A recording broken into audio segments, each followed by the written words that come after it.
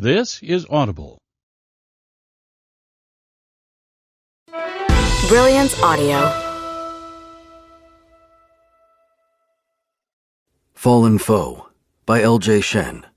Performed by Joe Arden and Savannah Peachwood. I understand that in our work, doesn't matter whether it's acting or writing, what's important isn't fame or glamour, none of the things I used to dream about. It's the ability to endure. Anton Chekhov, The Seagull. Part 1. Chapter 1. Arsène. The roofs are different in Portofino. Flatter, wider, older. The pastel-colored buildings sprout from the ground, so tightly cramped together you couldn't slide a toothpick between them if you tried. The yachts in the harbor are docked neatly and equally spaced from each other.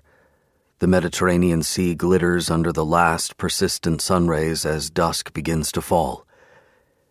I lounge on the balcony of my hotel suite overlooking the Italian Riviera, watching a ladybug spinning backward on its axis, like Venus on the marble banister. I flip the ladybug, helping it find its footing, then take a sip of my white wine. Tonight's menu is perched in my lap. The wild boar ragout appears to be the most expensive option, which means I'm bound to order it, just to watch the idiots from accounting sweating into their risotto plates when they realize this conference is going to cost them much more than they planned to spend. Corporate events are where good ideas go to die. It is a well-known fact any trade secret worth whispering will not be aired during a formal company event. Valuable market information, like a weapon, is traded in the back alleys of the industry. It isn't my workplace that brought us here. In fact, I have no workplace to speak of. I am a lone wolf, a quantitative trading consultant paid by the hour by hedge fund companies to help them sort through the conglomerate of potential investments. What to invest in, how much, and how to keep up with the annualized returns their clients expect of them. My friends often say I'm like Chandler from Friends, that no one has any idea what I actually do. But my job is pretty straightforward. I help rich people get even richer. "Just trying on this new dress," a feminine voice purrs from behind the balcony door. "Shouldn't be more than 10 minutes. Don't drink too much. You're barely civilized for those tux-wearing cookie cutters while sober." After frisbeeing the menu to a nearby table, I pick up the book next to me and flip to the next page. Brief Answers to the Big Questions by Hawking. Since we are located on the top floor of the resort, I have a direct view to virtually all the other south-facing balconies overlooking the harbor. This is how I noticed them at first. A couple, 2 terraces down from us. They are the only ones out, soaking in the last rays of the setting sun. Their blonde heads bob together. His hair is corn yellow. Hers is Titian, a mixture of gold and red like scorched desert sand. He is wearing a sharp suit, she a burgundy dress. Something simple, cheap-looking, almost tardy. A call girl? Nah. Wall Street hedge fund tycoons invest in expensive-looking dates, the type with a built-in designer wardrobe, red-soled heels, and private school manners. Pretty women only exist in fairy tales and Julia Roberts movies. Not a soul in Manhattan values charm, honesty, and quirkiness in women. No. This is a country bumpkin, perhaps an ambitious local who found her way into his bed in hopes of earning a large tip. The couple is sharing a peach and sticky, juicy kisses. The nectar seeps down their lips as he feeds her the fruit. She grins as she nibbles on the fruit's flesh, her gaze holding his. He kisses her hungrily and she bites on his lower lip, hard, before his mouth rips from hers to murmur something into her ear. The girl throws her head back and laughs, exposing the pale, long column of her neck.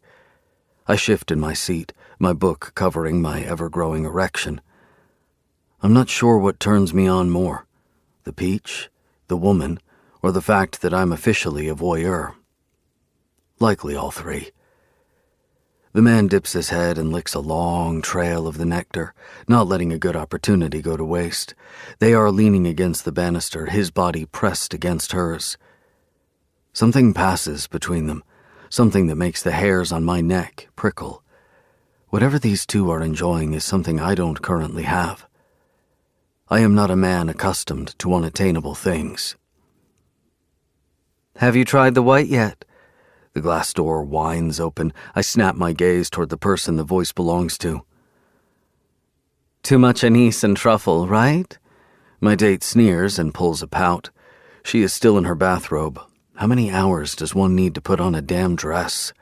I take a gulp of the wine. Tastes fine to me. We're going to run late. And you care about tardiness since... She arches a brow. I don't, but I am hungry. I supply flatly. Play your cards right, and I might be your dessert. She smiles devilishly, peppering the gesture with a wink. I swirl the wine in the pristine glass. No dessert, no date. This is quid pro quo, and I'm not known for my philanthropic notions. She rolls her eyes. Can you at least pretend to be bearable? Can you pretend to like me? I shoot back. She gasps. Of course I like you. Why else would I be with you? I could think of 33 million reasons. That is my net worth before my impending inheritance. Christ, you're crude. My mother was right about you. She slams the glass door in my face. I place the book on the table, redirecting my attention to the couple on the balcony. They're still at it, making out without a care in the world. He wraps her hair around his fist, tugging, lifting her face, and kisses her hard. Their tongues swirl together erotically. She cups his cheeks and grins, grazing her top teeth over his bottom lip. My cock strains again. She is completely his, I can tell, and that blind conviction she belongs to him, how comfortable she is belonging to another human, makes me want to screw her brains out just to prove a point. No one is yours, and you belong to no one. We're all just fallen foes trying to survive this universe. He drags his mouth down her neck, cupping her breasts, pushing the pebbled thing toward his lips. The edge of her pink nipple pokes from her dress. When his mouth reaches the valley between her tits, she remembers herself. She pushes him away, panting. Maybe she knows they have an audience. If she's waiting for me to be embarrassed, she better get comfortable, because that's not about to happen. They're the ones dry humping in plain sight. I'm just a man enjoying his pretentious glass of wine on a lazy summer day. The glass door opens again and Grace Lynn Langston reemerges, this time in a black sequined chiffon dress. An Acrease piece I bought her the day after she crawled back into my bed for the 1,000th time this decade. This is Grace Lynn's, or as I call her, Grace's pattern. Fuck me, dump me, crawl back to me. It always surprises her to find herself on my threshold, looking pensive and sometimes drunk and always humiliated. It never surprises me, though. I'd come to accept what we are, a dysfunctional, screwed-up couple like our parents were, minus the physical assault, maybe. Over the years, I perfected the art of managing my stepsister, using her explosive nature to my own advantage. I am now able to detect the precise moment in which Grace is going to leave me. It's always when our relationship starts to feel real and serious, when the salacious shine of fucking your stepbrother wears off and she is left with the aftermath. With a man she despises, an aloof, taciturn monster, a social pariah, ousted from polite Wall Street society with a 2-year supervisory ban for insider trading charges. And so, like a Swiss clock, the minute she withdraws, I become distant, unavailable. I strategically notice women on the street, the kind of women she doesn't approve of, the ones who wear too much makeup and their second-hand designer bags with all the pride of a hotel heiress. It works like a charm. Grace always comes back. She cannot stand me, but she cannot stand it even more when I have another woman draped over my arm. Zip me up, she demands now, swaying her hips as she saunters to me. She turns around, giving me her back. Each vertebra in her spine is pronounced.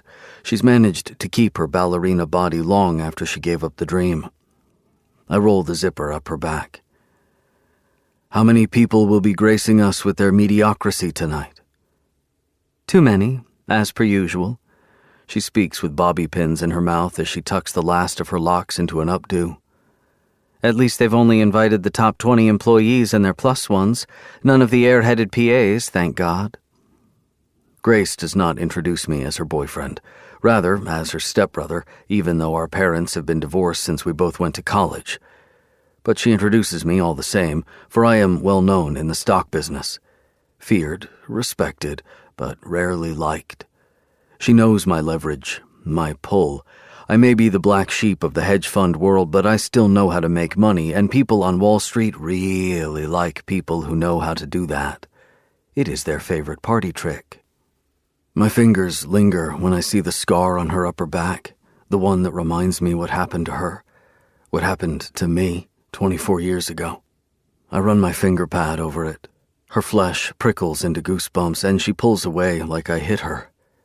Is it very visible? She fusses over a perfectly secured bracelet, clearing her throat. No, I lie, tugging the zipper up. I halt. Something comes over me, the need to brush my lips against her scar.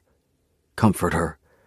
I resist the instinct. Instead, I say, "There you go, Venus." Venus?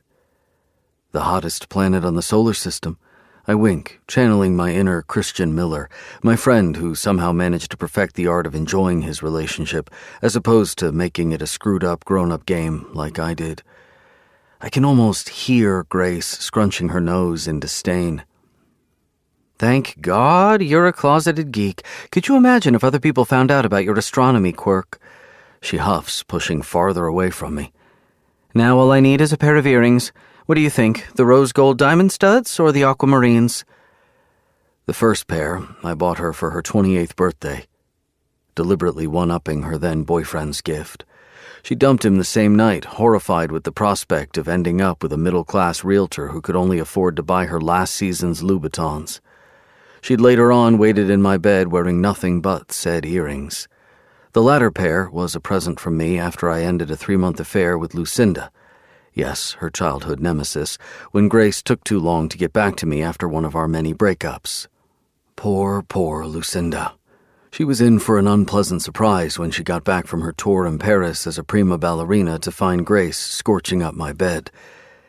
My gifts are always laced with intention, purpose, and venom. They're a dirty, violent kiss, a mixture of passion and pain. Aquamarines, I drawl. She leans down, placing a cool kiss on my lips. I want her to move along so I can see if the couple 2 floors down is now fucking in plain sight. Their brand of kink is better than ours. I glance at their balcony. Grace's gaze follows mine. Her mouth stretches in a malicious smile.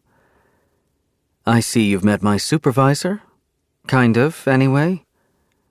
You know this tool bag. I take a sip of my wine. Paul Ashcroft. He's Silver Arrow Capital's new COO. I'm sure I've mentioned him. The company where Grace works as an analyst. Paul and his companion have their backs to us. They seem to be talking now and keeping their hands to themselves. I'm sure you haven't. Not that he seems like a memorable character. I jerk my chin to the woman in red. He's getting pretty frisky with the help. Grace lets out a delighted laugh. Nothing brings her more joy than watching another woman being torn apart. She's a simple creature, isn't she? Believe it or not, he put a ring on it. A pricey one, too. I tisk. He's a hedge fund manager. Risky bets are where he thrives. She's a Juilliard graduate from the Deep South. I'm giving it 6 months. Grace continues, squinting to get a better look at them. Generous of you, I chuckle. I know men like Paul. Manhattan sharks who glorify soft-spoken Southern belles, only to find out that opposites may attract, but they don't make a decent match. It always ends in divorce, a mutual smear campaign, and, if the woman works quickly enough, a fat child support check every month. You know me. Kindness is my middle name.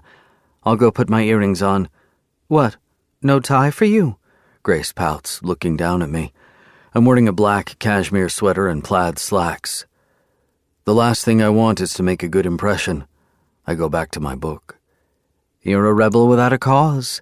On the contrary, I flip a page. I have a cause. I want everyone to leave me the fuck alone. So far, it's been going great. She shakes her head. You're so lucky to have me." She disappears into our room, taking her giant attitude and matching ego with her. I throw one last look at the couple. Paul isn't on the balcony anymore, but his wife is, and she is staring right back at me, intently, with an accusing ferocity, like she expects me to do something. Has she noticed me staring? Confused, I look behind me to make sure it is me she is looking at. No one else is in sight. Her eyes, big and blue and unrelenting, bore harder into mine. Is this a hostage situation? Unlikely.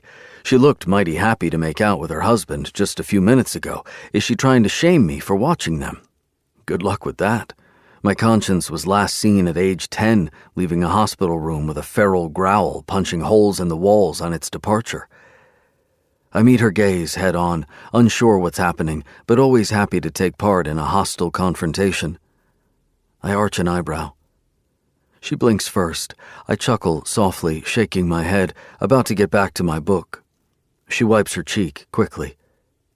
Wait a minute. She is crying. Crying? On a luxurious vacation in the Italian Riviera, such fickle creatures, women, always impossible to please.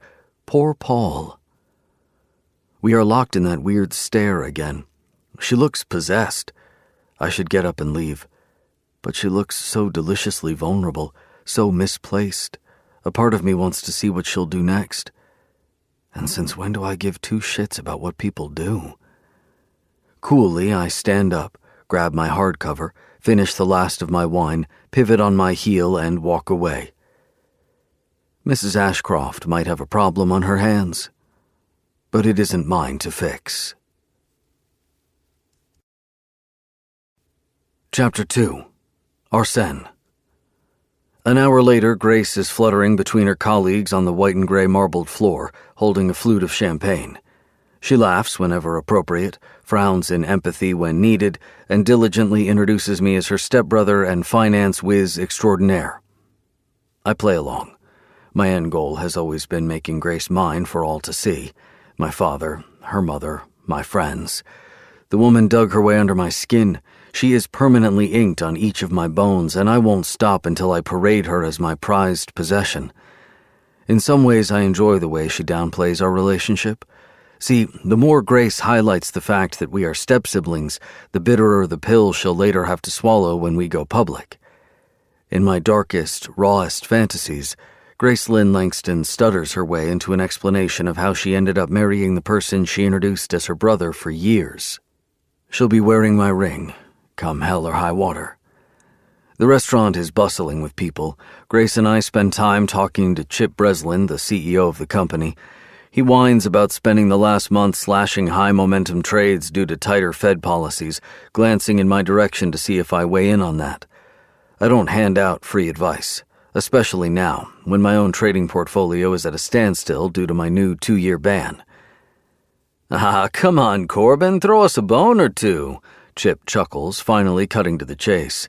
"How do you see the next quarter playing out? My pal Jim at Woodstock Trading said you mentioned short only." I'm a professional pessimist. I glance around the room, looking for a distraction. Regardless, I'm on an imposed hiatus and not about to break my ban for a chit-chat. "Oh, I wouldn't dream." He turns red, laughing awkwardly. "You just asked me flat out, in reality," I respond blandly. Breslin smiles and says he has to go fetch his wife from the bar. "You know how it is." He winks and elbows me as he makes his exit. I do not, in fact, know. Grace possesses impeccable self-control in all areas of her life, other than her relationship with me. She is unemotional, calculating, and ruthlessly selfish, like me. "See, this is exactly why people dislike you." Grace clinks her fingernails, square, polished, nude-colored, over her glass. "He tried talking shop with you and you completely snubbed him." There's a handful of people I do not charge for my presence, and I'm currently looking at 33.3% of them. My gaze dips to her cleavage. I think I'm going to fuck her tits tonight. Grace doesn't like it when I come inside her, even with a condom, but she seems to be down with pretty much anything else my heart and cock desires. "Are you trying to charm my panties off?" She smirks. I was hoping you weren't wearing any to begin with. The room is filling up to a point it's getting too busy and too sweaty, but our spot next to the bar remains empty. Everyone's blocking the entryway. What's all this commotion about? Grace's attention drifts to the entrance. I turn to see what she is looking at. Paul and his hayseed just walked into the room. Everyone hurries toward them, including Chip and his wife, the latter zigzagging her way unsteadily, clinging to her husband's arm. The majority of the attention is given to Paul's pretty blonde wife, the party's main source of entertainment. Like an Andy Warhol painting, she is vivid and colorful, bursting at the seams in a room full of people wearing blacks, grays, and nudes. A curious little thing. Her clothes too loud, her smile too big, her eyes wildly exploring every inch of the space she just walked into. I find her adorably infantile. Is she handing out free blowjobs over there? I ask, conversationally, knowing my closeted girlfriend is not fond of being ignored, especially for another woman. Wouldn't put it past her. Grace bites on her inner cheek, her nostrils flaring. Winnie's everyone's little lapdog. She sends Paul to work with cowboy cookies, the Laura Bush recipe, and volunteers for kids' charities, and... Her name is Winnie? I frown down at her. Winifred, she rolls her eyes. Quaint, right? He married a caricature. I humor her. The girl is a walking, talking teddy bear. And she went to Juilliard, Grace's school of choice, back when she still thought she had a chance as a ballerina. I'm surprised she doesn't show more open hostility toward her. Perhaps my stepsister has finally learned how to handle competition. I guess we should go say hi. Grace appears like she'd rather vomit in her own mouth than do so. I don't particularly want to kiss the ring of the Mary Sue who cried on her balcony and gave me the stink eye, but I also don't want Grace to whine about me not being a team player. We approach the Ashcrofts as much as we can. Women are flocking around Winifred, demanding her cookie recipe, while Paul possessively wraps his arm around her. Grace shoulders her way into their sphere and air kisses Paul's cheeks. Hello there, how nice to see you two. She moves on to kiss Winnie's cheeks, squeezing her arms. Why, you look stunning, Winifred. She does not think this woman looks stunning, with her tacky high street dress and the striped heels she probably got on sale at Walmart. So do you, Grace. Winnie's smile is genuine and sincere. You look like you could be in a movie. Maleficent, maybe. This is my stepbrother, Arsène Corbin. We do a lot of business together, so we've grown quite close in recent years. Grace motions to me like I'm an auction piece in a fundraising ceremony. I smirk. The over-explaining always gives her away. If she simply introduced me as her stepbrother, maybe half Manhattan wouldn't be whispering behind her back about my fucking her on the reg. I reach to shake Paul's hand. He beams. Your reputation precedes you, Mr. Corbin. How's life outside of the trading world? As unfulfilling as life inside it. I withdraw my dry, rough palm from his sweaty one. I keep busy, though, investing in more tangible assets. Yes, I heard. You purchased a delivery and freight company, didn't you? Paul strokes his chin. Very smart, in an era where online shopping is booming. He looks like the human answer to oatmeal. Privileged, bland, and boring. I've chewed through enough men like Paul in my life to know his aftertaste. He is the kind of guy to cheat on his wife with his secretary as soon as she hits her mid-30s. The sort of man who keeps tabs on men like me to see what we're doing, where we're investing, in order to get ideas for himself. This is my wife, Winnie. Paul kisses the petite woman's shoulder. She turns her full attention to me, and finally I can see it. The reason Paul decided she was worth more than a night between the sheets. She is, objectively speaking, radiant. Her skin is rich and glowing, her eyes bright and curious, her smile infectious and reassuring. She is the kind of woman people say lights up the room. Grace, by contrast, is the kind of woman who makes the temperature drop to Arctic level anywhere she enters, my heart included. Fortunately, Winifred's brand of girl next door doesn't appeal to me. Hello. Winnie flings her arms around me in an inappropriate half-hug. Either she doesn't know how to hold a grudge or she doesn't recognize me from the balcony. I step away from her embrace immediately. Hopefully she is not carrying any cattle diseases. Paul snickers, obviously finding his wife's lack of formality adorable. "Where are your seats, Langston Corbins?" "Says here 15 and 16. Grace holds up our invitation cards. "We're 19 and 20, so I guess you'll have to tolerate us a little longer," Paul says brightly. Whoopee fucking yay. As the evening develops, so does my suspicion that Winifred is in fact knocked up. She doesn't touch a drop of alcohol, opting for sparkling water all night. She doesn't enjoy the cold meats platter and stays away from those puffing on vapes and cigars. Her frequent trips to the restroom also make me wonder if there's someone cozily napping directly on her bladder. Grace is busy sticking her tongue in the right people's buttholes. Figuratively speaking, fortunately. She is discussing work with Chip, Paul, and a guy named Pablo, who is a head trader. The three men try to lure me into talking shop, but I dodge politely. As all exotic creatures, I do not particularly want to be poked through the bars of a cage with questions about my insider trading accusations, and I've no doubt everyone here would like to hear about what I did to only get slapped on the wrist. "Not the bragging type, huh, Corbin?" Paul nods understandably after yet another laconic answer from me about my preferred retail stocks. Winnie's the same. She doesn't like to speak about her job at all. "That's because I don't currently have one." Winnie takes a sip of her sparkling water, her cheeks tinting pink. I turn to face her. A flicker of interest ignites inside me. She does more than play housewife. That's a refresher. "What do you do, Winifred?" "Graduated from Juilliard this year. Now I'm just between auditions, I guess." She lets out an embarrassed laugh, her southern drawl almost comic. "Can't say I'm busier than a moth in a mitten. It's hard, making it in the Big Apple. What doesn't kill you makes you stronger, right?" "Or weakens you," I shrug. "Depends on the what factor, really." She stares at me wide-eyed. The simple little thing. "You do have a point there." "Do you think you have what it takes to succeed in New York?" I ask. "Would I be there otherwise?" And there's that smile again, the one crammed with all the hope and goodness in the world. "People come to New York for many reasons. Most of them aren't kosher. How'd you meet Paul?" With each question, it feels like I'm undressing her, publicly, deliberately, and like all naked people in public settings, she is starting to squirm, shifting in her chair now.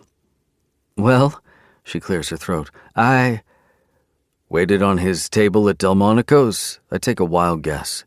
Could be Le Bernardin, too. She is a solid 8, maybe even a 9 in the right dress. "Actually, I was a fairy at his niece's 4th birthday party." She purses her lips into a thin line, frowning. "A what?" I would splutter my wine if she was worth it. My apologies, I didn't catch that. I did, but this is too good not to be repeated. Timeless American entertainment, the textbook version of poor girl meets moron rich guy. Paul is deep in conversation with Pablo and Grace, oblivious to the fact I'm grilling his wife like she's a prime steak. Winifred straightens her spine and looks me in the eye in an attempt to show she isn't scared of me. "I was a fairy character at his niece's birthday party. I glitter-painted his face. He couldn't stop laughing and was totally on board even when I drew Tinkerbell on his cheek. I realized he'd make good father material, so I gave him my number." I bet the fact he probably showed up to that party in a vintage car that's worth more than her family's home didn't hurt his chances either. "No one else stood a chance after that." Paul, withdrawing himself from Pablo and Grace's conversation, nuzzles his nose into the crook of her neck, giving it an open-mouthed kiss. "She's mine for life now, aren't you, baby doll?" I bet he thinks this sounded romantic and not like a commercial for a mail-order bride. "Do I detect a twang, Winifred?" I ask innocently. Grace shoots me a stop-at-this-minute look. I've always had the habit of playing with my food, only now the person I'm chewing is her boss's brain-dead wife. "I'm from Tennessee." Winnie swallows visibly again. "Just outside Nashville, a town called Mulberry Creek." "Home of the best apple pie in all 50 states?" I smirk into my wineglass. "Actually, we're more known for our biscuits. Oh, and inbred tendencies, of course." She gives me a saccharine smile. So she does fight back. Didn't see this one coming. "Come on, baby doll, no need to be sarcastic." Paul flicks her chin. If he calls her baby doll one more time, I am going to break my wine glass and stab his neck with a shard. What made you move to New York? Don't ask me why I keep picking on this woman, because I have no fucking clue. Boredom? Sociopathic tendencies? Your guess is as good as mine. She looks me dead in the eye and says, Why, all the big blinding lights, of course. Sex in the City, too. I thought, gee oh my, living there must be just like in them glitzy films. Oh, and don't forget that Alicia Keys song, huge factor. Huge. Grace stomps on my foot under the table, hard enough to break a bone. Her knee smashes against the surface, making utensils dance in place. Paul jumps back a little, surprised. Too late. I'm too far gone to care.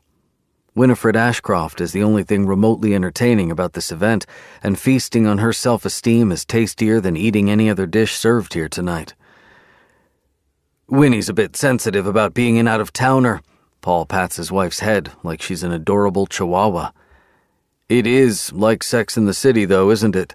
I ask her pleasantly, as Grace's heel digs deeper into my loafer in warning, smashing my toes to dust. You found your Mr. Big? Paul's more of a Mr. Medium, if the glimpse in the urinal was any indication. Chip jokes. Everyone laughs. Everyone but Winnie, who stares at me, wondering what she did to deserve this. You asked me to care. Back on the balcony. Now you'll see just how careless I am with people's feelings. Okay, Arsene, time to change the topic. Grace smiles apologetically, yanking at my sleeve. People are here to have fun, not get interrogated. I know Grace is not doing this out of the goodness of her heart. She is a savvy woman who wants to get ahead. Right now, I'm pissing off her boss and his baby doll. Actually, I believe it's my turn to ask the questions. Winnie tips her chin up. I sit back, watching her with open pleasure. She's like that little ladybug spinning on its axis, adorably desperate. Too bad I'm dead set on Grace, or I'd sample her for a few months. Paul wouldn't even be an obstacle in my way. These type of women go for the highest bidder, and I have the deeper pocket. Fire away, I say. What do you do? She asks. Jack of all trades. Doing what? Shrugging, I drawl. Anything that makes money? I'm sure you can be more specific than that. This could mean weapons dealer. She folds her arms over her chest. Fine. Let's play. Equities, corporations, currencies, commodities, though I'm on a recent ban for insider trading. 2 years. All eyes shift to us. I've yet to address the subject in this room, having inherited from my father the unsavory trait of never giving people what they want. Why? She demands. Market manipulation charges? Before she asks what that means, I explain. They say I misrepresented material to investors, among other misconducts. Did you do it? Winifred holds my gaze, looking childlike in her innocence. With the whole room watching, I swipe my tongue over my bottom lip, smirking. I have one issue, Winifred. Just the one? She blinks innocently before relenting. And what's your issue? I never play to lose. Her eyes, as pretty as bluebonnets, are still on mine. An uncharitable thought crosses my mind. She'd probably look 10 times better in Grace's aquamarine earrings. Seeing her in nothing but those earrings would bring me a lot of joy. Oh well, maybe Grace will misbehave and dump me soon, and I'll take up a quick affair with this little thing to remind my stepsister that I'm still a man with needs. And people here accept you? Winifred looks around us, surprised. Even though they know you did something bad and undermined their trade? The dog barks and the caravan moves on. I lounge back. Even people who care stop caring once sentiments translate into action. Humans are notoriously selfish creatures, Winifred. This is why the Russians invaded Ukraine, why the Afghans were left to fend for themselves, why there's a humanitarian crisis in Yemen, Syria, Sudan, and you don't even hear about it. Because people forget. They get mad and move on. I care. She bares her teeth at me like a wounded animal. I care about all those things, and just because you don't doesn't mean that others are as bad. You're a dangerous man. Dangerous? Grace shrieks, forcing out a laugh. Oh no, he's just a kitten. We all are in the family. Harmless number crunchers. She fans herself, blabbering. Which I understand isn't as exciting as showbiz. You know, my dad owns a theater. I used to go there all the time as a kid. I found it totally charming. While it is true that Douglas owns a theater, Grace just pretended to like it growing up to earn his approval. Theater is a low-margin field. Grace Lynn only likes things that make money. The diversion mission is a success. Winifred averts her attention to Grace and asks her questions about Calypso Hall. Grace answers enthusiastically. My phone begins to ring. I tug it out of my pocket. The area code says Scarsdale, but I don't recognize the number. I hit decline. Chip tries to ask me something about Nordic equities. My phone rings again, same number. I hit decline. Get the hint. Damn scammers and their ability to use numbers in your area code. The next call arrives from a different number, still in New York. I'm about to turn the thing off when Grace rests a hand over my thigh and says through gritted teeth while listening to Winifred gushing about Hamilton, "Could be the jeweler, about the necklace you bought me from Botswana. Answer it." The phone rings a fourth time. Standing up, I excuse myself and amble out of the restaurant's door and to the balcony overlooking the harbor. I swipe the green button. "What?" I spit out. "Arsène?" a voice asks. It is old, male, and vaguely familiar. "Unfortunately." "Who's this?" "It's Bernard, your father's assistant." I check the time on my watch.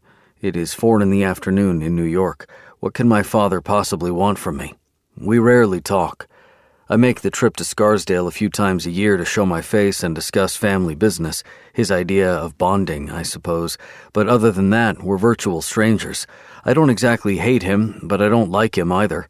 The feeling, or lack of it, I'm sure, is mutual. "Yes, Bernard?" I ask impatiently, parking my elbows on the railings. "I don't know how to say this," he trails off. "Fast and without mincing words would be my preferable method," I suggest. "What is it? Is the old man getting hitched again?" Ever since divorcing Miranda, my father has been making it a point to have another woman on his arm every couple of years. He doesn't make any promises anymore, never settles down. An affair with a Langston woman is the fastest cure to believing in the notion of love. "Arsène," Bernard gulps. "Your father, he's dead." The world continues spinning. People around me are laughing, smoking, drinking, enjoying a perfectly mild Italian summer night. A plane passes in the sky, penetrating a fat white cloud.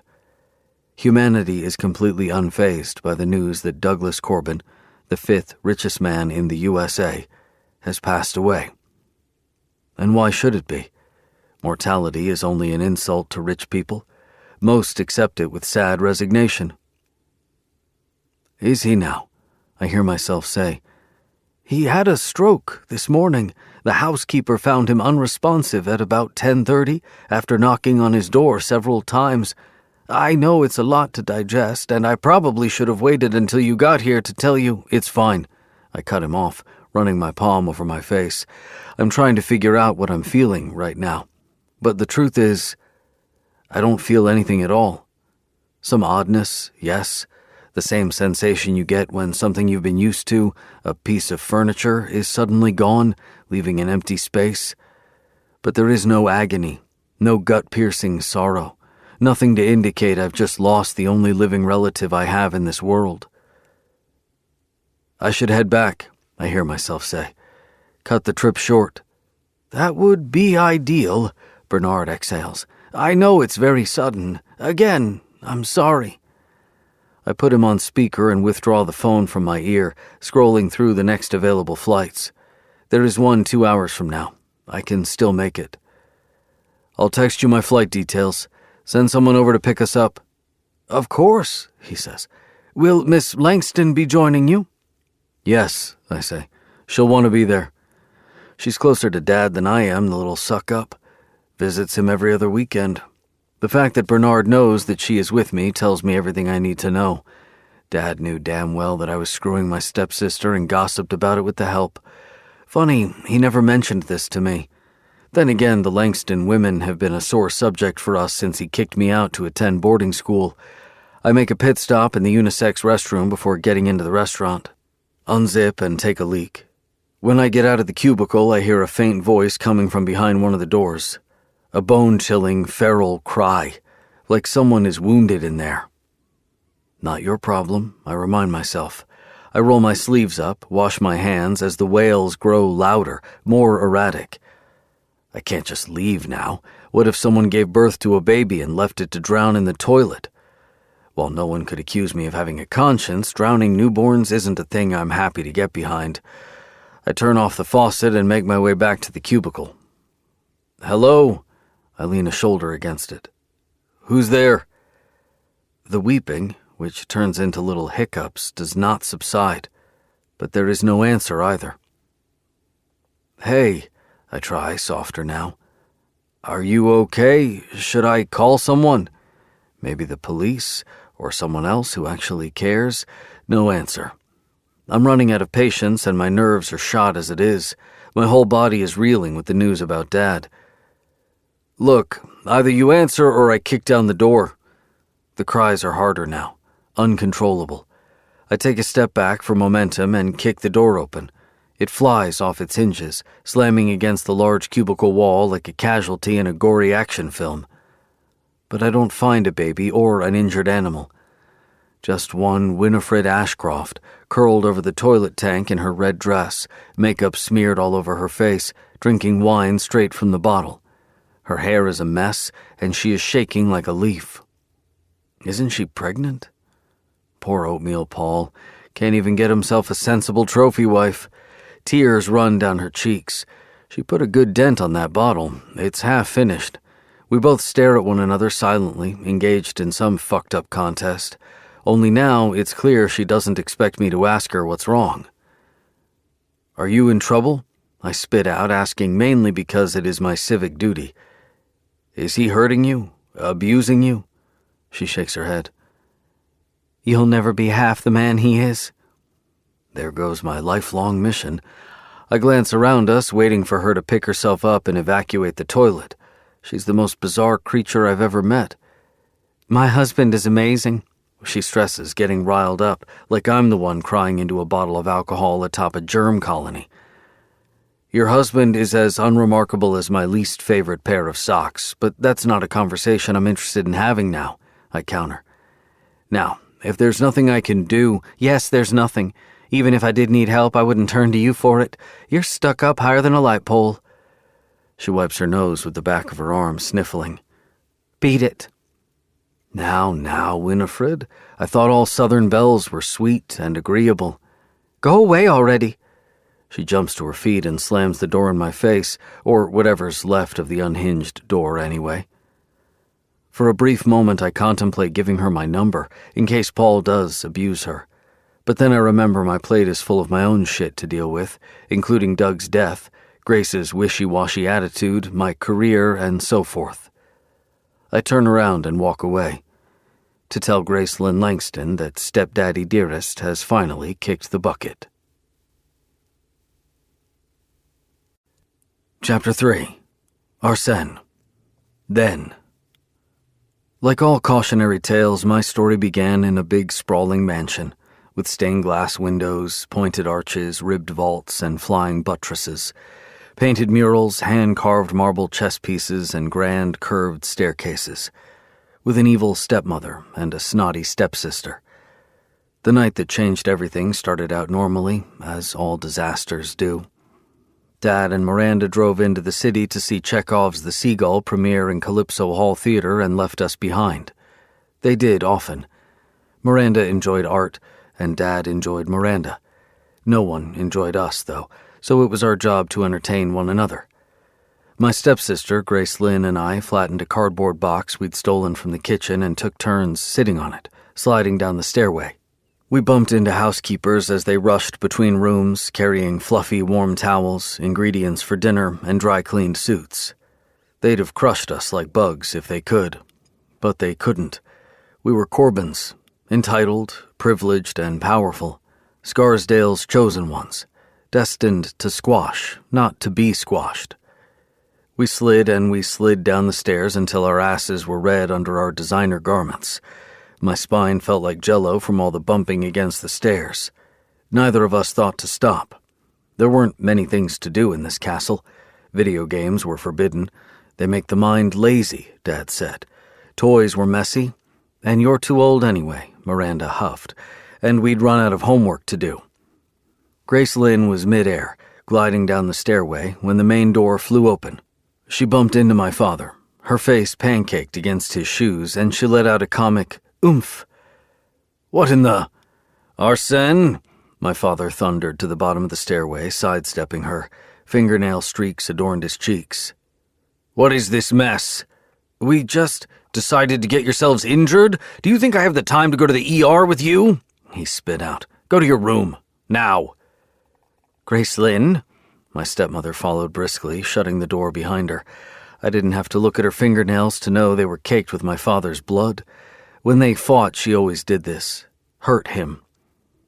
"Go practice your ballet, darling. Daddy and I have grown-up things to discuss." Daddy. He wasn't her daddy. Heck, he wasn't even really my daddy. Douglas Corbin was no fatherly creature. Yet, strangely enough, he didn't hate Gracelyn, another man's child, with the same passion he reserved for me. "Sorry, Mom." "It's okay, sweetie." Gracelyn stood up and dusted off her knees. She ran up the stairs, wrinkly cardboard tucked under her armpit. We shuffled down the darkened hall. We knew the score. Neither of us wanted a front-row seat to Dad and Miranda's arguments. All Dad and Miranda did was fight and make up. They didn't want us present for either of those things. This was how the games of sliding stairways and tightrope started, out of boredom because we were always so alone. "Think they'll punish us?" she asked me now. I shrugged. "Don't care." "Yeah, me either." Gracelyn shoved her bony elbow in my ribs. "Hey, race you to my room?" I shook my head. "I'll catch up with you on the roof." She padded quickly across the golden marble, disappearing into her room. Whenever they sent us to our rooms, we climbed the fire ladder and hung out on the roof. It was a way to pass the time, and we could talk about anything without the servants eavesdropping and snitching. I walked into Gracelyn's den, which looked like something Barbie herself had designed. She had a queen-size bed with a pink tulle canopy, a white carved fireplace, and upholstered recliners. Her ballet gear was scattered about. Gracelyn loved ballet. I didn't know why. Ballet clearly didn't love her back. She made a crappy ballerina, not because she wasn't pretty, but because she was only pretty. She could barely move her feet and, ironically, lacked grace.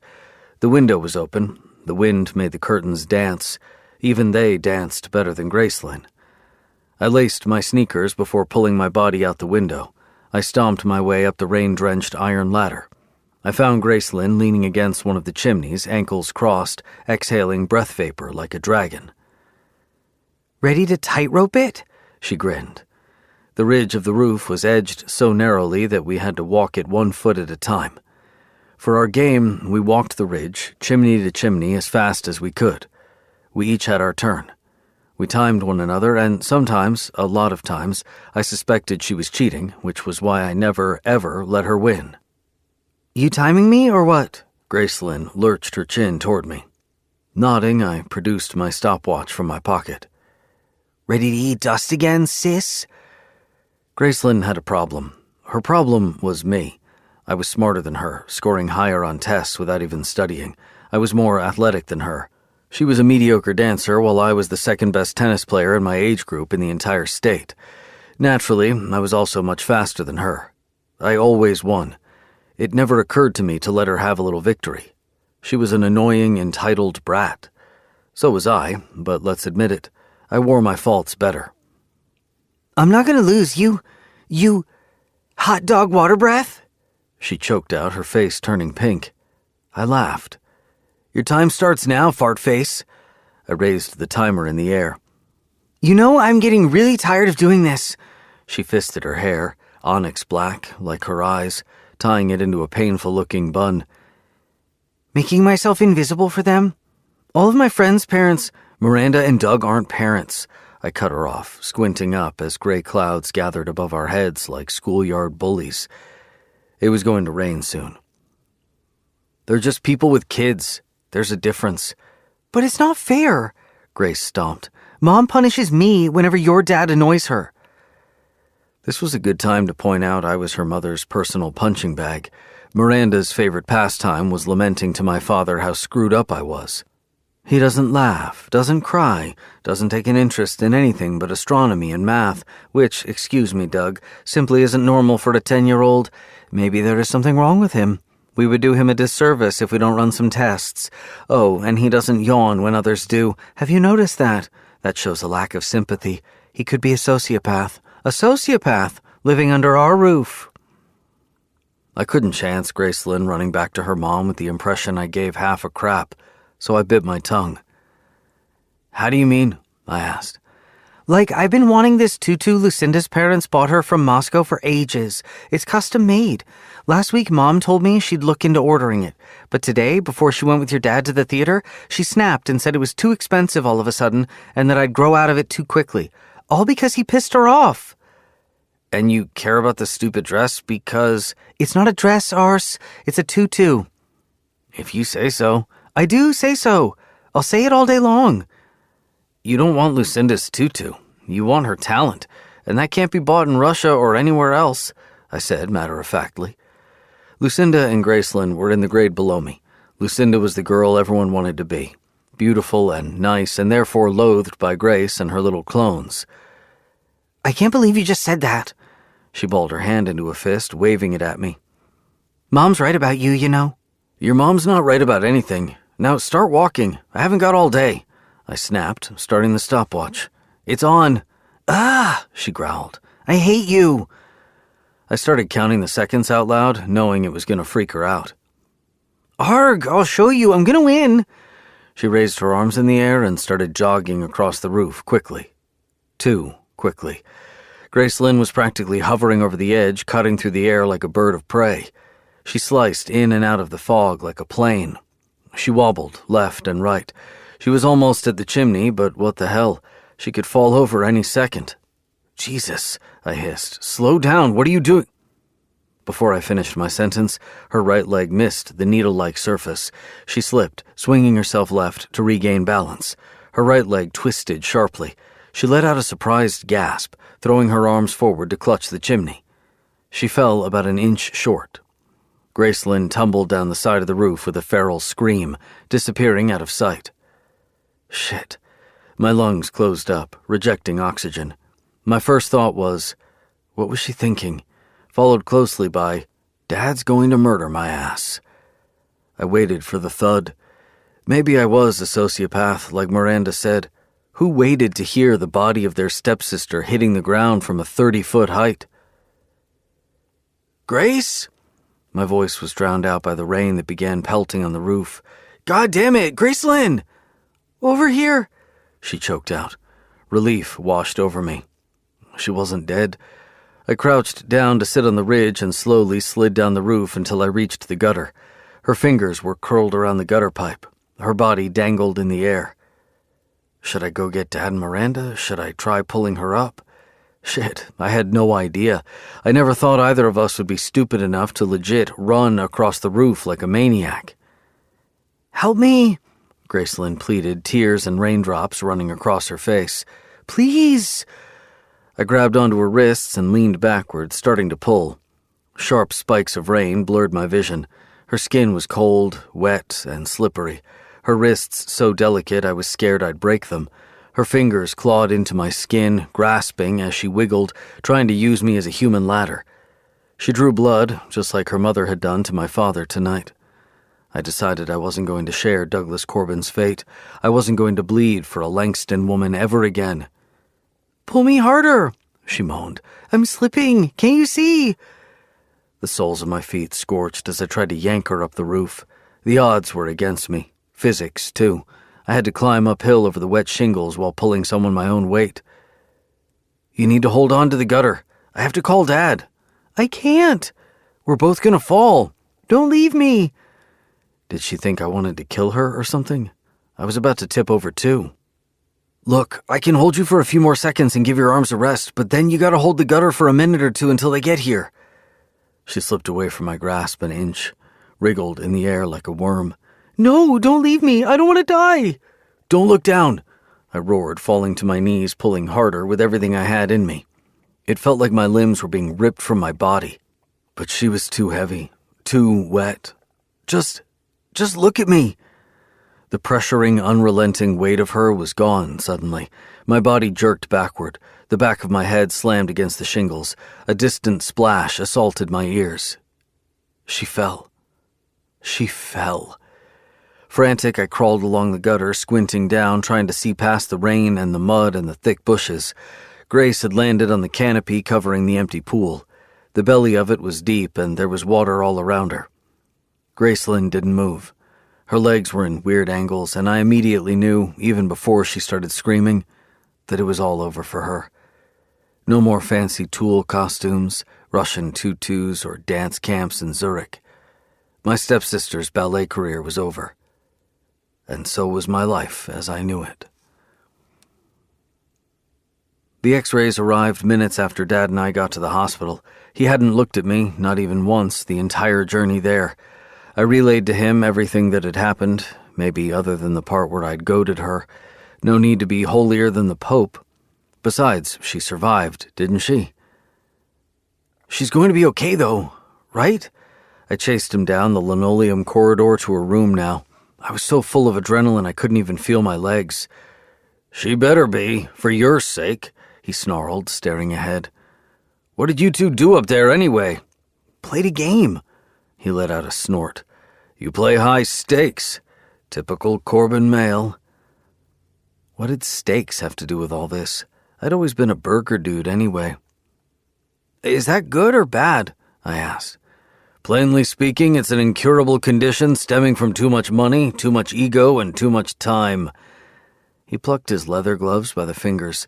We Corbins tend to be rebels with a cause. Hopefully yours isn't killing your sister. Rein in on your personality, child. This was the most he'd spoken to me in months, maybe even years, so I basked in it. It wasn't that he ignored me, per se. Dad was good about making sure I got excellent grades, attended my extracurricular activities, stuff like that. He just wasn't about talking all that much. The verdict came along with the x-rays. Gracelyn was suffering from 2 broken legs and a minor spinal dislocation that required surgery. She also suffered from a bad case of being a shitbag. The latter wasn't a medical diagnosis, but true nonetheless. As soon as the painkillers kicked in and her legs were cast, she pointed an accusing finger at me, narrowing her tar eyes. It's him. He did this to me. He pushed me, Mommy. It was the first time I was truly speechless. Pushed her. I'd tried to save her, and she damn well knew it. Bull crap. You ran on the ledge and fell, I said hotly. I tried to pull you back up. You almost tore my arms off. Here, I can prove it. Pushing my sleeves up, I turned to show Dad and Miranda the marks Gracelyn had left on my skin. They were red and deep and raw, already halfway turning into scars. Gracelyn shook her head adamantly. You tried to push me, so I fought you. You wanted to get rid of me. You said so yourself. You were tired of sharing Mom and Dad's attention. This sounded exactly like the kind of thing she'd do. I hated getting attention from Dad and Miranda.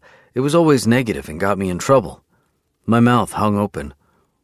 Why are you lying? Why are you lying? She bared her teeth.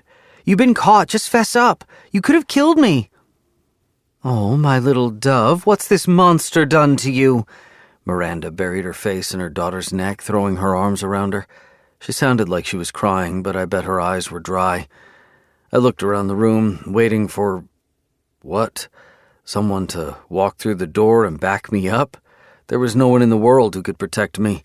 I always knew that, but suddenly the weight of my loneliness was pressing hard against my chest, making it hard to breathe. Lying's the cowardly way out, son. Dad's fingers wrapped around my shoulder firmly, warning me not to plead my case.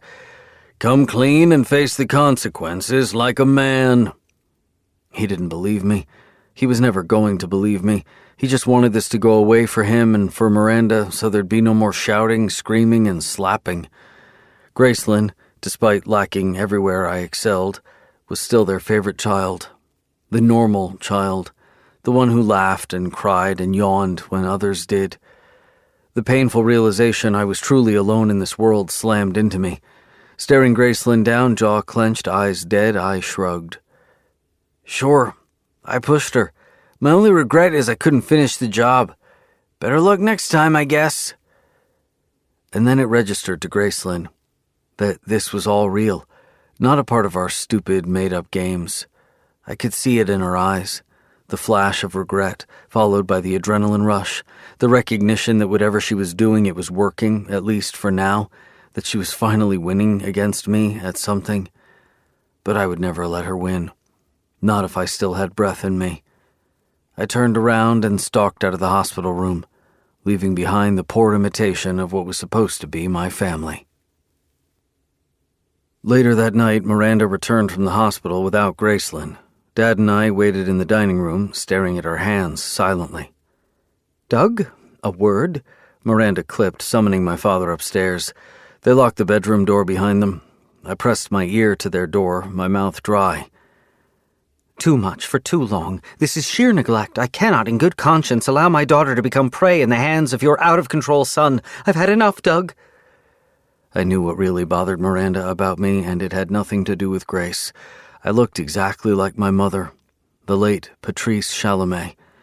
I was a constant reminder that she had been alive, that once upon a time she had stolen Douglas Corbin from her, that if it weren't for Patrice, I would have never been born. Gracelyn wouldn't have been either. There was an alternate utopia for Dad and Miranda, a version of reality they'd almost managed to achieve, and it was yours truly who crapped all over it. The servants talked about it all the time, whispering as they fluffed pillows, prepared nutritious meals for us, drove Gracelyn and me to our tennis and ballet practices. As the story goes, Miranda and Dad had been dating on and off throughout college. She overlooked Doug's indiscretions, whatever that word meant, and wouldn't let him out of her sight. When Dad went to a friend's wedding in Paris 11 years ago, Miranda had wanted to join him. But it was a private event, consisting of 50 people with no +1 invitations. That's where he met Patrice, a glamorous wannabe actress from Rennes and the maid of honor. The two had a rendezvous, again, no idea what that meant, after which Dad went back to America. It never occurred to Doug that Patrice would come knocking on his door 2 months later with a positive pregnancy test, white as a sheet. Legend says she vomited all over his shoes to prove her point before he even finished asking what she was doing there, and that Miranda was in his apartment at the time, in a less than decent condition, one housekeeper had said snidely. Dad's dad, my grandfather, forced his hand into doing the right thing, so Dad married Patrice, a complete stranger. The servants always said my grandfather never liked Miranda. Too high maintenance, too much of a social climber. Miranda's answer to the public humiliation had been cold-blooded. She fell pregnant with Dad's best friend's child shortly after. A man by the name of Leo Thayer, an Aussie heir to a beef export empire. So thorough was her counter-betrayal that Gracelyn was born looking so much like Leo that the paternity test Miranda had sent Dad confirming Gracelyn wasn't his hadn't been necessary. Versions varied about what happened afterward. I heard a few stories from a few servants, but the most popular tale was of how my father and Miranda had rekindled their affair before Gracelyn and I had gone off our wet nurse's milk. Only now, Miranda wasn't the prized girlfriend. She was the mistress, until Patrice died and she got promoted to wife.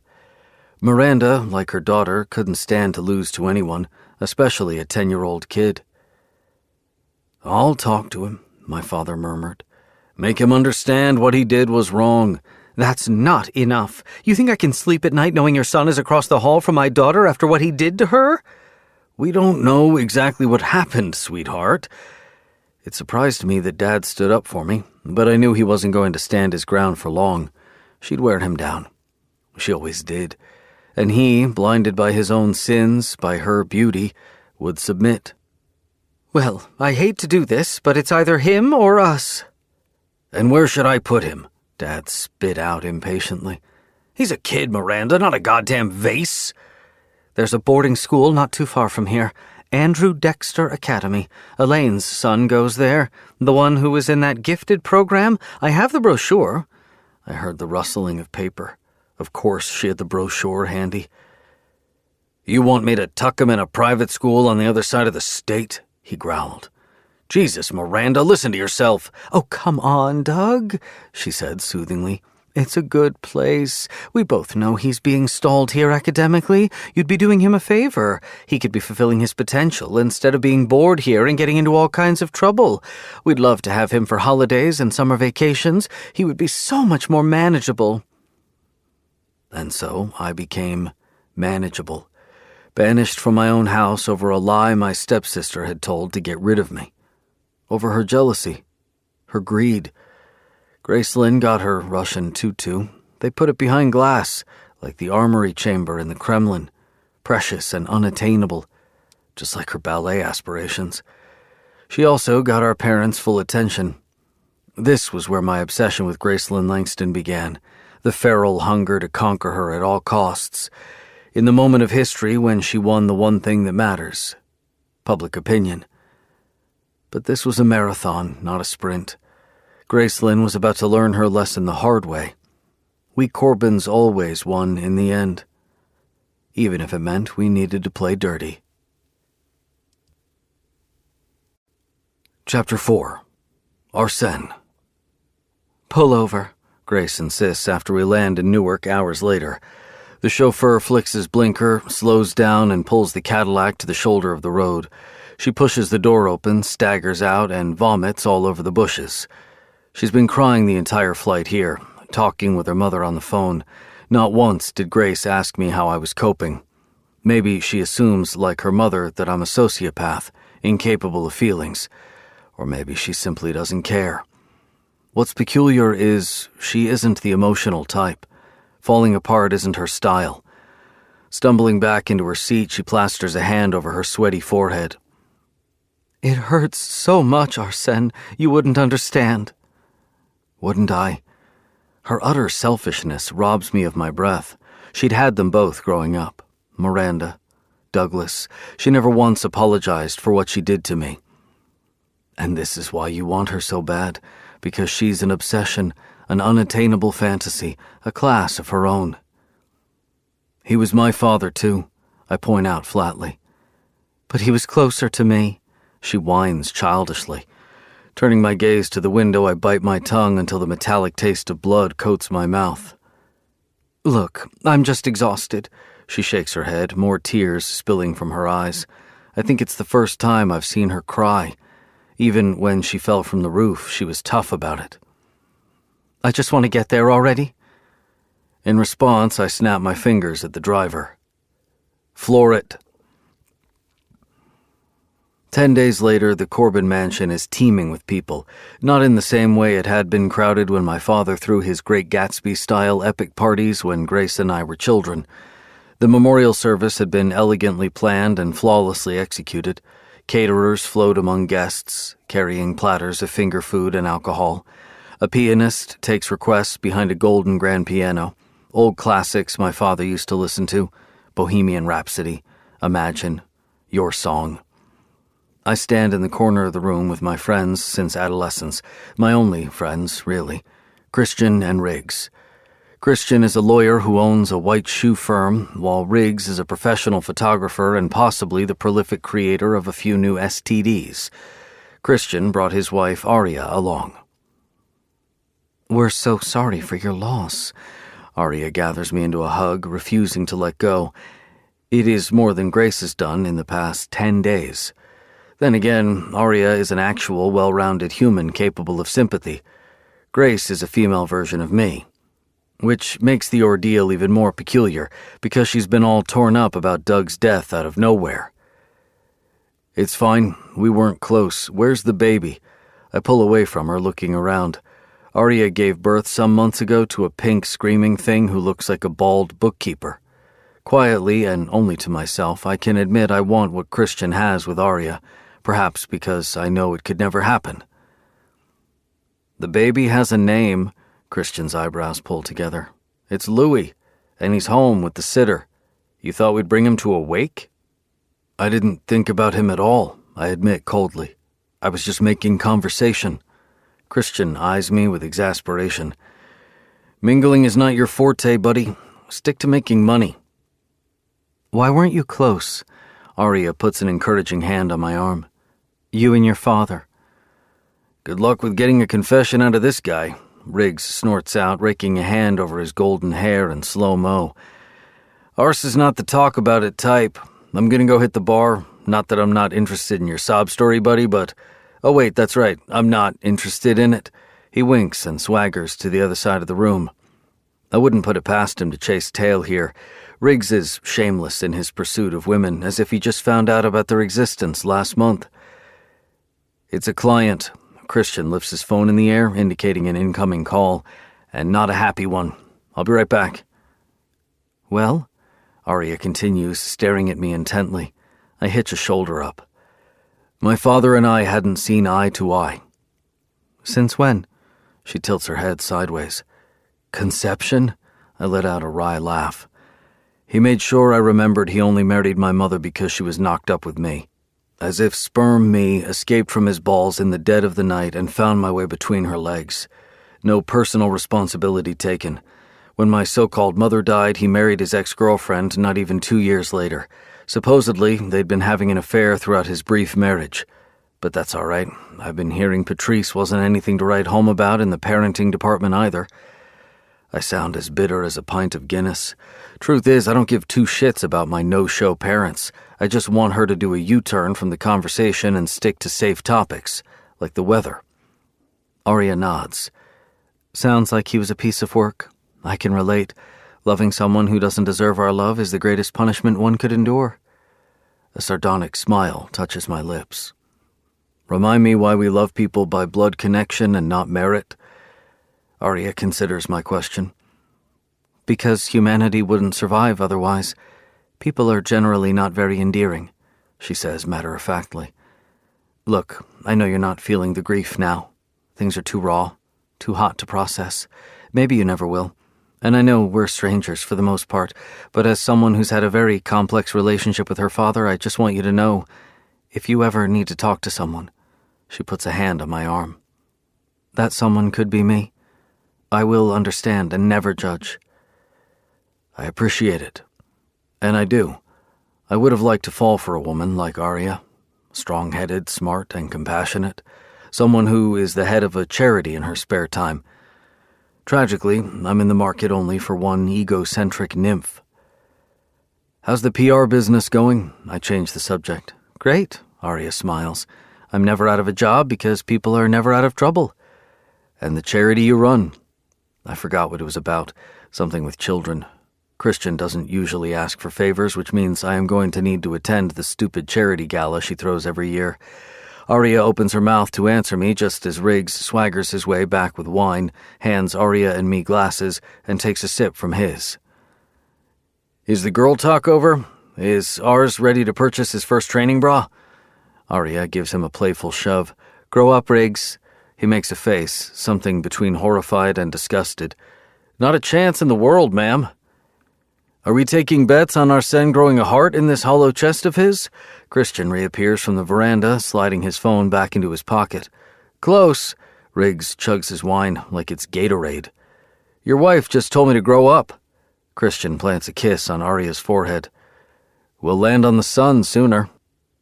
Riggs would probably be the idiot to say yes to going there to take pictures, I point out. Laughter rings in the air. I'm glad they're here. My core support group. The people I confide in. We grew up together, fought the odds together, and won together.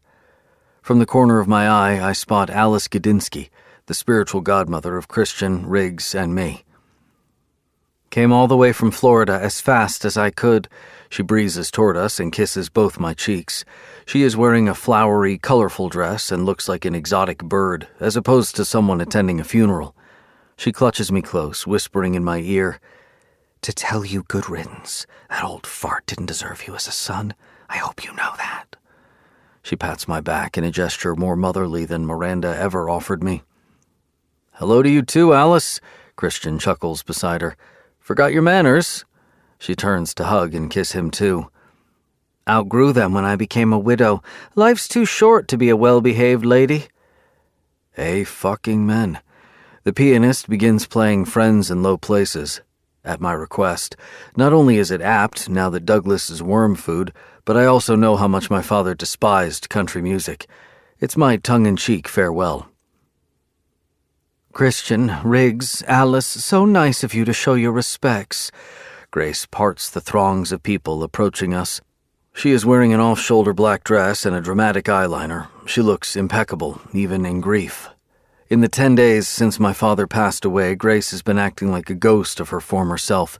She took days off, which I thought she was physically incapable of doing.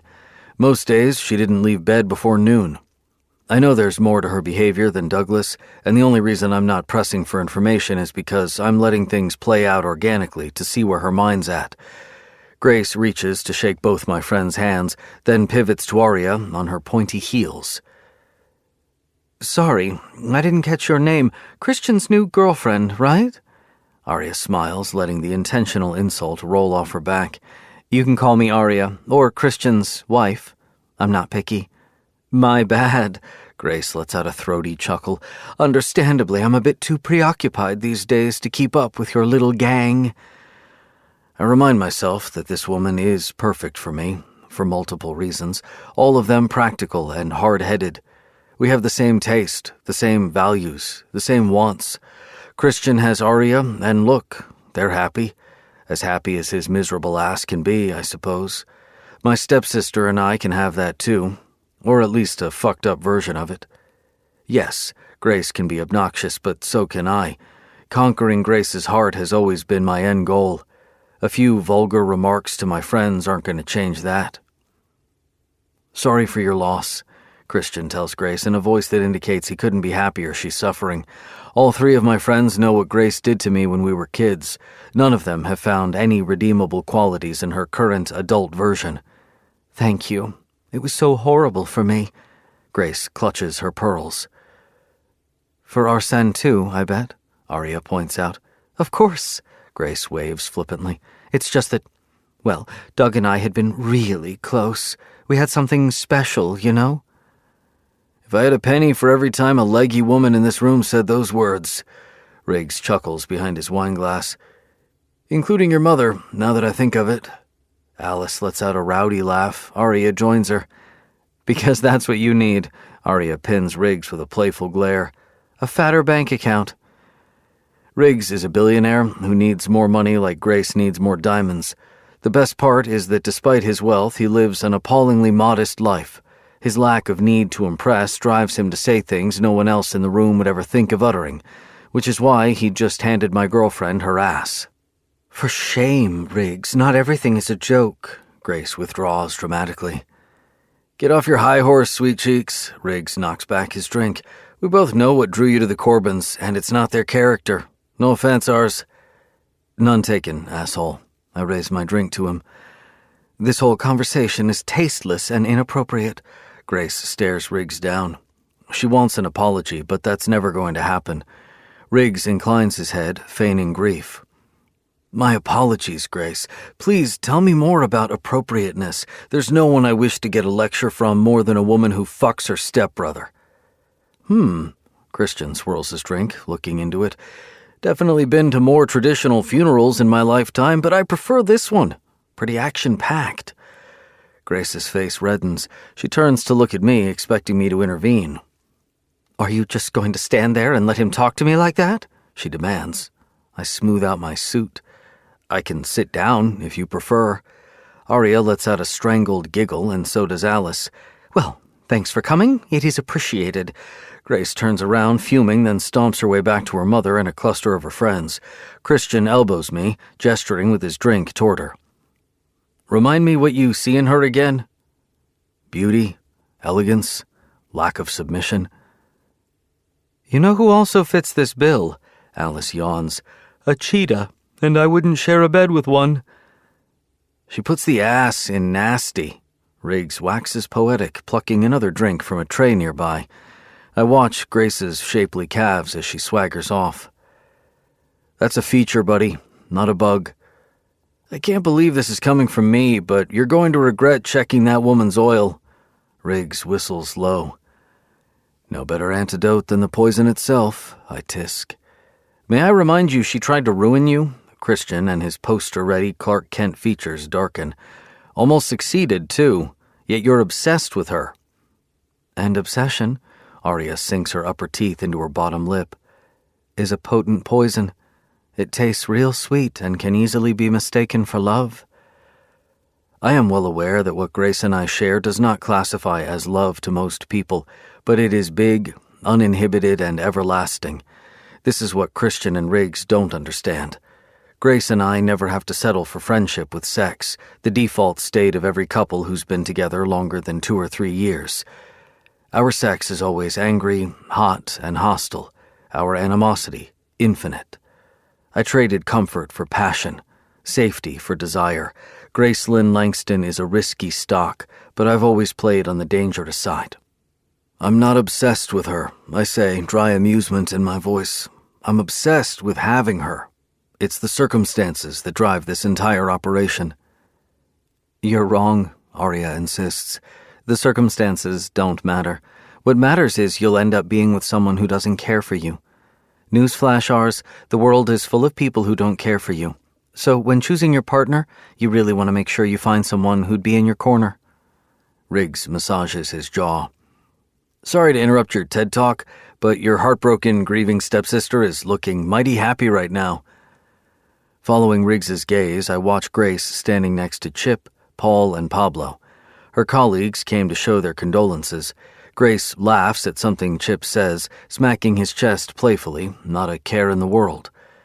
Without meaning to, certainly without wanting to, I find myself scanning the room for Winifred.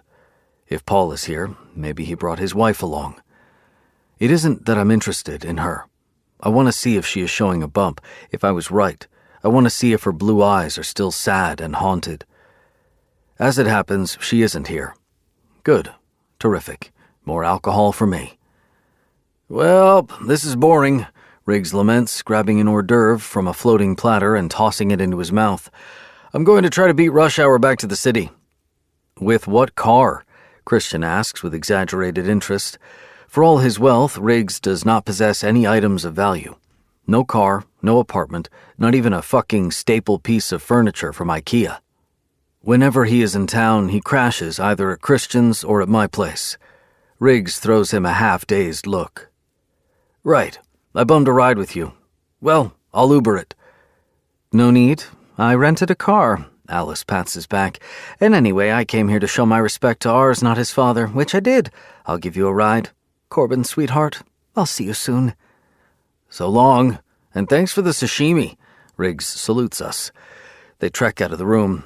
Riggs stops to compliment a few of Grace's attractive friends on their outfits like we're in a fashion show. He gets one number and a lot of inappropriate giggles. The man is as careless as a condom wrapper at a frat party.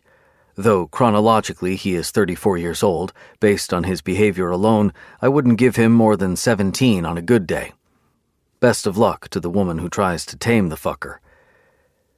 You need to take care of the Grace situation. Christian turns to look at me as soon as Riggs and Alice are out of sight. When shit implodes, no one's going to help you tidy up. You're right. It is my shit to clean. So do me a favor and stay out of it. I clap his back, bowing to his wife. Lovely seeing you as always, Arya. Didn't he want to be cremated? Grace takes off her earrings in front of my ensuite bathroom mirror. I live in a skyscraper on Billionaires Row, a 1,400-foot tower overlooking Central Park. Lounging on the upholstered bench at the foot of my bed, I unlace my loafers. He did? Why'd you decide to bury him, then? She materializes from the bathroom, lathering her hands in cream.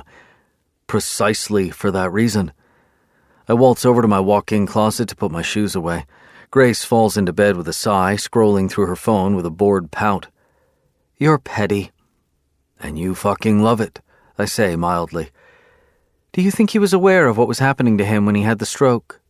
She sounds pensive. One could wish. Don't know, I say instead, plopping on the other side of the bed. I start undoing my shirt buttons. Don't care. Do you think he thought about us? The few seconds before he died? Though I'm unhappy about Douglas passing away, it is never good news when someone in your vicinity pegs out.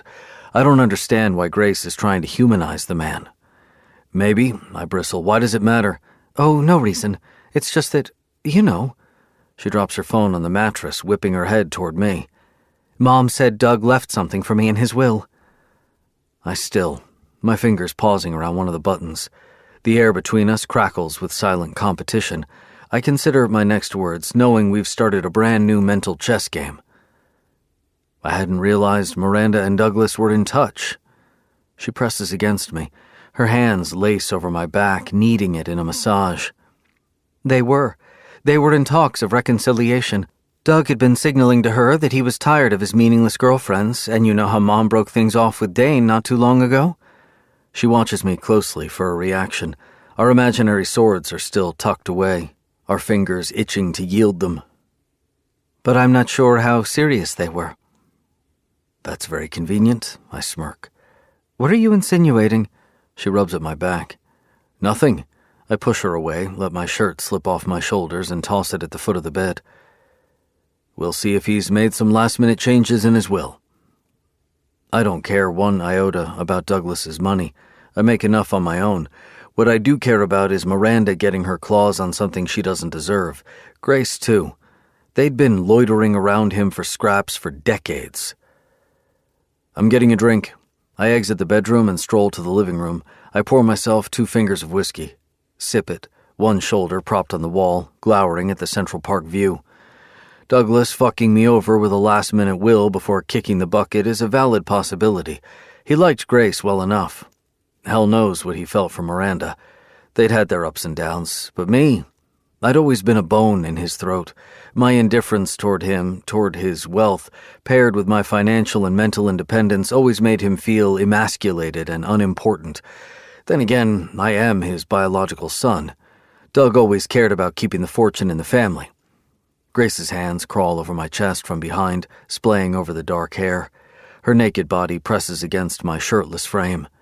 Her tits are hot, her nipples erect. She nibbles on the side of my neck, licking and biting softly. Her breasts feel heavy. Has she finally put on some weight? Come to bed, you big grump, she purrs into my ear, nipping on the shell of it. I stare at the bottom of my glass of whiskey. Sell it to me, sis. She cups my crotch from behind. I'm hard. She drags her hand higher, pushes into my pants, and closes her fist around my shaft. Jerk you off? I put my whiskey down on a nearby table, catch her wrist, and tug her to stand in front of me. I flip her around like she is a rag doll, bend her over a side table, grab one of her hips, and use my free hand and teeth to rip a condom wrapper. I always have condoms handy in my pocket. I'm inside her within seconds. She is soaked. I ride her from behind, closing my eyes, remembering all those times. When she stabbed me in the back, when she wronged me, when she took what was mine and taunted me with it. So much for having the blissful fucking fairy tale others have. Grace finishes first. She always does. Nothing turns her on more than knowing she is getting dicked by the man she loathes the most. I come a few minutes after. Yanking the condom off on my way to the bathroom, I pass by a floor-to-ceiling mirror in the hallway and pause. I am extremely athletic. I play tennis 6 times a week. I'm relatively young, handsome enough, and wealthier than anyone has business to be. I can find a decent woman, the Arya type, a compassionate, smart, attractive companion whose lifelong wish isn't to see me burn in hell. And yet Christian and Riggs are right. The only woman I have eyes for is my poisonous, fickle stepsister. This was good, wasn't it? She asks when I exit the bathroom. I nod. Want to see a movie? I need to decompress after the wake. Actually, I'm going to work on the balcony for a bit. Grace is unplugging her laptop from its charger in my bedroom. While the weather's still nice and all. We never share a bed for more than sleep and sex. Never watch movies together, go to museums, picnics, vacations. Never do anything that is remotely couple-like. It's fine. I have my own projects to tend to. I make my way to my office and close the door. It is time to call Dad's estate lawyer and see what hell he brewed for me before he died. Chapter 5. Arsène, 15. My taxi stopped in front of the Corbin mansion. I hopped out, a duffel bag dangling from each of my shoulders. I squinted up at the arches of the manor that I used to call home, at the closed door, the empty driveway. I didn't know why I hoped someone would be waiting for me here. Hadn't I learned anything in my years at Andrew Dexter Academy? Summer vacation was going to be long, lonely, and full of tension. I should have stayed back. I dragged my ass to the entrance and raised my fist to knock on the door before remembering, fuck it, this place is going to be mine one day. I pushed it open all the way. Servants were rushing back and forth. No sign of Dad, Miranda, and Grace Lynn.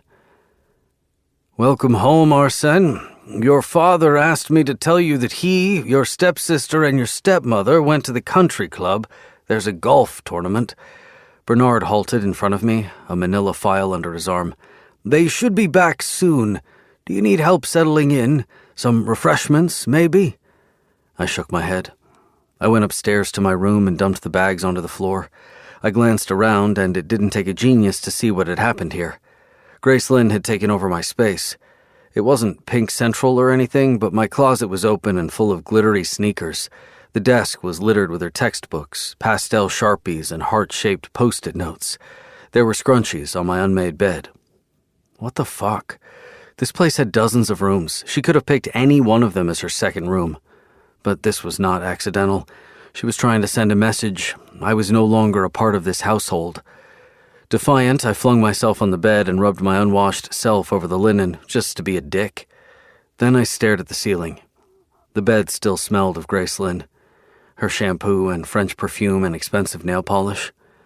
Why'd she sleep here? It seemed like such a weird thing to do. The entrance door downstairs opened and shut. Laughter filled the foyer. Dad, Miranda, Grace Lynn. They were talking animatedly. My gut twisted with anger. How fucking lovely. They'd managed to become one happy family the minute I became manageable. "He's here," I heard one of the servants announce, and I knew she was talking about me.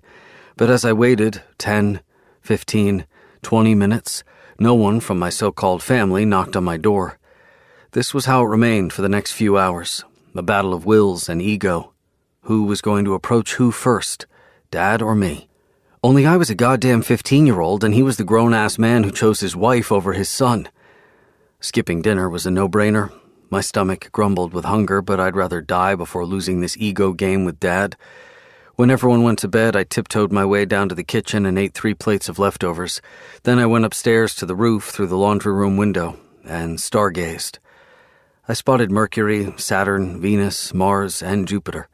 If I squinted real hard, I could even pretend to see the rings on Saturn. Stars calmed me down.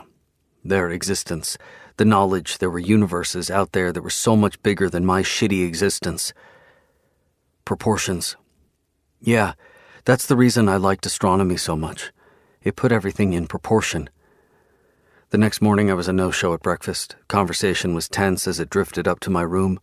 Doug was cracking, knowing his soul heir would rather drink his own piss than share a dining table with him. By noon, Dad and Miranda sent Grace Lynn to knock on my door. "Come in," I said after letting her wait outside my room for 9 full minutes, and even gritted out in frustration. "Come on now, I know you're there." She pushed the door open. She'd gotten taller. There were pimples on her chin, and she had colorful braces. She didn't look good, and that made me happy. I'd filled out during our time apart. I knew I looked handsome because I got hit on all the time, and I knew Grace Lynn figured as much because she couldn't stop staring at me. She gnawed on her inner cheek, clenching the doorknob tightly. "We're going to the movies. Mom and Dad asked if you want to tag along." "She's not my mom, and he's not your dad," I said matter-of-factly, bouncing a tennis ball onto the ceiling and back to me repeatedly. "And pass." "You don't even know what we're watching." She sounded whiny and a little stressed. She didn't want to disappoint Doug and Miranda. After all, being the favorite child was her full-time job. "Unless it's a live show of you getting wedgied by every single person we went to school with, I remain uninterested." "I see you haven't changed at all?" Her pimply chin quivered. "Of course I did." I smirked, my gaze still hard on the bouncing ball. "I no longer care for you. Not in the slightest. I'm your stepsister. You're a liar." She turned away and slammed the door behind her. The days passed slowly, but as they did, the determination inside me grew. Doug broke first. He knocked on my door 5 days into our Cold War, inviting me to go golfing with his friends. Saying no was no hardship. I hated golf and pretty much despised him. The nights were much more pleasant, quieter and less hot. I got on the roof with a flashlight and an astronomy book and a telescope I'd bought after working odd hours between classes over the year. Doug had given me a credit card to use, but I never touched it, out of principle. I read about dwarf galaxies and black holes and Higgs boson. I ate a whole day's worth of food on the roof, not bothering to clean the leftovers, knowing I'd attract all kinds of animals. I lay flat on my back, hands tucked under my head, and wondered about what the girl I'd end up marrying would look like. I liked dark-haired women, so I guessed she'd be a brunette. I thought she'd be serious and smart, a scientist, maybe, and she'd have great tits, and she'd let me touch them all the time. She'd be nothing like Miranda, like Grace Lynn, or even like Patrice. We'd get married, me and this hypothetical girl, and my family would attend the ceremony. I'd be cold and distant with them, and they'd know I didn't need them anymore, that I had my own family now. This girl, my dream girl, she was going to come from a big, happy family. We'd spend all our holidays with them. We'd have traditions and matching ugly Christmas sweaters and holidays. It was the dreams that kept me going, because where there were dreams, there was hope. After 3 weeks of solitude, Doug managed to drag me to the tennis court. He knew I liked to play and bribed me with a promise of Korean barbecue and beer afterward. Dad tried in his own backward way. In the upcoming days, he let me drink beer with his hot shit friends at the country club after my tennis matches. I won them all. And he didn't force me to spend time with Miranda and Grace Lynn. In fact, I managed to avoid the duo for 6 whole weeks, almost the entire duration of my summer vacation.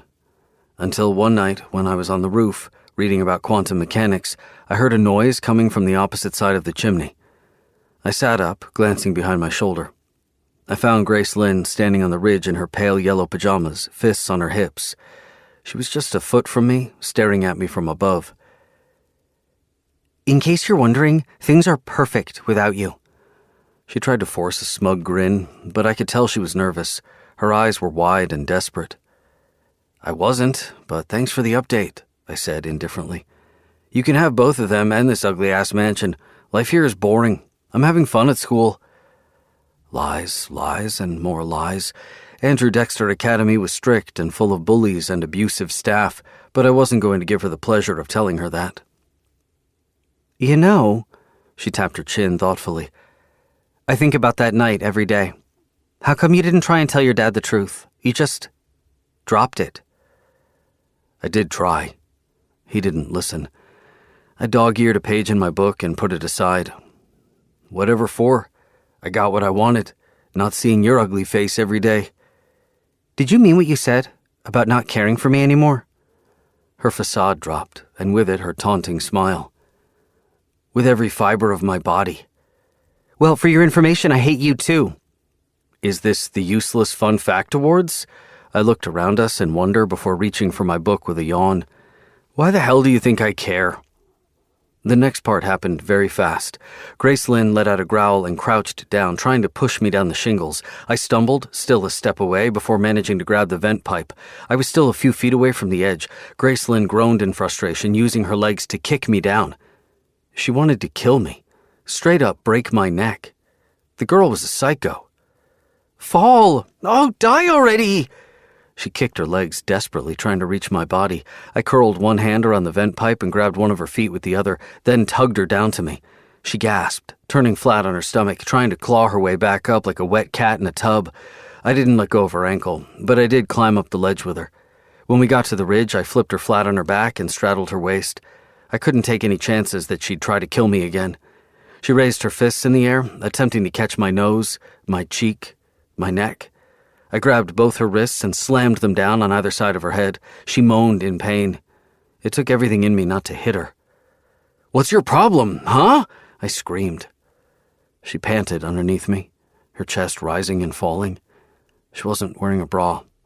I swallowed, feeling weird and tingly and not half as furious as I should be. And it sucked, because even though I hated her, I didn't hate her body. Kiss me. She licked her lips, her dark gaze dropping to my mouth. What? I asked, confused. She tried to wiggle free, laughing. Kiss me, you dumbass. I want you to be my first. She hadn't been kissed before. She was almost my age. I was still a virgin, but I'd kissed plenty, made out, and even finger-banged 2 girls at a ski tournament last winter. Plus, and more importantly, why me? You hate me, I spit out. Hate and love are the same mistresses under a different mask. I once heard this phrase somewhere, and it made me think of you. She smiled up at me, batting her lashes. And that's when I realized what was happening. She liked the struggle, the fight, the games. She saw Doug and Miranda's relationship and wanted to reenact it. What I saw as abuse, she viewed as passion. My hand slid from her wrist to her neck. I put a little pressure on it. Not so much as to hurt her, but enough to tell her I wasn't messing around. I lowered my face to hers. Her eyelids fluttered, her breath hitched. Her stupid body caved in, muscles going slack, as she readied herself for a kiss. I leaned forward. My lips were a hair away from hers when I stopped moving, letting that last inch between us feel like an entire mile. You foolish, foolish girl. If you ever try to kill me again... My grip on her neck tightened. I'm going to break your pretty little neck, even if I'll get locked up for it. Next time you won't be crying wolf. You'll be eaten by it. Bones and all. Before I could straighten my spine and get the fuck out of there, she leaped forward and her lips touched mine. She stole a kiss. It was sloppy and full of tongue and metal. It tasted like venom, like alcoholic mouthwash and a girl I had no business wanting, but I wanted all the same. You taste like poison, I whispered into her mouth. She grinned, biting my lower lip real hard until the metallic taste of blood exploded in both our mouths. Maybe that's how I'll end up killing you. She licked the blood off my mouth. With kindness. Chapter 6. Arsène. This might not mean jack shit. Christian inches in front of the billiard table holding his cue like a rifle. He shoots a perfect cannon. You're reading too much into this. I'm perched on the recliner behind him at the New Amsterdam, a private gentleman's club on the corner of 69th Street. It is the most exclusive club in New York, and therefore relatively empty.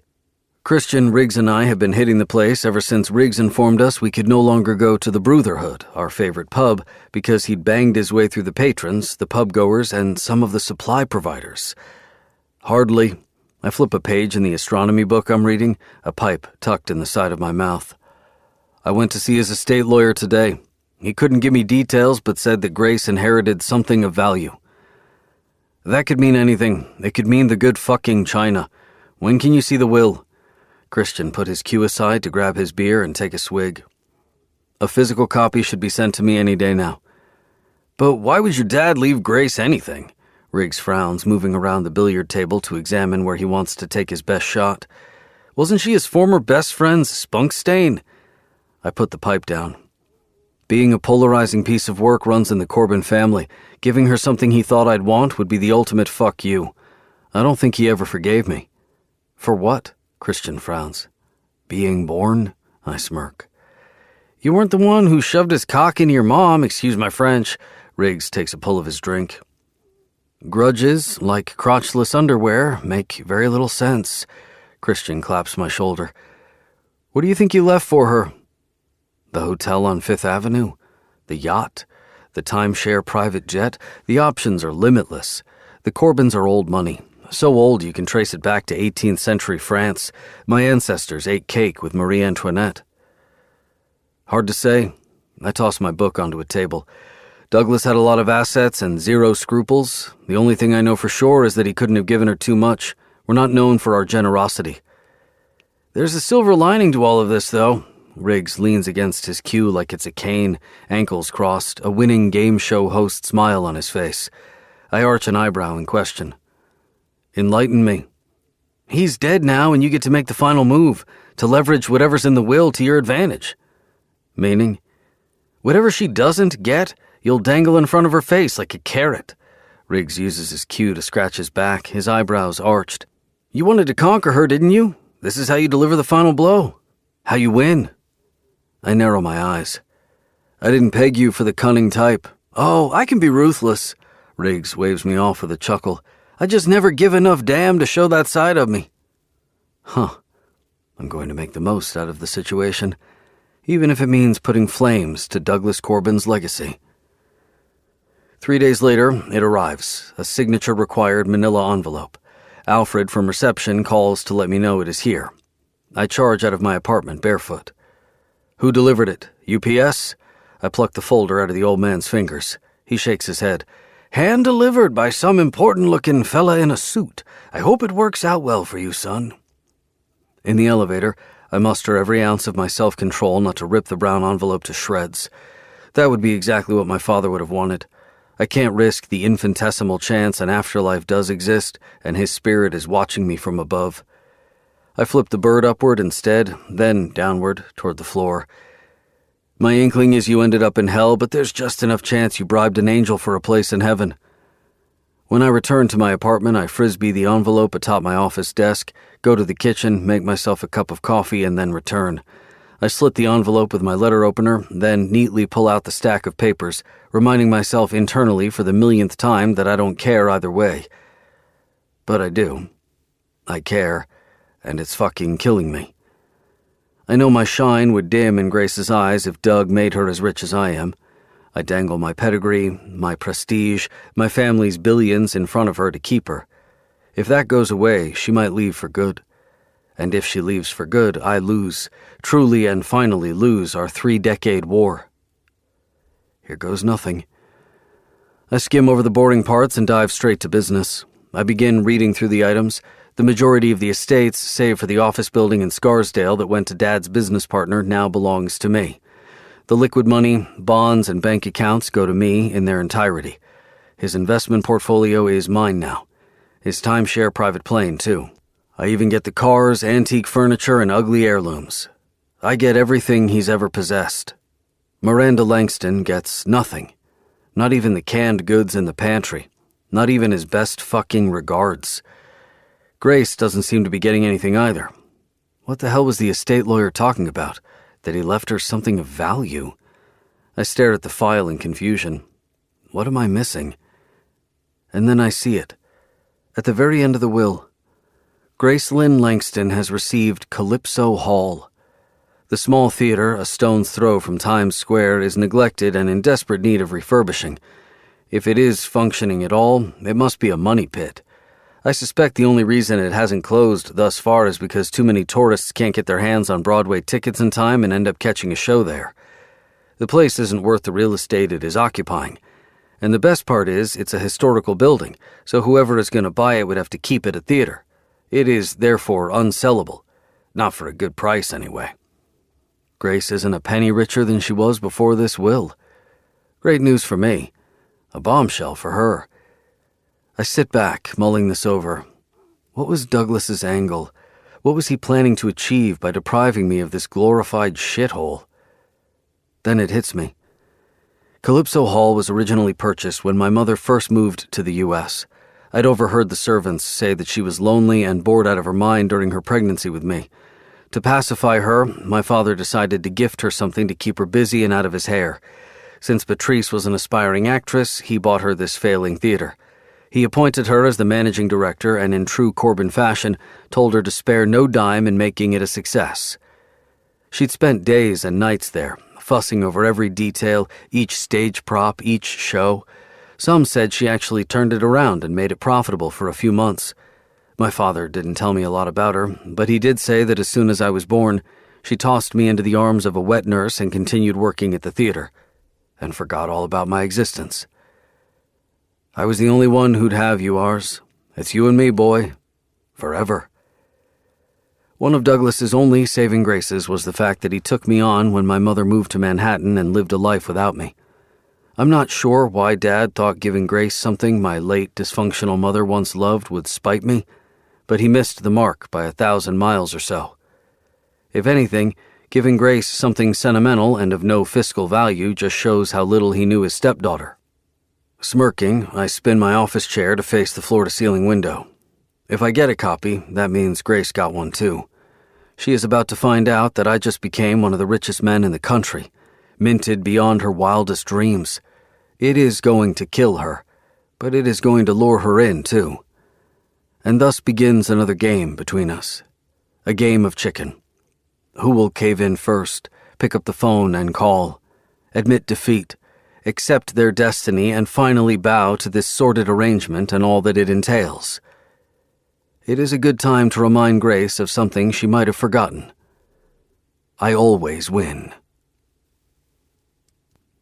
Chapter 7. Arsène. 2 weeks later. Thanks for letting me crash with you. Riggs wobbles out of the taxi behind me, hammered as 1,000 goddamn nails. I glance at my watch. Letting is a big word. You followed me home, asshole. I had little choice in the matter. Come on, Ars. Everyone wants a stalker. Means you made it in life. He slaps my back, good-naturedly, his golden curls tumbling down his wide brow as he shakes his head. You're an odd creature, I grumble. Said the pot to the kettle. We make our way down the street to my apartment. I'd asked the taxi driver to drop us off before we reached our destination, worried my childhood friend would vomit all over his leather seats. Riggs pushes his fists into his front pockets, whistling tunelessly. What's your next destination? I ask, trying to quiet my mind. Grace hasn't contacted me these last couple of weeks. I know she's still digesting the loss of her edge on me. She and I both know that through this will, I became too important for her to continue playing games with. She knows I will ask for concessions, heavy ones, and she's biding her time. North Jakarta, Riggs replies. That's in Indonesia, you uncultured swine, he chuckles. When are you leaving? Next week. He kicks an empty soda can on the sidewalk straight into a trash can in a curled free kick that would put Beckham to shame. For 3 weeks. It's kind of a perk since I won Photo of the Year last year. The photo was of a lightning strike touching a sandhill crane's wing. He caught the entire flock lifting off at the same time, flying in the same direction. The background was all purple and blue. I have no doubt Riggs is full of all the dark matter artists are born with, but whatever darkness resides in him, he makes sure not to let anyone see it. The happy-go-lucky, handsome man chasing skirt and adventure is the version everyone gets, his best friends included. In a way, I suspect that he's fucked up more than both Christian and me combined. I shove the glass door to my building with my shoulder. We make our way to the elevator. Alfred, my good man. Riggs bumps fists with my 70-year-old doorman while I drag him inside. How's Suzanne doing? Hip surgery went well. Beyond well, Mr. Riggs. Thank you for sending flowers. It was most kind of you. She's already up and about. Glad to have you back, Mr. Corbin. Not now, Alfred. I bark, advancing toward the elevator. Riggs may be a nice guy to service providers, but he's also a goddamn 180 pounds of muscles to carry right now and drunk as hell. But, sir, I said I'm busy. Riggs knows Alfred's wife's name. Unbelievable. That asshole better rent an apartment in the city next year. My place is not a hostel, and he is starting to become too comfortable here. We take the elevator up. Riggs squints at me. Where are your manners, assface? Alfred is an elderly gentleman. I don't care if he is the Pope himself. I push the door to my apartment open. Now make yourself useful and order us a bite. Your treat. I make it halfway across the living room before realizing Riggs has frozen over. He is standing in front of my couch, mouth open, eyes wide. I stop, stare at my sofa. Grace is sprawled on it, completely naked, save for a pair of red-soled high heels. She is sound asleep. Her pink nipples are erect, and there are goosebumps all over her skin. What the... Holy ravioli, Riggs whistles.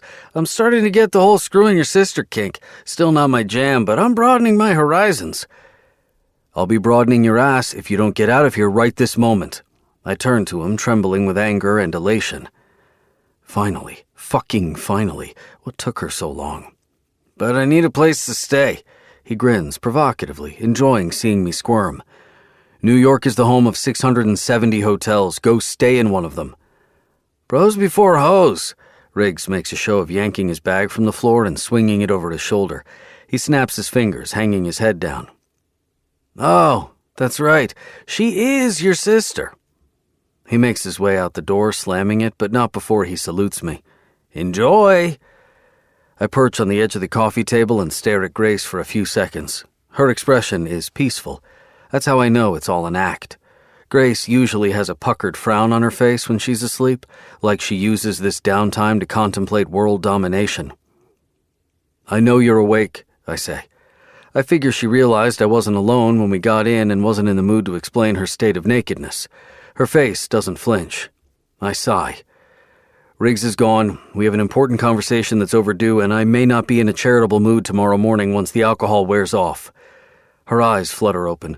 She sits upright, pouting like the spoiled princess she is.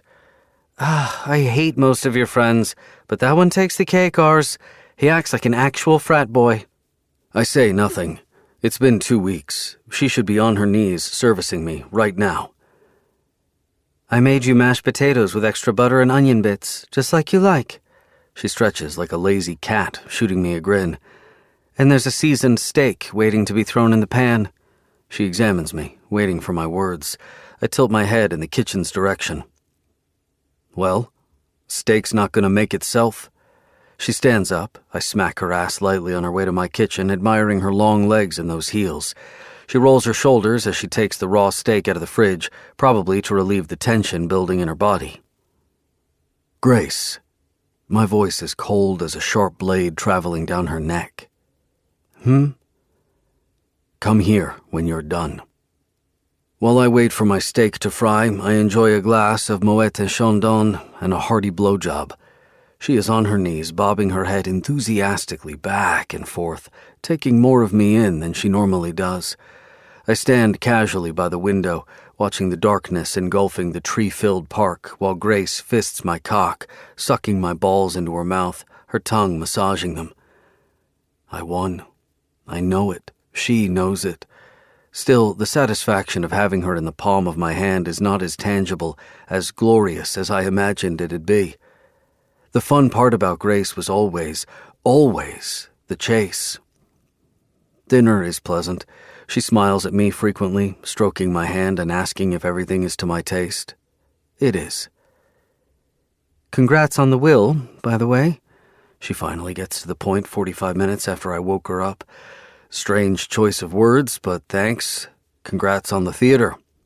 I cut a juicy piece of steak and pop it into my mouth. What are you going to do with it? Oh, I don't know. She twirls her champagne glass by the stem, lost in thought. I have a call with my financial advisor next week. I'll know more then. You don't think there's a way to turn this into a profitable venture, do you, ours? I think it's an endless money pit designed to appease the females the Corbin men are enamored with and is a waste of brick and mortar. No. Maybe I'll sell it then. Don't expect a substantial revenue. It'll take a lot of money and a few miracles to turn that place around and make it appealing. You're so smart, Grace sighs, beaming at me. We'll revisit this subject after I take a good look at it. I'm sure you can help me out with that big brain of yours. I put my fork down, tired of this tedious charade. What took you so long? She knots her arms over her chest, defensively. What do you mean? I mean coming here. Don't play dumb. Nothing, I don't know. She throws her hands in the air. Can you blame me? I guess it's hard coming to terms with the fact that you're in love with your stepbrother, a stepbrother you haven't always been kind to. It's been a pretty difficult month. In love with me? I splutter. The timing, the convenience of it makes it all transparent. She isn't in love with me. With my money, maybe. And as much as I want to marry her, her lies are transparent at best and offensive at worst. Of course I'm in love with you, Arsène. Why else would I be with you for so many years? Because you're an attention-seeking Uranus and you simply can't let a good marriage prospect go to waste. Grace is 33. Still young, but not so young not to think about who she'd want to procreate with one day. She is a calculating creature, always 5 steps ahead in the game. When it comes to profitable ventures, I am one. You love me? I ask again, sitting back. Yes. She narrows her eyes, shifting uncomfortably in her seat. Why is this so weird to you? Don't you love me? I'm not sure. But I am. I'm sure and a half. I'm sure and fucked as a daytime hooker because loving her brings me no joy, no fulfillment. I've come to think of love as a prison guard, something you resent, not cherish. Your sudden declaration is awfully convenient. I'm going to need to ask for some receipts for this so-called love, I drawl out. You literally had your cock in my mouth not even 20 minutes ago, while you were texting on your phone, she thunders, her cheeks hot with fury. I offer her a cold smile. You like to feel a little manhandled, helps you loosen up after being a ballbuster all day at work. She rolls her eyes. You want proof? Fine. What'd you have in mind? We are having this conversation like we are conducting business. I like it. How like-minded we are. I want you to move in with me, I say dryly. She nods. Okay, I can do that. What else? You will also marry me, I continue, matter-of-factly. Although I understand this can be delicate news to break, considering the timing and circumstances, I'll allow you a few months to smooth out the rough edges, prepare the soil, so to speak. Marry? Her eyebrows lift, her eyes widening with open, unabashed pleasure. She is keeping her excitement out of it, not wanting to acknowledge her own disadvantage in our negotiations. I didn't peg you as the marrying type. Marriage is a perfectly pragmatic endeavor. I pick up my fork and take a bite of the rare steak, its bloodied juice running down my tongue. I'm a fan of institutions. They stand the test of time because they're functional. Marriage is a good, low-risk investment. I need heirs, stability, and a house outside this goddamn city. The tax relief isn't lost on me either. While this little speech is not going to win any romance awards, it hits the mark. Now that Grace knows Douglas didn't make her a multimillionaire, I have my foot on her throat. Is this a marriage proposal? Her dark eyes nearly bulge out of their sockets. It's a declaration of intention. All right. She gives her shiny hair a pat. Provided I get a ring big enough to be spotted from Mars, I want something gross and distasteful, something that'll make every woman I know despise me. I don't have the heart to tell her most women she knows already hate her. Either Grace is shit at negotiations and I gave her far too much credit, or she is desperate for this bargain. At any rate, she's given up the fight too willingly, and I wonder why. She spent the last decade dumping me every few months and dragging me through all her drama, only to say yes to a proposal? What's her angle? You'll sign a prenup, I announce. Her face falls. Why? It's not like we're ever going to. I lift a hand up. I enjoy you, Grace, more than I should, but make no mistake, I trust you no more than tomorrow's National Enquirer headline. She lets out a laugh. You're terrible. That can't be news to you. Fine, but I reserve the right to have 3 lawyers go over this prenup. Have 100, sweetheart. It doesn't matter. I'm going to get my way and ensure my wealth is safe from her, just like my father had with her mother. Now go wait for me in the bedroom while I wash the dishes. I stand up. She hesitates at first, loitering as if she has something more to say, then gets up on her feet. My back is to her when she starts walking. I watch her from the kitchen window's reflection. Did I say go? I meant crawl. Turning my head, I watch her spine stiffen as she gives it a brief thought. You like to humiliate me, don't you? Not particularly, but I know she likes it, and I play our game very well. That's fine, ours. The trouble is, I like to be humiliated by you, too. I know you don't love me. She draws in a breath. No, don't even try to deny it. What you have for me is not love, it's obsession. It's always been obsession. I'll still take it. Slowly, she lowers herself on all fours and crawls toward my bedroom, her magnificent ass in the air. I do love her. Of course I love her. Why else would I put up with everything she's put me through? I want to tell her to get up, but something stops me. A searing pain that slashes through my chest every time I remember how she deprived me of the only family I knew, how cruelly she screwed me over. I wash the plates and the pan, then rinse the champagne glasses. Drying my hands on my way to the bedroom, I hear the water running in the ensuite. Grace appears in the doorway a minute later in a sexy black lace baby doll. Baby doll. The nickname makes me shudder. Why am I thinking of that country bumpkin all of a sudden? Never mind. Her simpleton face has already disappeared from my mind. Grace approaches me and drags her fingernail over my throat. I was thinking... The tip of her tongue travels along her top lip. How about I give you VIP access to my back end? I stare at her. Did she just offer me anal sex, like we're teens? We've never discussed it before. I wasn't under the impression this was something she'd be interested in. Why? I question. What do you mean? Her smile crumbles. This wasn't the reaction she was shooting for. I want to make things special for you. We're moving in together. We just discussed marriage. She swallows hard, taking a step back. Plus, you've always liked unorthodox things. I thought maybe you wanted to get a little kinky. I don't want her to give up things she doesn't want to give because the cards have shuffled and changed in my favor. Oh, come on, she rolls her eyes. Don't pretend like you don't like it when I squeeze my tits together and you fuck the gap between them until you come into my mouth. We definitely have some room for growth on the sweet talk side. I give her a leveled look. That idea was born of you being bored and horny while you were on your period, remember? Well, now my idea is to have anal sex. She is shouting at me, never a good look when trying to seduce someone. What's so hard to understand? Let's pin this generous offer for when you're feeling less grateful and I'm not as power drunk. I fist the back of her hair, extending her neck. Now be a good girl and get on all fours for me on the bed. It's your best angle anyway. She does, dragging her knees over the satin linen.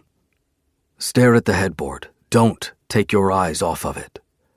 I circle her like a predator, knowing it's making her hot for me. When I put on a condom and finally enter her from behind, I find her as dry as a bone. Confused, I pull out slowly, not wanting to necessarily hurt her. Would you like more time? I clear my throat, feeling surprisingly out of depth. She reaches over and grabs the hem of my shirt. No, continue. It's just stress makes me that way sometimes. I'm having fun. No offense, but you feel like sandpaper, I say flatly. Having sex is not mandatory. I pull away from her, about to rip the condom off my cock. She turns around and tugs at my shirt desperately. No, please, you have to fuck me. Why? I ask, flabbergasted.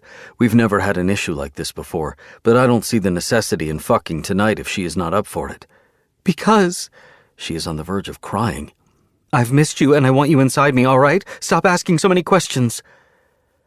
I have an odd feeling that there is more to tonight than her not being wet. She usually bounces on my cock like it's Sky Zone. Something's up with her, but she'll never confide in me. Please. She pushes her ass toward me, her voice urgent. Do it, please, for me. Begrudgingly, I fuck her, slow and careful, holding her by the waist, watching her silken raven hair spilling over her smooth back. She is still mostly dry, but every time I see her wince, I push my fingers into her mouth and use her saliva as lubricant, massaging her clit in the process in the vain hope she'll get a little wetter. Are you sure this is okay? I ask, gruffly, feeling like a goddamn high schooler and hating every moment of it. It's amazing. Oh, just like that, please. You don't feel like you're enjoying yourself. Men know very little about the female body, she barks out. Don't tell me what I'm feeling. I have my own agency. Closing my eyes, I try to finish as fast as I can. The sex is about as good as a week-old coffee. I'm half-massed, put out, and unsettled. So for the first time in my life, I grunt a little, pretending to finish, then pull out as fast as I can. When she rolls over underneath me, she grins up, cupping my cheeks. That was so much fun, wasn't it? Like grinding my dick over a nail file. Epic, I mutter. She leans forward to kiss the side of my mouth. Subdued, I slide the condom off as I amble to the bathroom. I throw the condom into the trash and turn to the toilet to take a piss. Frowning, I crouch down to examine the pink residue around the rubber. Another unwelcome first. Grace? She purrs from the room, grabbing the remote and flipping through channels. I think you bled. Her metallic laugh is bone-rattling as it echoes around my room. Did I? Oh, it used to happen to me all the time in college. What does it mean? I ask. No idea. I should really get it checked. I've been really stressed since the will. Didn't even use my vibrator once. Call your doctor tomorrow. Yes, sir. I return to the bedroom and watch her, trying to strip down all the lies she is coated with to find out the truth. But she is so good at this. at the charade. She's always been a beautiful liar. All right, future hubby. Come here now. She reaches for me and drags me down onto the bed with her. Let's cuddle a little. Who the fuck is this woman? Since when do we cuddle? Now we're going to have to start, she exclaims, back to being fake cheerful. We're about to get married, right? We try watching something together, but Grace is allergic to documentaries, and I don't give two damns about stupid reality TV shows where people drink, gossip, and sell houses. In the end, I let her watch something on Bravo and fall asleep. Chapter 8. Arsène. 3 months later, I whisk Grace off to Martha's Vineyard, a quainter, less glamorous version of Cape Cod. The Hamptons, without the shine. I don't enjoy Martha's Vineyard any more than I do the nearest public restroom, but I know that renting a house there makes Grace feel like Michelle Obama. My goodness, Arsène, I feel like royalty. What did I ever do to deserve this? Grace gushes expectedly, cupping her cheeks in faux amazement, twirling in the vast foyer of a dazzling Oak Bluffs mansion. Managed to become unavailable to me, even while living under my roof. Foolishly, I thought moving Grace in would make us grow closer. Almost the opposite has been true. Grace works insane hours and doesn't return home until 9 or 10 o'clock most days. These past 2 months alone, she spent half of her weekends in Zurich, working on a complicated merger between two small private banks. She makes an effort, I'll give her that. We fuck like rabbits. She makes me breakfast, purchases my favorite ties and cologne, and is diligent about hanging on my arm during formal events. The dry spell episode in which she bled was a one-off. We've been having noteworthy sex since. She has not brought up the anal suggestion again, and I am grateful for it. She stopped introducing me as her stepbrother and began referring to me as her partner in crime. An unhappy medium between calling me her brother and flat-out admitting my dick lives rent-free between her legs. Manhattan's financial circles are abuzz with the news that, while waiting for my ban to expire, I've decided to move my stepsister in for my own pleasures, and she knows it. What's more, after years of Grace hammering it into their heads, many people simply think of us as siblings. After all, we do look alike, with our dark hair and eyes. It is all incredibly messy, and therefore for me, also exceedingly amusing. You deserve this getaway. I curl my fists inside my front pockets, watching her admiring the imposing columns and wall-to-wall bookshelves. We barely get to see each other anymore. But when we do, it's so great, don't you think? She flings her arms around my neck, kissing me. She rips her mouth from mine before I can kiss her back. Have I told you how good you look today? She beams, like a brusque king. God, Ars, I don't think I'll ever have enough of you. She yanks me down the hallway, climbing me like a tree, peeling her clothes off in the process, ready for her first holiday treat. I'm so glad we're doing this. I miss you so much whenever we're not together. I can't wait to quit this awful job when we get married. Her mouth is hot and eager on my jaw, making its way down my body. You'll buy me a little business to keep me busy, right? A winery or something? I snag the back of her neck and slam her against the wall, devouring her mouth in a punishing kiss as our bodies melt together. Heat swirls between us like fire. You're about to get everything your heart desires, I mumble into her hot skin. Everything she doesn't deserve. For the Corbin men have one thing in common. They always know how to choose the wrong woman. The proposal is a quiet, dignified ordeal. I find it tacky when people ask others to marry them in public settings where it's impossible for their significant other to decline. I take Grace to a nice dinner, buy a fine bottle of wine, and when we return to the rental house, present her with a mammoth diamond ring. My goodness, how unexpected. Is that the Catherine? She coos, accepts, and gives me a 20-minute blowjob that results in 2 Tylenols for her jaw afterward. She is happy enough to hum and laugh and even have a piece of cake for dessert. So happy she kisses me when we take walks on the beach and clings to me, nuzzling my neck, and can't stop talking about how she wants to start a charity when she quits work. We are getting married. Mission accomplished.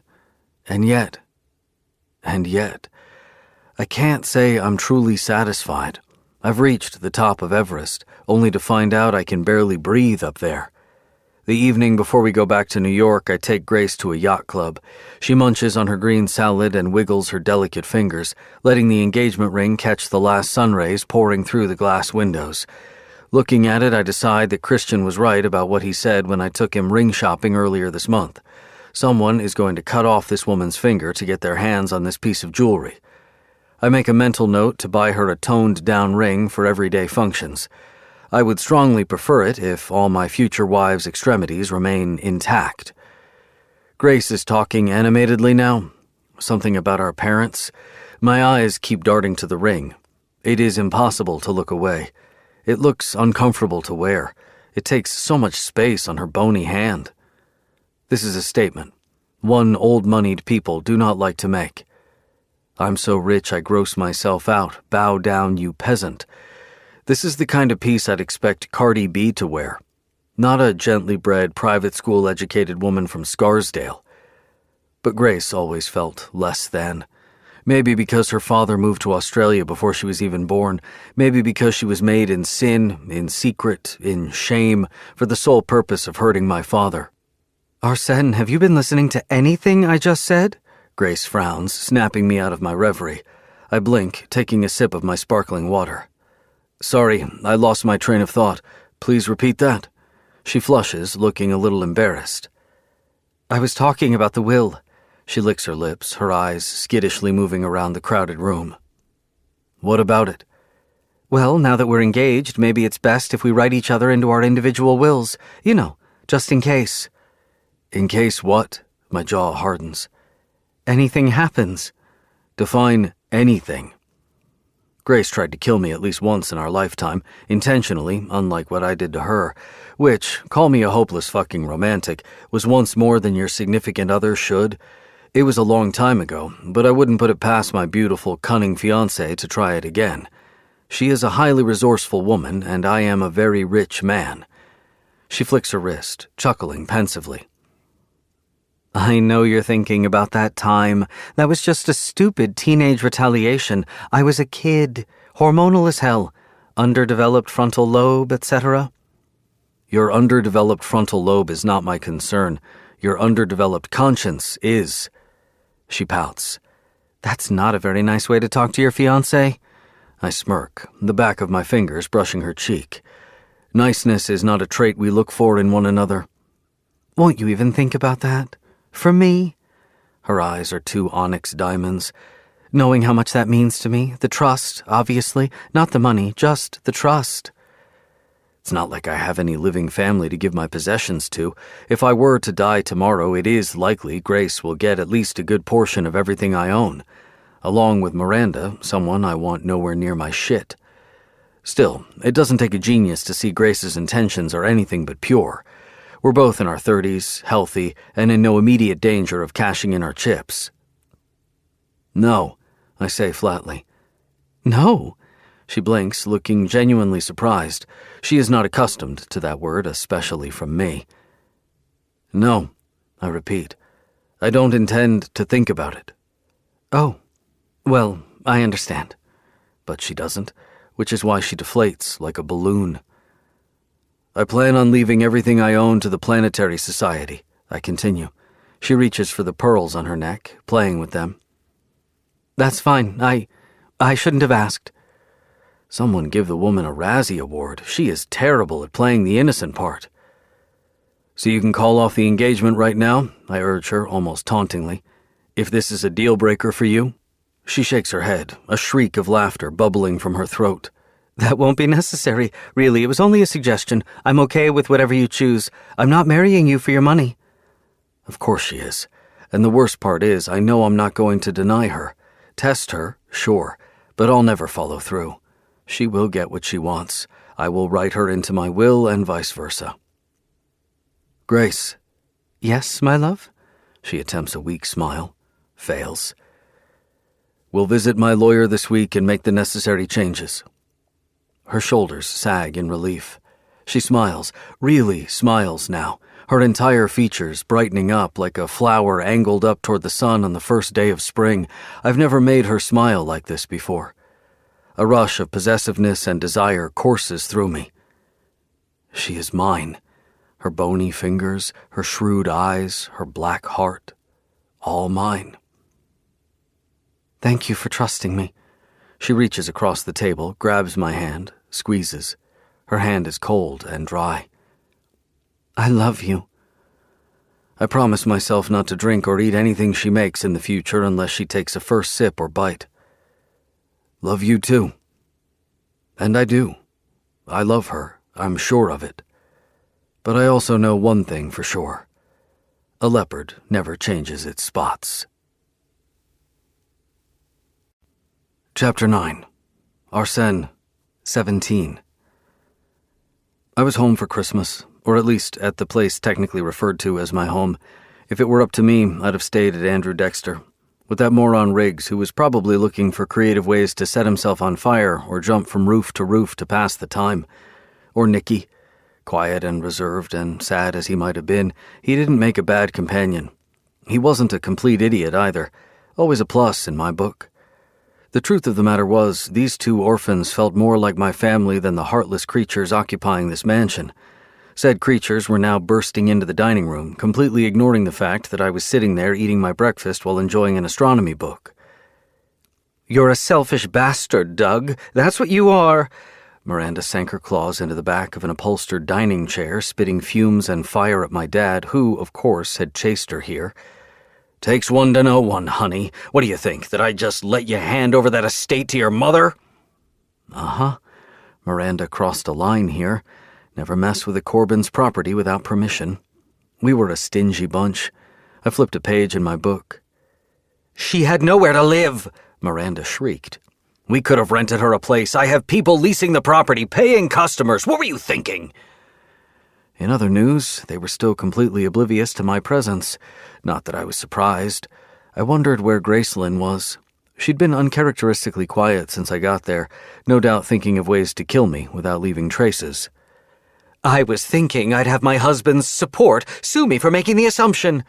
Miranda grabbed a vase from the center of the table and hurled it at him. He dodged artfully, expertly, reminding me that throwing objects at one another was a daily occurrence in this house, akin to passing the jam across the table at breakfast. Well, you now stand corrected. I used to care. I no longer do. You're not even half as beautiful as you were when we met, and twice as temperamental and problematic. I'm done. I suspected Miranda and my father were on the brink of divorce, not because she was terrible to him. She'd always been that. But because he was starting to notice, for a change, and it didn't look like he was as agreeable to her mood swings and demands. Miranda stared at him with a combination of panic and disbelief. I sat back. I was enjoying this. Why shouldn't I? This woman had been nothing but horrible to me, and it looked like she was finally getting hers. As for my father, he was no angel either, and watching him grow old alone was a sight I'd relish. What are you saying, Doug? Miranda inhaled. I think you should spend Christmas away. He pushed off the wall, heading toward the door. Are you serious? She rushed after him now. Yes, the kids can stay with me. The cook's making a big enough meal, and I don't want the food wasted. Ho, ho, ho. Merry fucking Christmas. From my dysfunctional family to yours. One of them is sitting right here, I said blandly, highlighting a passage in my book. No one acknowledged me. Speaking of food, you're ruining my appetite. I'll ask Gracelyn what she wants to do. I bet she wouldn't want to spend the holiday with you, Miranda said spitefully. Don't be so sure, Doug replied, already halfway through the door. She's fond of me, and I know for a fact she hates your guts. Oh, looky here. Trouble in paradise. It was comforting to know that Gracelyn's childhood had ended up being just as fucked up as mine. Miranda lingered in the dining room, panting, when I took a bite of my oatmeal and flipped another page. I'm sure you're just delighted with this whole scene. Miranda pivoted my way with snark, trying to pick a fight. I swung my gaze from my book to her, smiling. I'm amused more than delighted. Glee is such an acute feeling. I doubt you could do or say anything that'd prompt me to such emotional heights. Ah, you and your stupid riddles. I never understand what you mean. She bared her teeth. You've always been odd and awkward, just like your mother. To this jab, I gave a full-blown laugh. She was weird, awkward, and the first lawful wife of Douglas Corbin, the mother of his firstborn, his sole heir. And she might be dead, but these facts, they fucking kill you, Miranda. Tell me. She leaned forward toward me, her eyes dancing in their sockets. Why are you happy about all of this? It's not like you're having a bad time at Andrew Dexter. Sitting back, I drummed my fingers on the back of my hardcover, giving it some thought. Guess I enjoy seeing karma in action. You convinced this man to throw his son, his own flesh and blood, to the curb, and you expected him to stick around for you? Loyalty is not a tree. It doesn't grow with time. Either you're a loyal person or you're not. Douglas isn't loyal. What's more, I bet he isn't faithful either. She still stared at me as I picked up my empty oatmeal bowl and my book and left the room, knowing that she wanted to hurt me, but that she no longer had the power to do so. Dad turned out to be right. Gracelyn decided to stick around at the mansion for Christmas while her mother ran away to our Hamptons house, surrounding herself with her New York divorcee friends. The benefit of this whole thing was that over the years, I'd relocated my residence whenever I was here for vacations, and I now lived in a separate wing of the house, far away from her. It was entirely possible for me not to see her at all if I wished to. And I did wish to, because she was a pain in the ass. I managed to avoid her the entire duration of the holiday, save for Christmas Day itself, on which the three of us exchanged gifts. Dad got me a 1966 Shelby 427 Cobra, and my stepsister a vintage tiara, the real deal, full of diamonds. Gracelyn got me funny socks and a sweater. I gifted Dad an engraved cigar box, and for Gracelyn, Arctic mice, snake food from PetSmart. The gift drew an awkward giggle from her and an annoyed hum from him, but he was too preoccupied with the collapse of his marriage to chide me for it. I endured the day, hour by hour, minute by minute, until it evaporated into the night and I was able to breathe again. Another day passed, and then another. It was a beautiful thing to look at the calendar and see that tomorrow I was going back to Andrew Dexter, and Miranda was still not here, and Gracelyn, who was here somewhere, was as miserable and lost as I'd felt my first 2 years at Andrew Dexter. The occasion called for a celebration, and I decided to go downstairs to the kitchen in the middle of the night to raid the wine fridge. I hadn't planned on drinking tonight, but I'd bring some bottles with me to the dorms. Riggs and Nikki would appreciate it, and we'd have enough alcohol to hold us over until Easter. I made my way downstairs barefoot, opened a garbage bag, and started filling it with expensive bottles. Then I walked into the darkened pantry and began shoving junk food into a separate bag. That's when I heard a soft huff behind my back. More of a hiccup, actually. I turned around, thinking it was one of the staff, to find my stepsister standing right in front of me, looking like a ghost of her former self. We stood in the pantry, staring at each other, the faint light from the range hood outside the room the only thing illuminating our faces. "Are you crying?" I sneered. Her eyes were shining, her face was wet. She wiped at her cheeks hurriedly, letting out a laugh. "Don't be ridiculous. Why would I cry?" "Because your family life is non-existent, you have no real friends, no particular talents, and once your average beauty fades, you're pretty much toast," I offered chivalrously. She let out a cackle that sounded like a nail scratching a blackboard before breaking down in a feral wail. I didn't understand it, any of it. She'd won. She was here and I was gone. I hadn't forgiven her, no, in a sense that I'd still deliver vengeance if and when the opportunity called for it. But I had accepted the situation for what it was over the years, and I never let her see how upset I was by it. Letting someone know you have an emotional reaction to them was the worst thing you could do for yourself, especially if you didn't trust them with said feelings.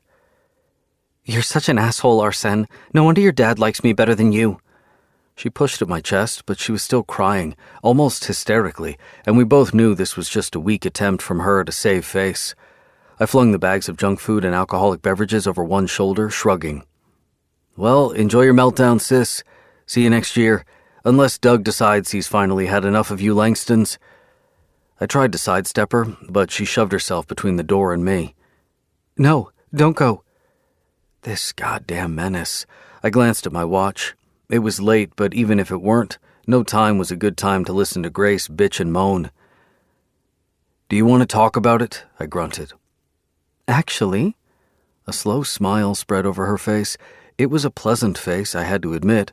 She had grown out of her awkward phase, and not only was she hot, but she was also completely off-limits, which of course spoke to my adolescent cock. I could think of better uses for our mouths, seeing as you're about to leave here in a few hours. I swallowed, watching her under half-lidded eyes. The self-respecting man in me wanted to tell her to go ride her own fingers in the shower. The hormonal teenager in me couldn't wait to know if she'd put that virginal tongue of hers to good use since we'd last kissed. I arched an eyebrow, downplaying my interest. I'm gonna need you to be more specific than that. She grinned, masking her pain.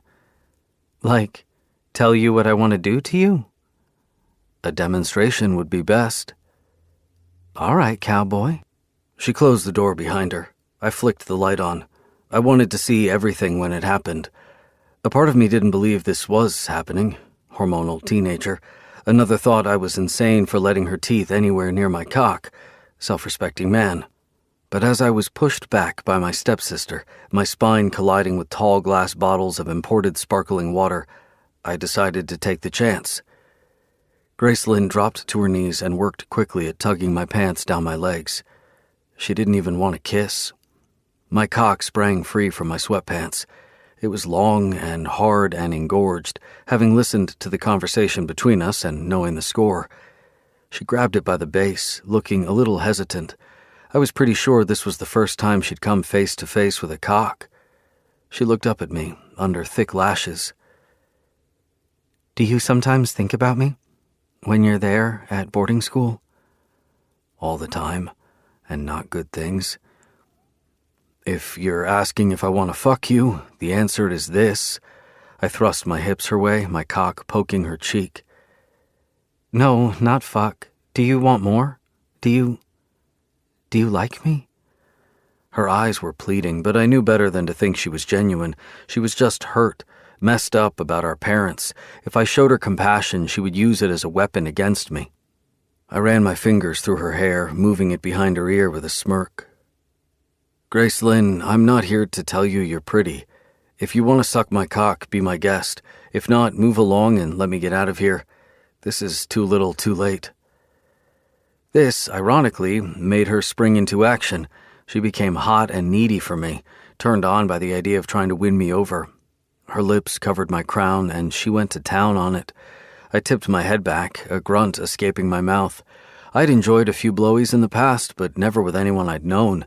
This felt different, like submission. I decided seeing Grace submit to me was even better than making her cry into her pillow by being mean to her, because when I hurt her, she only hated me. When I used her, she'd hate herself afterward, too. Somewhere in the back of my mind, I knew what we were doing was extremely fucked up. Wanting her to hurt, putting myself in harm's way, all of it. Is this good? She asked around my penis. Deeper. I grabbed her hair and tilted her back a little, shoving more of myself inside her. She gagged. I chuckled. She gave it her all, and when I felt like I was about to blow my load, I said, "If you don't want my cum down your throat, now's a good time to pull away." But she shook her head, giving me one thumbs up and the green light to go to town. I did. It was a beautiful thing, watching Gracelyn on her knees for me, and I decided I liked it so much more than watching her cry. I didn't know why she was doing what she was doing.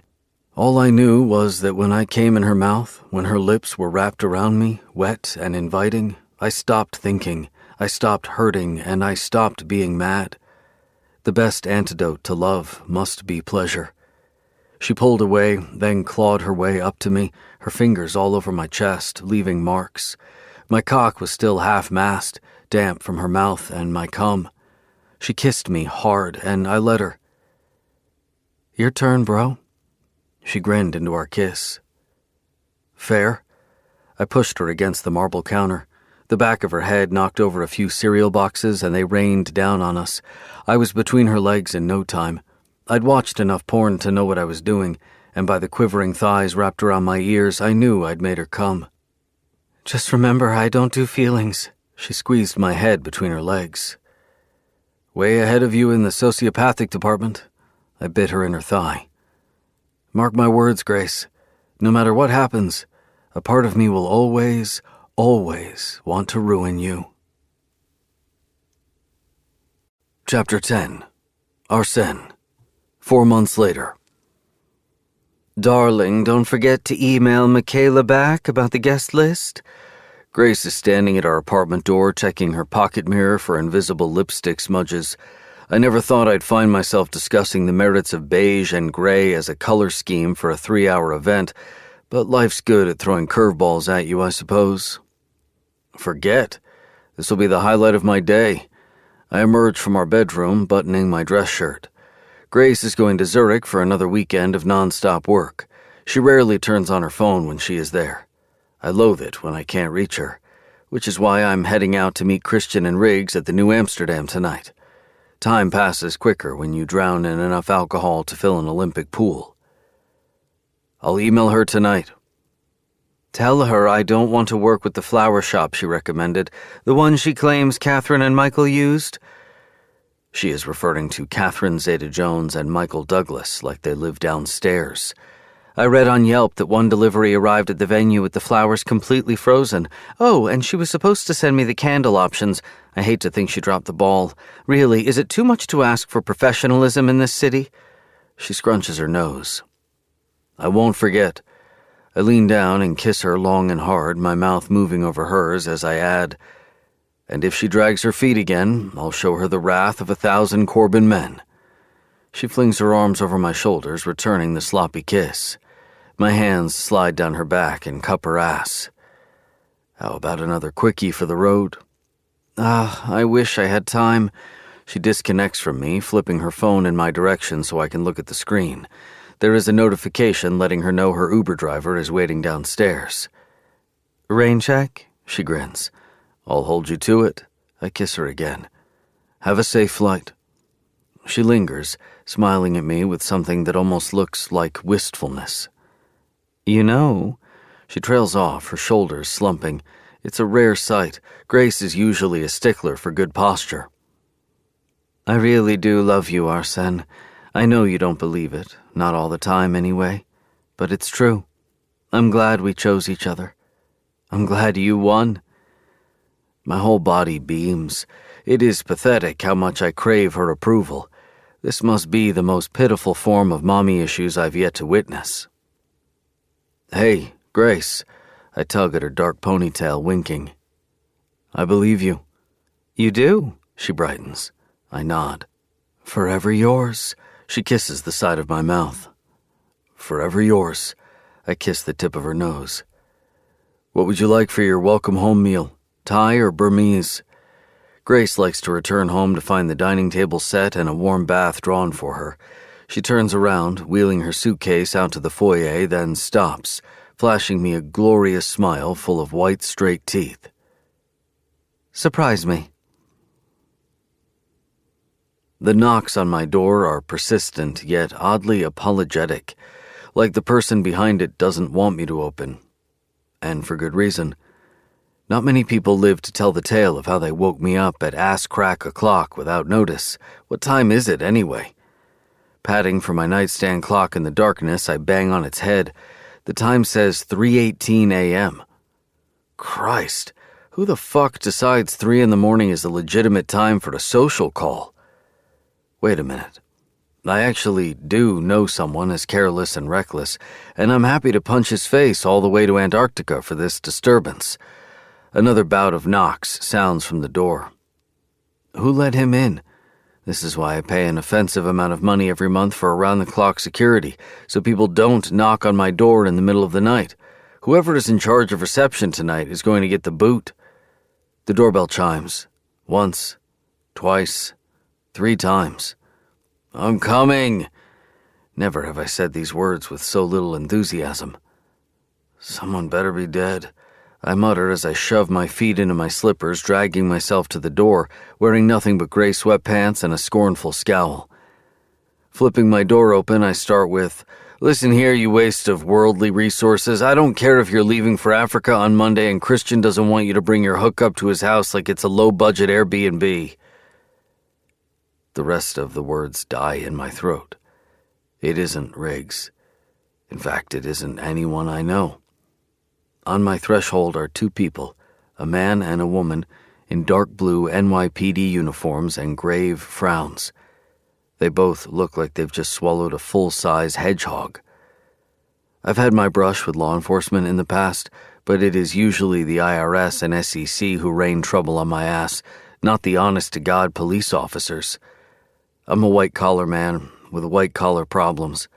Perhaps someone decided to off themselves next door and they want to know if I heard anything. Damn socialites and their chaotic lifestyles. Narrowing my eyes, I ask, "Who died?" "I'm so sorry, Mr. Corbin." The woman bows her head. Well then, someone did die, and it's someone I know. I'm fresh out of parents, and my social circle is limited to those I absolutely must tolerate. I'm guessing Riggs? He seems dumb enough to find his immature death. Maybe a Tinder date gone wrong. Can't be Christian. He is too responsible to get himself into trouble. The man says, "I'm Officer Damian Lopez, and this is my colleague, Officer Hannah Delgado." Thanks for the niceties. Now move on to the punchline. I bite out, not in the mood for chit-chat. "Are you Gracelyn Langston's fiancé?" he asks. My heart, untouchable merely seconds before, now feels like it's being clenched in their fists. Not her. Yeah? Why? "We're very sorry." The woman bites on her lips, her chin trembles. "But your fiancé was involved in a plane crash. She died on impact." It's not true. I can't really explain why it isn't true, I just know that it's not, which is why I don't call anyone. It seems hysterical, idiotic, and unnecessary. I'm not going to believe it until they show me proof. I make my way to the hospital's morgue in my own car to identify the body. The officers will meet me there.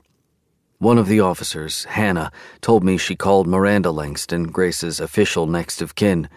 She said Miranda is coming down from Connecticut to the morgue, but that, understandably, it might take her till morning.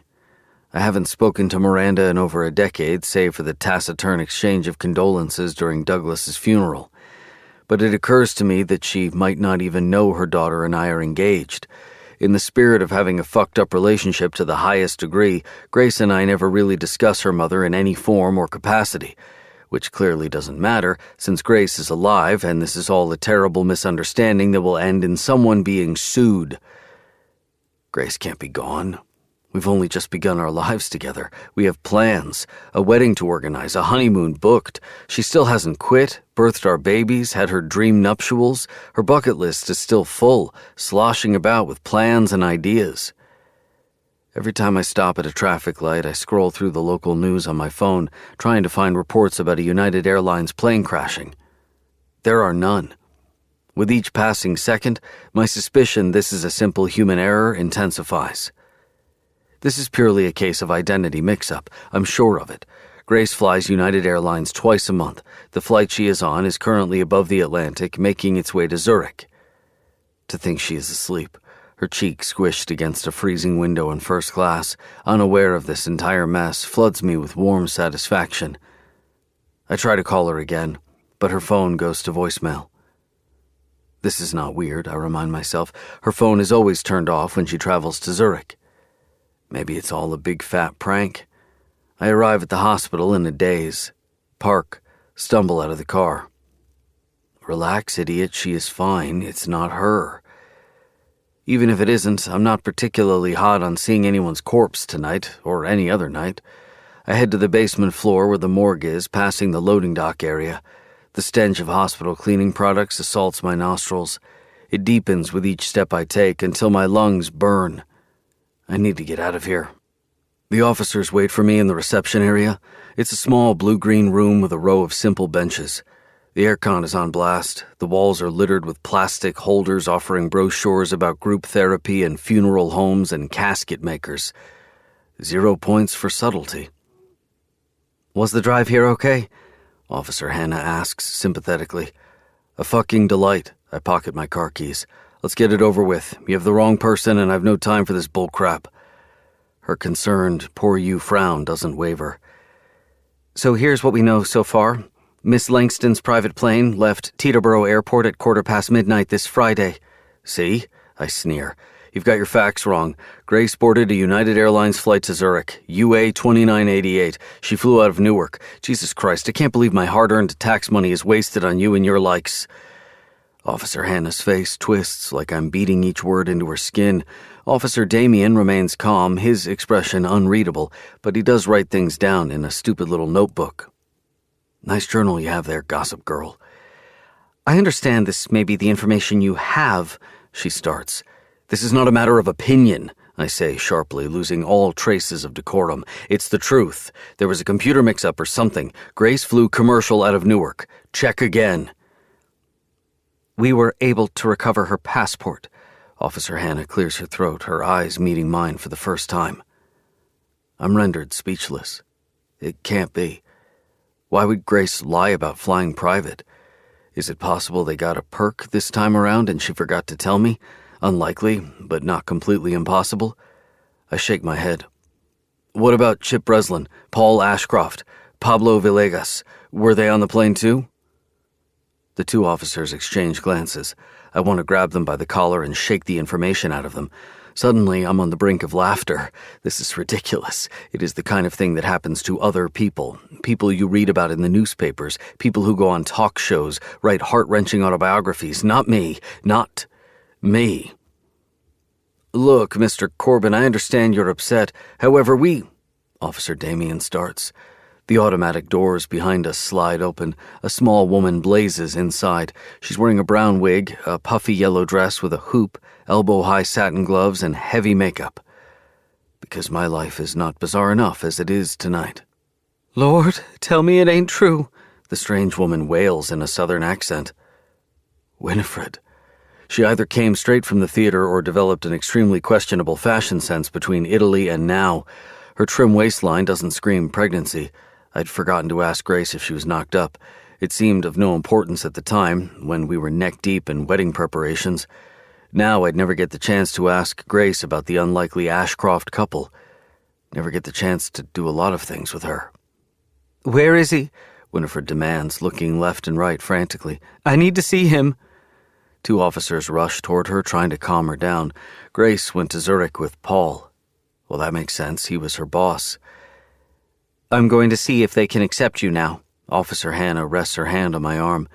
I can't find the receptionist, but someone should be here to help us. Officer Damien went to see if we could get the dental records of those who were on the flight. We'll be right back, Mr. Corbin. Please wait here. The words brush past me. I'm more focused on Winifred, who looks like the human answer to a dumpster fire, tears running down her face, leaving pale streaks of makeup. She is speaking to two officers. Maybe they have more information than the two clowns who knocked on my door. I strain my ears, piecing together parts of the conversation. Private plane, certified pilot, a seasoned professional. Pre-flight inspection, poor tire condition, bear no legal responsibility, but a lawyer will be able to tell you more. No one is certain. These things unfortunately happen. Anyone you'd like to call? Sharp, intense agony slices through me for the first time since this shit show unfolded. The prospect is becoming real, and with it the consequences of losing the only person in this world I truly care about. Everything I didn't feel when Douglas died, the sorrow, the pain, the helplessness, is now cutting my inner organs into thin ribbons. I want to get closer, to hear everything. At the same time, I want everyone to shut the hell up, for this nightmare to go away. Grace, enchanting as she is, isn't the most trustworthy person on planet Earth. She lied to our parents about me, lied to the world about our relationship for years. Nothing stopped her from lying to me about her flight details. At some point, the two officers who speak to Winifred step outside and we are left alone. Her red, bloodshot gaze lifts from the floor. Once she registers me, recognition kicks in. She looks like she'd love nothing more than to club me with one of the empty benches in the waiting room. Stop looking at me like a fawn. It's not them. I bite out, baring my teeth like a ghastly beast. They've got the wrong people. We'll be out of here before dawn. You can't be serious. She lets out a pained moan. Do you actually believe it's an identity mix-up? Yes, I say tersely, and I'm not willing to be persuaded otherwise by a fully grown woman wearing a Disney princess dress. She turns her head in the opposite direction and closes her eyes, pressing her lips together. Let her hate me. I care only about Grace. I start pacing. What's taking them so long? You can't call people to recognize a body in the middle of the night and then keep them waiting for hours. After fishing my cell phone out, I Google private plane crash, Teterboro Airport, and click on the news tab. There is one lone article about it, vaguely explaining there was a crash during takeoff and that the details are currently being investigated. The officers return with a sleepy-looking receptionist and the 2 officers who came with Winifred. The 4 officers ask both of us to step aside with them to try to piece the timeline together. "Do you know what the plane's destination was?" asks Officer Damien. "Zurich," I say, at the same time Winifred answers, "Paris." I give her a pitiful look. Not all European capitals are the same, country bumpkin. It gives me sick pleasure to be cruel to her. I need to let my steam off somewhere, and she is the perfect victim. "I can confirm the plane was headed to Paris." Officer Hannah is jotting something on a notepad she is holding, not lifting her gaze from it. My jaw slackens. Paris? Grace went to Paris? Why? "How many people were on the plane, as far as you're aware?" Officer Damien continues, turning his attention to Winifred, who obviously has more information than I do. 3, minimum. She rubs at her chin, looking wide-eyed and lost, like a stunned teenager. Paul, Grace Lynn, and the pilot. Although I suppose there might have been a flight attendant or 2, and a co-pilot. Gosh, I know nothing about those things. Fuck me. My source of information is currently wearing yellow plastic earrings. "Is there any more information you can share with us?" Officer Hannah asks. I stay silent. Whatever is happening, I'm not in the goddamn loop. Now I'm just waiting for the officers to go away so I can interrogate Dolly Parton Jr. here. She hesitates before shaking her head. "No, this is all he told me. Sorry." Officer Hannah looks pained when she asks, "Do you happen to know Mrs. Ashcroft? Did they travel for business or, leisure?" Closing my eyes, I feel everything inside me collapsing, brick by brick. Everything I built over the years is gone, buried in ashes. The memories, the stolen kisses, the games, the stakes, the winning, all gone. Winifred's voice sounds far away. I don't know." "You don't know if they were traveling for business or pleasure?" Officer Damien repeats crassly. "No." "I suppose this means you didn't know that they were traveling together at all, then?" "Stop that," Officer Hannah chides under her breath. "No," Winifred says, jutting her chin up, proud despite the ridiculousness of her outfit in this situation and this question. "He didn't tell me he was traveling with Miss Langston." "All right," Officer Damien bites his inner cheek, frustrated. "Thank you, Mrs. Ashcroft. The good news, if you could call it that, is that the pilot had attempted to land safely in the Hudson, so the bodies are in, presentable condition." "Fantastic news," I drawl, unable to stop myself. "So they drowned, didn't burn up in flames. Makes a world of difference. Country bumpkin, aren't you proud your husband's funeral will be an open casket event?" I throw her a deplorable smirk. Winifred gasps as if I just slapped her. Officer Hannah puts a hand on Winifred's shoulder. "People say terrible things when they're hurting," she says to comfort her. "Oh, saying terrible things is his party trick. It's got nothing to do with what's happening here." Bumpkin side-eyes me. Finally, Officer Damien gets a phone call and the officers nod between them. "We'll be right back." They all stride outside, mumbling between themselves, leaving Paul Ashcroft's wife and me alone. I turn to her. "You need to tell me everything." "Why? Are you talking to little old me?" She stubs her index finger in her chest, putting on her thickest Tennessee accent. "'Cause I don't know Rome from Reykjavik, so why don't you take your big, smart brain and giant, intolerable attitude and shove them up your butt?" "Truce." I hold my palms up. "I know you know more than I do. That's clear to everyone within a 100-mile radius. And though we didn't start on the right foot, it's also clear that we're both in the middle of a shitstorm, so now would be a good time to excuse my manners and piece together what happened here." "No," she says decisively. I stare at her, transfixed. "Excuse me?" "I won't do it." She folds her arms over her chest. You can't go around treating people like they're dirt, Mr. Corbin, no matter how much money you've got in your bank account. Apologize first. You little shit. My sincerest regrets. I bow with deliberate exaggeration. I'm a thorny man used to getting away with deplorable behavior. I'll think twice before opening my big mouth and taking out my wrath on people from now on. Can we move on? She sucks in a breath, nodding. Good. Now tell me everything. Paul bought 2 tickets to Paris at the beginning of the month. It was supposed to be a romantic getaway. A reset button? She hesitates, not wanting to unravel too much. A chance for some one-on-one quality time. At the word Paris, the full weight of the betrayal crashes into me. Grace went with Paul to the most romantic city in the world. Alone. It doesn't take a genius to know they intended on enjoying more than the local pastries and champagne. I nod encouragingly. And? I told him I couldn't come. I'd just landed my first theater gig. It was a big deal for me. Tonight was my first show. I'm Belle from Beauty and the Beast. She smooths a hand over her stupid dress like it's her most beloved possession. A tear slides down from her cheek to her neck and onto the dress. This dress will forever be sullied with her tears, the role tarnished with this moment, this place, this scene.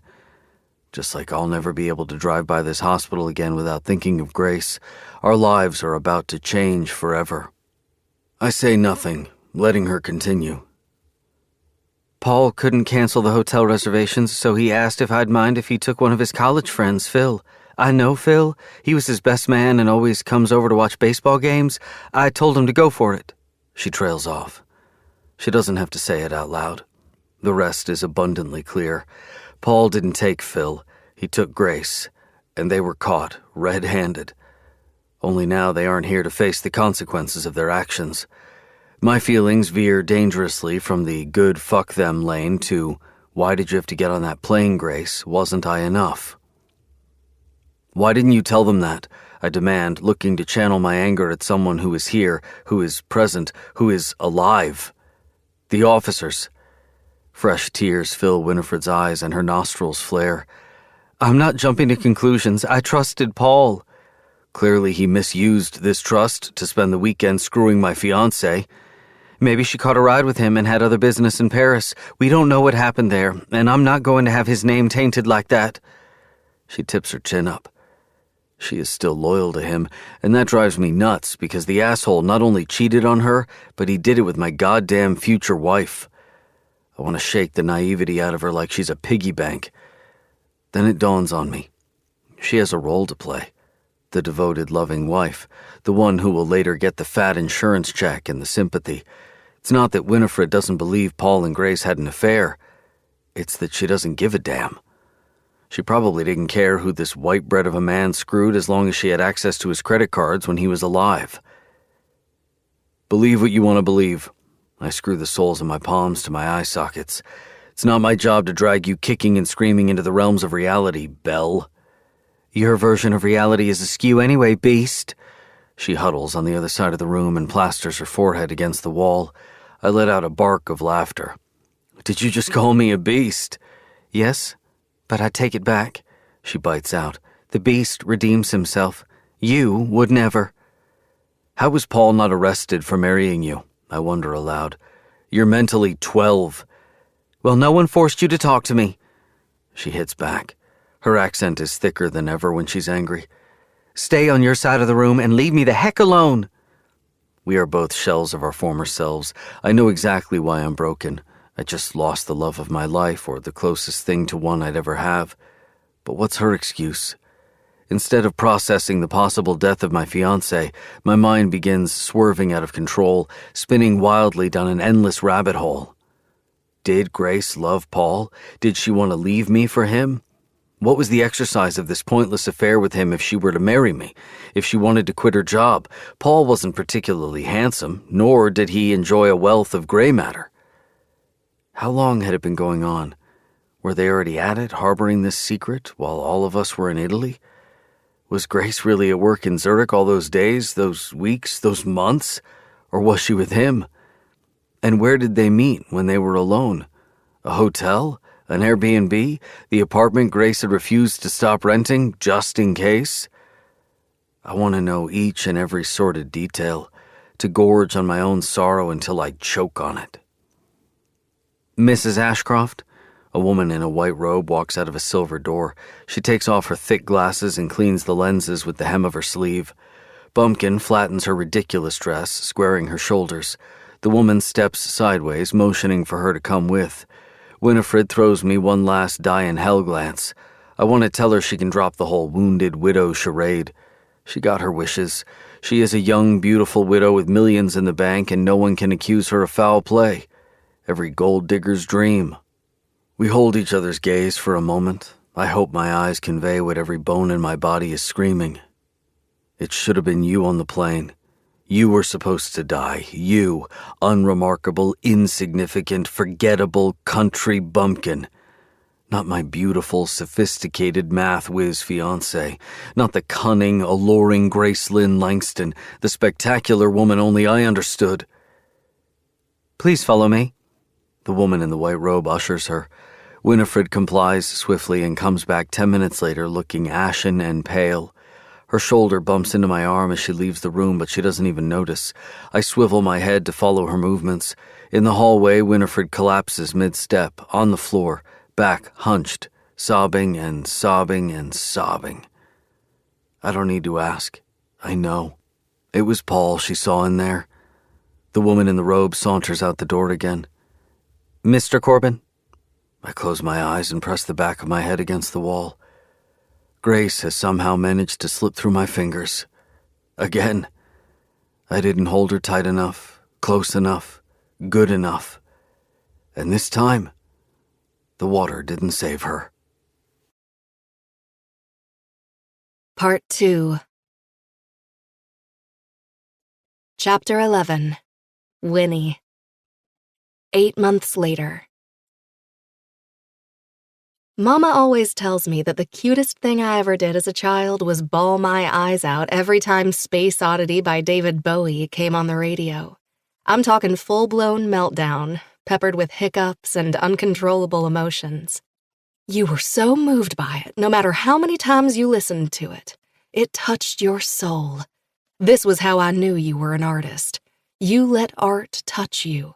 So it was obvious to me one day you'd be able to touch others with it. These days, I can't shed a tear to save my life. Super Bowl commercials, cheesy Hallmark movies, women pushing strollers on the street, people without housing, wars, famines, humanitarian crises, expired yogurts that belonged to Paul in the fridge, Mad World by Michael Andrews. The list of things that usually make me weep is long and tedious, but my body is all dried up, in an emotional coma, refusing to produce tears. Cry. Feel something, darn you, just one thing. I inwardly chide myself as I burst out of the theater, a blast of humid heat slapping my face. New York wears her weather like a weapon. Summers are long and sticky, and winters are white and ruthless. These days, it seems like the entire city is melting into the ground like an ice cream. But for the first time in years, the heat doesn't get to me. All I feel is a mild chill, thanks to the 15 pounds I've lost since Paul. My eyes are still dry. No, you shouldn't cry. You're happy, I mumble to myself aloud. Fine, maybe happy's not the right word. Satisfied. Yes, you're satisfied with your little accomplishment, Winnie Ashcroft. One good thing about New York is no one ever looks at you twice when you talk to yourself. I stride along Times Square, oblivious to the sights, scents, the festivity in the air. Putting one leg in front of the other requires enough effort these days. My phone dances in my pocket. I withdraw it, swiping to answer my agent, Chrissy. Don't worry, I roll my eyes. I didn't forget to attend the audition this time. I've been very forgetful these past few months. Understandable, everyone keeps reassuring me, but I can tell some people are at the end of their rope. I rarely show up to auditions, meetings, and social functions these days. Forget to eat, to exercise, to call relatives and friends back.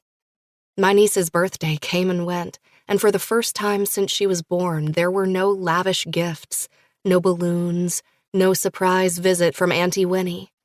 Most days I'm slumped on my couch, staring at the door, waiting for Paul to return. Ma and Dad say I should cut my losses, pack up and move back to Mulberry Creek. There is a job with my name on it back home, drama teacher for my former high school. Ma says my childhood sweetheart, Reese Hartnett, works there now as a football coach and can pull all kinds of strings. She claims it's a done deal, a great, comfy position to fall into while I figure things out. But the idea of leaving the apartment Paul and I shared makes my skin crawl. Plus, taking favors from Reese Hartnett after our messy goodbye just seems wrong. Yes, I know you decided to grace them with your presence. Very charitable of you, by the way. Chrissy chuckles on the other end of the line. I shoulder past a flock of tourists taking selfies in front of billboards, giggling and squeaking without a care in the world. How'd you know I showed up? I toss my last few dollars into the open jaw of a violin case of a street performer without breaking stride. You spying on me now, ma'am? No, though sometimes I'm tempted just to check that you're okay. You know I'm a fierce worrier.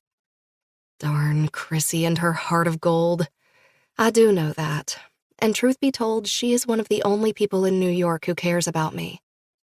She and Aria, the woman who runs the charity I volunteer for. Most of my social network is back in Mulberry Creek. Chrissy took me under her wing when I first signed up with her. I think she saw in me someone she once was. Young and impressionable, fresh off the bus, easy prey to New York's bloodthirsty sharks. She came from Oklahoma, I from Tennessee. But it's the same story all over again. Small-town girl trying to conquer the Big Apple. Well, Missy, for your information, I'm fine and a half, I announce. Been eating all my veggies and practicing self-care. If you think I'm buying what you're selling, you're in for some disappointment. But we'll revisit the subject later. Back to your audition, Chrissy says decisively. It was the first audition I attended since the plane crash, and the only role I cared about since Paul passed away. I want this role. I need this role. What about my audition? I ask. I have some news. Oh no, that was fast. Was I really that bad they couldn't wait to pounce on their phone and call my agent? The woman doesn't belong on stage. Listen, Chris, I tried, sure did. I went in there and gave it my all. You got the role, baby, Chrissy announces. I freeze mid-walk. A couple of people crash into me from behind, muttering profanity. Making an unannounced stop on a sidewalk in Manhattan is a serious traffic offense. Wait, I got the role? I try to muster pleasure from the news, some kind of contentment or something that imitates it. But my body is numb from the outside, empty from the inside.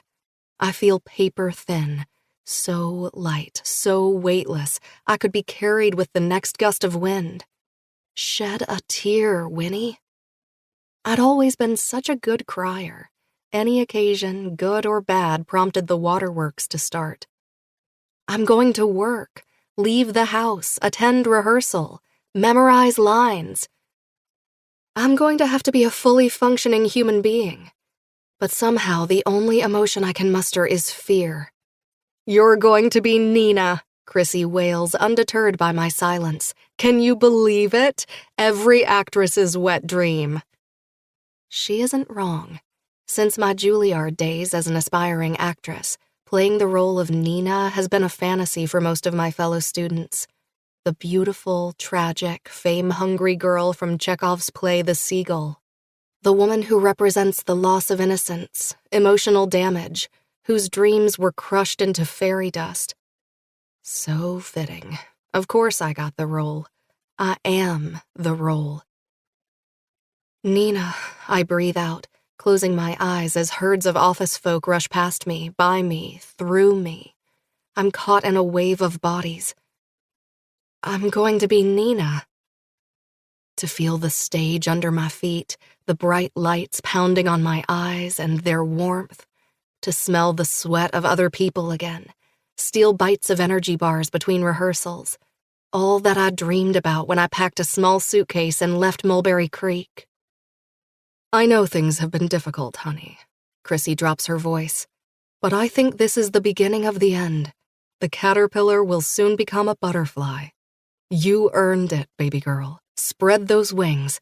Fly high. I nod as if she can see me. I need a hug. I wish someone were here to wrap their arms around me. I also need buttermilk biscuits. Lots and lots of Ma's buttermilk biscuits. Tell me you're at least a little bit happy. The plea in Chrissy's voice is unmistakable. You sound like you're attending your own funeral. Are you kidding me? I'm happy as a clam. I swivel artfully to avoid stepping over a tiny chihuahua rushing alongside its owner, lying through my teeth. Lucas, the director, was so impressed with your performance. He called it electric. They should get back to me with the schedule and contract in the next few days. There is a pause. I'm sorry, honey. I'm all about business today. Would you like me to come over tonight? We can Hallmark and chill. Chrissy and I both like our movies the same way we like our pizza, with extra cheese and cheap red wine on the side. Normally, I'd be all over the offer. But today, I'd like to be alone. This new job symbolizes my return to the outside world. I need to digest it all. I think I'll have a quiet one in tonight, if you don't mind. I smile out of habit to people on the street as I make my journey to my apartment block. They never smile back, not in this zip code, but it's a force of habit I find hard to break. You got it, Win. Just wanted to put the offer out there. Enjoy your night. I kill the call and scroll through my phone to keep my mind busy. I have one unread message from Pablo. Hey, sorry I missed your call again. I'm available if you want to talk. It was sent at 4:30 in the morning. Pablo has been avoiding me for the past 8 months. So does the rest of the staff of Silver Arrow Capital. Chip, Dahlia from HR, and Phil, Paul's best friend. They've all been cagey about what they know or don't know regarding Paul and Grace's relationship. I still have no clue what my husband and that woman were doing together that day when their lives ended. It's easy to speculate Paul and Grace had an affair, but something in me refuses to believe he'd so callously betray me. Paul wasn't an angel, but he wasn't a villain either. Besides, he loved me. I know he did. And he'd never indicated Grace was someone he even liked. On the contrary, many times I found myself chiding him when he accused her of being self-centered and high maintenance when he returned home from work. Never met a bigger headache in my life. That Corbin guy must be a glutton for punishment. All she does is whine and make demands.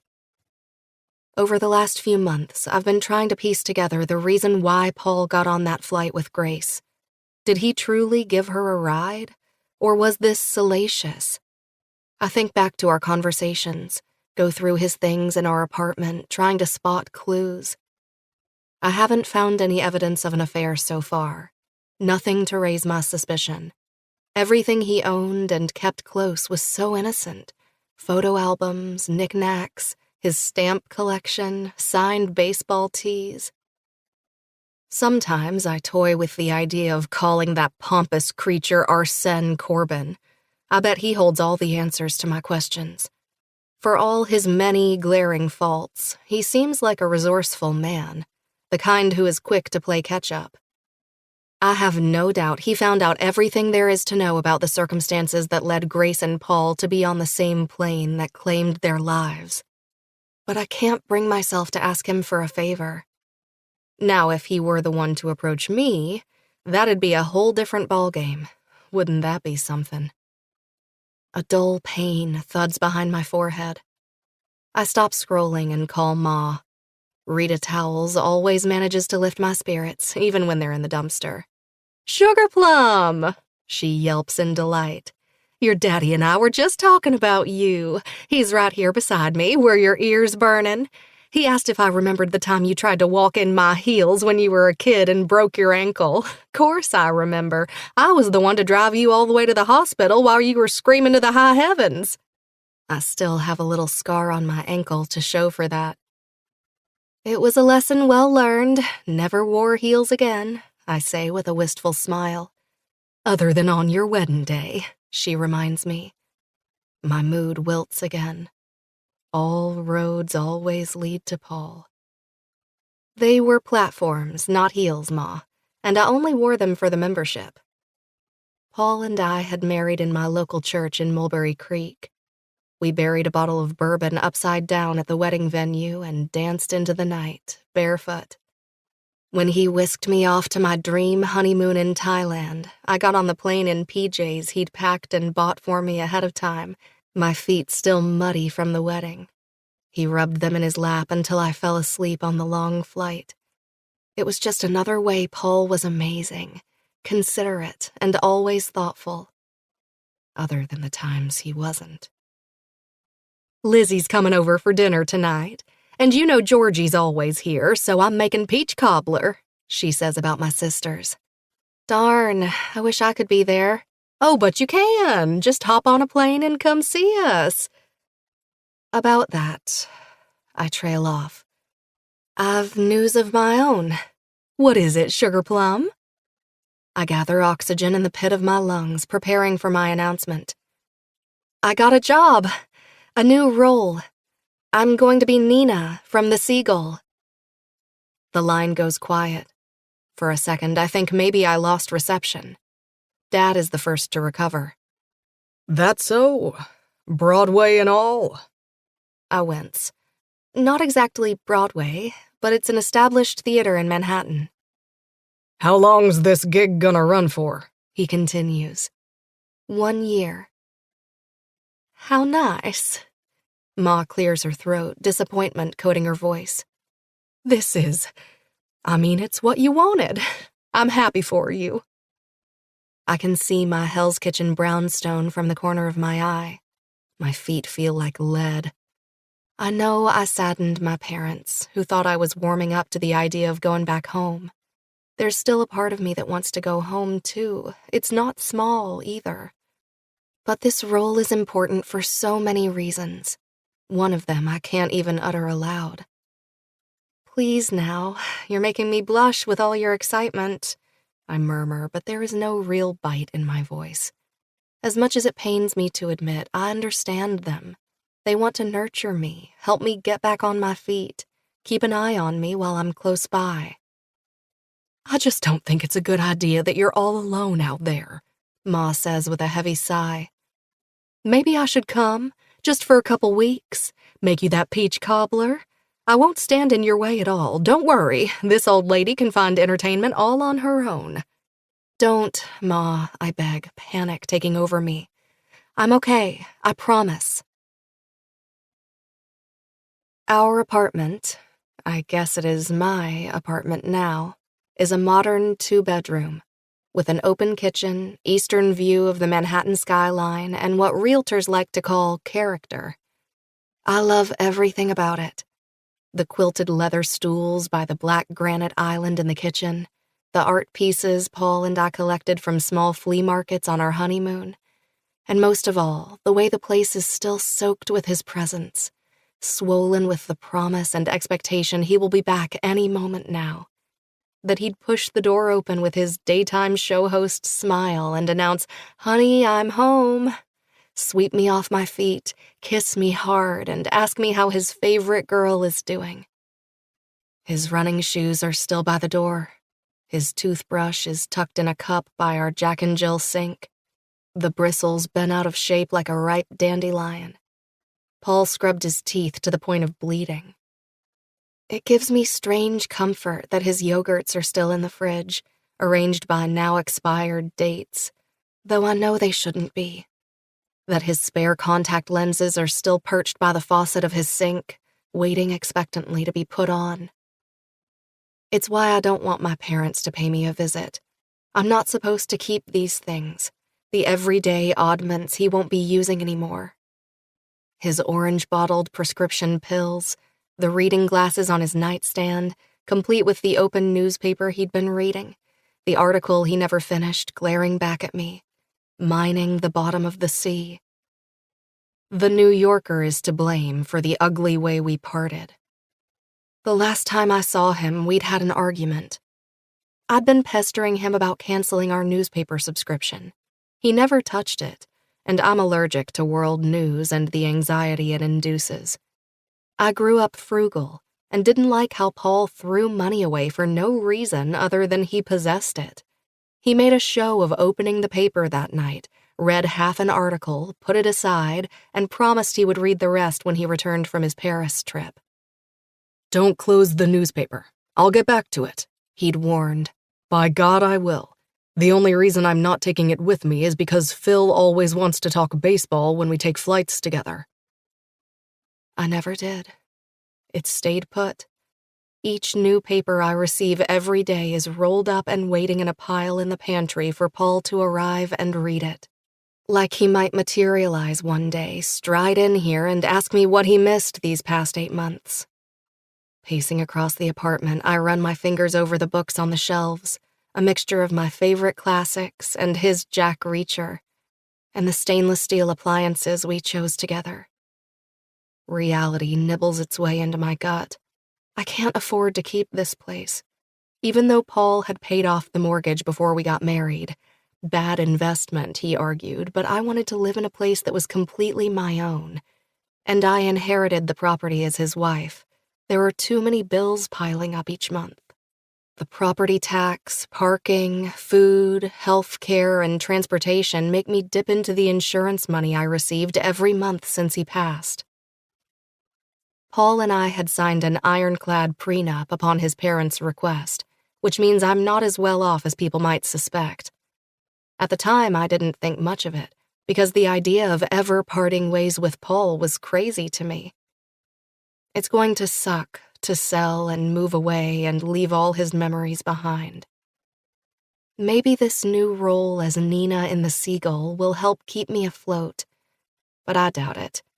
It's just a 1-year contract and not a Broadway gig. No big money to be made. The doorbell chimes. I jump back, taken by surprise, before remembering I ordered Paul's favorite, Bonseo and Chaka. I hurry to the door, tip the DoorDasher, and crack open a cheap bottle of red wine. I set 2 plates in front of the TV on the coffee table. I pour Paul a glass, too, and mound food on his plate, taking all the baby corn out manually because he hated it. Even though I'm starving, I wait until Netflix loads before taking the first bite. It was a pet peeve of his.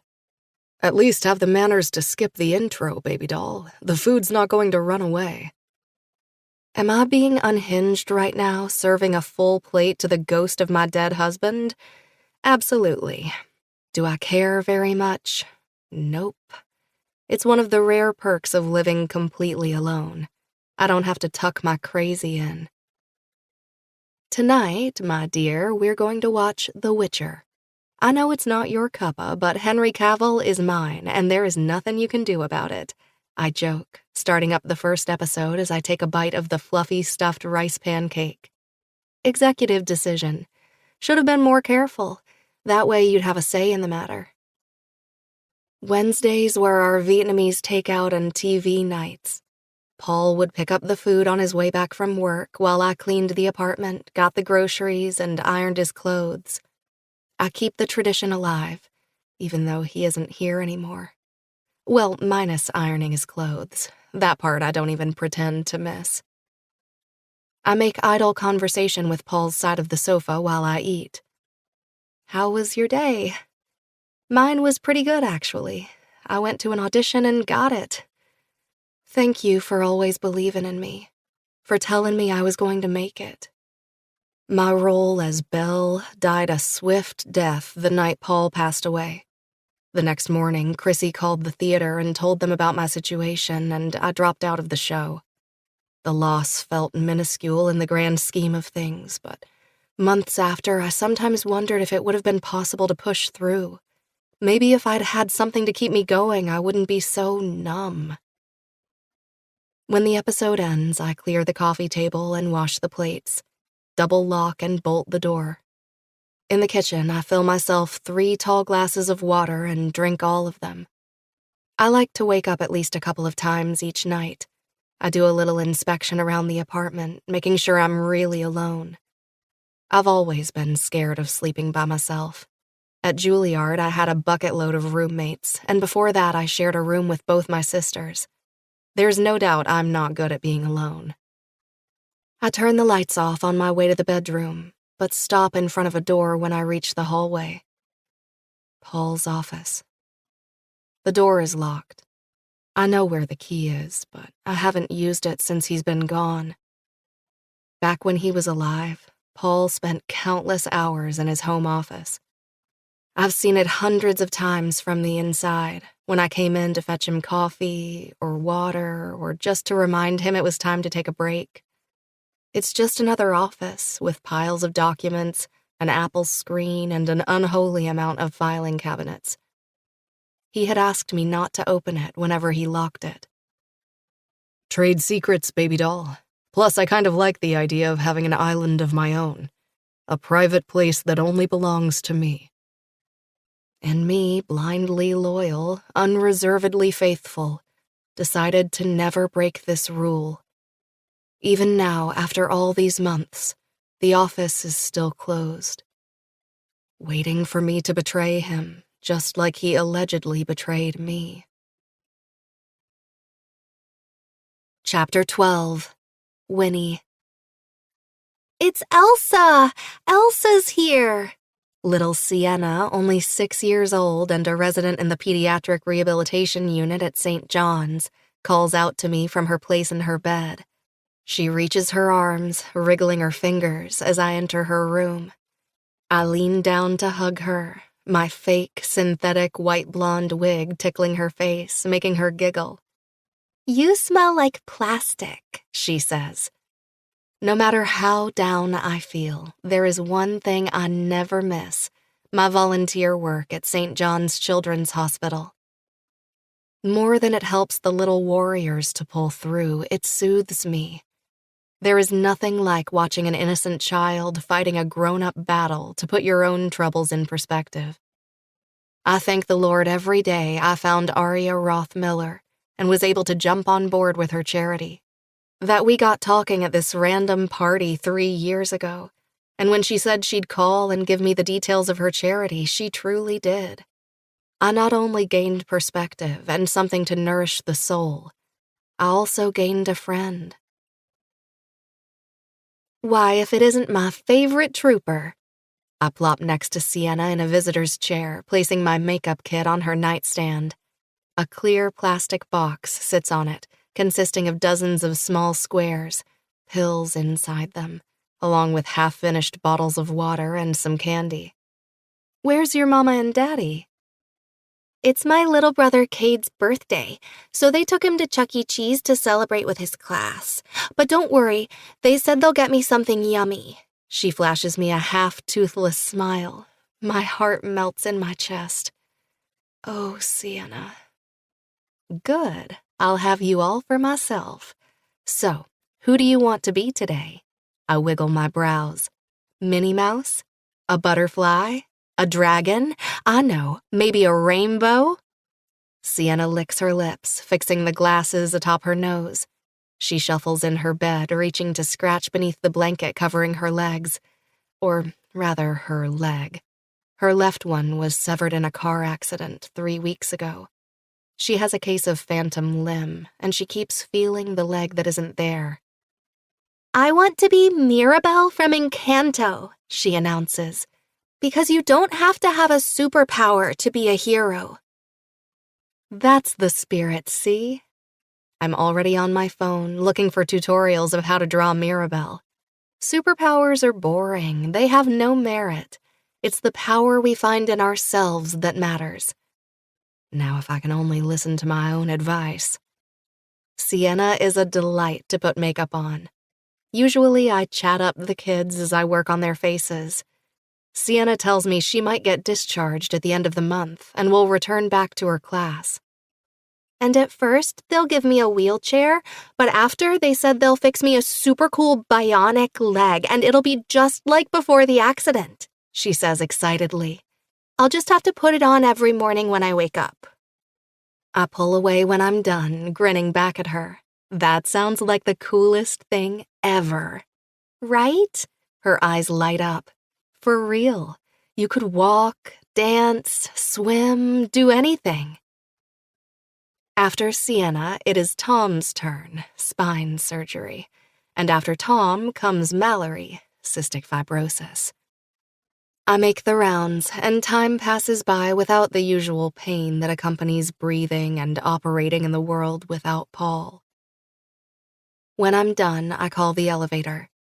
It slides open, and out pops Aria Roth-Miller, the director of the foundation I'm working with on this project, and the only other friend, other than Chrissy, who bothers to visit me once a month.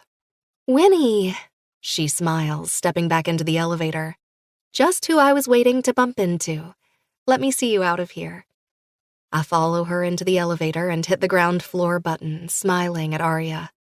I love that she has her own PR business, a family, a baby, but still finds time to do this work. Am I in trouble? I laugh. Why'd you want to speak to me? Trouble? She asks, frowning. Do I already have a crabby mom expression? Why would you think that? I shrug. You normally like to catch up over coffee, not in the elevator. Well, first, I wanted to congratulate you on getting the Nina part. Chrissy told me. I'm so proud of you. Blushing deeply, I nod. Second, I'm throwing a charity ball in a few weeks, and I would love for you to come. It's a $3K a plate thing. Bless her heart. What'll they be serving at this event? A steak made out of pure gold? Thank you so much for offering. You know how I like to keep to myself. Translation, I'm so poor I might as well have a tumbleweed as a pet. Jesus, you won't have to pay. Aria waves her hand. I feel my ears pinking in shame. But I do want you to be there. You're one of our most dedicated volunteers. No one cares about those kids like you do, Winnie. And they always ask for you specifically. Some of the parents are going to be there, and, well, I can't afford not to have you there. Then I'll be there. It'll be the first public event I attend since Paul passed away, but at least I have a good excuse. Charity. Plus, I kind of miss seeing people. Dancing, putting on a nice dress. Brilliant! Aria claps just as the doors to the elevator slide open and I stumble outside. I'll tell Christian. He's going to love seeing you again. I bet he would. Christian, her husband, approves of everything his wife loves, including her friends. I turn around, smiling weakly at her. Well, see you later. No way, she shakes her head as the doors close. Not later, sooner. We'll hang out soon. I'll call you tonight. Hey, and Winnie? I turn to look at her. You're loved. Remember that. 4 weeks later. Think of me sometimes? I rest a hand over Raheem's face, staring into his dark eyes. He strokes my hand. I let out a soft gasp at his touch. A smile curls at his lips. Of course I will. I'll think of how you looked in sunlight. Remember, in that wonderful dress? His lips draw closer. I feel their heat, the cinnamon gum on his breath, the afternoon whiskers adorning his cheeks. Can I do this? Can I really kiss another man so soon? With every inch he eats between us, my heart sinks lower. I feel it sliding down my body, seeping to the floor, bleeding into the cracks of the worn-out wood. I can't breathe. I can't do this. His lips get closer, hotter. Get me out of here. I want to run. I can't run. I'm paralyzed. Raheem's lips nearly brush mine. And cut! Lucas pops his gum, falling onto a burgundy seat in the first row of the theater. Saved by the Bell. Raheem whispers into my mouth, leaning down to kiss my cheek softly. I jerk back like he just slapped me. He clasps my shoulders, riding me up. Blush creeps over his tan cheeks. Sorry, Winnie. I didn't mean to make light of it. I'm not going to kiss you during rehearsals if I can help it. I'm sure Lucas will understand. Gosh, no, I blanked out. Embarrassed, I've been caught losing it over an onstage peck on the lips. I duck my head and pretend the last few minutes hadn't happened. Okay, let's run this scene one more time, this time with a smooch. Lucas flips through the play's pages, leaning sideways and saying something in his assistant's ear. Hey, Winnie, remember the cookies you brought over on day 1 of the rehearsal? Raheem asks. Mima's kitchen sink cookies, yes. I smile. Whenever I go anywhere new, I always bring a fresh batch of cookies. A towelswoman tradition to sweeten every relationship. There was a secret ingredient there, I'm sure of it. Raheem snaps his fingers. What was it? The texture was amazing. Add another yolk and extra brown sugar for moisture. I wink. I'll send you the recipe if you promise not to show anyone. The women at my felting club are going to be disappointed, but I'm sure they'll understand. He jokes. Calypso Hall is otherwise empty. There are more people backstage, but here it's just Raheem, who plays Trigorin, Lucas, his assistant, and me. And, of course, the golden-arched stage, sea of claret seats, mezzanines, and box balconies as our audience. It's an old theater, small and cozy and in need of repair, but it still feels like home. Same scene, from the top. Lucas taps his beret. Actually, no, give me the resolution scene again. We need to nail it down.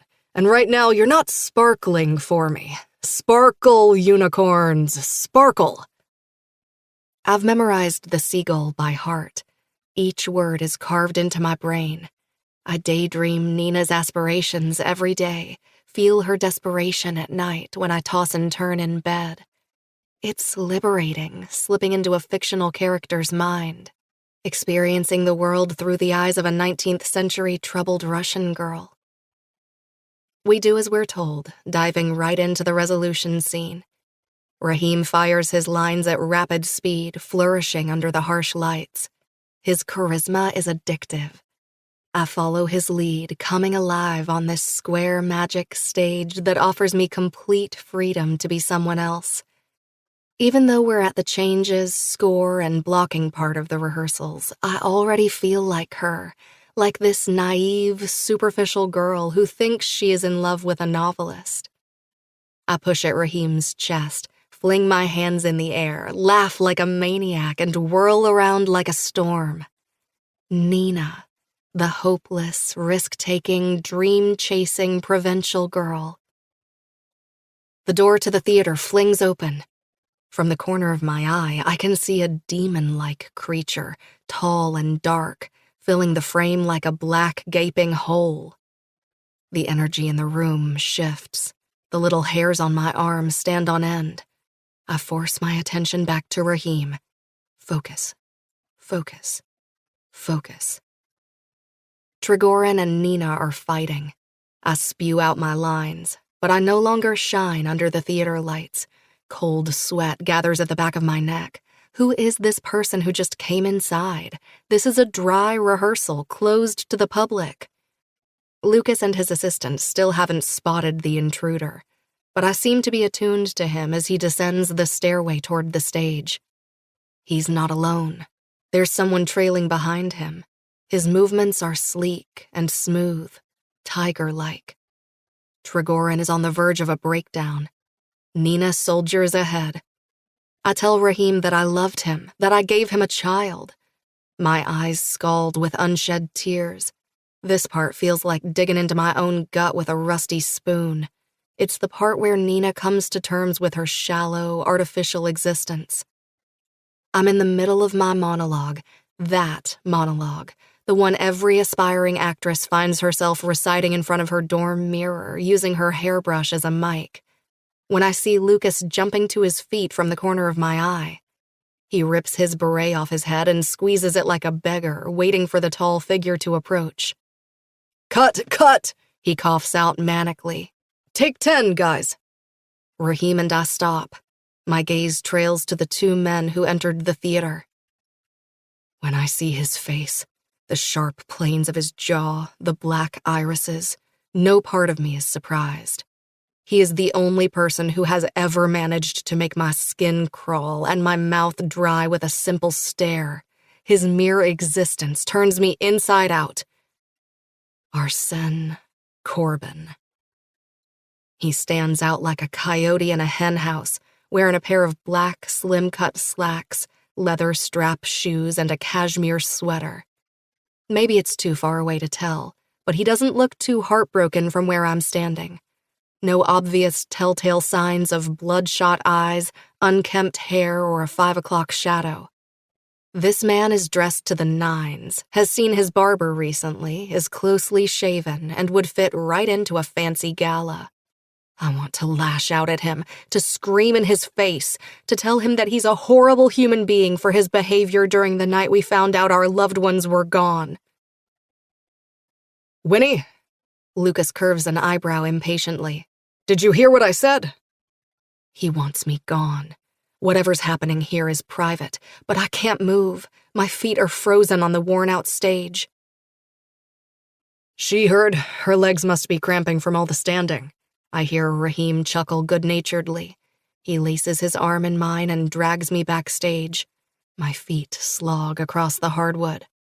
Through a toothy smile, Raheem hisses, "Please tell me you're okay. I skipped the first aid tutorial they made us take when I temped as a lifeguard in the Hamptons. Not my proudest confession, but I haven't the greenest clue what to do if you're having a stroke." I'm not having a stroke, I managed to stutter. Thank God. We could all use more of your Mima's cookies. Backstage, Renee, who plays Irina, hands me a plastic cup with water. Sloane, who plays Constantine, ushers me to sit down in a folding chair by a rack full of costumes. Sloane puts his hands on my shoulders. Deep breaths now. Is she asthmatic? Allergic? Do we need an EpiPen? He turns to Raheem. Raheem shrugs helplessly. I'm neither, I answer, still shaky, even though I don't think Arsène has even noticed me. Just a little shell-shocked. Sorry. What was that all about? Renee lifts an eyebrow. I just had this awful cramp in my foot. I couldn't even move. I lie brazenly, raising the plastic cup in thanks, taking a sip of water. I feel better now. I get that in the middle of the night sometimes. Sloane nods sympathetically. You should supplement with magnesium. Life-changing, girl. Who was that guy? Raheem, young, striking, with one failed Broadway show under his belt, points at the stage. He just walked right in there like he owns the place. That's because he does. Sloane, who looks like every blonde heartthrob you've seen in movies, deadpans. Arsène Corbin, Wall Street hotshot by day, owner of half this city by night. Not sure what brought him here, though. He doesn't give much of a damn about this little theater. He's not the artsy type. Probably just came here to flex and remind Lucas who's pulling the purse strings. What purse strings? Renee bites out bitterly. The place is a dump, and he's not spending a penny on it. How do you know all this? I ask Sloane. Sloane shrugs. People talk. Well, do they say that he is an absolute horrible prick? I grind out, unable to stop myself. They do, actually. But now that you've mentioned it, I'd love some tea. Sloane's eyes brighten. I've yet to hear you use foul language, little Winnie. He must be awful. What's he done? More importantly, who's he done? The man is delish. My colleagues know I'm a young widow, but they don't know much about Paul. They don't know about his maybe affair with Grace. They don't know Arsène and I are bound together by an awful tragedy. My heart is still out of whack when Renee, Raheem, and Sloane all lift their eyes to glare at something behind me. Their mouths slacken collectively. What? I sigh, turning around. And there he is again. Arsène Corbin, this time up close. Beautiful, yes, in the same way an active volcano is. Fascinating from a safe distance, but not anything I'd like to touch. And now I see it, the one and only sign of heartbreak. The same thing I see every day in the mirror. His eyes, once sharp, sultry, and full of sardonic laughter, are now dull and dim. He looks like the angel of death. "Hi!" Sloane greets him brightly as if he hadn't just asked me to spill the goods on him. "Mr. Corbin, it's lovely to finally meet Mrs. Ashcroft." Arsène's voice is velvety. "Follow me." I have no intention of giving him the drama he craves.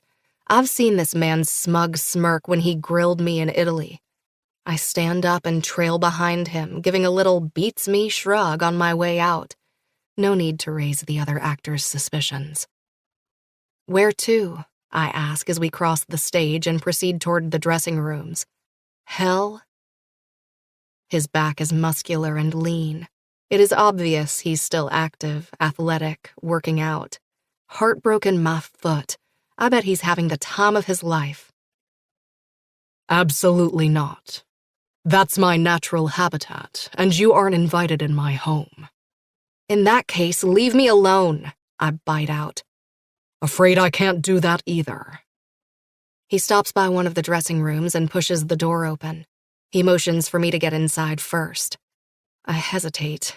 Arsène doesn't seem the type to physically assault a woman, doesn't seem the kind to sully his precious zillionaire hands by touching a simpleton like me.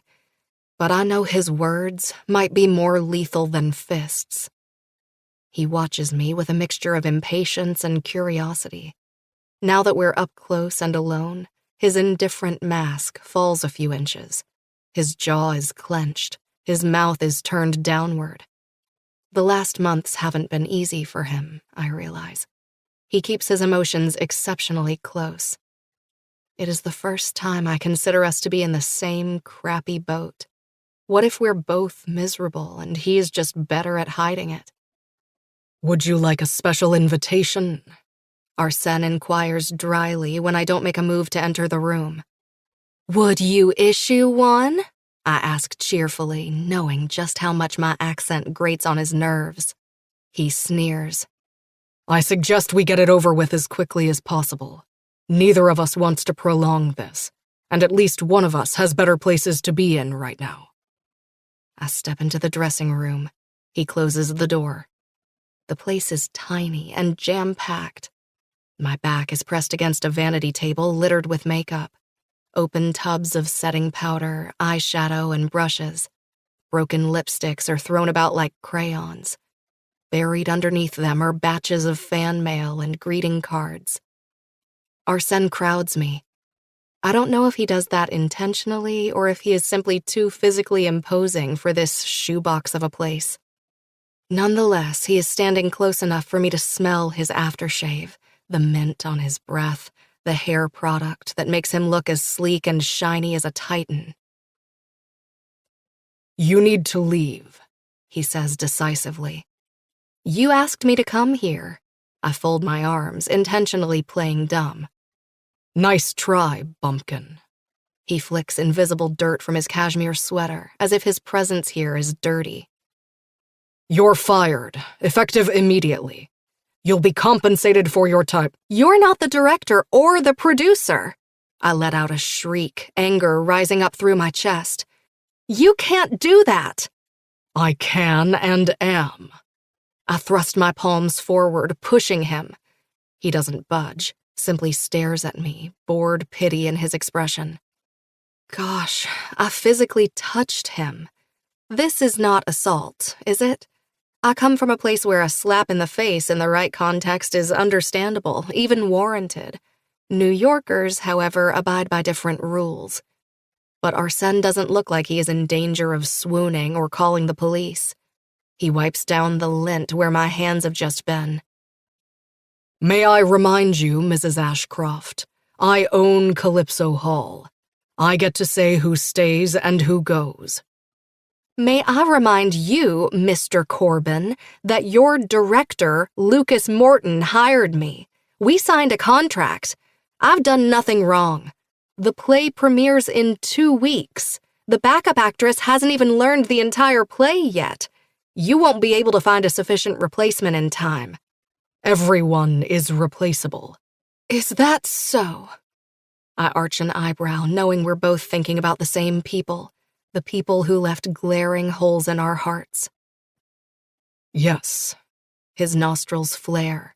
Everyone. I can't lose this job, for too many reasons to count. Not Nina, though. My voice drops as I meet his gaze head-on. Nina is a once-in-a-lifetime creature. I know you probably haven't read The Seagull. A love-struck, ignorant country girl, desperate to become a part of a world she doesn't belong in, he asks smoothly, his voice as dry as the Sahara Desert. Well then, I suppose he did read it. He reaches to clasp my chin and closes my mouth with a movement so soft I can't fully trust that he actually touched me. Don't look so surprised, bumpkin. My former boarding school is the unofficial feeder of Harvard and Yale. I've learned them all. The English, the Russians, the Greeks, even the few Americans who managed to weasel their way into the world's famous literature. I almost forgot how awful he is, condescending, patronizing, and worst of all, gleeful about it. Then I remember the last thing he told me when we were at the morgue. How I was a gold digger who was probably happy to be rid of her rich husband. I decided to use his jadedness against him. Fine, I swat his hand away. Fire me. See how that works out for you. He gives me a once-over, trying to read between the lines. Right, let me spell it out for you in case your big old brain can't figure it out. I put on my thickest accent, stubbing my chest with my finger. This country bumpkin is gonna run to the nearest tabloid and sell her story. Don't you know, actresses? We're a fame-seeking breed, Mr. Corbin. And what did Andy Warhol once say? Ain't no such thing as bad publicity. I wink at him. Plus, my story fits into the current cultural narrative like a glove to a hand.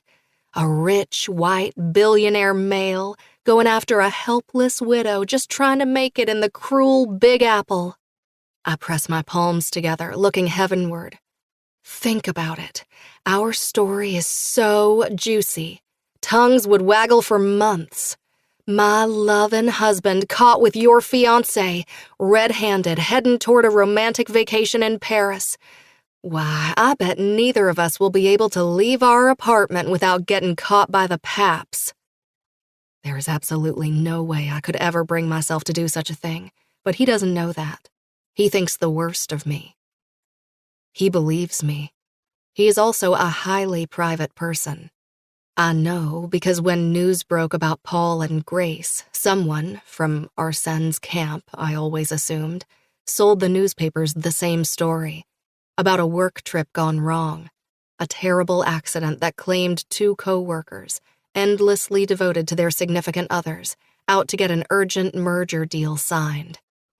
There was one article on TMI, an online gossip site, speculating Paul and Grace were more than colleagues, but it was taken down within minutes. Corbin's arm is long, powerful, and within reach of most things in this town. But he can't be in charge of every tabloid, every newspaper, every TV channel. Someone would want to buy what I am willing to sell, and we both know that. He inches forward. The scowl on his face makes him look like a pagan god. This man is used to scaring people. Well, he ain't gonna scare me. Your presumption that anything, least of all you, can touch me, not to mention humiliate me, is endearing. His gaze moves down my features like a blade, a sardonic smirk tugging at the side of his lips. You're lucky I'm a big fan of opportunists. They're my favorite breed of people. Now, any other backup plan to stop me from giving you the boot? And drop the exaggerated accent. You're fooling no one, Bumpkin. My stomach is full of venomous snakes. I hate Arsène for making me fight for my hard-earned job. I passed the audition on merit. He has no right to do this. Suddenly, I remember this man's love language. Money. Sure. Other than the gossip part, there's also the legal matter. I can blow up whatever's left of this place and make it an even more expensive venture for you. Imagine the headline, Mr. Corbin. I frame my fingers in the air. Actress Winifred Ashcroft sues for wrongful termination. It's not wrong to want the woman whose husband fucked my dead fiancé far away from me. New York is mighty big, and as far as I'm aware, you haven't set foot in Calypso Hall for decades before today. I loop a curl that escaped through my ponytail along my finger. Y'all never paid any attention to this place in the decades your family owned it. Didn't spend a dime on restoring it either. It was only when I saw you here that I remembered what Grace had said in Italy. Don't speak her name, he lashes out, baring his teeth like a monster. Arsene's neck flushes. It surprises me, and I realize I never considered him to be fully human. He is so formidable that the only thing that seems remotely mortal about him is that he apparently cared for his fiancée. Bringing this man down a notch or two is soothing. I'd been at a point of disadvantage both times we'd met. While he's still technically my employer, at least this time around I don't have to deal with an immediate calamity like I had in Italy and at the morgue. Tell me, Arsène. My voice softens. Are you still on your trading ban? No, he says flatly. I see. I pout, tapping my lips. Wouldn't want to rock the legal boat again, would you? There's absolutely no connection between Calypso Hall and my SEC ban. No, I agree. But you know how slow and grinding the wheels of the law turn. Not to mention all those legal fees you'll have to shell out on this failure of a theater. I look around, fanning myself. You're going to be deep in the red if I sue. And I will, because we both know you have no good reason to fire me. If you stay. He chooses his words carefully. My corroded heart beats wildly in my chest, reminding me for a change that it is here, that it's still working. I'm going to make your life so miserable, you're going to regret the day you were born. Leaning forward, I get so close to him our noses almost touch. He smells of sandalwood, moss, and spice, like dark woods. Nothing like Raheem. Nothing like Paul. Nothing like anyone I've ever known. I understand, Mr. Corbin, that you're used to getting your way, since people either fear you, loathe you, or are indebted to you. Well, we have a saying in the South. You look rode hard and put up wet. He frowns. Sounds like a dirty pickup line. Horses break a serious sweat when they run fast, especially under the saddle. A good rider always takes care to walk their horse and let it cool down before they bring it back to the stable, then brush it dry. Now it is my turn to give him a cool once-over. I don't know what comes over me. I'm usually the nice one, the dependable one, voted most likely to run a charity in high school. But Arsène forces me out of my restraints. He is wild and barely civilized. And so I decide to leave my God-fearing gal persona at the door. You look haggard. Sure, you still dress the part, and your haircut probably costs more than my entire outfit. But there's no light behind those eyes. No one's home. I can take you down, Mr. Corbin, and you can bet your last dollar that I can hold my own. Since I know darn well this is the best monologue I've ever delivered that wasn't written by a playwright, I decide to retire while I have the upper hand. I shoulder past him, knocking over a stack of sheet music on my way out, along with a vase of flowers. My hands are shaking. My knees bump together. Pushing the door open, I tell myself it's almost over. I'm almost out of harm's way. But then he opens his mouth, each of his words like a bullet through my back. It should have been you. I stop. My feet turn to marble. Move, my brain instructs them desperately. Don't listen to this awful man. I think about it every day. His voice drifts along the room like smoke, engulfing me. If only you hadn't been given that stupid role, she'd still be here. Everything would have been fine. Would it?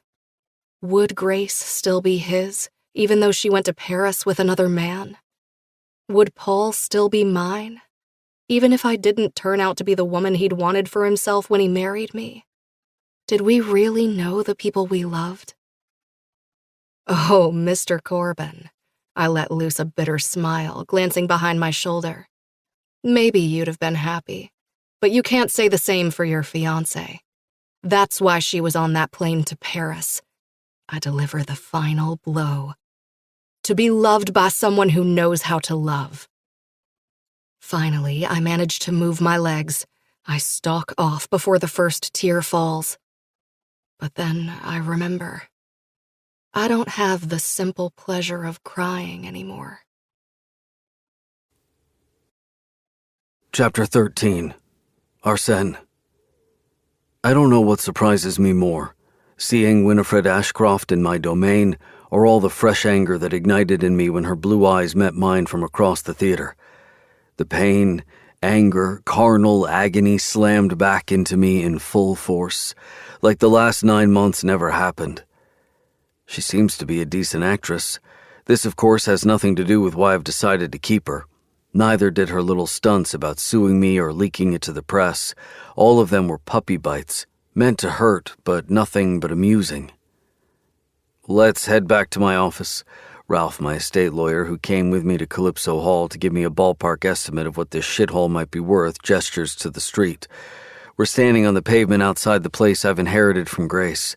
I've been ignoring this financial pit for the better part of the year, while I worked extra hours to reinflate my client list and deploy different mathematical models to make investment decisions with mouth-watering returns.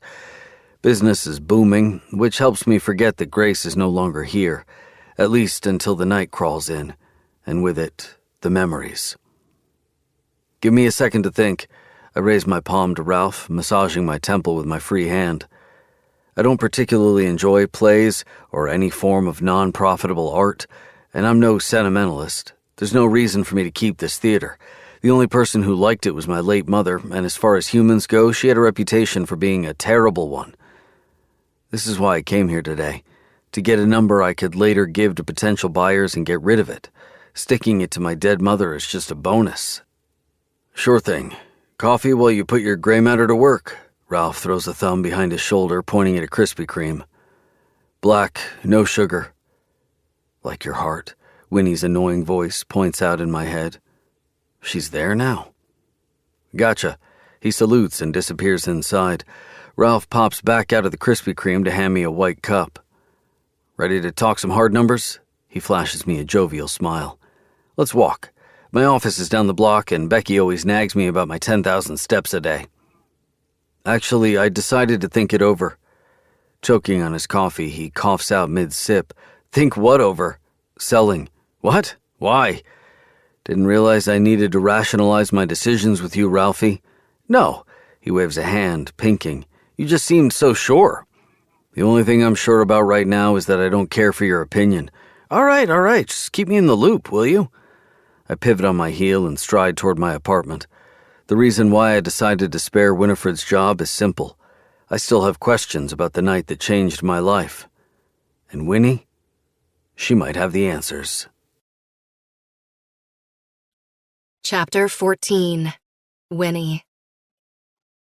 Chrissy slides a piece of her rosemary focaccia onto my plate. I finish slurping my pasta napoletana. Thanks. Want some of my pasta? Want, always. Should, not in this lifetime. Chrissy moans, taking a sip of her fat-burning tea. You need to eat, and well. Otherwise, your family will hold me accountable. Ma's all bark and no bite. Don't pay any heed to her. I know my shameless family emails Chrissy about me, asking for weekly updates about my life. I also know that Chrissy basks in it. She loves being my designated BFF/savior. She's not wrong, though. You're all skin and bones. My agent throws me a worried look. Didn't you hear heroin chic is out? This is our era, girl. Curves for miles and appetite are in. Like I'm going to let the people at Vogue tell me how much I should weigh. I huff. We decided to have a quick brunch before my rehearsal. We invited Aria, but she was too busy with work to come. It's been a week since our Shen strode into the theater and left me reeling. He hasn't visited the place since, but he hasn't fired me either. When Raheem, Sloane, and Renee asked me why he took me aside, I lied and said he wanted to ensure I was okay after my cramping leg. You know, health and safety liability.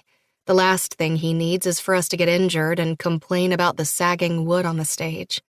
I hate lying, not just because of the moral implications. I'm a terrible liar. Comes with the territory of having a really bad memory. But no one can find out what binds Arsène and me together. I don't want to be pitied, whispered at, judged. Most of all, I don't want them to think the worst about Paul. Not when even I still can't digest the idea that he was unfaithful. Chrissy puts her fork down and gives me the stare. The one Ma perfected when I was in high school and snuck out to make out with Reese right after Sunday church. Winnie, we need to talk. Oh, I know that line. I break another piece of bread, dip it into the olive oil and vinegar, and pop it into my mouth. You can't break up with me, Chris. You're the only friend I have in this godforsaken city. You have to move on. She remains serious. Move on, I choke out, genuinely appalled by the idea. It's been less than a year. She cannot seriously mean I should date again. Maybe she's thinking I should adopt a pet or get out more. Not that these ideas seem more appealing than dating. Nothing has sounded appealing since Paul's been gone. But at least they're not outrageous. Don't give me that. Chrissy takes a sip of her smelly, fat-burning tea. Paul wasn't some tortured saint. He was a cheating scumbag. That's pure speculation. We don't know that, I grind out. We do. Chrissy slams her tumbler back on the table. You don't. Everyone around you knows. They just don't say anything because you've been through enough.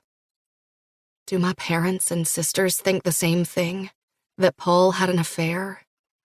You have no reason to sit and pine for him, ordering him food, doing the whole pre-accident ritual, she says with conviction, spinning in her chair to signal our waitress to bring the check. Her eyes remain on me. Yeah, Chrissy may or may not have caught me keeping up with my takeout tradition with Paul. Look, I groan. Even if he did cheat on me, which I'm not saying that he did, we'd shared an entire history together. We'd been through a lot. I can't just forget about him. It's not that simple. My point exactly. Another reason why you should move on. If he did this to you after everything you'd gone through, then I'm sorry, but he shouldn't be forgiven nor mourned. No one's gonna judge you if you move on.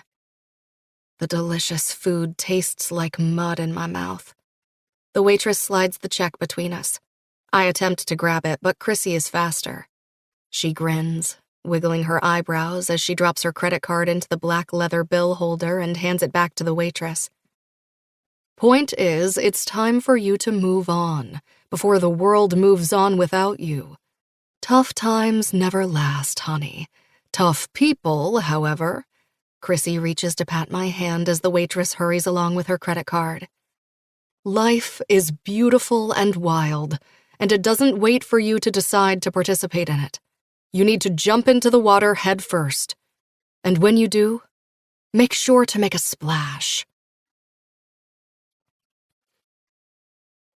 An hour later, I walk into Calypso Hall for rehearsal. Since the place is closed until the matinee shows start, Jeremy, the daytime security guard, unlocks the door for me. Ms. Ashcroft, lovely day out, isn't it? He greets me. I smile back in response, handing him a biscotti and coffee I purchased from the Italian place before coming here. The loveliest, Jeremy. Here, I hope this sweetens up your day. You're too kind for this city, Winifred. He sighs. I make my way backstage. Jeremy waves a frantic hand to stop me.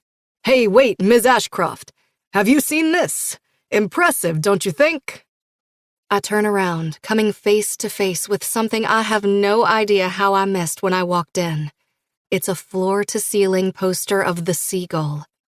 Rather than displaying all the actors, it's a close-up of Rahim and me.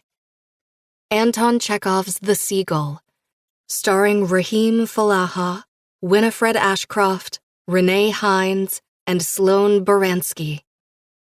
The shot is of me staring at the camera, Rahim standing behind me, whispering in my ear. It is beautiful, tender, and erotic, but I can't muster any excitement and pleasure from it. My heart doesn't skip a beat, nor does it beat faster. This is the height of my career, something that would have made the old me leap in excitement, gather Jeremy into a hug, kiss the poster, take pictures, and send them to everyone on my contact list. I feel so empty, I want to scream just to fill my body with something. Shed a tear, just the one, to show yourself that you can. You're an actress, for crying out loud. Good for you, Ms. Ashcroft. Jeremy tilts his hat in my direction. Well deserved. Somehow I get through the entire rehearsal without having a meltdown over not having a meltdown about the poster. Am I ever going to feel anything again? Joy, pleasure, jealousy, hate? I'll take anything at this point. Rahim is in high spirits. He rushes to admire our poster when it's time for our break. How sad is it that this place sucks so bad we get excited over a poster? Rahim clucks his tongue, examining himself on the floor-to-ceiling thing once again. Do you know how much money they poured into Hamilton's marketing? Lucas walks around like a peacock between rehearsals. Apparently, for the first time in 20 years, actual critics are going to attend a premiere at Calypso Hall. He smiles and laughs with the technical crew, doesn't complain when two of the sound guys go home early, and hugs the set designer when she accidentally breaks a prop. When rehearsal is over, Renee and Sloane dash to an amateur production by a mutual friend that's premiering tonight. See you tomorrow, Win. Oh, and my girlfriend says thanks for the cookie tip. Rahim kisses my cheek, also on his way out. The yolk and brown sugar? Godsend. Tell her to call me whenever. This thing is full of recipe hacks. I knock on my temple. But remember, no sharing trade secrets with your felting club. He laughs, turning around and heading out the door. I amble into my dressing room. It's a tiny space backstage, but it's all mine. I close the door behind me, plaster my forehead to the cool wood of the door, and suck in a cleansing breath. You're fine. Everything's fine, I tell myself out loud. I beg to differ. Someone drawls behind me, making me jump out of my skin. Not many people who talk to themselves are considered fine. The voice, wry and amused, belongs to the only man I do have some feelings toward these days. Pure loathing, to be specific. I find Arsène sitting on a tattered yellow couch, one leg crossed over the other, the forbidding emperor that he is. Mr. Corbin, what a surprise. My heart ripples in my chest. It's the first time I feel the organ in months. And I don't like that this Byronic, tortured man is the reason. What brings you to my little den? I'm currently between meetings. I'm thinking of acquiring an escape room on Bryant Park. Medieval dungeon themed. They seem to be all the rage. Thanks for sharing. It means a lot. Now let me be specific. What are you doing in my room? I gather my hair into a ponytail. Your room. He arches a skeptical brow. I hadn't realized you're so fiercely possessive of it. Grew up with siblings, huh? Yes, but I'm not going to give him the satisfaction by sharing this piece of information with him. Also, I hate how his tone is always friendly and mocking, like he can stand me more than I can stand him. You grew up with a sister too, though I can't say you felt very brotherly toward her at all. I cross my arms over my chest, leaning against the door. Cut to the chase. I have things to do today. I didn't know they taught you sarcasm in God's country, bumpkin. He runs a hand over his athletic thigh, and I resist the urge to follow the movement with my eyes. I think it's time we exchange notes about what happened that night. He drapes his arm along the back of the couch. Everything we found out in the aftermath. I'll show you mine, and you'll show me yours, so to speak. I don't like to be shown anything by you. I wrinkle my nose. Truthfully, I want to do this. Badly. The amount of times I've considered reaching out to this man to ask him what he knows is countless. But I also don't trust his intentions, considering our brief history. His lips twist in a grin. How many Hail Marys do you need to say for lying, Winifred? I'm not lying. Yes, you are. His smirk widens. I know because your lips are moving. Even if I do want to exchange notes, I roll my eyes. How do I know you'll tell the truth? You could lie just to spite me. What if I fulfill my part of the bargain and you bullshit your way out of it? I've no particular interest in hurting you, he assures me calmly, nor sparing you any pain. I simply want to put together the most accurate picture of what happened. And you want to get this information from a, quote, gold-digging bitch like me? I fail to keep the hurt out of my words. Winifred, darling. He tips his head, roaring with laughter. I really want to stab him right in the throat. Don't tell me you got offended. Sweetheart, you being a gold digger earns you nothing but brownie points from me. Don't forget, I work on Wall Street, where greed is welcome, even celebrated. You're a horrid person. I shake my head. Why, thank you. At any rate, as I said, I have a few spare minutes and some information I'm sure you'd be interested in. I gathered that Lucas's rehearsal is over, so if you feel like exchanging notes, there's no time like the present. I finger my chin, my curiosity piqued. The need to know what happened is greater than the desire to stick it to him. Plus, I have nowhere else to be right now. My schedule's wide open and consists mainly of staring at the walls in my apartment. All right. I cross the tiny space between the door and my vanity, plopping into a chair opposite him.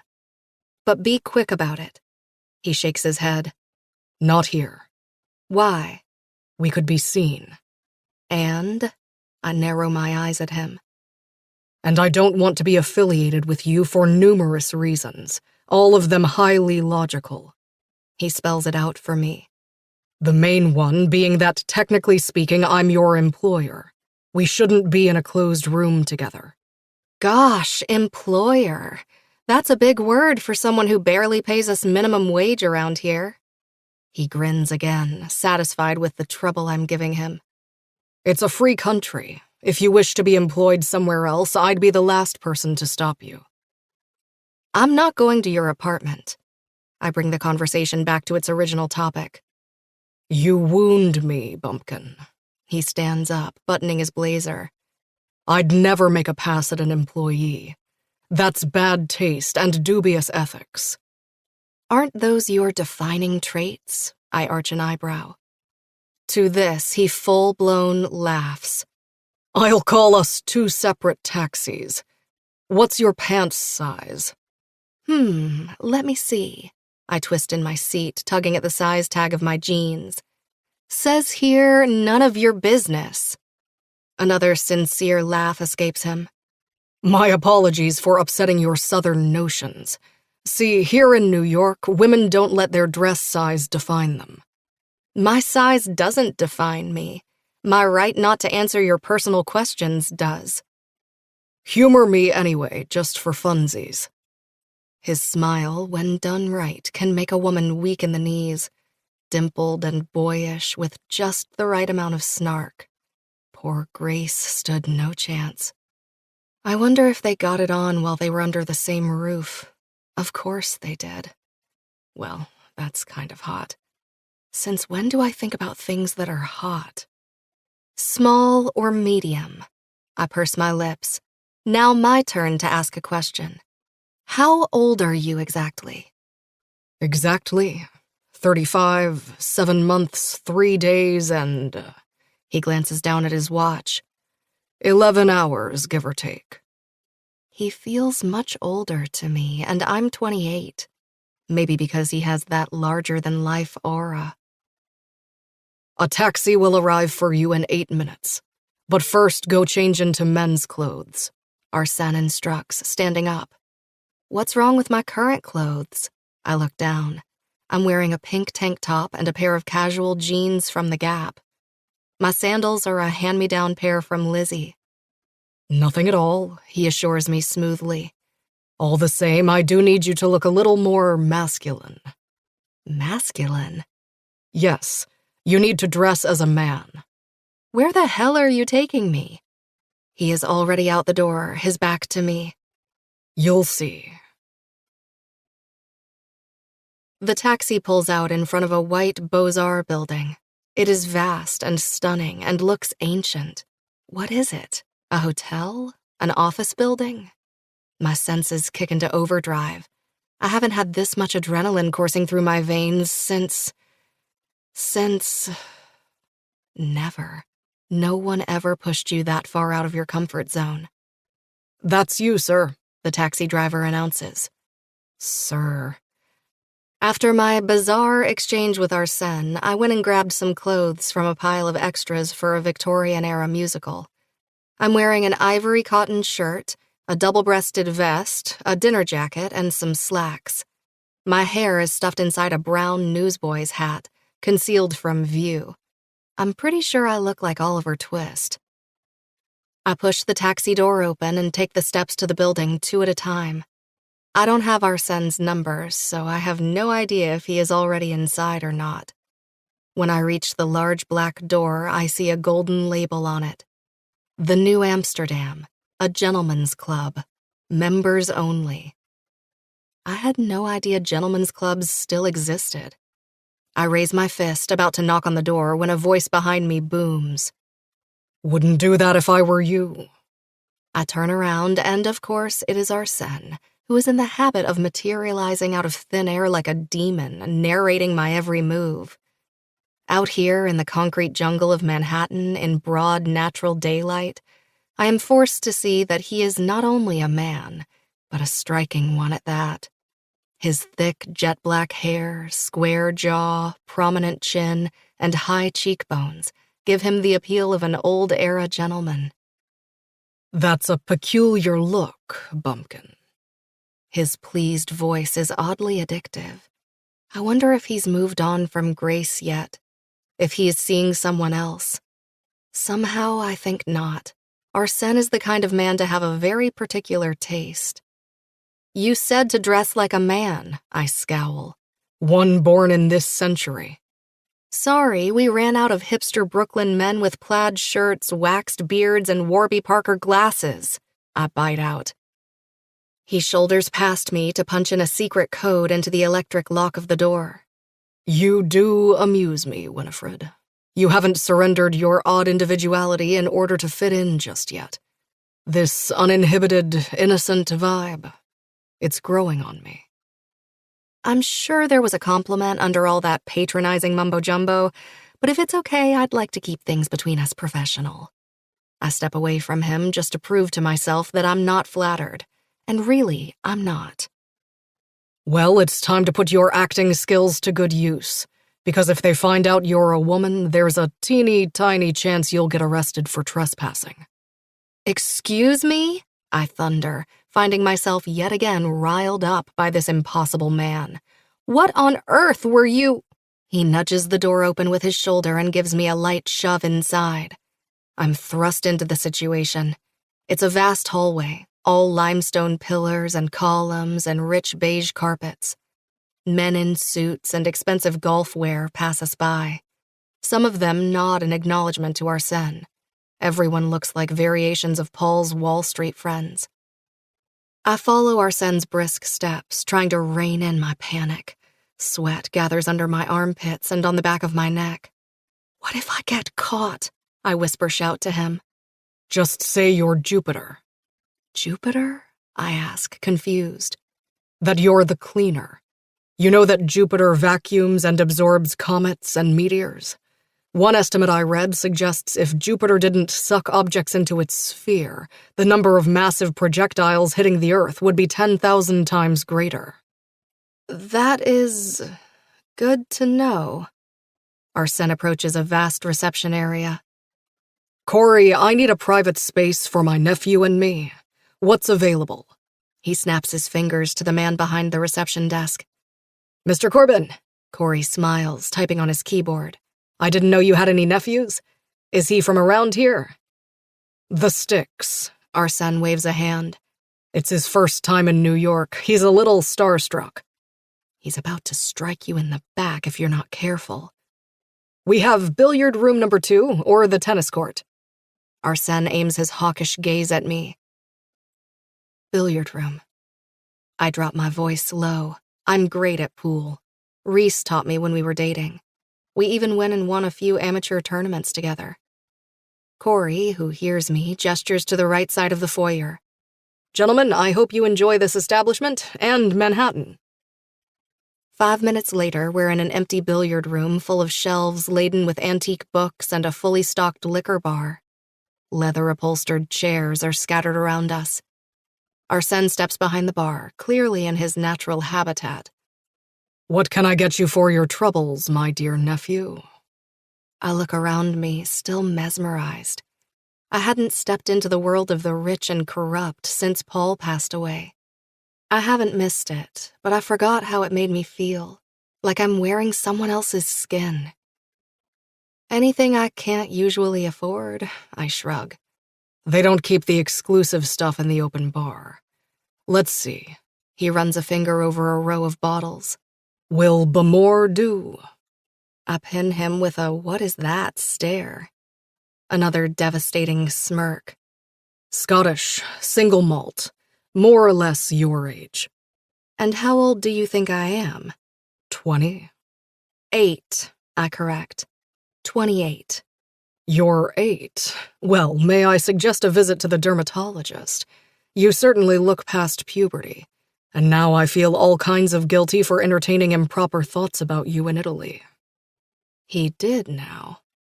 I push this little nugget of information to the back of my mind. There's no trusting that it is true. And give myself a tour across the grand room. Our Shen pours a glass for each of us, ambles over and hands me mine. I take a slow sip. The amber liquid is warm at first, scorching a path down my throat. Then a calm feeling washes over my limbs, like I just entered a relaxing bath. He motions with the hand that holds the whiskey to the chairs. Sit. I want to play. I haven't done anything fun since Paul passed. Now that I'm here, I'm thinking, why not? Everything else about this situation is strange. Surely getting a game of billiards out of this won't be such an awful betrayal against my late husband. I don't. Why? I ask, gulping more of the liquid. I never play to lose. I find it refreshing that he doesn't assume I'm a bad player, like many men did before him. You might not lose. I lick the whiskey residue from my bottom lip. I will. He seems completely at ease about his weaknesses, which is also interesting. How do you know?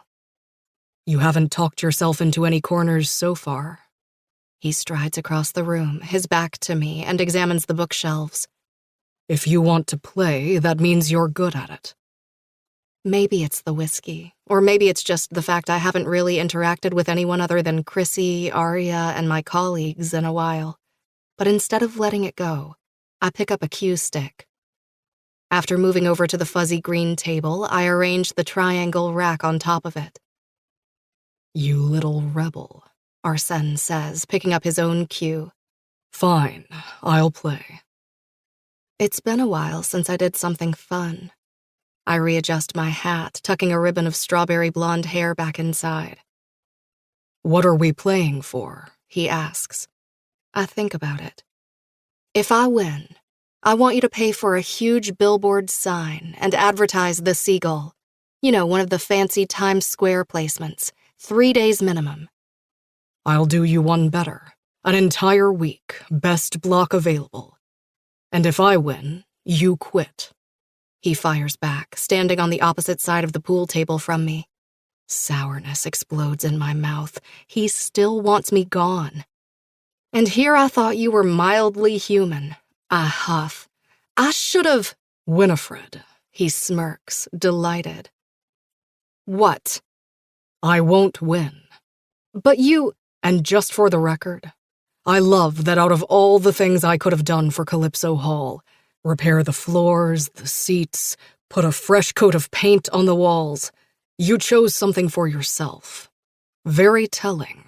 I find altruism such a boring trait. I blush furiously because he's right. I could have asked for him to fix the theater. I never considered myself to be selfish, but something about this man inspires me to want to get things for myself. Maybe because he is so unapologetically self-serving. He takes my limp hand in his, shakes it, and starts playing. Arsène is, in fact, exceptionally bad at this. He doesn't give excuses or get frustrated like Paul did whenever he proved himself to be less than adequate in axe throwing or basketball. On the contrary, each time I slide another ball into a pocket, he lets out a delighted laugh. I'm never sure if he is laughing with me, because of me, or at me. But for the first time in months, I'm actually having fun, so I choose not to ask. The first few minutes we play silently, so I'm nearly caught off guard when he starts speaking. I suppose our starting point is that we both agree they were having an affair. My cue stumbles on the surface, creating a train of bald patch as I lose my grip on it. I straighten up. No, we don't. They did. Arsène stands back, his voice steady and low. Why? Because you always choose to believe the worst about people? I lean against my cue. For at least 9 months. He ignores my question. 9 months? Something inside me goes slack. That can't possibly be right. Yes. Arsène takes his turn, striking the stripy red ball straight into a pocket. How do you know? I try to angle my stick on the table, and again it slips. If this is right, if Arsène is telling the truth, then that means... For the first time in months, I feel... Oh, do I feel anger, wrath, pain. I want Paul's blood. I want to resurrect him and kill him all over again. How could he do this to me? How could he? It's not that I haven't suspected it. It's that up until now, I told myself there could be other explanations. And I kept thinking that even if they did have an affair, it was recent, not an ongoing thing. A month-old thing, maybe.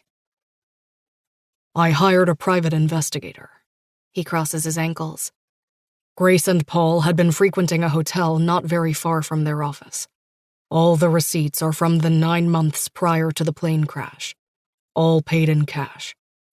I drop the cue noisily. I stagger to the bar to fill my empty whiskey glass to the brim with more liquor, as if it's sweet tea. I take a swig. When's the earliest receipt from? Arsène's face is unreadable, a blank mask. September 13th. The 13th, you say? He nods. I close my eyes, bile coating my throat. I'm missing context here. Arsène's voice seeps into my body. What's significant about the date? I shake my head. It's too personal. Besides, it has nothing to do with why we're here. I need a minute.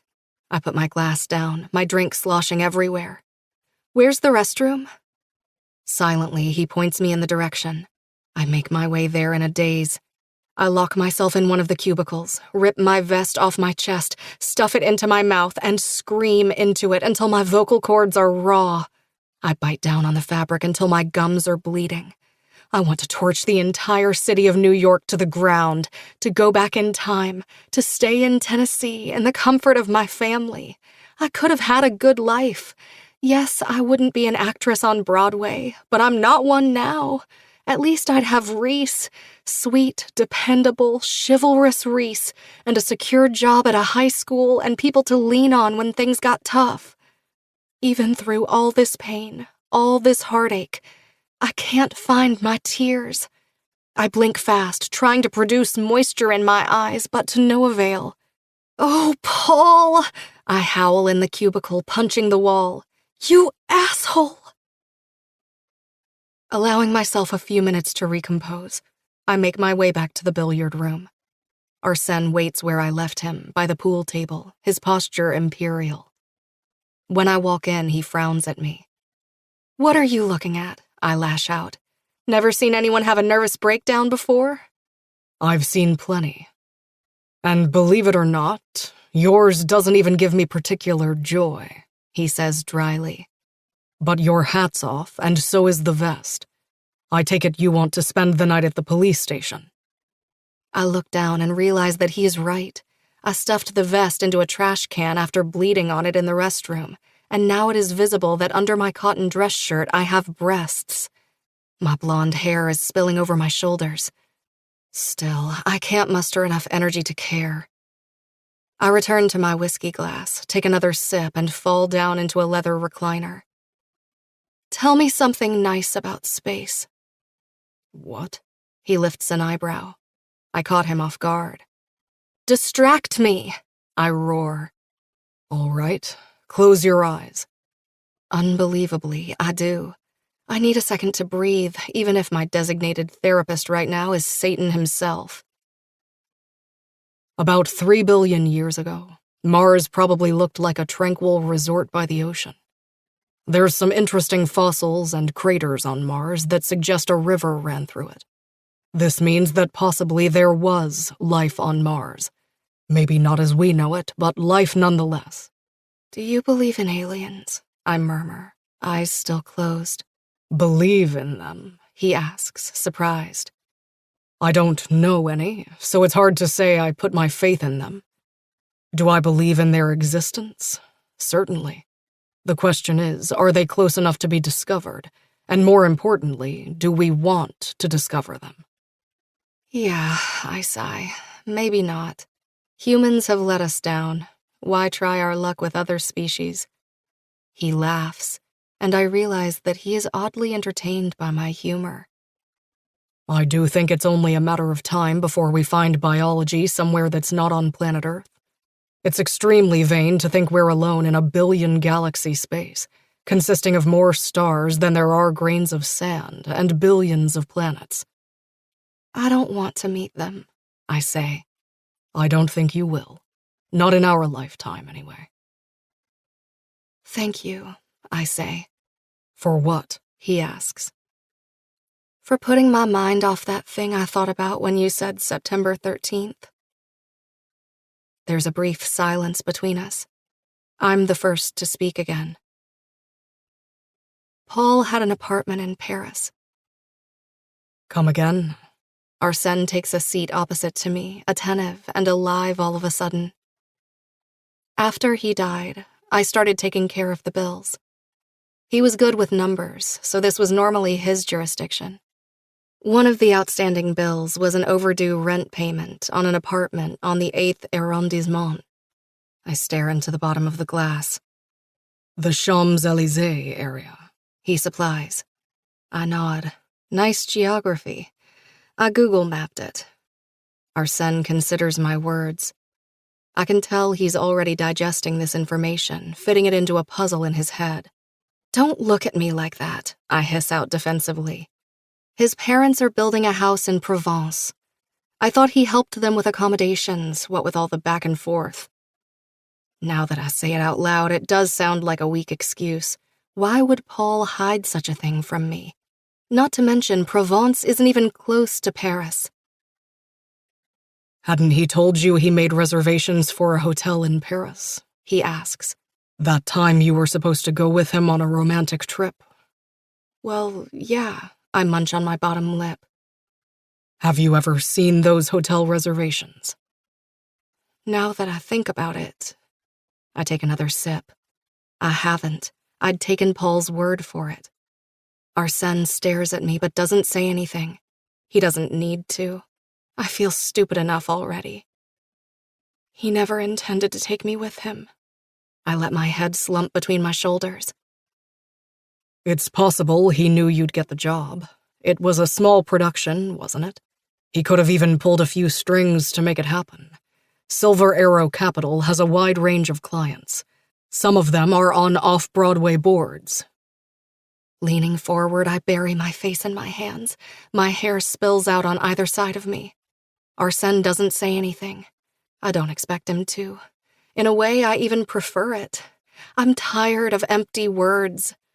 The amount of clichés that are hurled at me is exhausting. It gets better, kiddo. This too shall pass. Have you tried therapy? It did wonders for my niece. Mr. Corbin, I hear Corey's voice. I just wanted to make sure everything is to your satisfaction. The words die in his mouth. My head snaps up. I know I've been caught. He can see by my hair and slight frame that I'm a woman. I stare Corey in the eye. Arsène stands up. He's about to say something. I don't want to stay to find out how much trouble I'm in, and I'm definitely not spending a night in jail. I grab my messenger bag and bolt out the door, pushing Corey on my way out. His back slams against the wall. Sorry, I mutter. I'm so sorry. I don't look back. Don't falter when I hear Arsène calling my name. I continue running, blasting through doors, through corridors, through air, pushing guests and waiters and employees. I spill onto the street and rest my hands over my knees, the sun beating down on my back. Paul cheated on me. Chrissy was right. He never did love me. When I get home, my answering machine is flashing red. Even though I'm a wreck, I decide to listen to the messages. I can always give Ma a call back tomorrow, and hearing a friendly voice might do me good. I hit the button as I make my way to the dishwasher, then fish out a clean glass and fill it with tap water. The voice that fills my room doesn't belong to any of my family members, but it is one I can recognize in my sleep. Winnie? Yeah. Hey, it's Reese. Pause. Uncomfortable laugh. Something twists in my heart, cracking it open, letting nostalgia trickle in. We haven't spoken since I came to Paul's funeral. I don't know why I'm calling. Another pause. Actually, I do. I do know. I wanted to ask how you're doing. I know you just landed a huge gig. Congratulations, by the way. Didn't I say you were too big for this town? His soft laugh rings through my apartment like church bells, bringing me back to the comfortable, to the familiar. Anyway, just checking in. Your mama gave me this number. No rush in getting back. I imagine you're mighty busy over there. Things at home are fine. Normal. Boring. Another snicker. Guess I've always been kinda boring. That was my problem, huh? So, yeah. Call me. Miss you. Bye. The message ends. The glass slips from between my fingers and shatters on the floor noisily. Reese Hartnett is wrong. He was never boring. He was always perfect in my eyes. But perfection is something that's easy to walk away from when you're 18, just got an acceptance letter from Juilliard, and the dreams in your head grow wild and long and free like weeds. Another message rolls through, this time from Lizzie, my sister. Hey, Win. It's been a hot minute, so I thought I'd see what's going on with you. We love you. We miss you. Kenny wants to say hi to her favorite auntie. Right, Kenny? A child's laughter fills my apartment, making my empty stomach clench. Hi, Auntie Winnie. Love you. But I love Auntie Georgie, too. Kenny coos. Anyway, Lizzie butts in. Call us back. Bye. There is one last message, this time from Chrissy. Oh, and another thing. She starts straight from the middle of our conversation earlier today. Not only was Paul an obnoxious human being, not to your face, but behind your back, but he was also terrible in bed, remember? I choke out a chuckle. He wasn't terrible. I'd had better. That's all I ever told her one drunken night when Paul was in Europe. Ironically, probably screwing Grace. You told me the best part of your sex life was your foreplay. That's like enjoying the complimentary bread more than the entree. I rest my case. Now go open a Tinder account and live your best life. Doctor's order. I pull myself up, deciding the crushed glass could wait until tomorrow to be cleaned. I walk into the hallway, stop in front of Paul's office. Betraying him and opening the door doesn't seem like such a sinful act anymore, knowing what I know after my conversation with Arsène. Paul never loved me. This much I now know to be true. But because a part of me still loves him, I pass by the door and not through it. One day, I promise myself, but not today.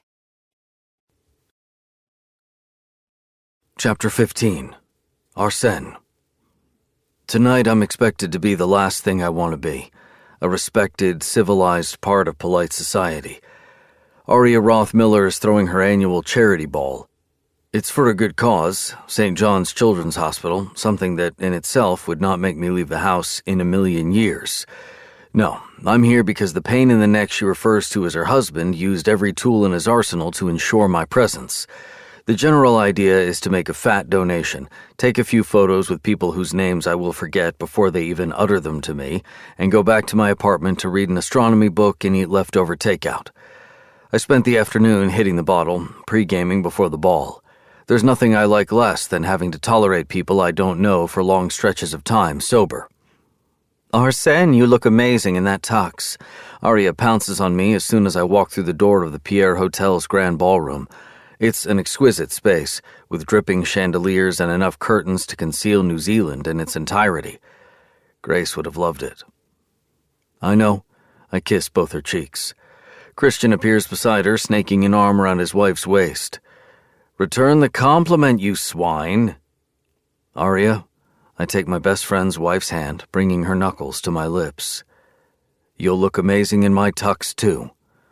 Aria, who is wearing a pastel dress, laughs, swatting my chest. I don't even know why I like you. You like me because I'm direct and fun and I keep your husband on his toes, I supply. Don't forget humble, one of my favorite things about you. Well, enjoy. He'd never enjoy something as wholesome and uplifting as a charity ball.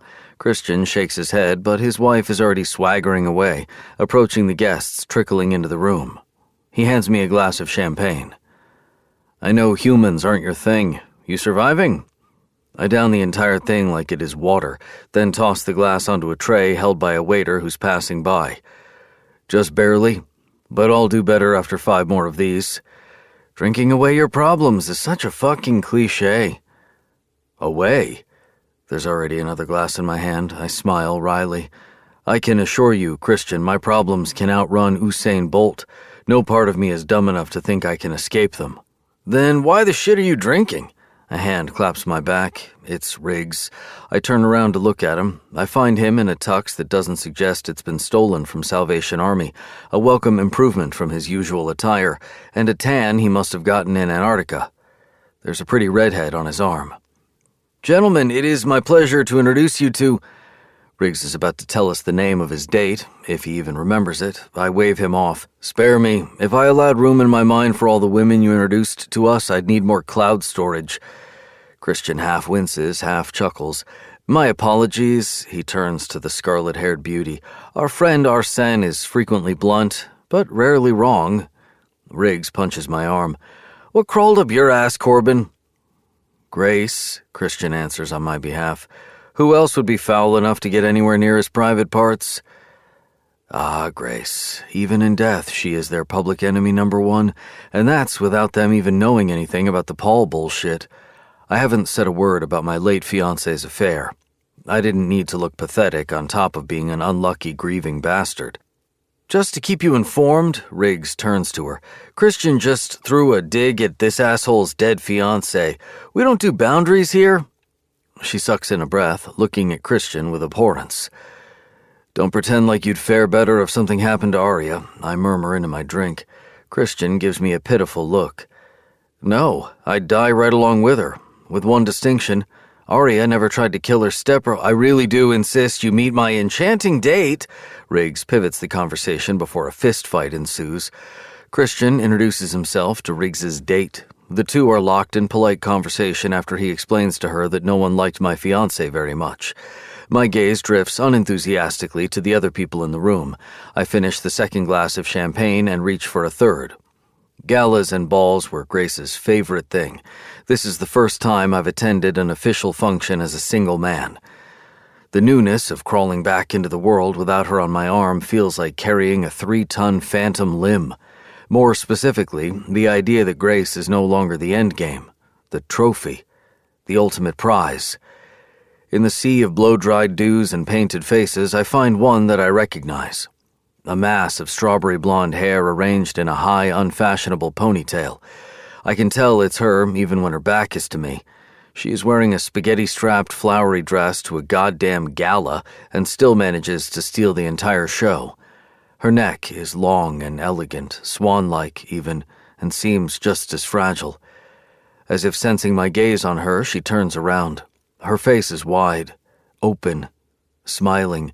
She is radiant, and I remember the last time we met, when she almost gave Corey a heart attack and nearly annihilated me in billiards. She also drank like an Irish sailor, defended that idiotic late husband of hers, and exhibited general adorableness I couldn't decide whether revolted or amused me.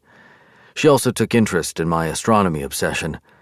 Nobody else ever did, which is the only reason why I'm not completely disgusted by seeing her here. I lean back against the wall, watching her laughing and talking animatedly with a crowd of eager-looking men. She is significantly underdressed, but a genuine smile is a jewel more priceless than any diamond necklace one could purchase. Riggs, naturally attuned to anything with a pair of tits, follows my gaze and hums in agreement. Our boy is showing signs of life. Can't blame him, though. Riggs grins into his drink. Those legs would look great wrapped around my neck. Winifred Ashcroft, Riggs's date provides readily, glad to be of use. She's an actress, came here with her agent. Well, our agent. She amends, a brittle bite in her voice.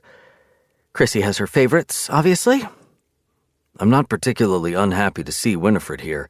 I am, however, considerably drunk, which means now's not the time to talk to her. She is not as easily maneuvered as she seems, and I still haven't squeezed all the information I need from her. Turning back into my group of friends, I say, I'm heading back home. Not before Arya makes a speech. Christian moves in front of me to block my way. She worked really hard putting together this event. I don't think you understand. I smooth my tux. This wasn't a request, but a stated fact. Why, if it isn't my favorite boss, a sweet southern drawl greets me from behind. Boss? Christian asks in surprise, peering behind my shoulder. Arya's not going to love that. You must have the wrong person, sweetheart. Riggs flashes Winifred a smile, clapping my shoulder. This man right here can't be anyone's favorite anything. He's about as lovable as a juicy, pus-filled zit. Thanks for the image. I shake his touch off, turning around to face her. Hey, Winnie. The redhead air kisses Winifred. Hey, Tiff. Heard you killed it in that rom-com pilot. My employee gives her a warm hug. Her need to be cute and selfless grates on my nerves. She turns her attention back to me. Didn't know you were the philanthropic kind. He isn't. Christian tucks a hand into his front pocket. I dragged him here, kicking and screaming. Don't forget the wailing, I deadpan. I was inconsolable. Despite being an annoying goody two-shoes, she doesn't look horrid in her simple dress and ponytail. The realization is unwelcome and alarming. I don't even like blondes. This must be Mother Nature's way of telling me it is time to stick my dick somewhere wet and warm. It's been almost a year, after all. Arsène? Winifred frowns. Everything okay? I haven't acknowledged her existence in the 2 minutes she's been standing here. Oops. I clasp the small of her back, brushing my lips against her cheek, non-committally. Winifred, would it be improper to tell you that you look beautiful? No, which is why you wouldn't do it. I laugh. The most surprising thing about this boring, one-dimensional, cookie-making blonde is that she possesses wit, or something that resembles it anyway. She studies me intently, like a concerned parent. Are you okay? Never better. I'm waiting for her to leave. I'm drunk, tired, and not in the mood to milk information out of her.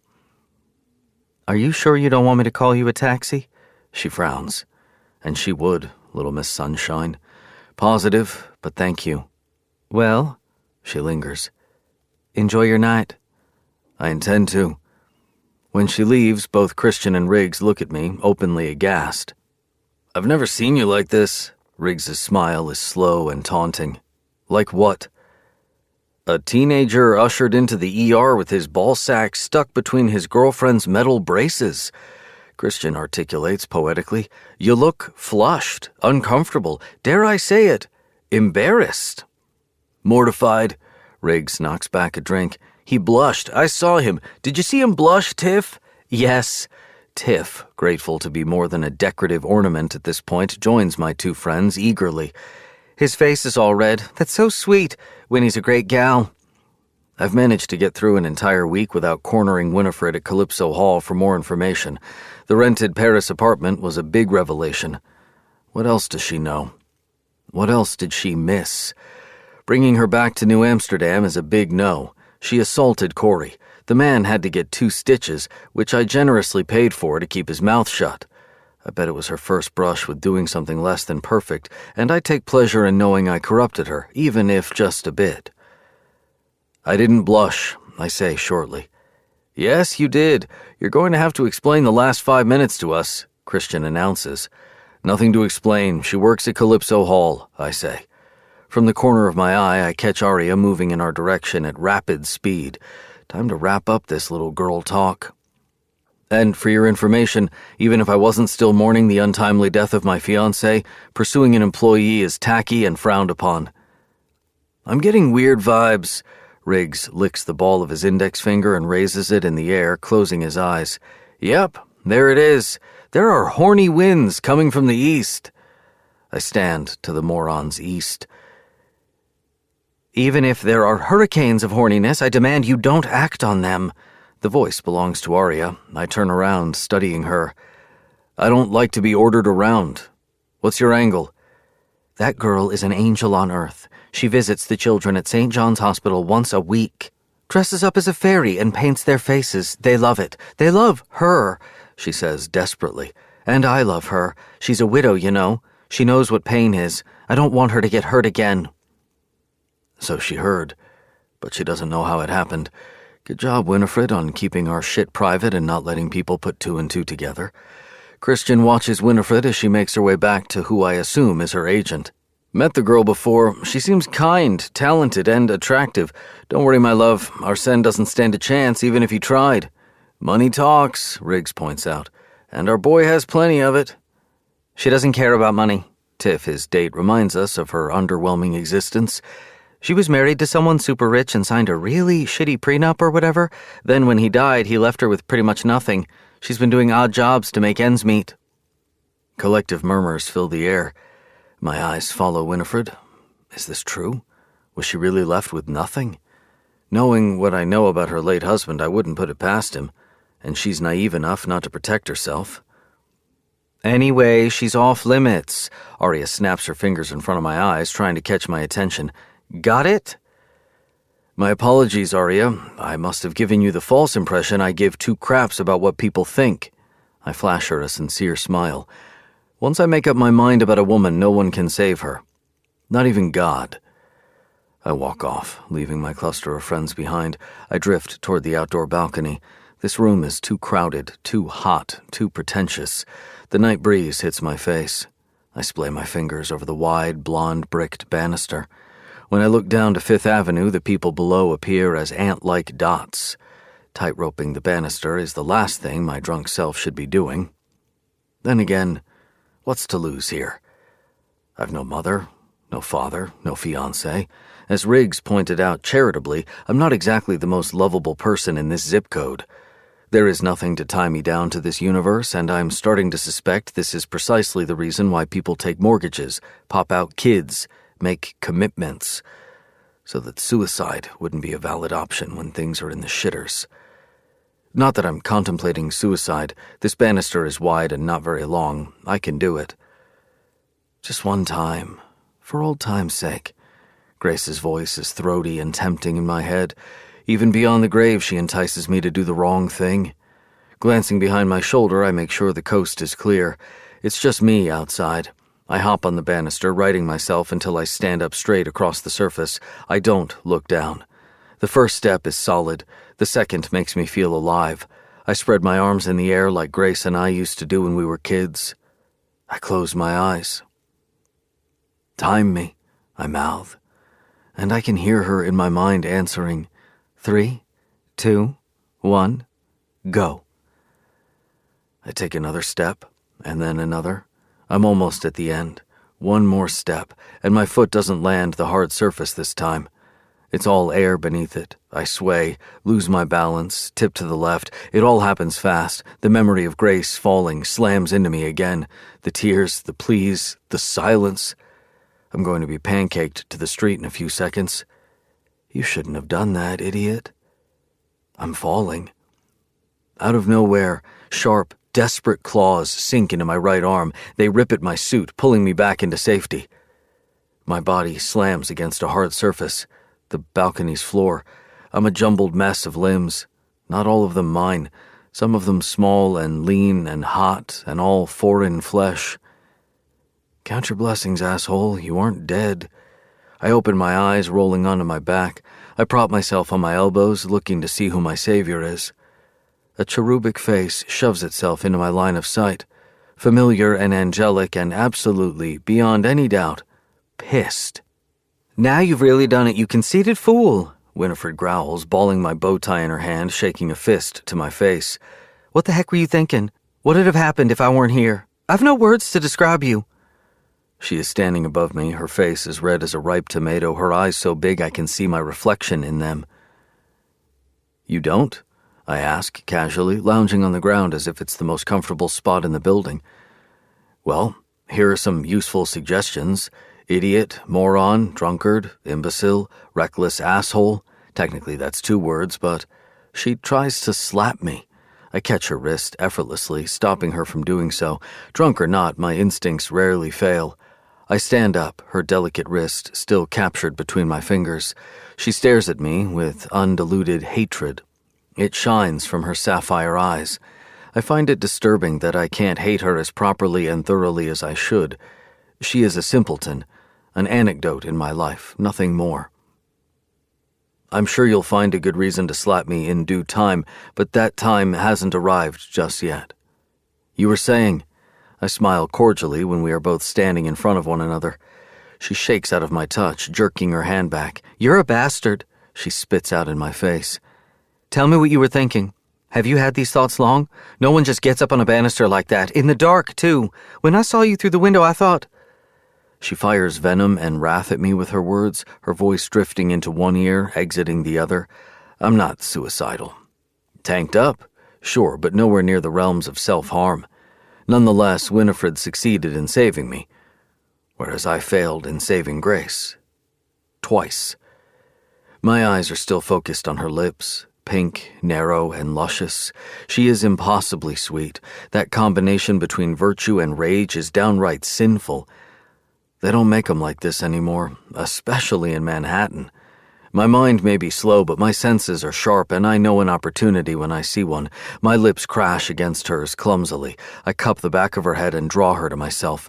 Aria's warning is a distant memory. So is Calypso Hall and the fact that we are both in love with other people and that those people are dead. Reality ceases to exist, and the only thing I'm focused on is the person in front of me. She is soft and sugary and different. So different I cannot close my eyes and imagine she is Grace like I want to. There's not a hint of alcohol on her breath, no bitter bite of an overpowering perfume. She is all toffee apples and lazy Tennessee summer nights. She is church bells and sweet tea and moon pies. The very thing I frown upon. Our tongues dance together. She fists the lapels of my tuxedo like I might run away. I'm not going anywhere. I want to pick her up and take her to my apartment and fuck her senseless. I want that girl who ate a peach like she was a forbidden Lolita under the Italian Riviera's sun, oozing reckless sexuality. Reckless sexuality. Jesus, who am I? I need to screw this woman out of my system ASAP. My thumbs are on her cheeks, under her lashes, as I deepen the kiss, crowd her until her back is flat against the wall. Winifred rips her mouth from mine the minute her exposed back touches the concrete. Breathless, she raises her hand and slaps me. This time, my right cheek flies sideways. It stings like a motherfucker. I rub my palm along my cheek, smiling. "You darn well earned this one," she hisses. I bow my head. When you're right, bumpkin. Back to your words from a few minutes ago. I'm not suicidal. I am, however, shit-faced, which could explain why I overstepped the line. "Overstepped?" she chokes out in anger. "You pissed all over the thing." I laugh, but take a step back regardless. Sexual predator is not a look I'd like to try. "You kissed me back." "I did no such thing." She blushes guiltily. Oops. This is the second time I drag Winifred out of her perfect Stepford wife comfort zone. "What annoyed you about my existence this time?" I inquire pleasantly. "And please spare me any claims you didn't enjoy it. Your toes curled in your sandals and I felt the goosebumps all over your skin." Her eyes narrow as she tries to figure out where and how to aim her next verbal blow. We're playing a game here, but unlike my games with Grace, this one is competitive without being hostile. We both want to win, but no part of me is worried she is capable of poisoning or killing me in the process. Most important of all, we share the same end game. We both want to know more about the lovers who left us behind. "You know," she smiles sweetly, reaching to dust off my blazer, "I forgot to mention at the New Amsterdam that I have a room full of Paul's belongings that I haven't opened yet. He asked me to never set foot in it before he passed away. Wonder how many Grace-related things we could find there." She looks up at me with her blue-bonnet eyes. "The options are limitless." My grip on her waist tightens. I don't stop to think why the fuck I'm holding this annoying woman in the first place. "And you're just telling me this now?" "My bad. Was I supposed to be on your timeline, Mr. Big Brain?" She catches my hands, rips them from her waist, turns around, and walks away mid-conversation. I follow her.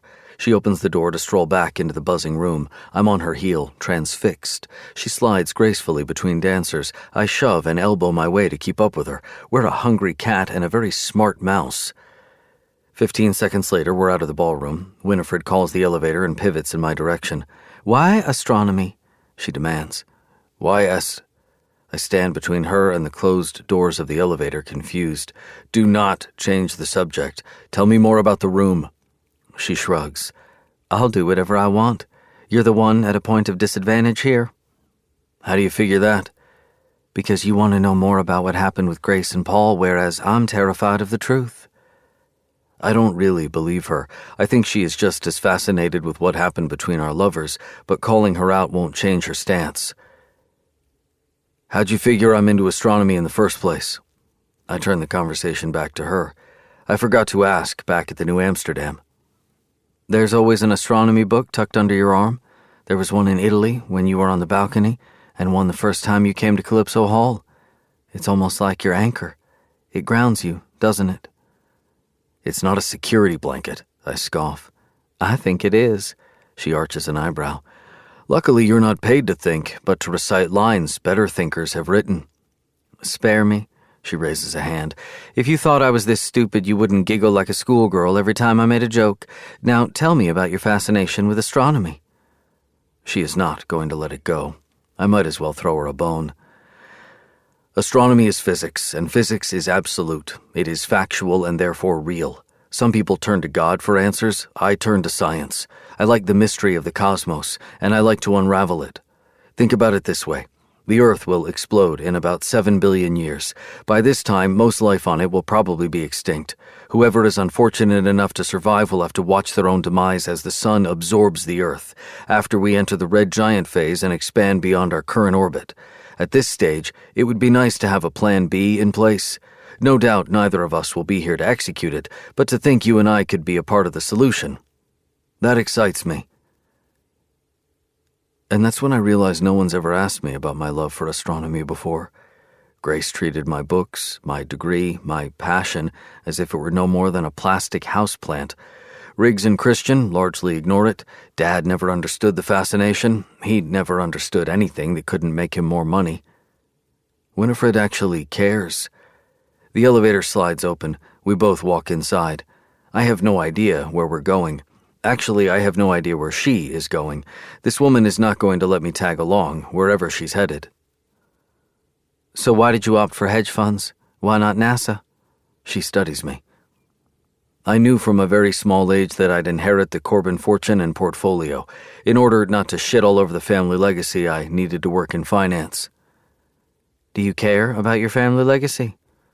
Not particularly, I admit. See, we Corbins have a curse.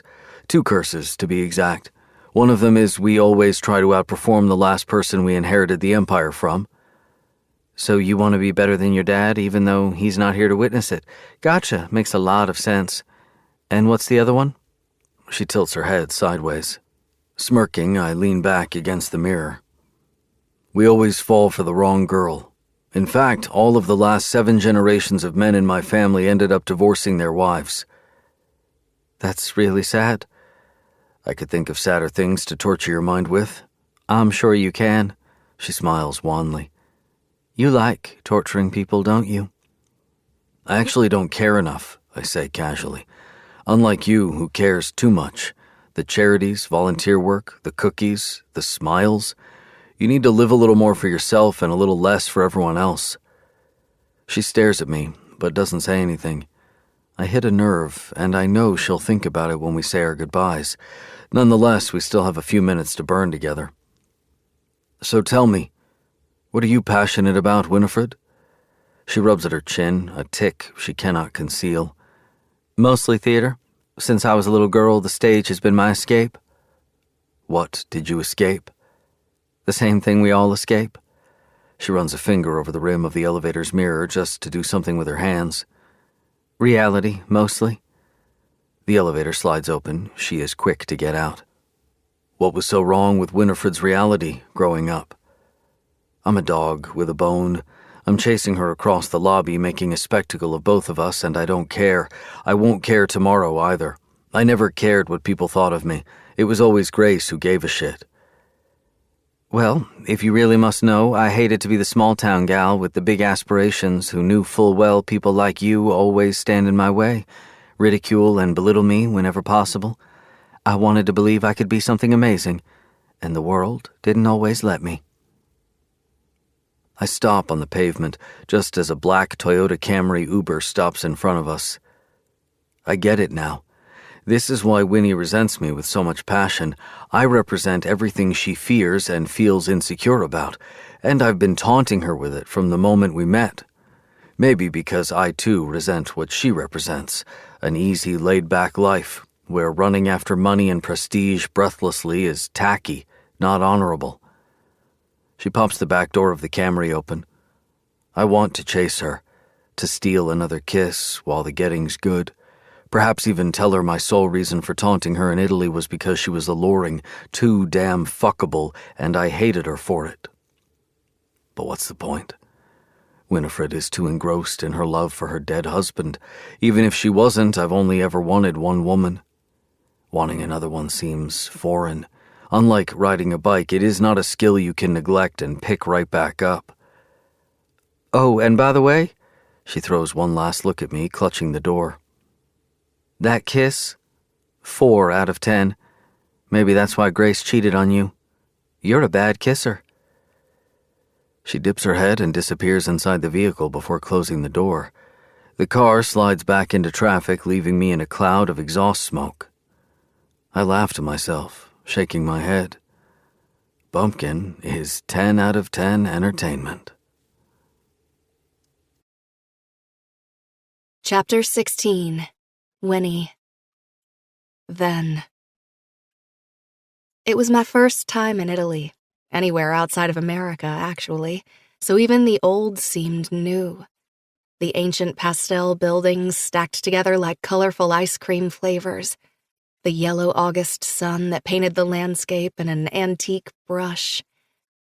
Everything in Italy was smaller.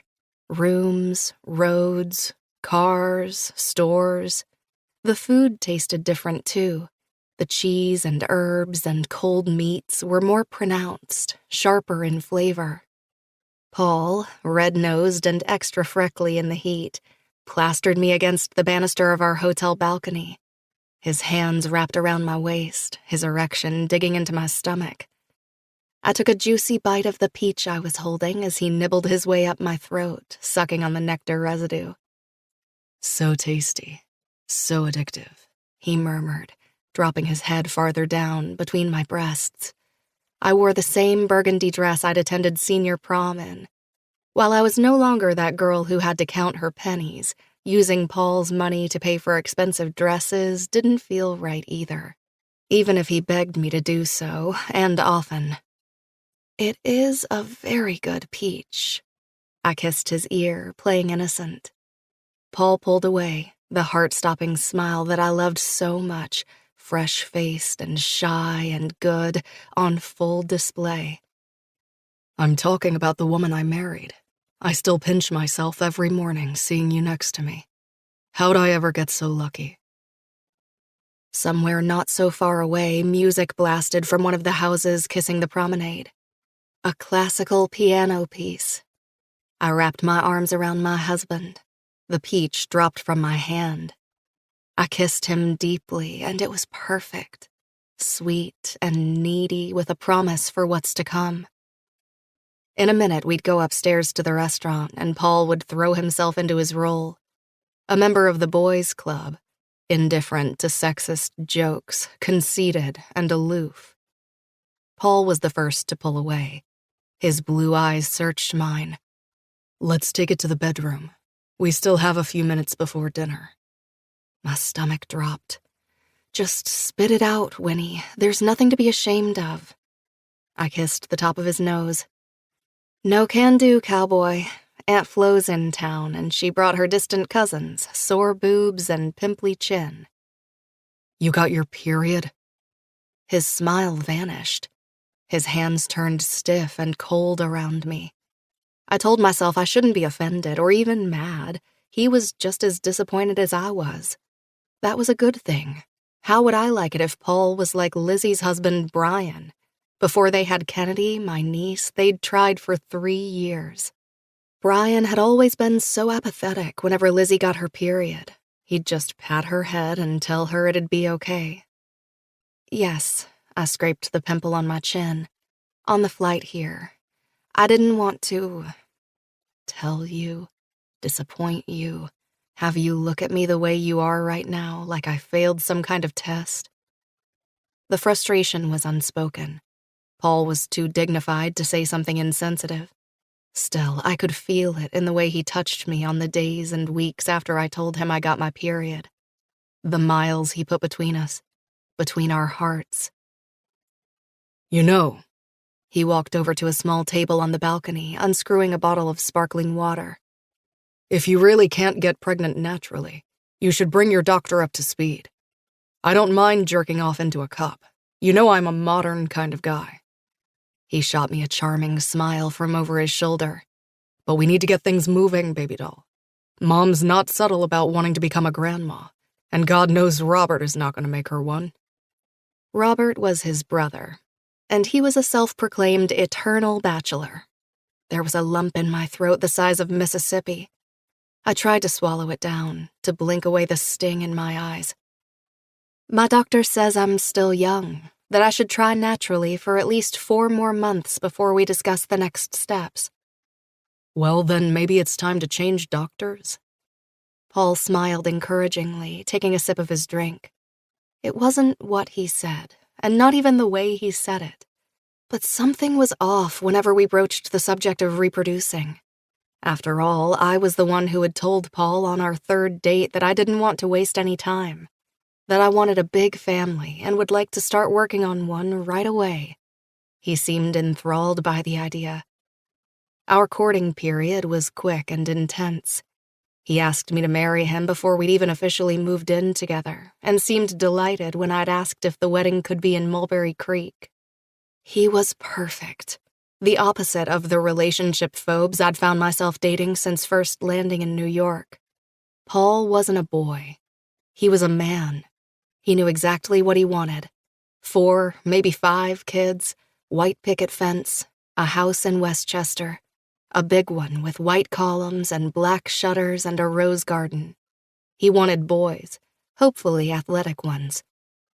I still remembered how he fell all over himself the first time he heard Dad got a full ride in college for baseball, and Lizzie was a nationally acclaimed gymnast. Gotta love your genes, Winnie. We're gonna make gifted children together. Paul and I had started working on having children the first night of our honeymoon, and every single week thereafter. It had been months, but still no luck. I'll think about it. I turned my back to him, staring at the Mediterranean Sea. Truth be told, I wasn't going to think about it. I liked Dr. Nam. I trusted him, too. I didn't want to take medicine and start going through IVF before I absolutely had to. And I hated the suffocating pressure of falling into bed with my husband, knowing what he had in mind was impregnating me alone. Then again, I'd always had irregular periods. Heavy, sometimes painful ordeals. I always chalked it up to the stress of school, work, and auditions. Maybe Paul was right. Maybe there was something more to it. You do that. Paul's voice was decisive behind my back. Oh, and remember what my friend Chuck said. His friend Chuck, whom he played golf with and was an MFM doctor. Apparently, over lunch at our local country club, Paul saw fit to tell him about our issues conceiving. After all, I hadn't delivered the goods. We had an unspoken deal. Marriage. Babies. I hadn't fulfilled my side of the bargain thus far. He said, I heard Paul speaking over the piano tune from one of the balconies, and I quote, "You should stay away from alcohol, energy drinks, smoking, and caffeine." Now that I think about it, you do drink a lot of coffee, don't you think? I swallowed hard. 2 cups a day are fine. You drink 4 ventis on a mild day. Winnie, please. You know I can't stand it when you're mad at me. Paul dropped a kiss on the back of my shoulder. I'm just worried for us, for the future of our family. He clasped his arms around me from behind, his fingers splayed over my flat stomach. I wanted to throw up. I love you, okay? His lips brushed against my ear. Love you too. I just need a minute. All right, I'll wait inside and jerk off. Seeing you in this dress was too much. The minute I heard the glass door close behind me, I let my head drop and started crying. My tears were hot and furious, unstoppable. It felt like the weight of the entire world rested on my shoulders. I wanted to stop struggling to carry it. I wanted to sink, let it bury me underground. Suddenly, I was tired, too tired for this dinner, for the mingling, for everything else that I signed up for by marrying him. Angling my face up to the sun, for it to dry my tears, I looked upward. A few floors up, I noticed another person sitting at his hotel balcony. A man, tall and tan and maybe older. My hands twitched. I was tempted to wipe my face clean so he wouldn't see me cry. But then I realized he was staring at me so openly, with such intense interest, there was no point. I was busted. I met his gaze head-on, daring him to say something, to do something. He looked like the angel of death. Not beautiful, not homely, just different from everyone else, in an impressive, frightening way. He was holding a hardback with a photo of outer space on the cover. Why are you here in the most important moment of my life? Why do you care? He stood up, turned around, and walked away. Chapter 17, Winnie. The wine-red curtain falls over the stage. Raheem, Sloane, Renee, and I clutch each other's sweaty hands in death grips. We're all shaking. I can hear my own heartbeat through the sound of cheers and claps. You survived a human experience. Congratulations. Hey, Nina. Raheem bends down, whispering in my ear. You killed it out there. Proud of you. Letting out a nervous laugh, I rise on my toes to hug him, then the others. We just delivered the first full audience show of The Seagull. Not only did everything go smoothly, the acting, the lighting, the design, the music, but there were actually 4 important critics in the audience. Who did you spot out there? Sloane elbows Renee as we rush backstage, cheeks flushed and exhilarated. The New York Times, The New Yorker, Vulture. Renee rips the wig off her head, wiping the sweat from her brow. The big dogs, Sloane. I can't remember the last time there was a full house in Calypso Hall, let alone one where critics attended. And did you see the Times Square billboard? Sloane slaps his own cheeks, squealing. My boyfriend sent me the picture between acts. I almost died on impact. I can't believe Corbin shelled out the dough for marketing. He doesn't give a rat's ass about this place. Times Square billboard? I whip my head in his direction. He did that? Yes, girl. Sloane gathers me into a hug, spinning me in place. And it's big and glorious. It's only got your face on it, but all of our names. You should take a picture of it on your way to the bar. Arsène humored my one sole selfish desire. Allowed me the indulgence of a billboard with my face on it. Even though we left off at the New Amsterdam without finishing our game. But why? Because he wants you to give him all the information that you have about Paul and Grace. He doesn't care one iota about you. But there was something else, too. I have an inkling Arsène really wants to bring out the self-interested side of me. To show me that I, like him, care about myself. It makes me feel uneasy. Mostly because I think he's right. I think deep down there is a part of me that's selfish. I've just never let it loose. Was he here tonight? Will he attend the after-party down the street? There's no telling with this man. He comes and goes as he pleases, a renegade in a suit. I can't stop thinking about our kiss. I'm not sure if it made me exhilarated, offended, delighted, or all 3. It was so urgent, so dark, so desperate, that it felt like sipping a magic potion.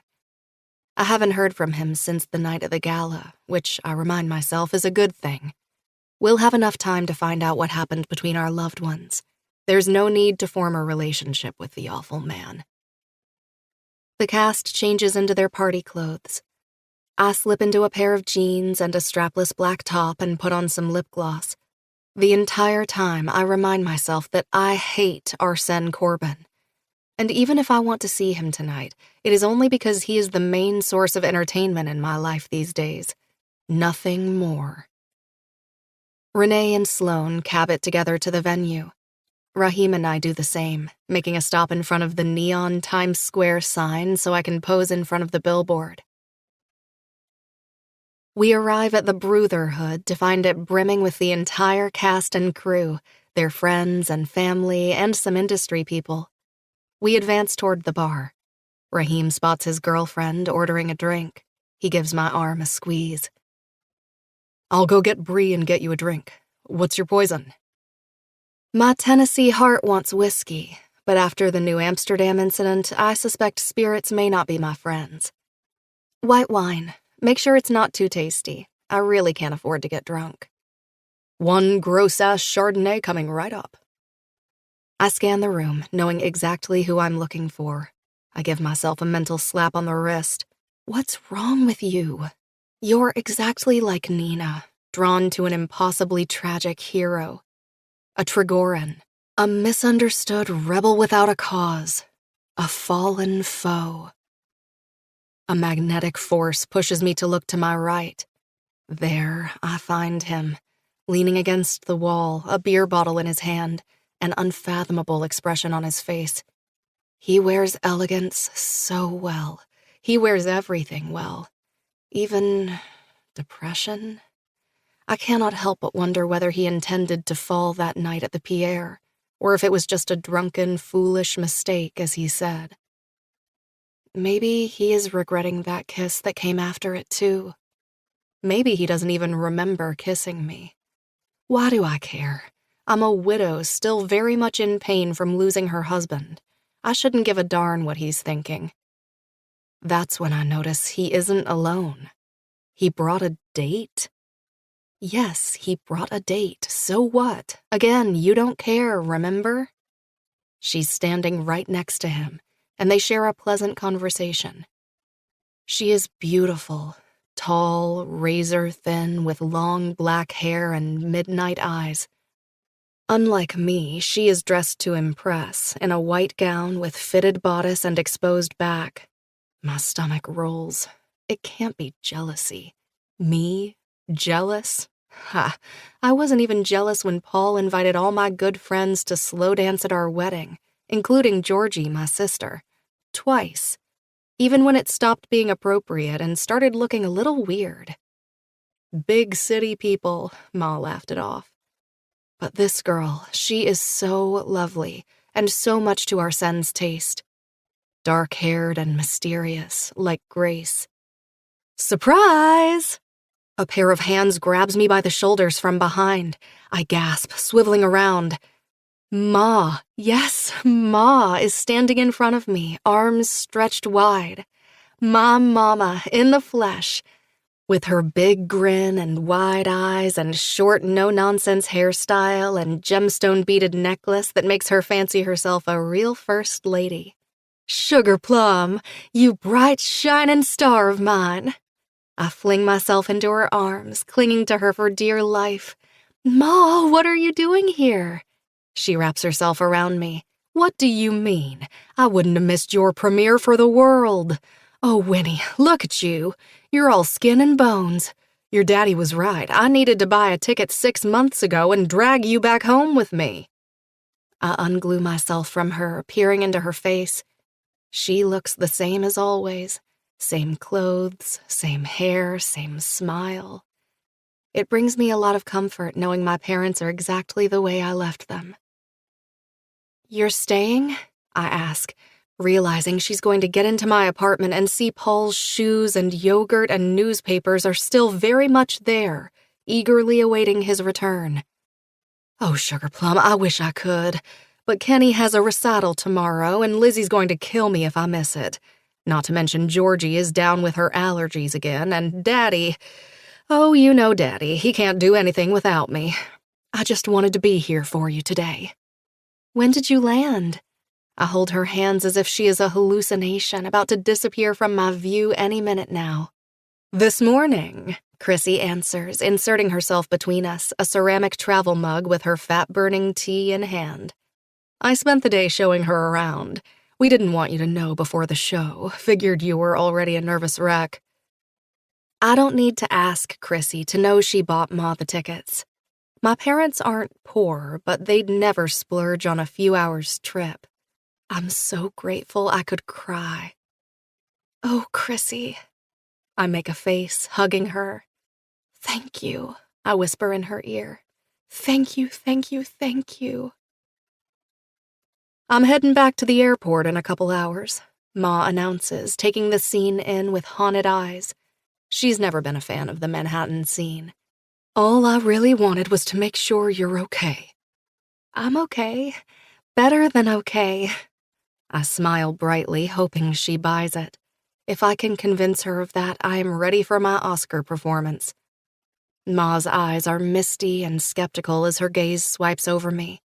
Her hand is still on my arm, like she, too, cannot bear the idea of my evaporating into thin air. I don't think New York's good for you, she says finally through pursed lips. It's cruel and hectic. It doesn't understand your soul, Sugar Plum. I couldn't agree more, Mrs. Towles. Chrissy jumps into the conversation artfully. In fact, I was going to breach this subject with your daughter tonight. You were? I frown. This is news to me. Chrissy always tells me I have nothing to look for in Mulberry Creek, that my future awaits somewhere big and polluted and full of opportunities. Yes, Chrissy takes a sip of her tea. You should be heading to Hollywood as soon as The Seagull ends. If you make it there by June next year, we can book you a ton of auditions for pilot season. Hollywood? Ma rears her head back like Chrissy slapped her with the word. Why, that's even worse than New York. How come? Chrissy asks, blinking innocently. It's nice out there. Sunny, open-spaced. Everyone's a health fanatic. And I'll tag along for a few months, Mrs. Towles. Make sure our girl is all settled. Sounds like you got it all figured out. I eye my super agent. I wish I had made a pit stop at the bar. I could have used a glass of something strong and preferably poisonous for this conversation. But I'm not sure about it at all. What about the apartment? You can lease it. Chrissy butts into my words, and by the glimmer in her eyes, I gather pulling me out of the space I shared with Paul is part of her elaborate master plan. She wants me to get rid of his things, to move on, to make it on my own and stop apologizing for who I am. I'll think about it, I lie. Think about what? Lucas strides to our corner of the room and hands me a glass of wine. A knight in shining armor thought you needed one and sent me over to save the day. A knight, you say? My heart leaps into my chest and I feel my neck flush. Who would that be? Raheem, of course. Who else? Lucas laughs, giving me an "are you okay" look. He didn't want to interrupt this little reunion, isn't he, darling? Disappointment slams into me. I'm so stupid. Did I actually expect Arsène to notice? To send me wine? The man brought a date here after kissing me silly, minutes after I saved him from death. He is a train wreck and the last person I should be warming up to. Raheem's great, I mutter, taking a generous sip. Gosh, it is a bad wine. Mrs. Towles, your daughter is an absolute gem, Lucas explodes. The best Nina I've seen with my own eyes, and that includes Saoirse Ronan and, God help me, the love of my life, excluding my dear husband, Carey Mulligan. I cannot wait for the reviews to pour in. She was stunning, stunning, even if she didn't cry. Because she can't, I want to scream. Tears are beyond me. She was always like this, Ma boasts. Did I ever tell you how she cried her eyes out the first time she listened to Space Oddity? A happy, loud conversation ensues among Lucas, Chrissy, and Ma. At some point, Raheem, Renee, and Sloane join us, along with their partners. The jolly, victorious mood is addictive, and I forget myself for the next hour, until everyone fades to their own corner in the bar, and Ma and I are alone again. She tilts her head, the dreamy smile wiped clean from her face. Now that everyone's gone, tell me, how have you really been? Honest to God, Ma, better than you think. Working hard on the play, of course, but it's been a welcome distraction. And the paycheck, I rave. I might be able to keep the apartment now. Things are looking up, Ma, I swear. What about going to the doctor? She persists, her eyebrows puckered. Please tell me you have an appointment. You've been neglecting it for months. The words hit me like a bucket of ice-cold water. I've done my best to ignore this subject, this problem, since Paul passed away. Everything took a back seat after the funeral, my health included. I haven't forgotten, I mutter. What are you waiting for? She tries to catch my gaze to no avail. My eyes are firmly stuck on an invisible spot behind her. I'll do it next week. No, you won't. You haven't done it so far. It doesn't even matter right now. I roll my eyes, feeling like a teenager again. I feel fine, healthy, good. Says who? The plea in her voice undoes me. My lord, Sugar Plum, Ma, not here. I stomp, desperate. Please let it go. My last words come out more harshly and loudly than intended, drawing a few curious looks from people around us. Ma looks around helplessly, like she's waiting for someone to step in, to talk some sense into me. Usually, that person would be Georgie. She always likes to club me with the truth stick. But Georgie is not here to tag team me. This conversation ain't over. She wiggles her finger in my face. Not if I have to drag you to the doctor myself. Now, let's talk about something else before you tell your mama goodbye. Something pleasant. Oh, did you know Jackie O'Neill had a baby? A good-looking one, too. I have a picture on my phone somewhere. We talk about other things, but the damage is done. I can't unthink about what she said, because she is right. I'm not well.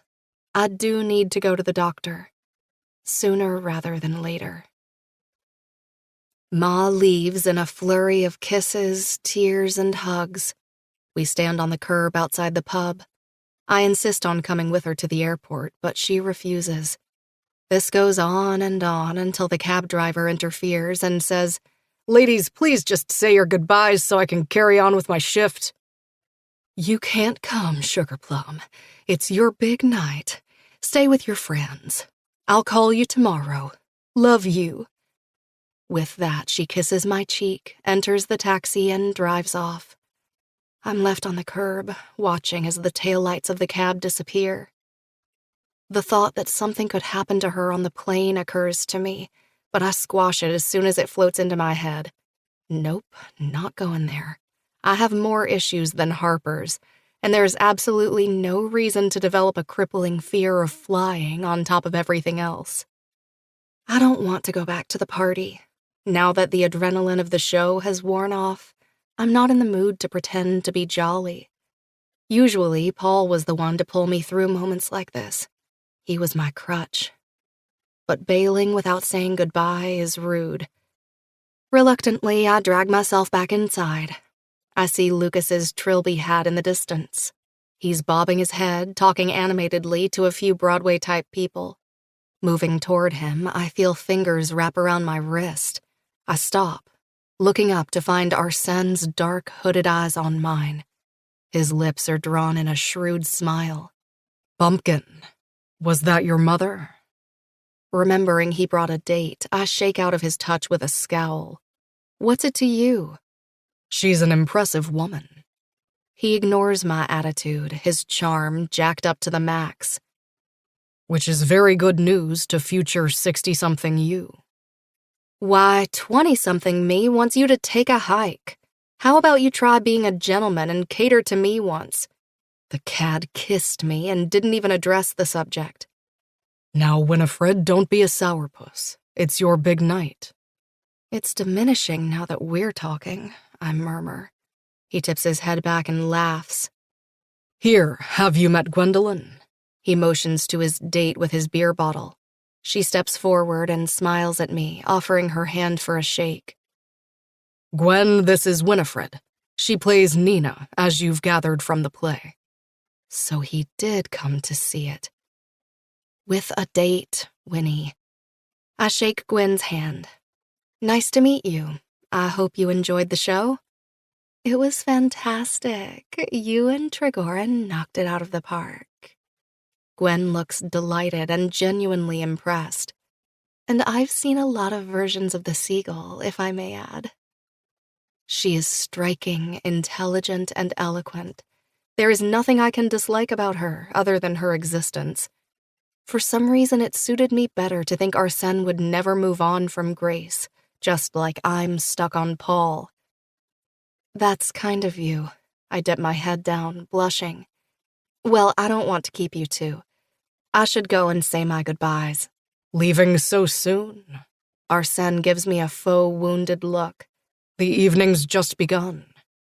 "For you, maybe. I'm calling it a night." "Before the cake's been cut and speeches are made. My.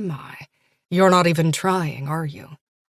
Arsène steps between me and the door's direction, an easy, albeit intentional buffer.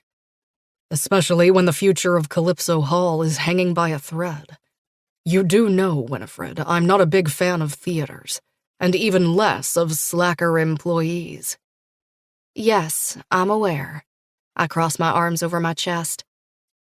Gwen grins privately, amused by our exchange.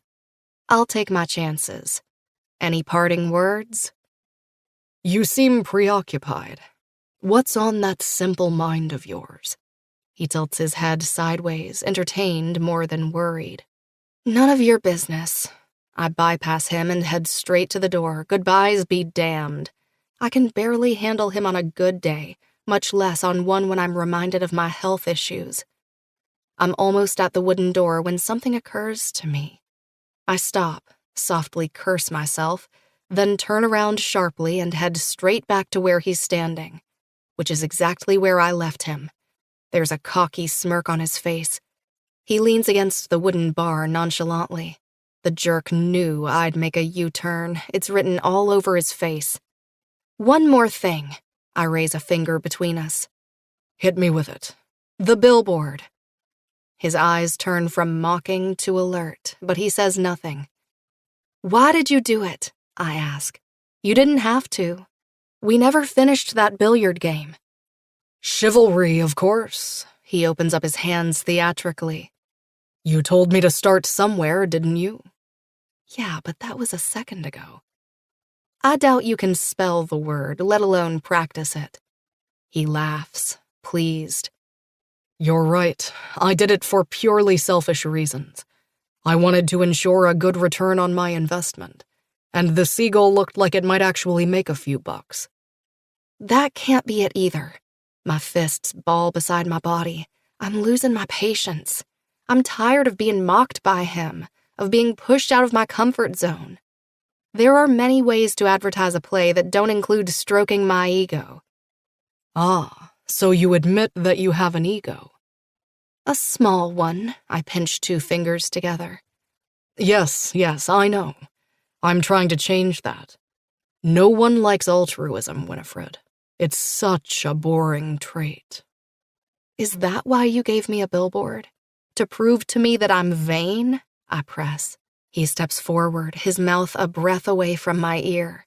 The back of my neck blossoms in goosebumps, and my breathing becomes labored. Maybe I simply needed a bait to lure you into the conversation you walked away from that night at the Pierre. Have I succeeded? Of course he has. I am here, after all, drawn to him like a moth to a flame, praying like a desperate schoolgirl for his lips to graze the shell of my ear. I jerk back from him, realizing that he has me exactly where he wanted me. What do you want to talk about? We only have one mutual interest, and it keeps both of us awake at night. Grace and Paul. Actually, judging by tonight, what keeps you awake at night has nothing to do with your late fiancé. I glance coolly behind him, looking for Gwen. Jealous? He lifts an inquisitive eyebrow. Don't flatter yourself, I splutter. I should be so lucky. A young, beautiful admirer. Fresh out of the Bible Belt, too. I laugh incredulously, pushing him away. I'm not the dumb farm girl you think I am. Oh, yes, you're very observant. I'm in awe of your watchful skills. He casually glances around him, which makes me do the same. And that's when I realize... Wait, where's Gwen? His white teeth gleam. He is enjoying this exchange too much. Who now? Your date. I'm about to kill him, I'm sure of it. He looks around as if just realizing she's gone. She must have left. Beats me as to why. You gave me more attention than you did her, I say hotly, knowing I'm falling right into his trap, which is incredibly rude. Rude? He looks genuinely surprised. Grace used to love it when I brought dates over and neglected them in favor of her halfway through the night. Dare I say it was her favorite pastime? Grace sounds like a real piece of work. I take it this was a reoccurrence? He shrugs, tucking his hands into his front pockets. She liked to be reminded of her loveliness often, and preferably by disparaging others. Well, some girls are confident enough in their skin not to bring down others. Your relationship was seriously messed up. While I second your statement, I think we can both agree Paul wasn't the stuff dreamboats are made of either. I open my mouth to argue with him, to defend Paul, but the right words escape me. He's right. Paul cheated on me with Grace. He has the receipts to prove it. It is foolish to pretend our relationship was bulletproof. To the expression on my face, he grins. What, no comeback? Very good, Winifred. I'm seeing progress, and I like it. So, I ask dispassionately, where are you going with this conversation? Since you're obviously as uninterested in this place as I am, I thought we could head over to Grace's apartment and go through her things. See if you recognize anything of Paul's. A smart woman would say no to this offer. We've already established Paul and Grace bumped uglies behind our backs, and often. What's the point in poking this open, raw wound? My suspicion is that Arsène and I keep doing it because it makes us feel something. Otherwise, we're completely numb. Pain is a great substitute for pleasure. Both are radical feelings, even if one is positive and the other negative. And maybe, just maybe, Arsène is as lonely as I am, and this project reminds him that once upon a time, he belonged to someone. Isn't that what we crave at the end of the day? To belong.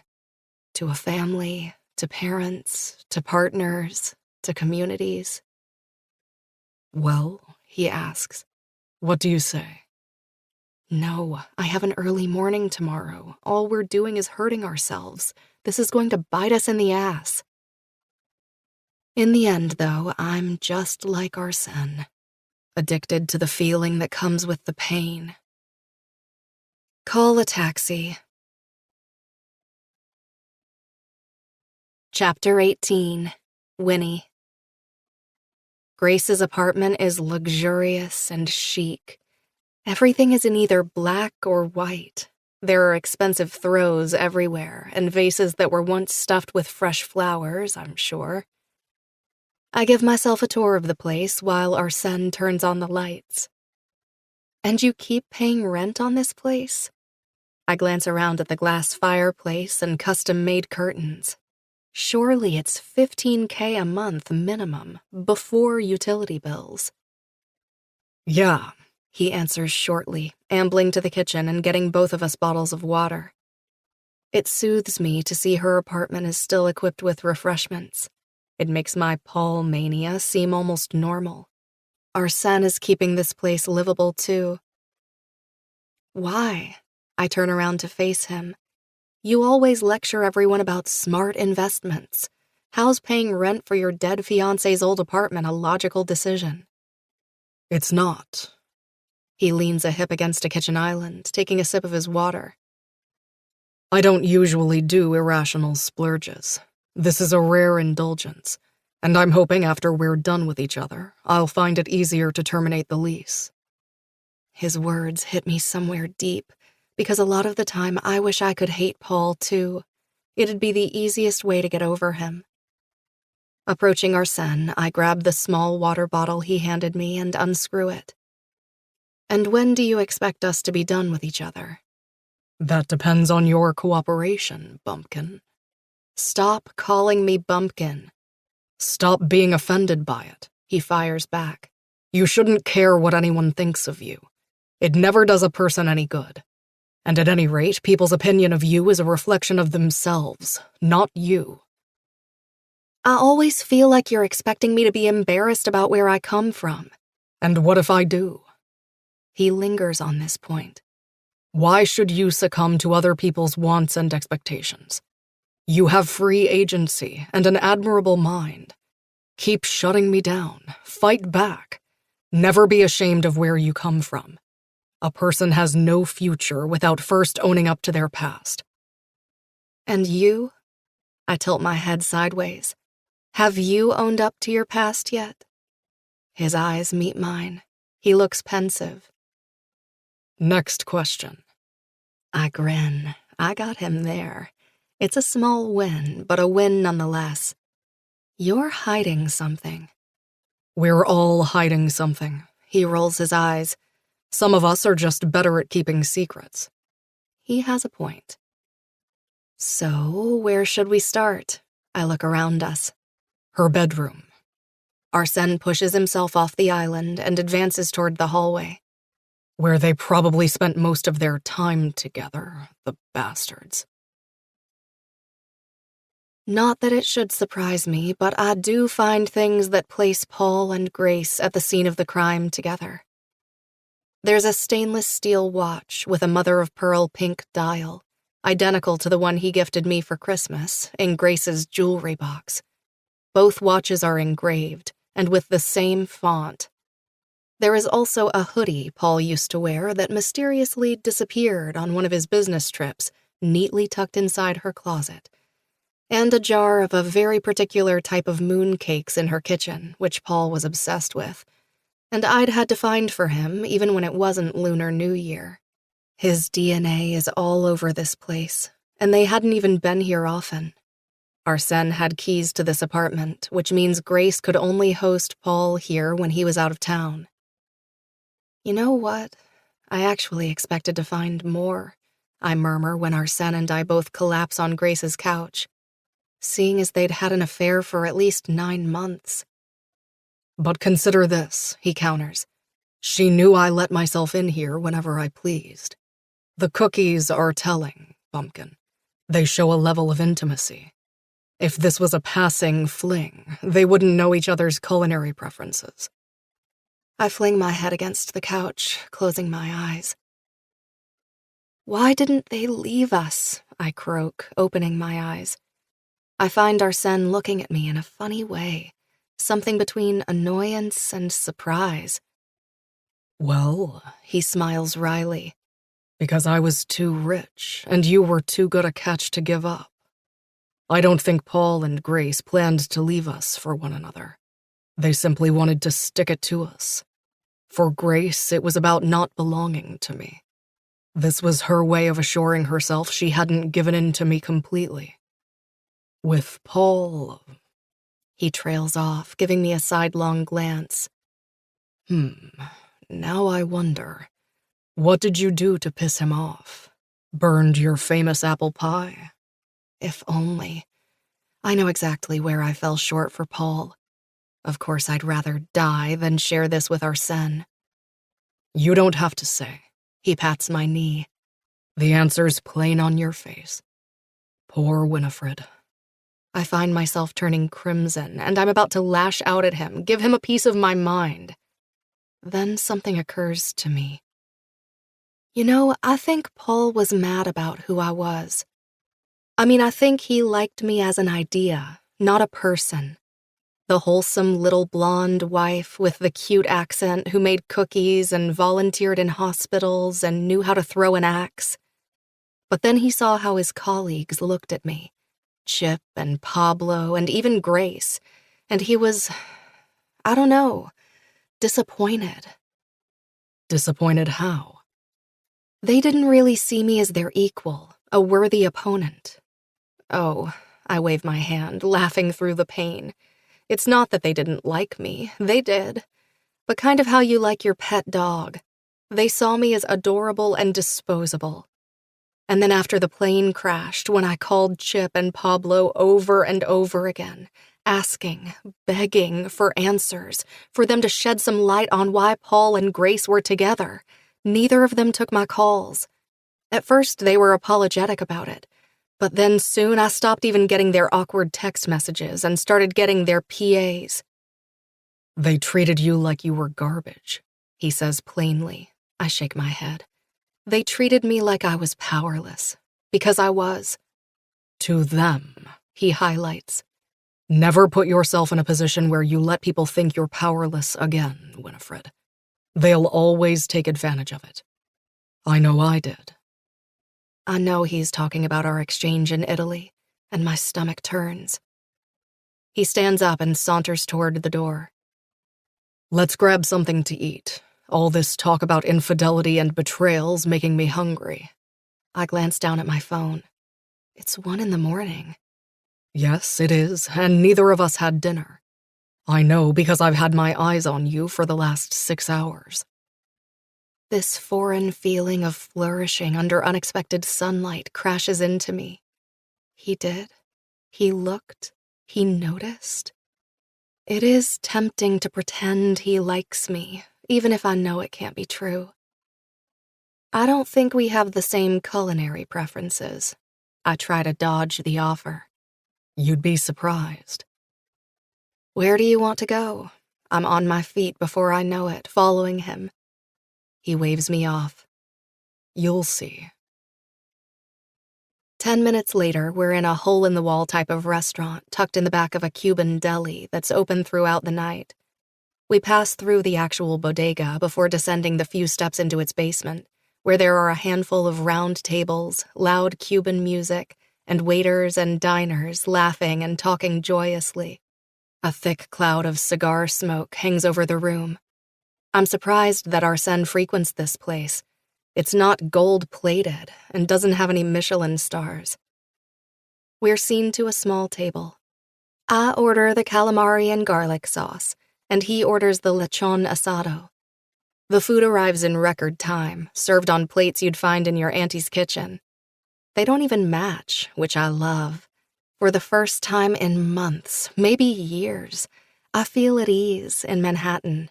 This place feels like somebody's home. It lacks the glamour and pretense that's usually stapled to anything in this zip code. I like this place, I admit. Figured. He is concentrating deeply on his food. I should be tired, but I'm not. Maybe it's the adrenaline from the show, or seeing Ma, or maybe it's going to Grace's apartment and coming face to face with Paul's wrongdoings. No matter what it is, I'm actually wide awake as we tuck into our food.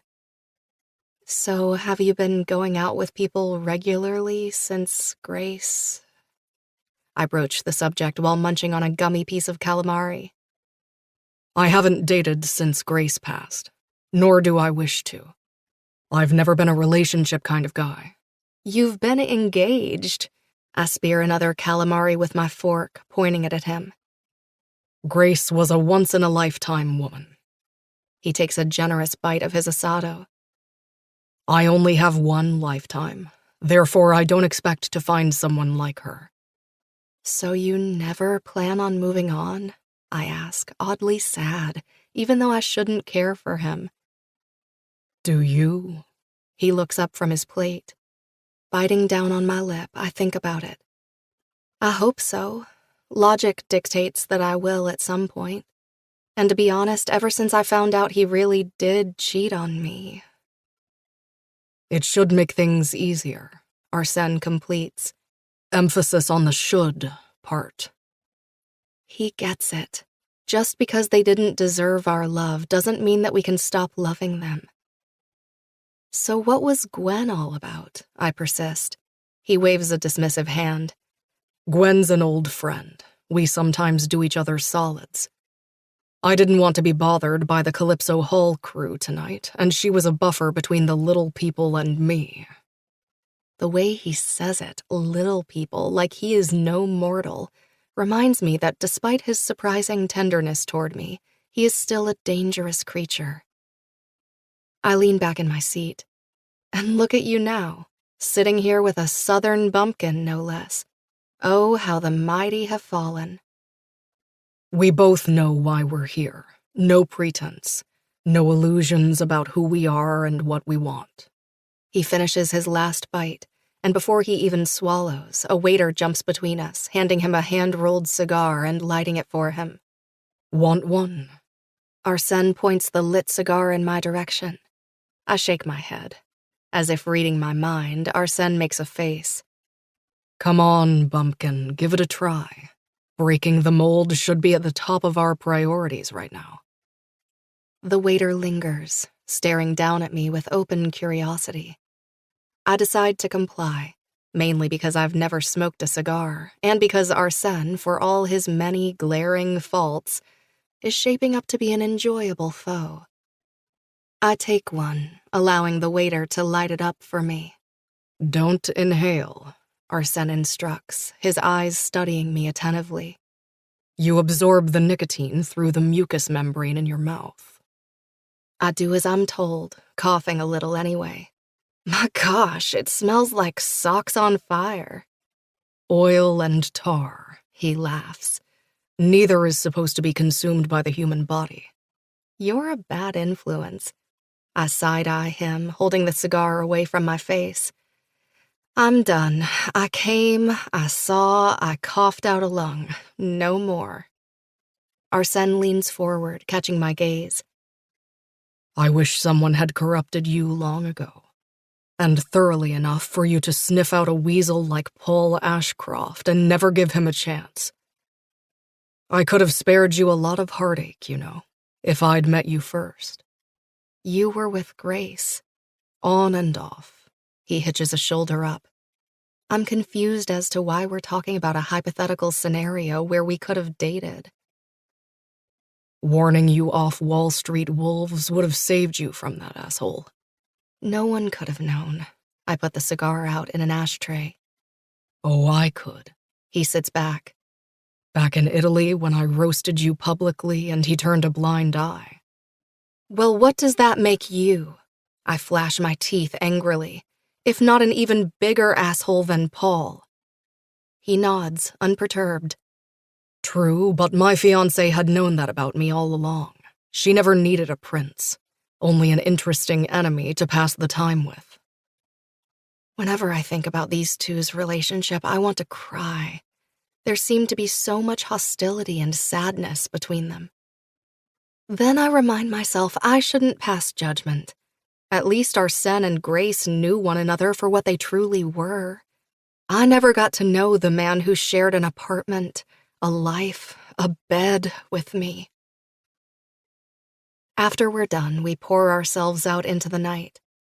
I start walking in my apartment's direction, and he follows. Our time is coming to an end, and I'm both relieved and disappointed. I'm not sure how I feel about this man. One moment, I find his presence comforting and uplifting. The other, I want to stab him in the neck.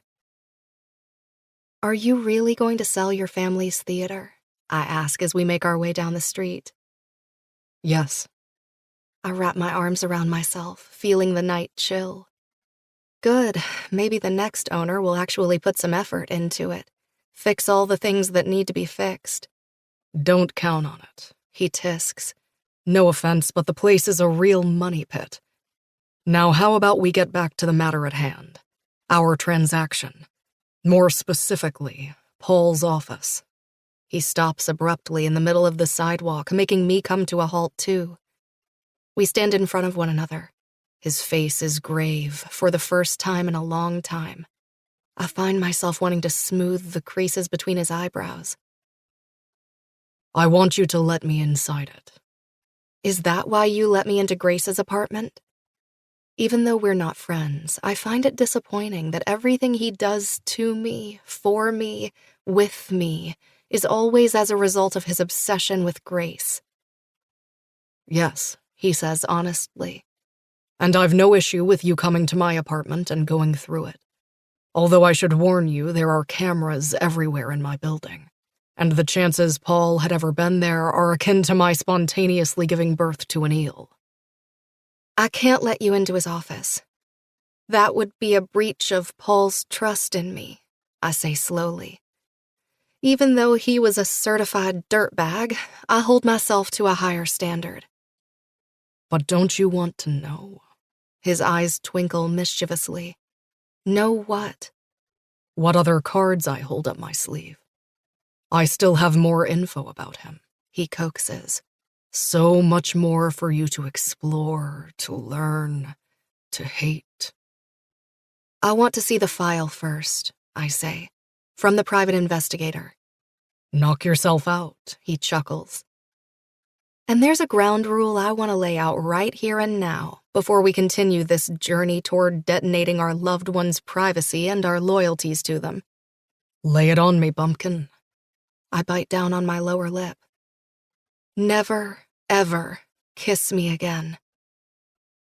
There's a beat of silence before he throws his head back and laughs blithely. I give you my word. I'll keep my lips and other organs to myself. It wasn't so easy for you to do that at the gala. I resume my walk, trying to keep the insulted bite out of my voice. He falls into my step, letting out a sexy, throaty laugh. Yes, well, as established, I was very drunk and very lonely. Not a good combination, I'm sure you'll agree. Spare me your excuses. Just never touch me again. Why? He asks, genuinely interested. Forgive my honesty. Not many people use it these days. But it's not like you betrayed Paul. He is currently 6 feet under, in an advanced stage of decomposition. Arsène, I roar, stopping in place again. After cheating on you for the vast majority of your short marriage. He ignores my outrage, soldiering through. While I'm right here, very much alive, and dare I say, more attractive than that oatmeal with legs and a crew cut. And you can't tell me you don't find me attractive either, because I might have been drunk during that kiss, but my ears were working fine. And I remember, Winifred, your heartbeat slamming against my chest, how you moaned and trembled. Stop! I push at him desperately, jerking him away, my face hot with shame and something else, something dark and depraved. Need? Just stop. I don't care that he cheated. I don't care that he was a scumbag. He was still my husband. Arsène stares at me nonchalantly, waiting for the storm to be over. Now please leave me alone. I can walk home by myself. No, he says flatly. I'll see that you get there safely. I start moving in my apartment's direction again. Aw, you sound like a good Southern boy. No need to hurl insults my way. He resumes his walk. Going back to our original conversation, you're welcome to see the private investigator's file whenever you please, provided you'll give me access to Paul's office afterward. Furthermore, whenever we see each other, I promise not to kiss you. Thank you, I say primly. He grins. You'll be the one to kiss me all on your own. Dream on, I cry out childishly. We're almost at my apartment, and the sun is beginning to peek from the rooftops. Where'd the night go? I've spent 10 hours with this man without even realizing it. I stop next to my front door and lift my chin up. I'll reach out when I'm ready to see the file. One last question. Arsène leans an arm close to my ear against my building. He is so nonchalant, so beautiful. It is maddening to think he was one woman's man. What's that? I overheard your mother saying you should go to the doctor. Are you okay? Yes. No. I don't know. I'm too scared to check. Laughing carelessly, I say, "Goodbye, Arsène." I fling the entrance door open and slam it in his face. After all, for him, this would be another exotic tidbit to laugh about on his way home. For me, it is my life, my destiny, my heartbreak. I wake up to the sound of my phone, alarm clock, and doorbell all chiming simultaneously. Groaning into Paul's pillow, I still like to sniff it at night, pretending his scent lingers on. I unplaster myself from the warm sheets. I bang the alarm clock on its head. By the time I reach for my phone, the call dies. I squint at it, the screen too bright for my sleepy eyes. A chain of text messages rolls in quick succession. Lucas. Tell me you read the Times. Tell me you did. Oh my God, you are famous, baby. Raheem. We need to ask for a raise after this, LOL. Raheem. BTW, did you get home okay? Ma. Hey, Sugar Plum, made it back home safe. Flight was blissfully uneventful. Everyone says hi. We love you and are so proud of you. Chrissy, sure you don't want to think about Hollywood? This is shaping up to be Winnie Ashcroft's year. You're hot right now, boo. The doorbell chimes again, and I jump out of bed, bumping my toe against the bed frame on my way to get it. Mother trucker, I mutter as I fling the door open. I expect to see Chrissy on the other end, but instead it's a delivery guy in a purple and yellow uniform. He thrusts an iPad with a touchscreen pen into my hands. Winifred Ashcroft, sign here, please. I do. After I'm done, he passes me a thick stack of newspapers and magazines. Wait, who sent me this? The guy shrugs. I'm just here to deliver stuff, ma'am. He turns around and walks away. I splay all the magazines on my dining table and open the theater section in each of them. There are 4 new reviews for The Seagull. In an ensemble full of relatively seasoned actors, Ashcroft shines as the tragic heroine of the play, with her silken, dreamy look and coquettish fragility. Broadway has a lot to answer for. It is unheard of, almost criminal, that Winifred Ashcroft has yet to grace any of its stages. Even the less eager reviews are still somewhat favorable. While Calypso Hall cannot be accused of producing high-quality, thought-provoking work in recent years, or at all, Lucas Morton's take on one of Chekhov's more famous plays may not be a reinvention of the wheel, but provides a solid, riveting escape from reality. I put the newspapers down and dig my palms into my eye sockets. Of course, I looked tragic up there on stage. That's because I am tragic. The first sprouts of true resentment spring inside me whenever I see the last name Ashcroft next to my name. It seems all wrong. I'm not an Ashcroft. Paul's parents barely take my calls anymore whenever I try to reach out and check on them. I'm a Towels. Always have been. And it's not just that. The true meaning of what Paul has done is finally beginning to sink in. He burdened me with his last name when I should have always been Winifred Towels, the starry-eyed girl from Mulberry Creek who dreamed big and finally accomplished it. Arsène is right. Paul and Grace don't deserve our sympathy, our loyalty, our devotion. He's right about a lot of things. I should never feel powerless. And it is okay to have a bit of an ego. It's better than canceling yourself just to be the wife of. And there's one more thing he's right about. Call your doctor. I pick up my phone and make the call. Sullivan OBGYN Medical Group, how can I help? A chirpy voice answers. I open my mouth to make an appointment, but no words come out. I need to see my doctor. There are tests I need to have run. I'm not okay. I may never be okay, and I'm scared of what it might mean. Hello? Hello? The receptionist asks on the other line. I hang up, shoot up to my feet, and storm into the bathroom. I grip the edges of the sink and stare at myself in the mirror. You're such a coward, Winnie Ashcroft. Such a darn coward. I want Winnie Towels back. For the first time in a long time, I recognize the face staring back at me. I see the girl from Mulberry Creek. Her freckles, defiance, hopes, dreams, the laughter in her eyes. Winnie! I bracket the mirror with my hands, wonder and relief swirling inside me. I see the girl who visits kids at the hospital to make them happy. The girl who snuck around with Reese Hartnett, captain of the football team during prom night, and lost her virginity in the boys' locker room while he apologetically muffled her moans with his kisses. The very same girl who showed up at the Nashville airport with half the town behind her when she bid Tennessee farewell and moved to New York.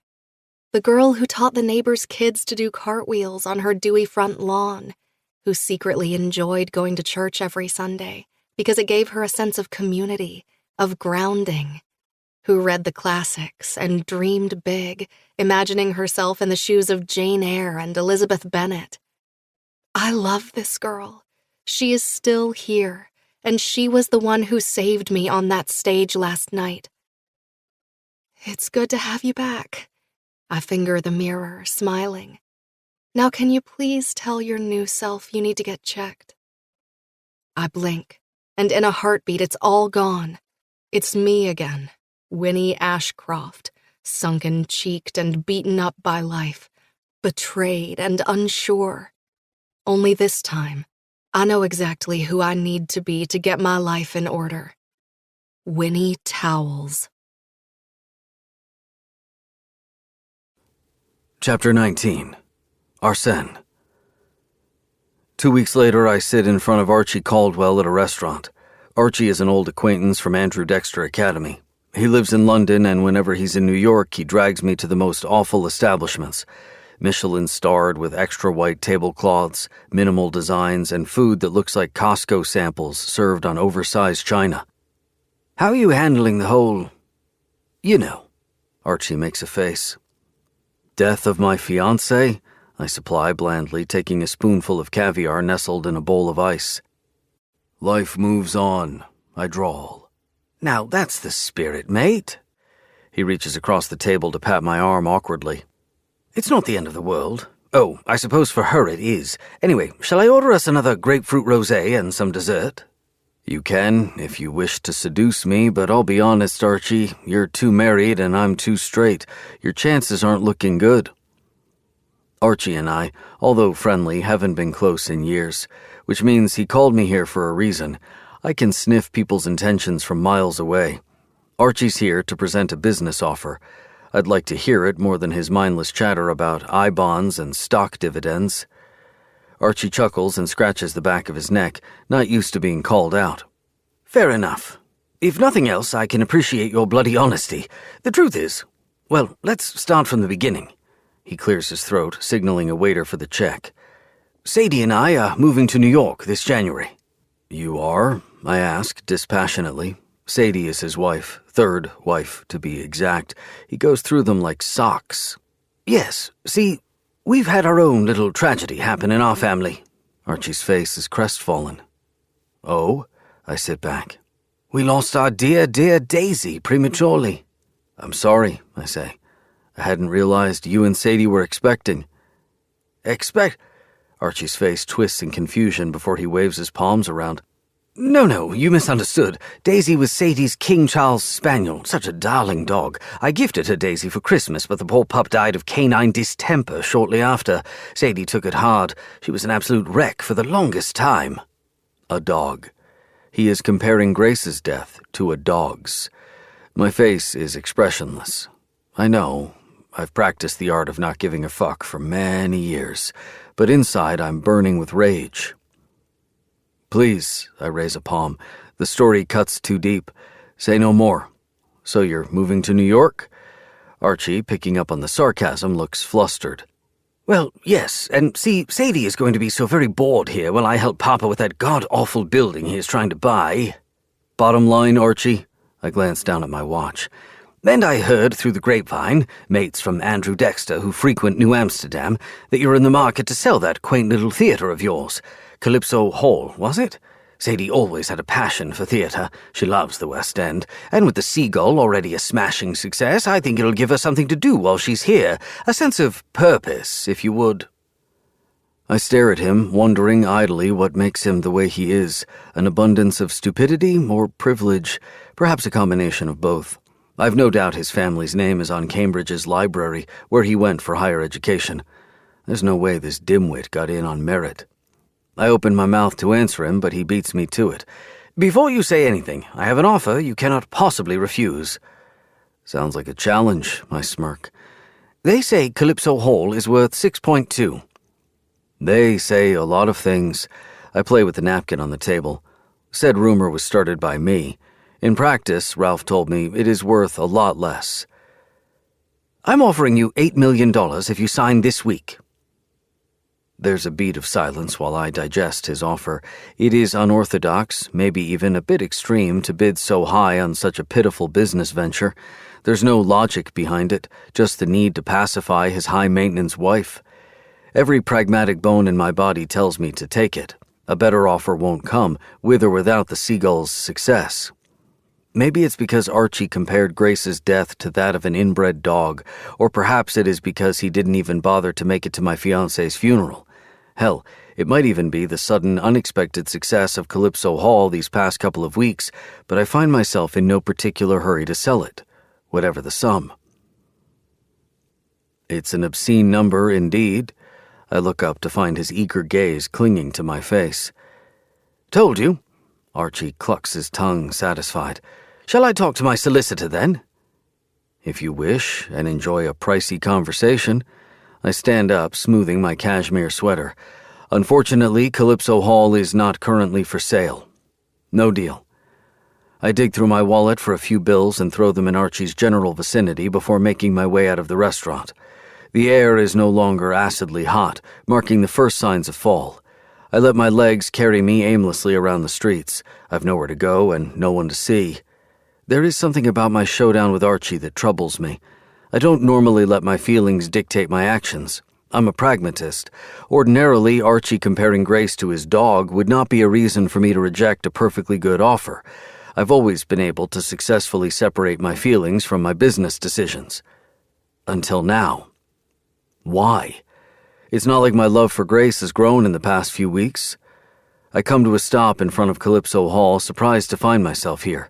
It's not even on the way to my apartment. It has been 2 weeks since Winifred told me she'll be in touch about our information exchange, and so far I haven't heard from her. Seeing as she doesn't know my number or my address, I'm not exactly shocked. Making myself available to her constantly is bad form, but a little nudge in the right direction wouldn't hurt. As long as you remember it is not infatuation, it is business. The woman is a bore, naive, sweet, and beneath you. Remember that. I step into the theater, strolling by the ticket booth and concessions. On a bad day, which is most days in Calypso Hall, the place is empty, save for a few art students and unenthusiastic tourists. Now it is buzzing with families, couples, out-of-towners. After pushing the door with my shoulder, I saunter into the theater mid-play, leaning against the wall. I expect to see Winifred, but instead it is her replacement, who works twice a week when it's Winifred's days off, a girl named Penny. "Fuck you, Penny." She rushes across the stage, cries, wails, throws herself onto Trigorin. But she lacks that special Winifred thing that turns Nina from a tragic heroine to a perilous creature. Penny's Nina is simply tragic, nothing more, nothing less. But Winifred's, she's a force gaining power and speed. Nice one, idiot. Not infatuated at all. I leave with a huff, knowing deep down that I should sell this damn theater. And yesterday. Another week passes. Riggs is in town, back from Finland.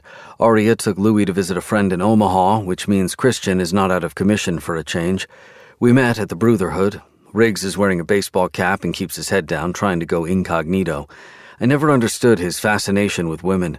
I find tolerating one person to be too much, let alone multiple every week.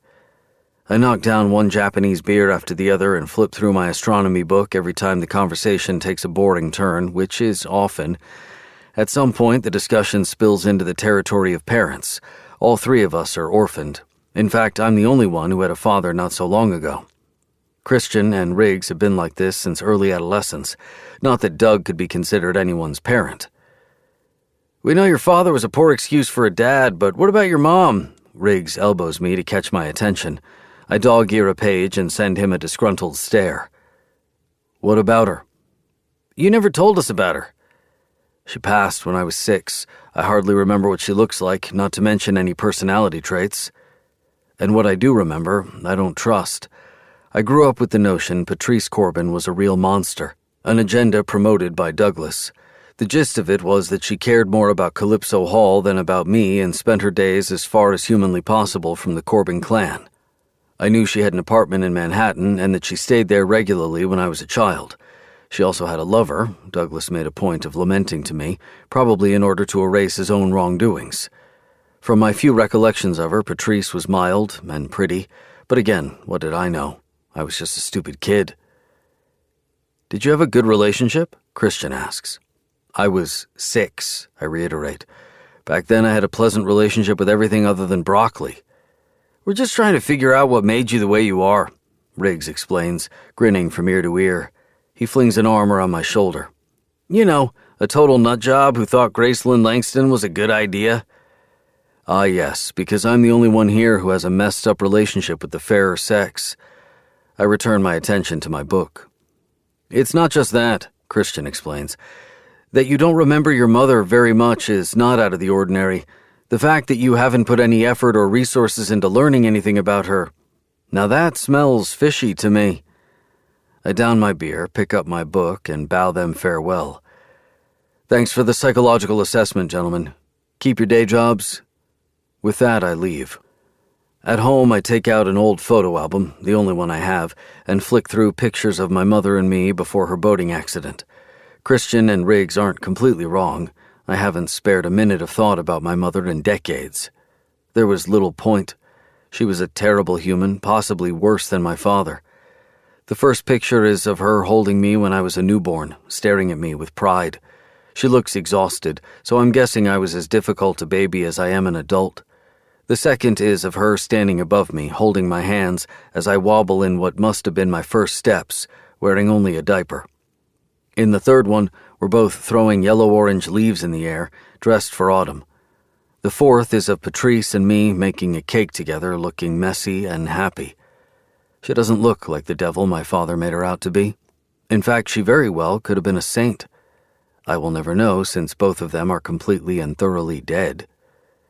The truth, unfortunately, was laid to rest right along with them. Chapter 20. Winnie.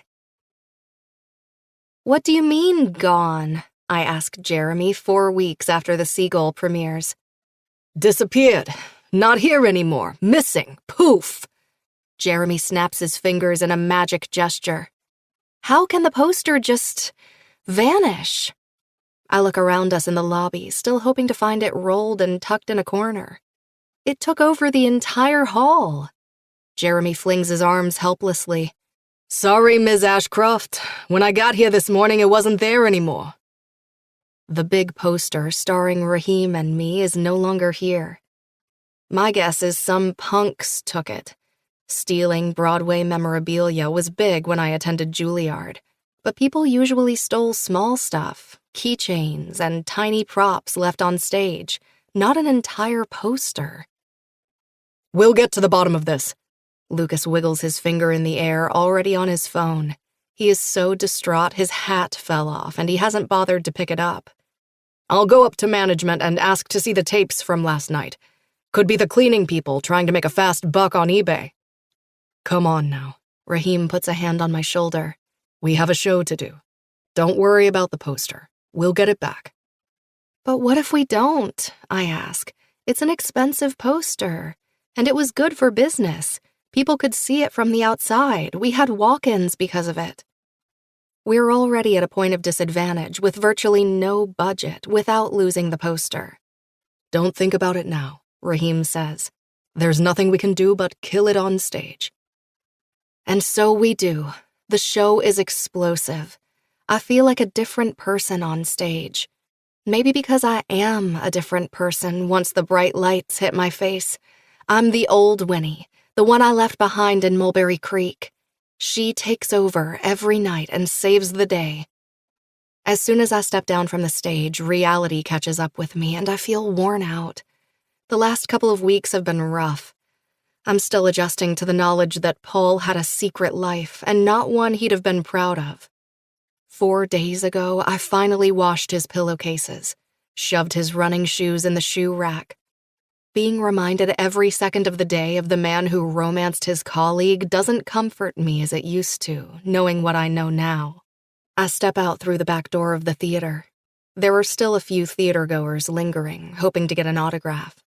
I smile, take pictures, and sign tickets and postcards. After the crowd disperses, I make my way to the end of the alley to catch a taxi. I'm almost at the curb when a hand grabs my arm and tugs me up a small flight of stairs leading to the back of a restaurant. Gasping, I yank myself away and start for the street. Firm hands wrap around my waist before I'm able to take off. They jerk me backward, and my back slams into a firm, muscular torso. Bumpkin. Arsène taunts into my ear. The small hairs on the back of my neck stand to attention, but it's not just fear I'm feeling. It is a thrill. I recognize him like an old lullaby. His smell, his height, the firmness of his body. Gosh, I'm beyond screwed. You're a hard woman to pin down. Pinning me down shouldn't be on your to-do list, I grind out. This is sexual harassment. My apologies. He takes a generous step back, allowing me the space to turn around and give him the stink eye. Been waiting to hear from you about our little information exchange. Right. Why else would he seek me out? To ask how I've been? Pay attention to Calypso Hall, heaven forbid? Actually, it's good that you're here. I straighten my spine. I have a bone to pick with you. He cocks his head. I have his full attention now. Someone stole the Seagulls poster from the lobby. I park my hands on my waist. It's gone. That's what security's for. Did management pull out the surveillance videos? Lucas is working on it right now. In the meantime, I know you're not a fan of spending any money on the theater, but we need a new one. Talk to accounting. He leans against a metal banister, looking bored and put off. I've no direct involvement with the theater, and now that I'm hell-bent on selling it, you're lucky I still pay the electricity bill. They're gonna jerk us around, I shake my head. No poster, no deal. His mocking chuckle reverberates inside me, dark and demeaning. Why, Winifred, this sounds a lot like extortion. Have you sprouted another inch of that spine I've been recommending you grow? How is this man still alive? How did no one kill him? Spare me the third-grade taunts. I lift a hand. We both know you want in Paul's office more than I want my hands on that file. His dusky eyes glitter in the dark. This is very decadent and improper. Did you ever do this to Paul? No, I've never done this to anyone. He is the only person who makes me feel emboldened. How dare you, I bark out. Don't even compare yourself to him. He was the patron saint of fidelity and refinement. I know. He pushes off, striding down the stairs with a provocative yawn. If you ask me, every self-respecting millionaire should be blackmailed by the woman he loves at least once. It's very thrilling for a powerful man of his position, the idea of handing over control. I've no idea what he's talking about. Paul would have been horrified if I ever pulled this kind of thing on him.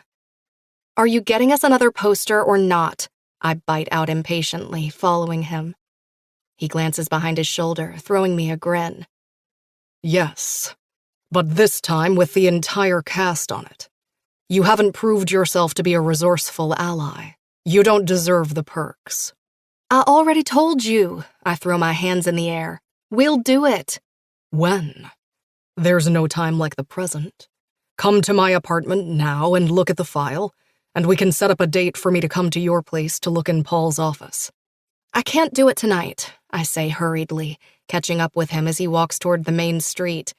Since when am I chasing him? Why, pray tell? Because then you'll be gone from my life and I'll stop feeling those butterflies that I get in the pit of my stomach every time you're around. I don't want to stop feeling. I haven't felt in so long, and I think I'll go mad if I go back to being numb. It's pathetic, but as long as Arsène keeps seeking me out, I don't feel so alone in this place. I have plans tonight. This, surprisingly, is not a lie. Great, I'll join you. What? No. I stop at the curb, craning my neck to try to flag a yellow taxi down. You're not invited. Why not? He inquires casually, not one bit offended. I look around myself, wondering if he is for real. Has it ever occurred to you I might have plans with people? What people? Friends. You don't have any friends. He chuckles easily. You're an outcast, like me. Well, not like me, he amends, waving down a taxi. He is much taller than me and is probably visible to drivers all the way from Long Island. I do have some friends, though I try my best to avoid them. But you, all your real friends are miles away. You miss company, and you don't have it. Really, I'm doing you a favor. A taxi signals in our direction. The familiar pitter-patter of my heart beating out of whack makes my chest cave. This is exactly why I haven't reached out to Arsène these past few weeks. Even though I've been dying to know more about Paul, I couldn't risk it. This feeling of falling again. And with yet another rich New York jerk. No doubt this is another Winnie Ashcroft error. Winnie Towles would have found herself another nice, dignified Reese Hartnett. I don't want you to tag along. I spit out the words. The taxi pulls over and stops in front of us, and Arsène casually places a hand on its roof to stop it from driving while we finish this conversation. You'll just be talking about Paul and Grace nonstop, and I'm tired of that heartache, I add. Cross my heart and hope to die. You will not be hearing their names from my lips tonight. He raises his fingers in a Boy Scout motion. Now where are we headed? Do they serve alcohol there? He opens the door for me, and I slide into the back seat, with him following behind. 25 minutes later, we're sitting on a red brick wall, our feet dangling in the air. In front of us, there is a sea of parked cars. And in front of them is Breakfast at Tiffany's, playing on the back of a stark white building in Brooklyn. Let me get this straight. Arsène rips open a bag of Skittles. You were going to go to a drive-in without a car? Yes. Alone? Also, yes. I bury my hand inside a bag of popcorn. The salt and butter cling to my fingers. I like sitting outdoors while the weather's still warm. Reminds me of home. Only it's not warm at all tonight. Autumn is bleeding into the remainder of summer, and the air is cold and biting. I have a cardigan, but it barely helps keeping the shivers at bay. It's not safe, he points out. I've survived thus far. Have a little confidence in people. Never. He peers around us, then scowls at me. You're freezing. Wait here. He hops off the wall, disposing of the opened Skittles bag into my hands. I try to turn my attention to the movie, but it's no use. My eyes follow Arsène religiously. I'm curious as to what he'll do next. He saunters nonchalantly across a row of cars, passing pickup trucks and Teslas. He stops in front of a BMW, leans forward, and knocks on the driver's window. What the heck is he doing? I prop myself closer to the edge, desperate to hear the words he exchanges with the person behind the wheel. How much to rent your car for the rest of the night? Fuck you, man, the guy inside laughs incredulously. Sex is not a currency I trade in, but I appreciate the offer. You bought this car for, what, $35K? After adding all the perks? It's 5 years old, I know the model. A car loses 70% of its value within the first 4 years. I'll give you 10 grand if you lend it to me for the night. You can pick it up from here tomorrow morning. Yeah, buddy, right, the guy scoffs. And you expect me to believe it? I expect you to use your brain cells, take the once-in-a-lifetime offer, and call yourself a cab, sooner rather than later. I can't decide if what he's doing is romantic, crazy, stupid, or all three. I wonder if Arsène used grand gestures on Grace. I decide that yes, he did. He's a non-conforming, eclectic person. Then I wonder what kind of fiancé he'd been to her. Somehow I don't see him stressing out about babies in the same way Paul had. He seems eerily self-assured and calm. He'd be in no hurry to reproduce just to prove something. How are you going to pay me? The guy asks. Apple Pay, right now. Arsène raises his phone between them, arching one thick eyebrow. Fine. The guy turns his attention from Arsène to his girlfriend in the passenger seat. Sorry, babe, I'll make it up to you. Then he turns back to Arsène. Why are you doing this anyway? My date is cold. Arsène gestures toward me. I duck my head and pray no one can see my face. That's one expensive date if you ask me. She better put out. The guy gives Arsène his phone number and steps out of the car. Come on, babe, I'm taking you to Peter Luger. We'll order all the starters, too.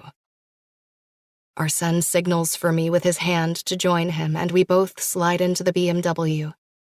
It's weird to be in someone else's car, with the scent of their deodorant, the half-finished gum pack in the cup holder, the unfamiliar tree-shaped air freshener dangling from the rearview mirror. "You're so embarrassing," is my thank you to Arsène as we resume watching the movie. You're so welcome, he replies generously, making me pink again. Please, I wanted to die. Yes, of hypothermia. And I was going to be an accessory, the last person to see you alive. I can't figure you out. I squint at him. You do nice things for me, but you are an asshole about it all the way through. He returns his attention to the screen. Sounds like the antithesis of your late husband, who said all the right things but acted like an asshat. We're more than halfway through the movie, though I cannot for the life of me concentrate when Arsène speaks again. I don't get it. He tosses a handful of Skittles into his mouth. The heroine is essentially a criminal and call girl, and her love interest, Paul, gets paid for sex. What's so romantic about this film? It's about a girl in her prime, I cry out. She's trying to survive and support herself and her brother who's at war. By sleeping with strange men, he finishes. Didn't women spend the last few decades burning bras to defy these kind of stereotypes? Hold on. I frown, tossing my gaze to him. Aren't I supposed to be the prude here? If it helps, I think Paul's a piece of work, too. They deserve each other. Which Paul? I fire out. This one or mine? Ah, he grins at me, and I feel beautiful and alive under his gaze. Like he is the Italian sun, nourishing me in ways I can't explain. Not so dull, are you, Bumpkin? The answer is both of them. Well, I tuck a lock of hair behind my ear. Women love this film. I bet. He looks around us, surveying the drive-in. Sure enough, it's mostly couples, with some mother-daughter and girlfriends combos in the cars. I don't know why, but I've a feeling my mother loved this film. It reminds me of her. Loved? She died when I was 6. I feel like I unlocked an impossible level in a video game, and now I need to really concentrate to pass it. This man has never opened up to me like this before. How'd it happen? I shift my full attention to him. The usual rich person way. A boating accident. His jaw ticks. You don't like talking about it.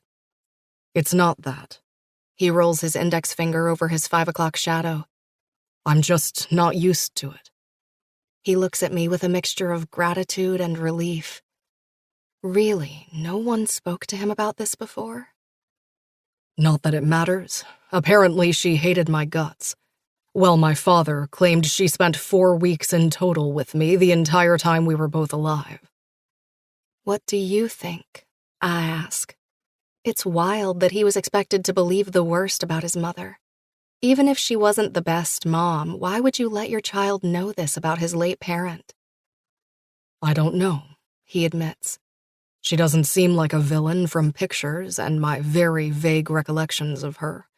But as we know, Satan tends to arrive in a pretty package and a satin bow. Ask Gray. He starts, then stops, remembering we're not supposed to talk about them tonight. His expression turns flat. Ask anyone who's ever played with the devil. And this is why you decided to play with it? I press. The devil, I mean?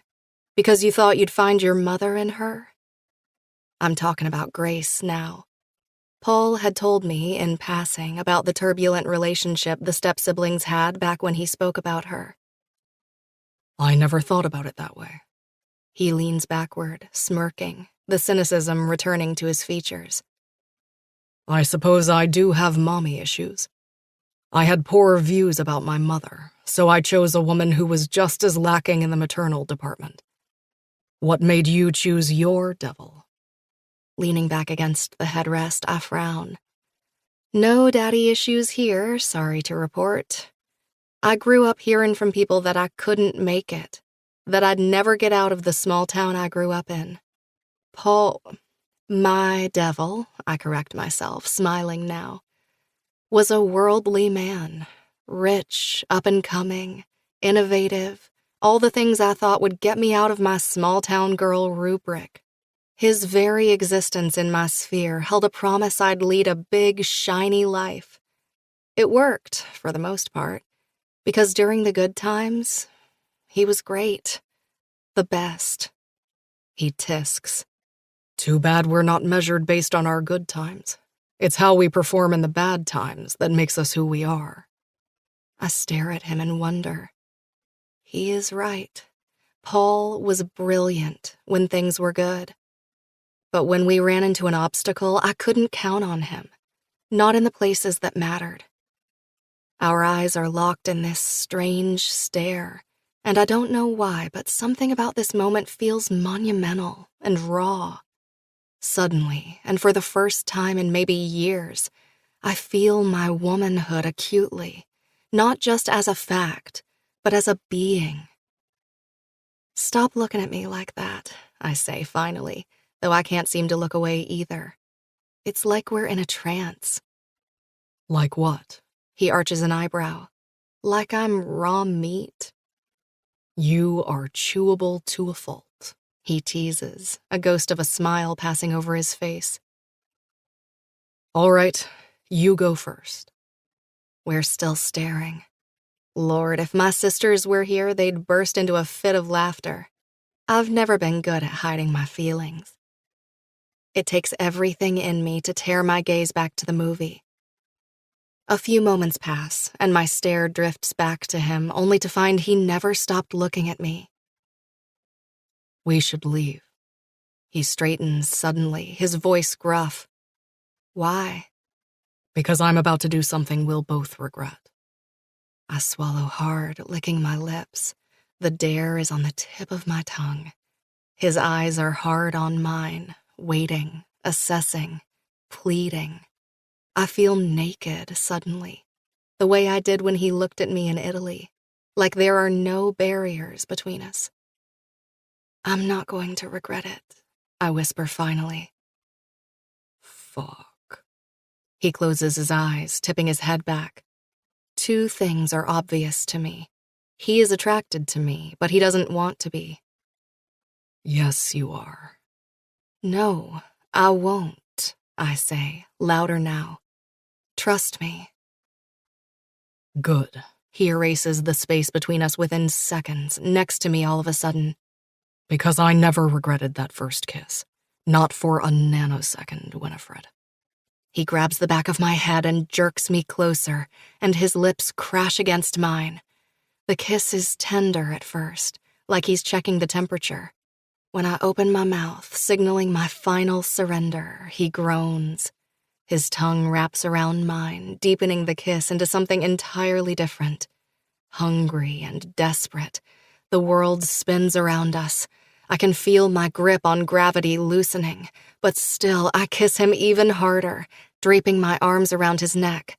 And when it's still not enough, when the center console insists on keeping us apart, I do the unbelievable and spring up, hoisting myself on top of him, straddling his lean waist. He tastes of Skittles and Coke and someone new and exciting. He buries his fingers in my hair, which is gathered in a ponytail, before using it to pull my face up and extend my neck. His tongue rolls around my neck, tasting the sweat that still lingers on me from the show tonight. He makes happy noises I've never heard a man make, a mixture between a murmur and a moan.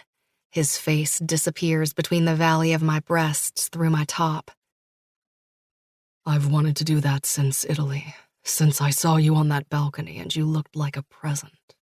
His voice is barely a whisper, so much so I don't even know if he really said it, or it's all in my head. But the thought that he's wanted me for so long makes me feel drunk on power, vengeful against Paul and Grace, and so incredibly hot for him. I push my hand into his slacks and cup him. He's blazing hot and hard as a rock. I watch the top of his head as it bobs. He is licking a trail, the outline of my breasts through my shirt. I squeeze his cock. More. He looks up at me, dazed and a little flushed. You sure? I nod. I pepper encouraging kisses all over his face, lips, neck. His movements are quick and desperate, and it brings me pleasure to see him urgent for once, and especially because he is urgent for me. His cock springs up between us, long and hard, and I slide my bottom off the seat toward the floor before catching the tip of it in my mouth, still in a daze that I'm doing this with someone else, someone new, someone frightening. Oh, shit. He fumbles with the side of his seat, trying to find a way to pull back the darn thing, to allow me more space to take more of him. Stupid BMW. Give me a minute, Winnie. Winnie. He never calls me that. It amuses and surprises me that I'm Winnie in his head, even when he insists on calling me Winifred. I don't comply. I wrap my fist around his cock and lower my head, swirling my tongue against his tip. He hisses with pleasure so intense I swear it is dipped in pain. Fuck, please. Please what? I tease. Just wait a second. If I don't find the right button, I'll just rip the damn seat from its base. It'd still be worth it, but I won't be able to look at myself in the mirror quite the same again. I laugh, my mouth still around him. A salty pearl of pre-cum hits the tip of my tongue, and then, lo and behold, he finds the button and pushes the seat as far from the steering wheel as possible. He reclines the back of it until he is almost lying flat. I take all of him into my mouth, drop into my knees on the sticky floor, gum wrappers and crumbs of food digging into my knees. The windows aren't even tinted. Just what am I doing? He pushes one hand into my hair and watches me through hooded, drunk eyes. He looks so into it, I think I might come just from watching his expression. Our eyes meet across his lean torso. I'd love to see him without a shirt. But I remind myself I'd never let myself go this far. Already, I've crossed too many lines with this man. Next time I'll see him, it's going to be to exchange information, and then we'll be done. We have to be done. His heart still belongs to a dead woman, even if mine is beginning to slowly come alive from the hibernation Paul has put it in. Stop, He groans, stroking my hair. Not like a quick date you meet on an app, but like a lover. I'm about to come, and I don't want it to be all over this poor asshole's car. The permission to let him finish inside my mouth is on the tip of my tongue. By a miracle, I manage not to utter it. We're not together, and I know that come tomorrow morning, I'll regret it.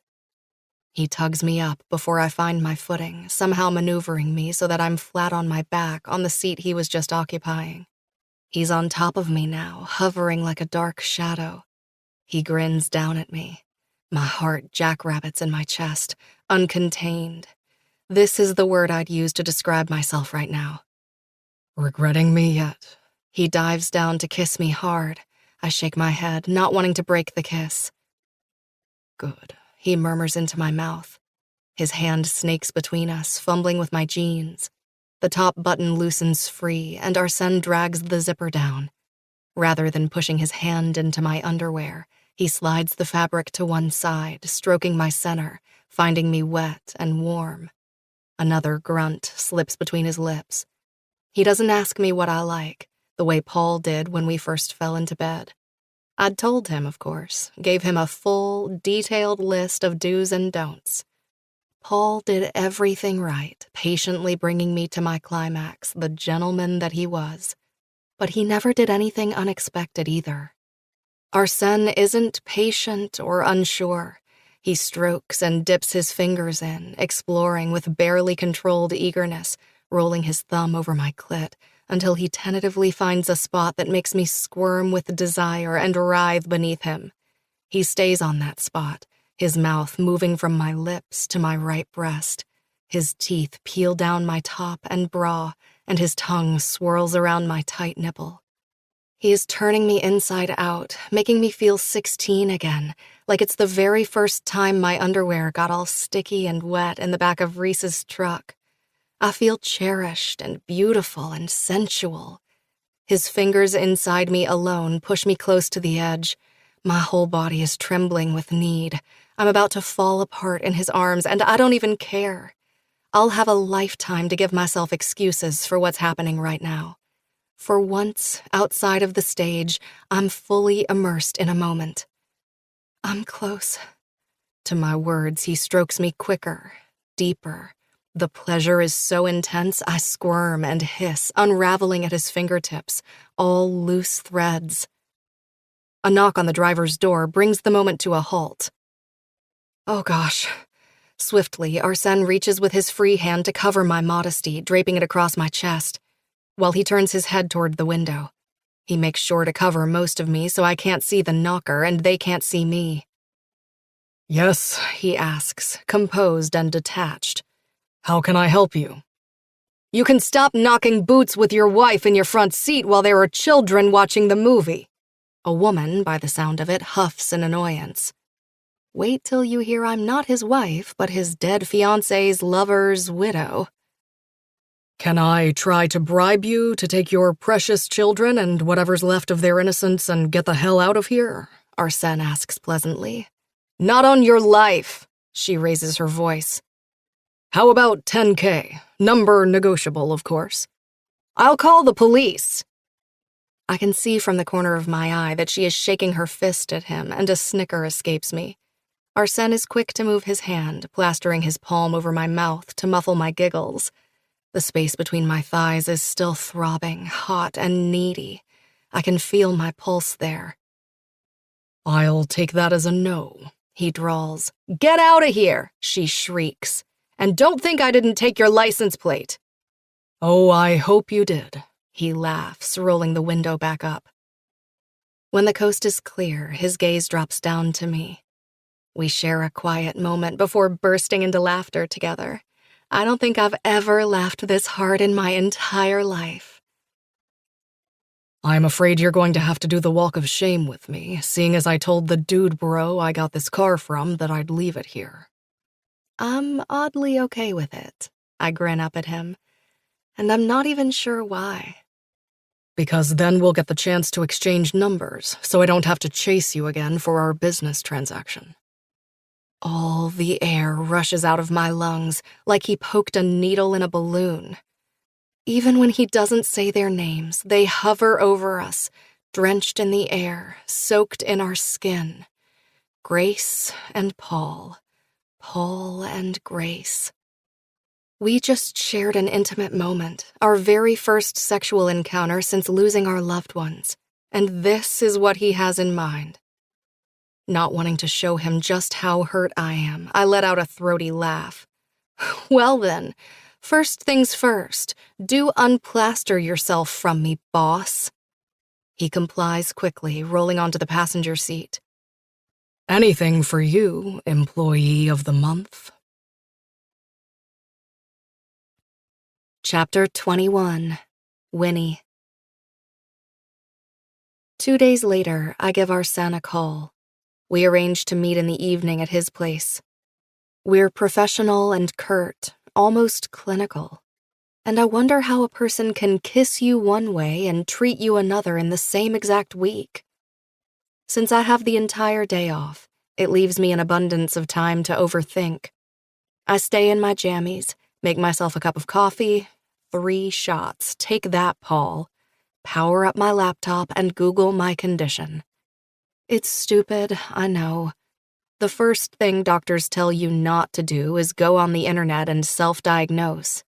Every ingrown toenail becomes the C word, Ma used to tell us when Georgie, Lizzie, and I crumbled in fits of hysterics whenever we woke up with a blue mark on our skin. I type in all the symptoms I've experienced throughout the last few years. Awful menstrual cramps, paralyzing pains, infertility, random cramps. The same word keeps popping up on the screen over and over again. Endometriosis. I click on the definition, suck in a breath, and brace myself for the worst. Women who suffer from endometriosis have trouble conceiving, and in fact may not conceive at all. It says the condition is incurable, can be medicated, but never healed. In other words, I may never ever have biological children of my own. And just like that, the heartache of Paul's death and betrayal shrinks into a Post-it note size issue, making room for something bigger in my chest. It swells and rises, suffocating me. Permanently infertile. I'm in full-blown meltdown mode, pacing back and forth, and still, I can't bring myself to cry about it, about the terrible prospect of never birthing children. What's wrong with me? I charge toward my bedroom, pick up Paul's stupid alarm clock and hurl it across the room.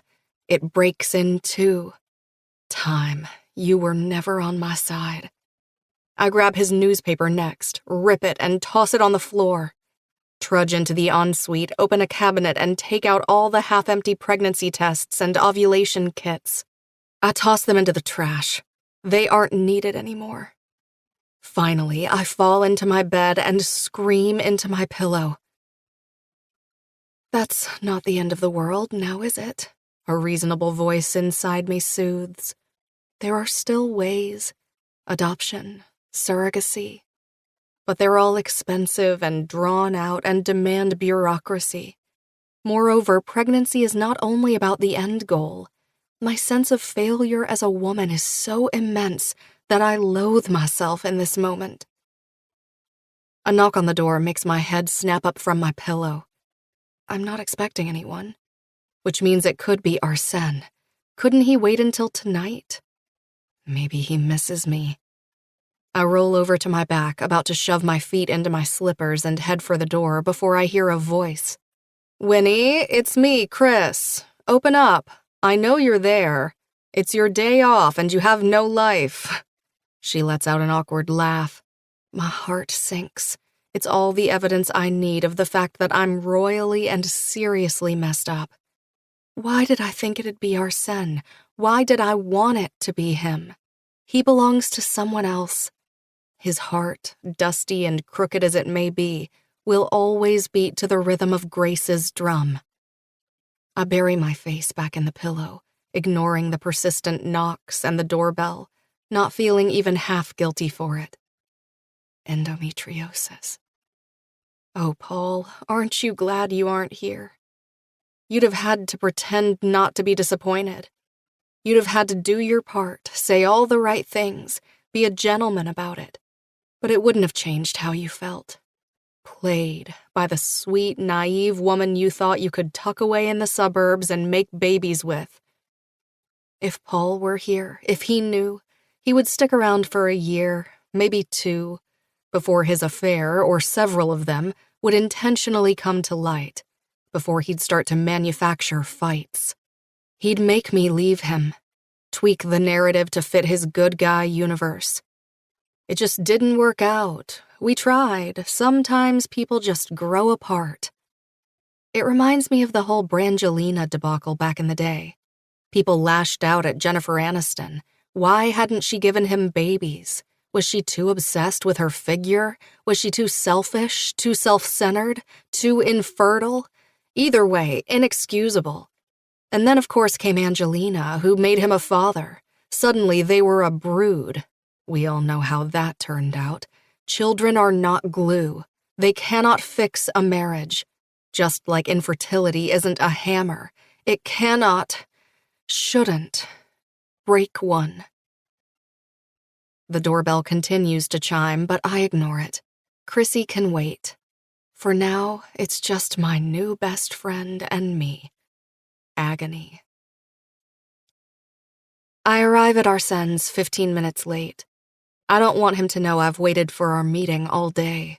How I was ready 3 hours in advance, tucked inside my most flattering pair of jeans, cute black sweater, and the only pair of nice shoes I own. Not wanting to look eager, or worse, interested, I kept my makeup to a minimum. A little bit of foundation, mascara, and a pink lip gloss, which I also tapped lightly on my cheekbones to create a shiny blush. He opens the door in his work clothes, the top of his dress shirt unbuttoned to reveal a mat of dark hair. He is barefoot and talking on his phone, motioning with his hand for me to come inside. This throws me off. After all, at the drive-in, he was acutely attuned to me. Generous, playful, almost romantic. Now he is the same cold statue I met in Italy. Arsène turns his back on me and advances toward his kitchen. I follow, straightening my spine and ignoring the obvious signs of obnoxious wealth dripping from every stainless steel appliance and piece of furniture in his domain. If Grace's apartment hints at wealth, his downright screams it. His view alone is mouth-watering. Right out the gate, I'd move away from crypto. Too vulnerable to government crackdowns. If there's one thing we can always count on, it's the government's ability to fuck up a perfectly good investment channel, he says to the person on the other line. I glance around myself uncertainly. I was not expecting this kind of welcome. Arsène answers to his client. Not sure about this one. Let me run the numbers and double-check. He points at a seat at his dining table, and I assume position, taking it. Hold on a sec, Ken. What can I get you, Winifred? Coffee? Water? Tea? I was hoping we were going to have something stronger. Clearly, he and I aren't on the same page tonight. Anger begins simmering in my veins, diluted by humiliation. You stupid, stupid woman. Water's fine, thank you, I say formally. He gets me a bottle of Fiji water and disappears into his hallway, then returns with a thick manila envelope, which he dumps in front of me on the table.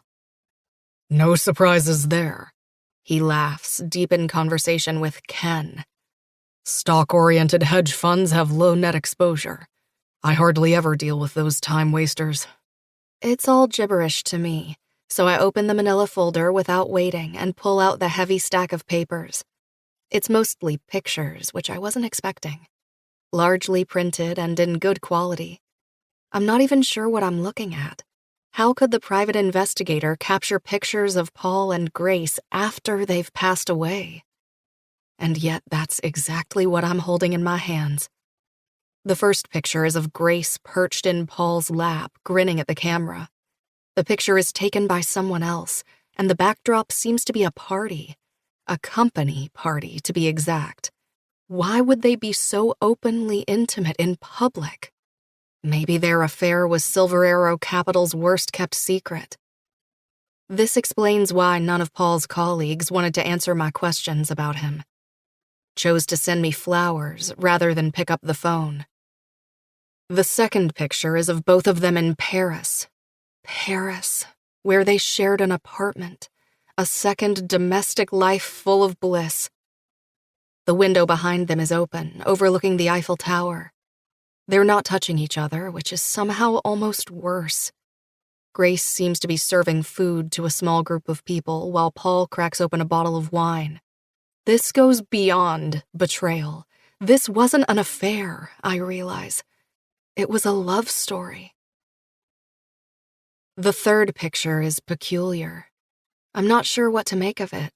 It's of Grace only. Puffy-eyed and tired. She's slung over a bed, her mouth in a surly pout. There's an Instagram caption under her face that reads, "Miss my baby," sad face emoji. Said baby, I'm going to take a wild guess, is my late husband. The final picture is the one that breaks me. It's a picture of Paul and Grace kissing, full-blown kissing, in Italy. I recognize the background like I do the palm of my hand. The yachts, the bay, the pastel-colored buildings. I can almost smell the brine and the olive oil and the blossom of the nearby trees. They were at it when their partners were nearby. With a soft gasp, I grab a pile of documents and throw them on top of the pictures so I don't have to look at them. They'd met privately in Italy, before that awful dinner, seeing as Arsène and Grace left hastily in the middle of it. Paul kissed her before he kissed me on that balcony. Been inside her before his mouth roamed the most sensitive parts of my body. Then he shared a peach with me, told me he wanted to have a child with me, gave me hell for my coffee intake. My apologies. Arsène slides into the seat next to me, tossing his smartphone to the other side of the table. New client. I had to pretend to care. I'm already full to the brim with rage, lashing out at him, the man who not only showed me more evidence of Paul's indiscretions, but treated me like I was an unwelcome cold caller since I walked into this apartment, is a no-brainer. Where'd the private investigator get all these pictures? Grace had a secret Instagram account, he supplies. Finstagram, I think the clued-in youngsters call it. Why would she be so mindless? I roar. Arsène shrugs. I don't have any social media, so the prospect of being caught by me was slim. Plus, it was set on private. It allowed Paul to leave her flirty comments without you seeing them. From his real profile? I splutter. He nods. I want to throw up. They really loved each other, didn't they? I worry my lip. How else can I explain the frequency, the intensity with which they carried out their affair? It was almost like they were begging to be caught. Arsène's eyes hunt my face for something, for a reaction I don't deliver. After a moment, his attention returns to the thick file. Yes, I suppose they did love each other. We were their safe bets, but they were each other's safe haven. I go through the rest of the file. It's comprehensive. Not that I would expect less from a man like Arsène. Though it must be said, he doesn't look half as heartbroken as I thought he'd be when we go through the material. Paul and Grace shared an apartment in Paris and bi-weekly trips to their favorite Manhattan hotel. They also went to St. Moritz together for a skiing trip, were treated as a couple by their colleagues, and were planning to buy an apartment together in Soho, not too far from my place. They'd already put in an offer at the time of their deaths. The contingency fell through when they passed. There were presents and holidays and plans for the future. Romantic dinners, shopping sprees, and even nicknames. He called her Gigi. Gigi is so much better than Baby Doll. I don't lift my head from the papers for hours. Maybe more than hours. Maybe days. Who knows? I'm so engrossed in all this new information. The details, the messages, the emails. There are so many work emails. How did the private investigator get his hands on those? I think it's time we crack open the brandy. Arsène swoops up everything in front of me in one go, arranges the pages and pictures neatly, and tucks them back into the manila folder. He stands up and returns with 2 snifters and a decanter. He pours both of us a generous amount, shoving mine across the table until it hits my elbow. You need a distraction, he muses. I need a bullet to the head, I murmur. He studies me for a long moment. You know, Mars is red because it's covered in iron oxide, which is essentially rust. It is also the prime candidate to be the next place humans would live on. What's your point? I look up at him with a sigh. My point, he takes a sip of his drink, is that just because something doesn't work properly or is rusty, like your heart, doesn't mean it can't survive. Still not following, I lie. Come, bumpkin, you dodged a bullet. Can you imagine finding out all of this when you're 45, after you've given Paul all of your best years, plus 2 unplanned C-sections, saggy breasts, and a shattered Broadway dream to show for it? To this improper joke, I answer with a snarl. I cover my face in my hands. My snifter knocks over, spilling all over the floor. The glass breaks. I don't even have it in me to mumble an apology. At least up until now, I could tell myself that Paul had been letting off some steam with Grace after all the tension that had been building up in our marriage. Now, even that weak excuse is gone. What he had with her wasn't dirty and salacious. They were in love, all in, just merely tolerating Arsene's and my existence. Winifred, Arsene's voice is harsh now. He stands up.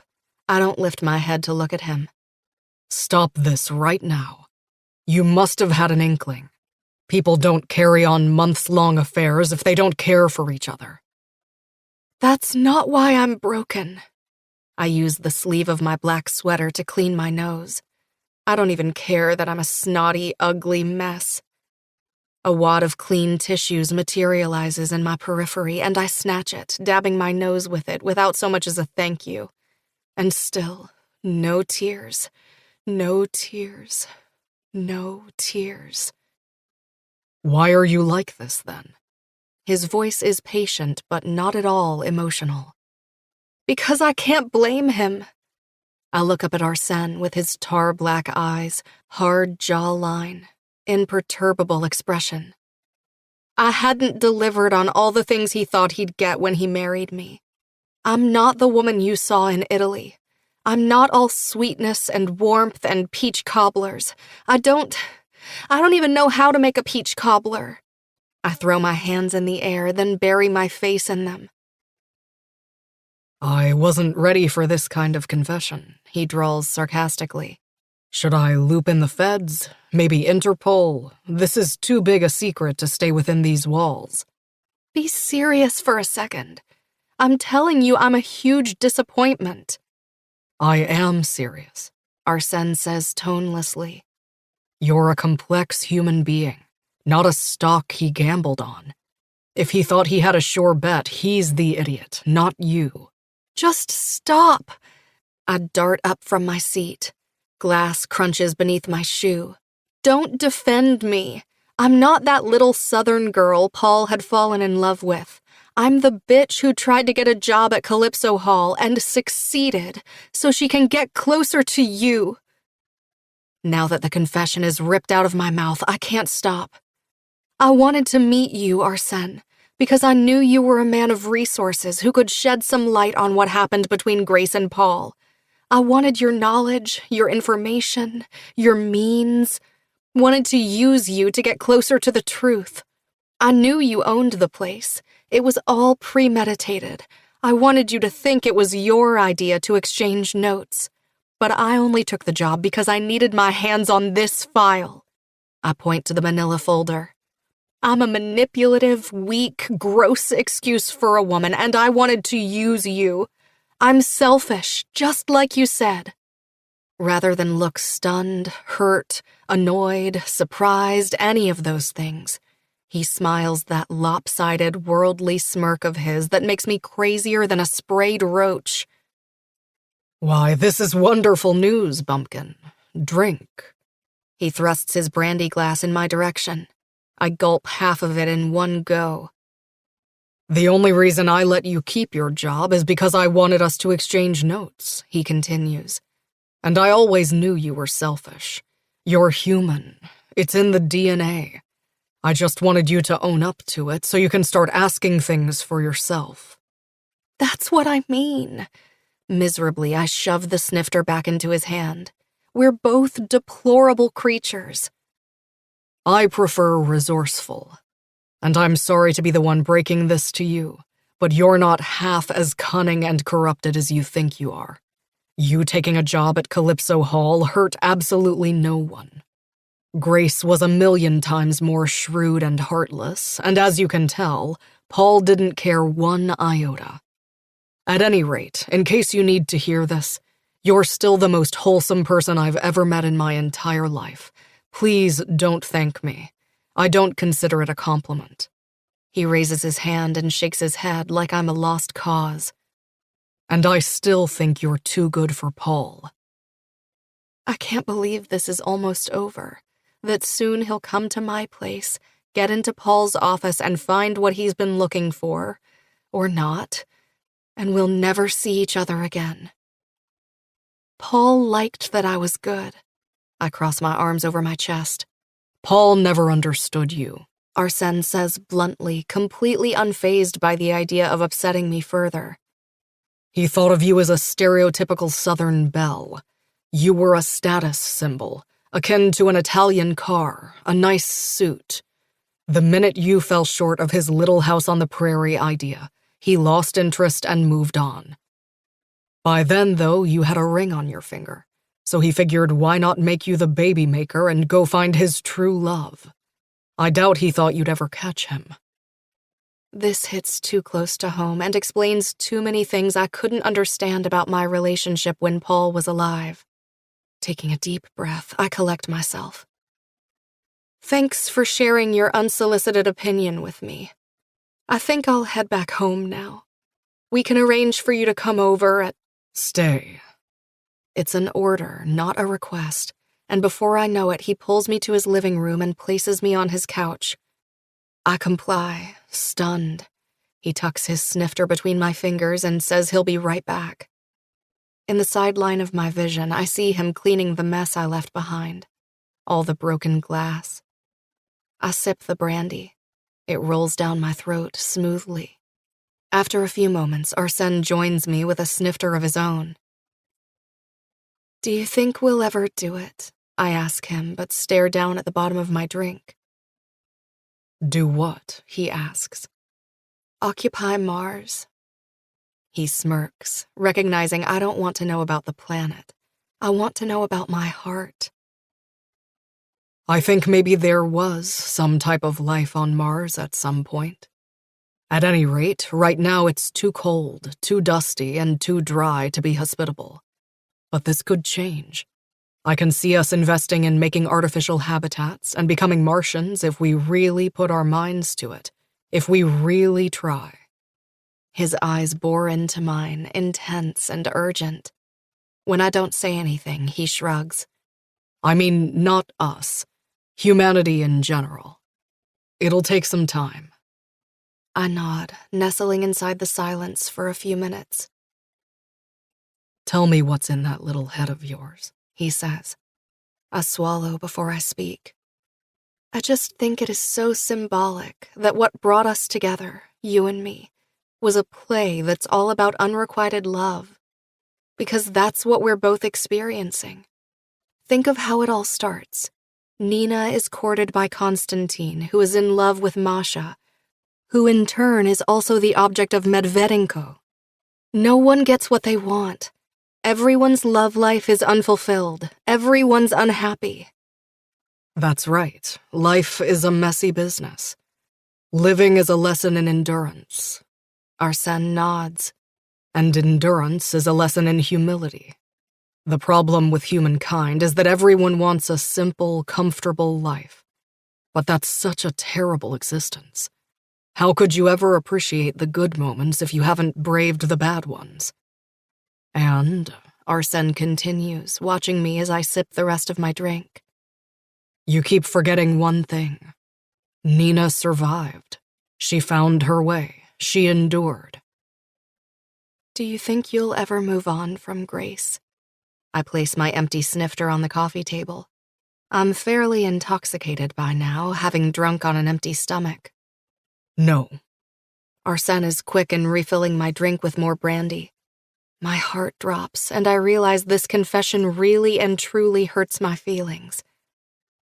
I haven't made any celibacy declarations, and no part of me wants to keep pining for her. But I'm a practical man, and practically speaking, I don't think any woman could ever compare. I drink some more to shake off the uneasy feeling that accompanies the realization that Arsène is never going to be in the market for love. Maybe I should go back to Mulberry Creek. And do what? He eyes me mockingly, that taunting smile ready on his face. Milk cows? First of all, we don't even have cows. I pin him with a look. I'll have my family, my friends, my circle. I'll have Reese. Who's Reese? My ex-boyfriend. We broke up when I moved to New York. We were really good together. He's a nice guy. Arsène rolls his eyes. Please kill me if the first adjective that springs to mind to describe me by my ex-girlfriend is nice. I laugh. Being nice is a great trait. That will not get you in the history books.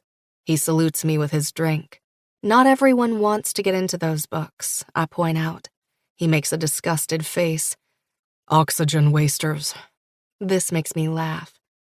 I don't hate you quite as much as I did weeks ago, I admit. Well, then here's some food for thought. He pivots toward me. You broke up with Reese for a reason. Never forget that. The brandy decanter gets emptier as the night progresses. Arsène brings over the file, and we go through the pictures together again. But this time, it's not as gut-crushingly terrible to watch as the first time around. At some point, the doorbell chimes. He ordered food. Soul food, my favorite. Fried pork chops, collard greens, cornbread, mac and cheese, and apricot jam tart. No sign of a peach cobbler. He really does think of everything. We tuck in, washing it down with lots of water, and then we drink again. I get brazen, maybe even a little reckless. After all, this is Arsène. He will never love me. Not that I want him to. But he'll never betray me either. Because he'll never be mine. I have a confession to make. I tuck my hands between my thighs. Is it as big a bombshell as the peach cobbler one? My heart can only take so much. He places his hand over his sculpted chest. You have to promise not to tell anyone. I ignore his jest. I think I'm slurring, which is an excellent reason not to tell him what's on my mind. But I'm heavy with food and easy with alcohol, and the mood between us is so different than it was at the drive-in. Tonight, he put on a different air, the best friend one, the guy who can be trusted, and it's not like I have anyone else to talk to. You have my word. Unless it's really juicy, then out I go with it to the Inquirer. Groaning, I shove at his shoulder, hoping it'll stir something inside him to prompt him to kiss me. No dice. He is different tonight. Cocksure, as always, but also reserved. I'm probably infertile. The words explode between us. Taking a breath, I continue. Well, not probably. More like certainly. Remember when you saw me in Italy? I was a whole blubbering mess in the bathroom. My ears get hot when I think about that moment. He nods slowly, staring at me. That was because I had a bad argument with Paul about it. I see. He strokes his chin. That first time we talked about them, in the New Amsterdam, remember? You seemed to have had a drop of a penny moment when I told you when they started having an affair. Why was that? Swallowing, I looked down at my feet. Because it was around the time Paul and I had spoken about my possibly having fertility issues. It felt like he gave up on me and moved on with her. Arsène doesn't say anything for a while, almost like he hasn't heard me. This was clearly a mistake. I get embarrassed waiting around for him to reply, so I stand up. Where's the bathroom? Second door to your left in the hallway. After emptying my bladder, I return to the living room to find him sitting in the same position on the couch. I regret telling him about my infertility. I don't know what I expected, but it wasn't complete apathy. I'm happy for you, he says from his spot on the couch. I blink, thinking maybe I misheard him. Happy for me? He nods. Why? Because you're not really heartbroken about Paul. You're heartbroken over the way you two ended your relationship, and that he didn't love you enough to accept you despite what you view as your imperfection. That's an excellent starting point. You'll move on, find someone else. Someone who realizes the value of a person is measured not by their reproductive system, and have a good life. Probably with nice Reese or a guy of his brand. Paul will become a distant memory, an anecdote. Narrowing my eyes at him, I shake my head. You're such an asshole. Why? He watches me grabbing my little clutch bag and my phone. You're so callous about everything. You wanted me to be devastated for you. He stands up to follow me across his apartment. Yes, Yes, I did. I stop at the door, turn around, and fling out my arms. I wanted you to comfort me. He stares at me, a little confused. Why are you looking at me like that? What's so bad about wanting to be comforted? Have you never consoled anyone in your life? We're still for a moment before he speaks. No, His voice is quiet, forlorn. never. He admits, I'm not sure where to start. vacillating between scolding him and teaching him. I decide to go for the latter. After all, I know what his childhood was like. Distant father, no mother, and a stepmother who banished him from his home. There are a few ways. I munch on my lower lip. My favorite is just to cuddle and sleep in each other's arms. My mama always used to hug me to sleep when I had a bad day, even when I was a teenager. Cuddling is a great de-stressor. He squares his shoulders. Cuddle. Right. I can do that. Why, though?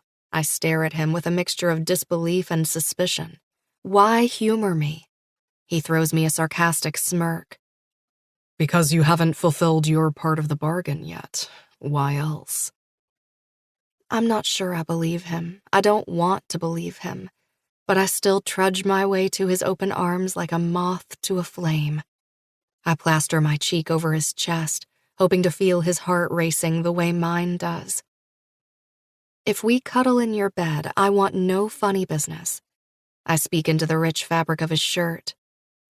No, you can't go into my bedroom. He places his hand on the small of my back, ushering me to a small guest room down the hallway with a queen-size bed.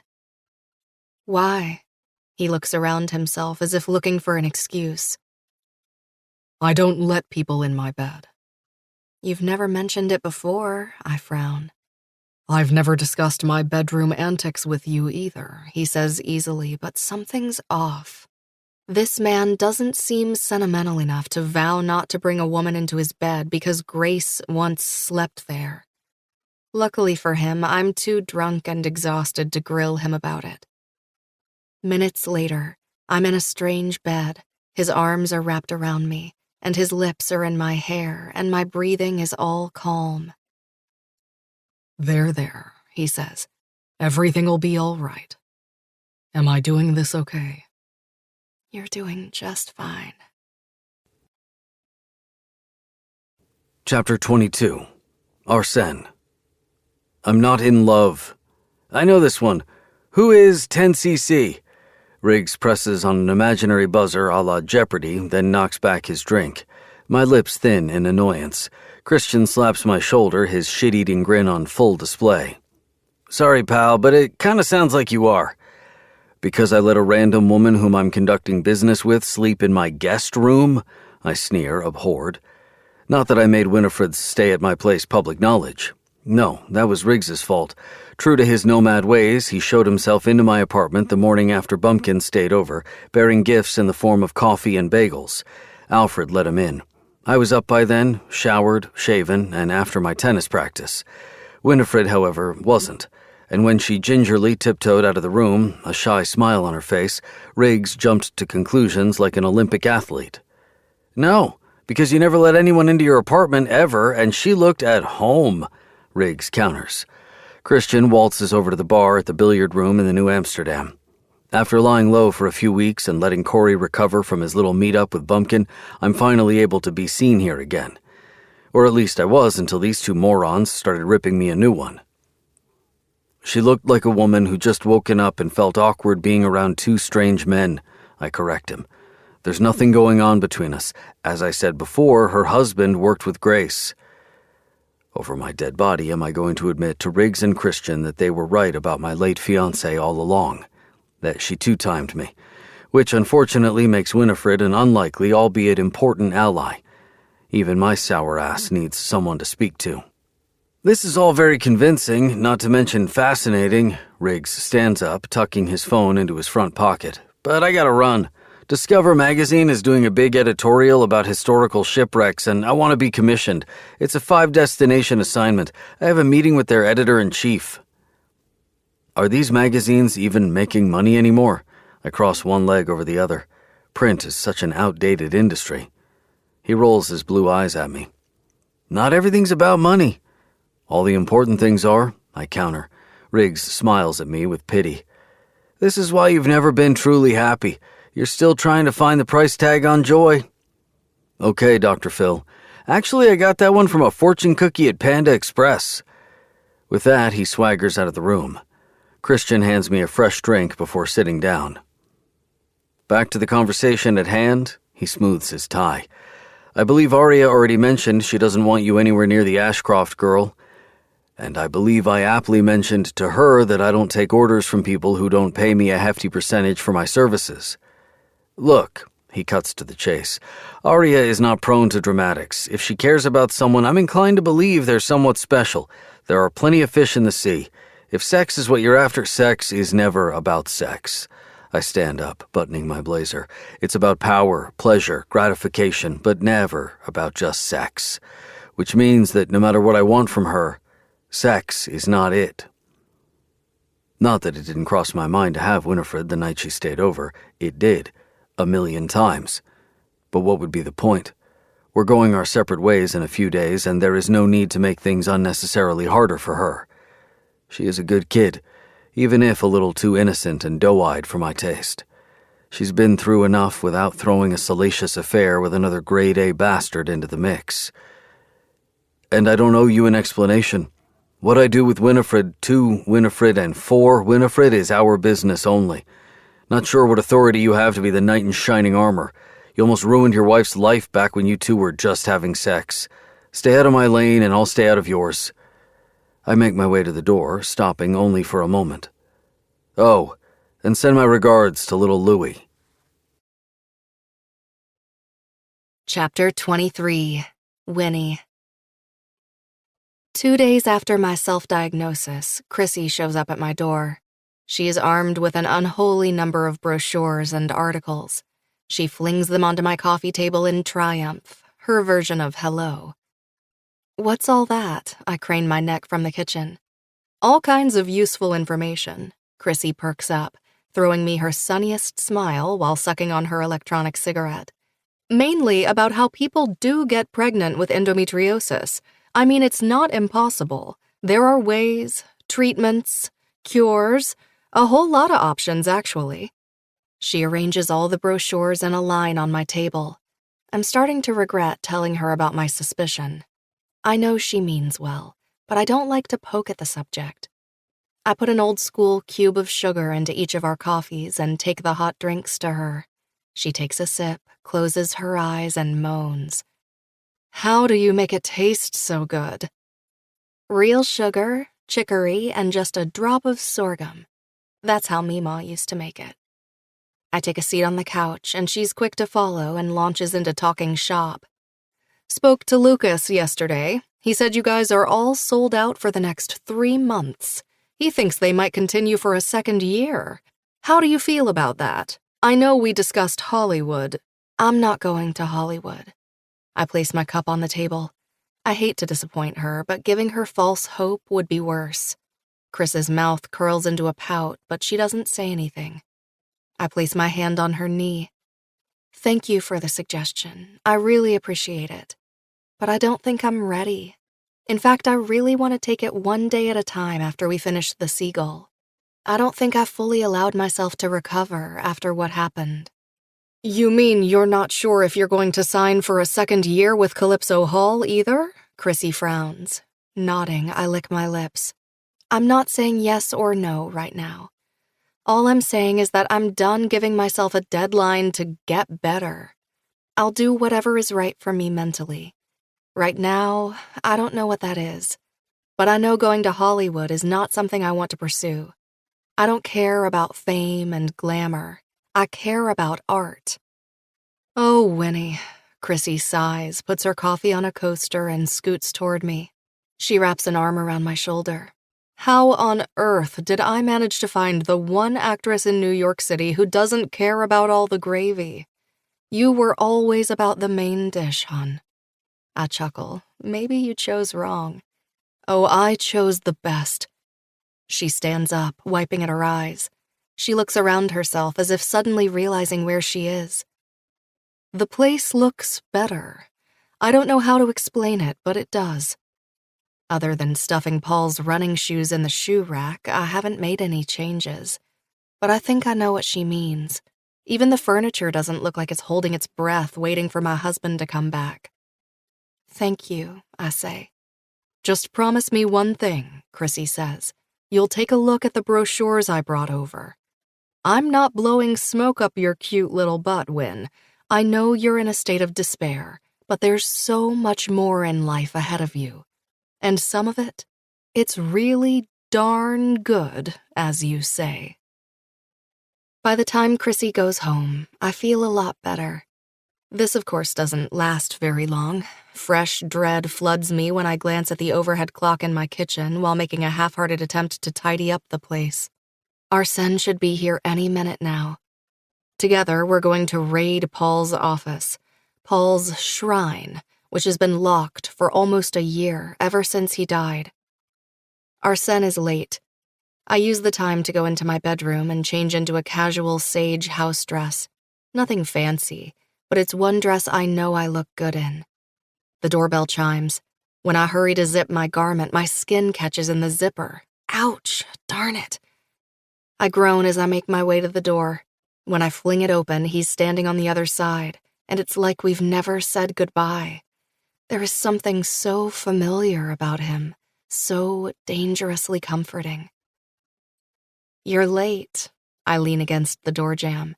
How else can I greet this man who spent the entire night 2 days ago holding me, brushing my hair back, whispering in my ear that everything was going to be okay?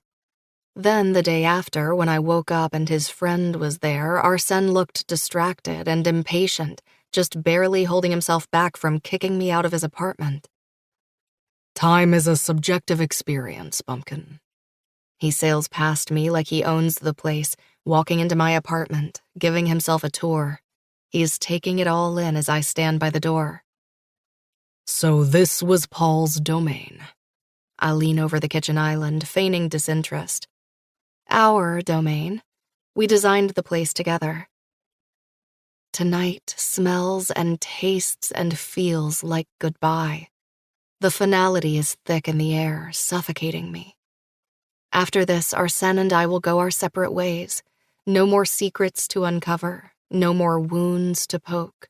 He is going to walk out of my life and probably sell Calypso Hall in quick succession. That's sweet, Arsène drawls, ripping his eyes from a painting on the living room wall to glance at me. You said you have infertility issues. Did you ever freeze your eggs? Better yet, embryos. You could still have a nice little bundle of joy from him. I blink, digesting the offhanded way in which he broached this personal subject. I don't know if I should be outraged or amused. "How is that your business?" I ask. It's not. He approaches the credenza and sifts through items like it's a crime scene. But I'm a problem solver, and when presented with one, I usually find a solution. And then what? Get a surrogate? They cost a fortune. In North America, yes, but there are agencies. Well, we didn't freeze anything, I answer shortly. And even if we had, I wouldn't want to use it, knowing everything I know. Too bad. Arsène puts a vase back in its place and pivots in my direction. Now where's the key? I withdraw the small thing from my dress's pocket and dangle it between us. Do you think we're going to hate whatever we find out? I swallow hard. I hope so, he says. Makes it easier to let go. And then we're right there, in front of the door I've been staring at for months, like it was the open mouth of a lion. Before I turn the key in its hole, I take a deep breath. God, you're still in love with him. That's pathetic. The words crawl over my back from behind like claws. Pot, meat, kettle, I murmur. A chuckle escapes him. Oh, Winifred. What? I want to lash out. What am I missing? How are you and I different? But it doesn't matter, and it wouldn't bring me closer to inner peace. I turn the key and push the door open. Paul's office is a vision of averageness. Files tidily stacked on his desk, a row of 3 screens adorned with Post-it notes. There are filing cabinets, dusty pictures of us on his desk, and a stress ball. Nothing stands out. Nothing screams scandal, adulterer, cheater. Arsène moves swiftly to one side of the room. I'll take the filing cabinets. You check his desk drawers. He pulls every single file out of them, then each filing cubby, turning them upside down and patting them from all angles to see nothing is hidden inside. Be careful. There's no need to destroy his things, I grind out. Bumpkin, He answers, already sitting on the floor, sleeves rolled up to his elbows. you have to stop being loyal to people who haven't been loyal to you. It's not a gracious trait. In fact, it's a little off-putting. This is not about Paul. I shove my hands into drawers, rummaging through notes, pens, a calculator, and some highlighters. It's about your hunger for distraction. At least I'm hungry for something. His words cut straight into me. When you're done with the drawers, power up that PC, and let me know if it requires a login code, will you? For the next hour, we work silently. The PC doesn't require a code. At the same time, we don't find anything of interest on it. The filing cabinets turn out to be duds, too. We go through letters, flip open the pictures, roll the carpets, seeking hideout spots where Paul could have kept something secretive, but it's one disappointment after the other. There's nothing in the office to suggest Paul had ever been anything more than a boring, married hedge fund manager. At some point, I start feeling foolish and actually, bizarrely, become mad at Paul. I've built up this office to be the holy grail of all secrets, and nothing is coming out of it. I feel like I'm disappointing Arsène. Why I care about disappointing this man is beyond me, but I do. Another hour ticks by. We recheck everything we looked into before. Our nerves are shot, and the silence piles up on us like dead weight. No stone is left unturned. But we're no longer friendly or hot for each other or even mildly civilized. The tension is everywhere, tangling around our limbs like ivy. Stop. Arsène's voice slices through the silence. It is sudden and makes me gasp as I browse through another one of Paul's clients' files. You and I both know we're not going to find anything here. It's a waste of time. That can't be. I clutch the file closer to my chest. Paul was so uptight about his office, so secretive. That's because he has sensitive information here about companies worth billions of dollars. Not because he kept Grace's panties under the printer. He stands up from the floor. A thin film of sweat coats his forehead. We gave it our best shot. Is that all? He can't leave, not like this, not so soon. I follow him out of the room, dejected. Well, you know, it's late, and I haven't even offered you anything to eat, not to mention drink. He rolls his sleeves down his muscular forearms. Don't worry about it. I have some leftovers in my fridge. Still, I trail behind him, out of the hallway, to the living room, and toward the door. Panic flares in my chest.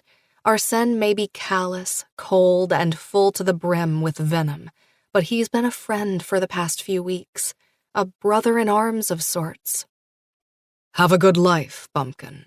He swings the door open abruptly. Stop! The shrill, foreign voice, I realize, came out of me. He does stop, his back still to me. He doesn't move, waiting for the other shoe to drop. I need to say something. Anything, Winnie. Finally, I find my voice. There are still some things I want you to see. Albums, stuff like that. Maybe I've missed something. Arsène turns around to face me. His expression is utterly unreadable. I know it's hard. There's a level of acceptance attached to us saying goodbye. We found out everything there was to find, and none of it was good. After I leave here tonight, we probably won't see each other again. And your last connection to Paul will be gone. I get that. But he doesn't get it at all. My grief for Paul is independent from my relationship with him. To me, Arsène became his own entity, not just means to an end. But it's better to band-aid it. We can band-aid it tomorrow, I hear myself say, though nothing in my brain authorized these words to leave my mouth. Tonight, we can avenge what they did to us. Come full circle. How? I lick my lips, staring down at my feet. We can have sex. His stare alone gives me whiplash. I can tell he thinks it's a terrible idea. Are you drunk? He narrows his eyes. I huff. Don't tell me you haven't thought of it. No, He drawls. Then, in case he wasn't clear, I mean, yes, of course I've thought of it. But this is a terrible idea, even for you, Bumpkin. though as he says this, he is also closing the door behind himself to allow us some degree of privacy. Why not? You were the one who couldn't stop kissing me. The problem's not attraction. He steps forward and wipes a strand of hair from my face. The problem is it's going to complicate things, resurface issues, and very possibly make your bleeding little heart confuse rebound sex with feelings. Plus, there is still the little issue of my technically being your boss. Not for long, I point out. You want to sell Calypso Hall. And don't be so sure I will magically like you just because we sleep together, I lie brazenly. Plus, think about the revenge. Retaliation is a primitive, self-defeating notion. I won't do or not do things based on what Grace would have thought about them. Darn him and logic. I can tell he's made up his mind. He pulls away. I collect the shreds of my pride and take a step back. No need to beg. Well then, I straighten my spine. I won't keep you any longer. I hope you have a good life, Arsène. Chances aren't looking good, but thank you. Same goes to you. He turns around, opens the door, steps away, and shuts it softly. I stare at the door for a few moments, then I sink to my knees and let out a self-pitying whimper. I wish I could cry about it, but as usual, the tears don't come. The heartbreak, however, is real, and I don't know why. If it's because of the rejection, the disappointment, or the idea that another chapter regarding Paul is over in my book. It takes me a few minutes to collect myself. When I finally do, I stand up and turn toward Paul's office. Intuition tells me I'm missing something. The doorbell chimes. I freeze. I'm not in the mood for company. I take another step toward Paul's room. Open up, Bumpkin. After approaching the front door, I plaster my forehead against it, closing my eyes. Why, I sigh. Give me one good reason. One. His voice is so close, I know he is leaning against the door too. Because we fucking deserve this. I swing the door open, and he's standing there, panting like he ran up the flights of stairs. His hair is a mess, his cheeks are flushed, he looks alive. I don't remember the last time this man looked like more than a perfectly handsome preserved corpse. Let me make one thing clear. He raises a finger. After tonight, we're not going to see each other again. You were born for greater things than being the arm candy to another man who could never love you. Yes, I answer, just as breathless. The only thing that stands between us is the narrow space of the threshold. After this, there will be no more dinners, no more movies, no more cuddles. No more schemes, no more information to share, I add, nodding. This, He points between us. is consensual, correct? Yes, I angle my chin down, watching him. I want to have sex with you. I want to have sex with you too, He admits on a choke, tipping his head back, closing his eyes. Fuck. I'm hard-pressed to think of anything I've ever wanted more. Anything, even Grace. We collide and explode into one unit, his hands in my hair, my lips fused to his. He is stumbling into my apartment, one hand tight around my waist, kissing me frantically, desperately, while he struggles to peel my dress off. My arms snake around his shoulders. My back hits the wall, but his hand cups my head, protecting me. Where's the goddamn zipper? He groans into our kiss, his tongue swirling around mine, dipping down to my neck. The side of my dress. But be careful, the zipper... Before I can complete the sentence, the zipper rolls down, catching the skin around my ribs. I let out a hiss. Arsène rears his head back, sobering up. Sorry. Fuck. Slower. He rubs his thumb over the flesh where my skin is reddening. You good?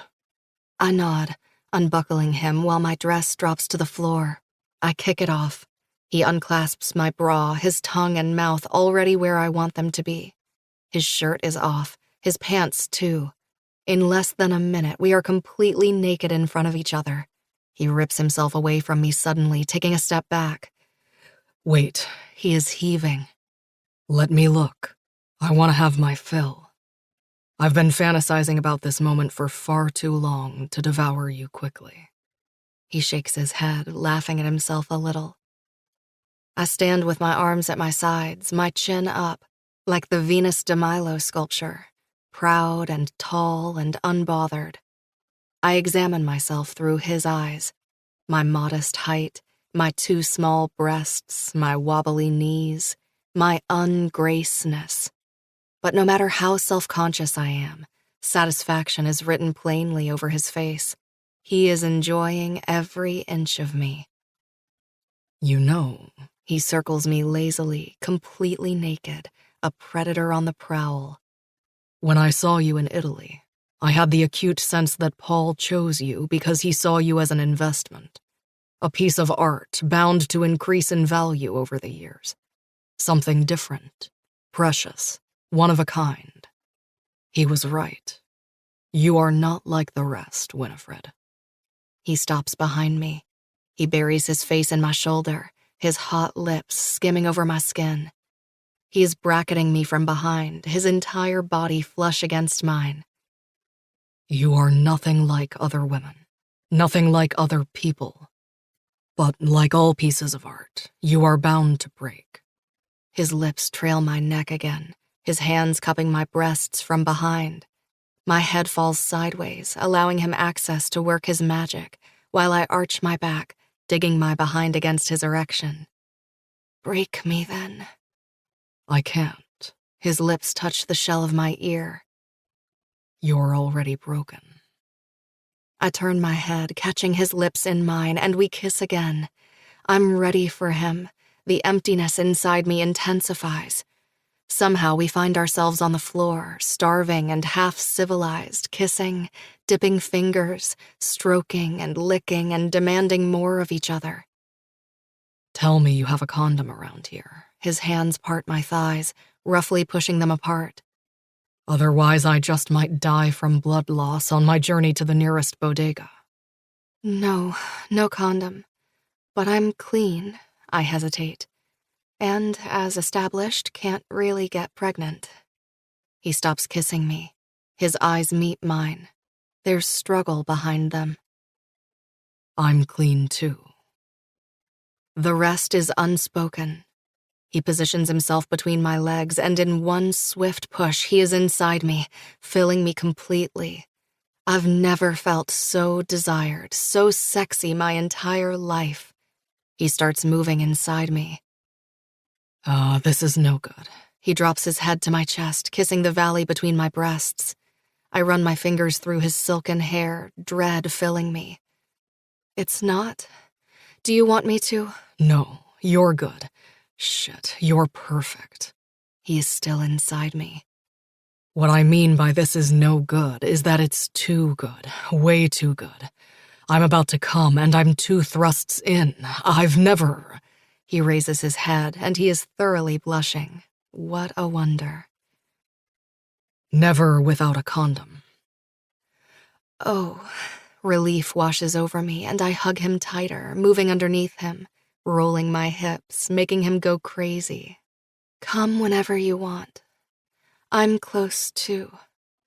God, Winifred. You're so sweet, even when you're killing me. We find our rhythm.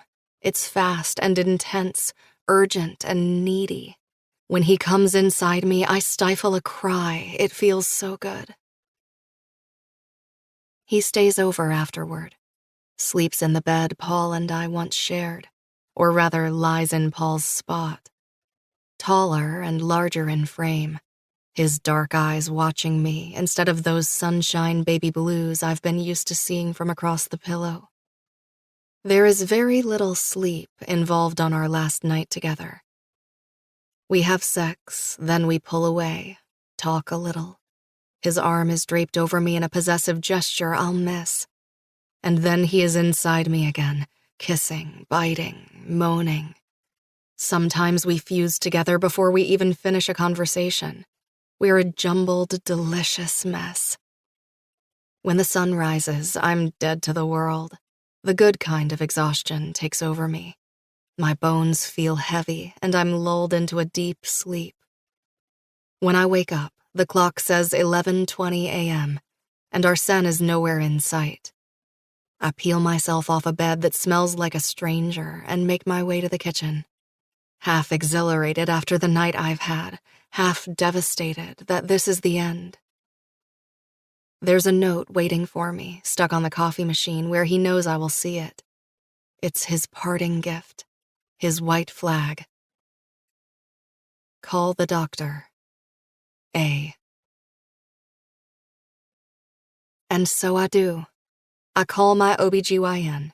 This time I don't hang up. I don't let panic take over me. The receptionist announces cheerfully that they actually have an opening tomorrow at around noon. I take it with both hands and thank her approximately 500 times. Before she ends the call, the receptionist reminds me to bring my insurance card, along with a photo ID. After I hang up, I rummage through my wallet. I can't find the darn insurance card. It's been a hot minute since I took care of myself, having spent the majority of this past year in deep hibernation. Then I remember that Paul put our insurance cards, along with our passports, birth certificates, and social security cards, in the safe in his closet. I walk over to our room, ignoring the mangled sheets, and open Paul's closet. The safe stares back at me. I don't have the combination for it. Paul didn't share it with me. I never thought much of it at the time. Trust hadn't been an issue in our marriage, or so I thought. My extensive knowledge of movies reminds me I have only 3 tries before the safe self-locks. I rack my brain for what the code may be. I try his birth date first. Fail.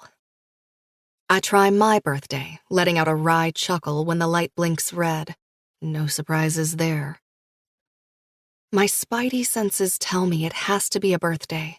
It must. Paul lacked the creativity to come up with any other combination. He always used birth dates. I used to make fun of him about it. His Gmail, Facebook, Instagram passwords, all birth dates, usually his own. He didn't remember his parents' birthdays. He was sure about the months, but never about the days. His secretary had to remind him a week in advance to buy presents and schedule a call on his calendar. Which leaves me with one other person. After making my way to Paul's office, I power up his computer and log into his company email, which is surprisingly still working. His name pops green on his company's internal software. My heart beats hard in my chest. Oops, he's online.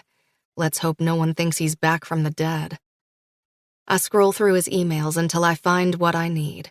A birthday sheet shared by a few of the PAs that includes all of Silver Arrow Capital employees and their birthdays. I find Grace's. January 9th. I make my way back to the safe, crack my knuckles, and hit the numbers 010991. The green light flashes and the safe slides open effortlessly. Nausea rolls through my stomach, the bile tickling the back of my throat. What a darn cheater the man was.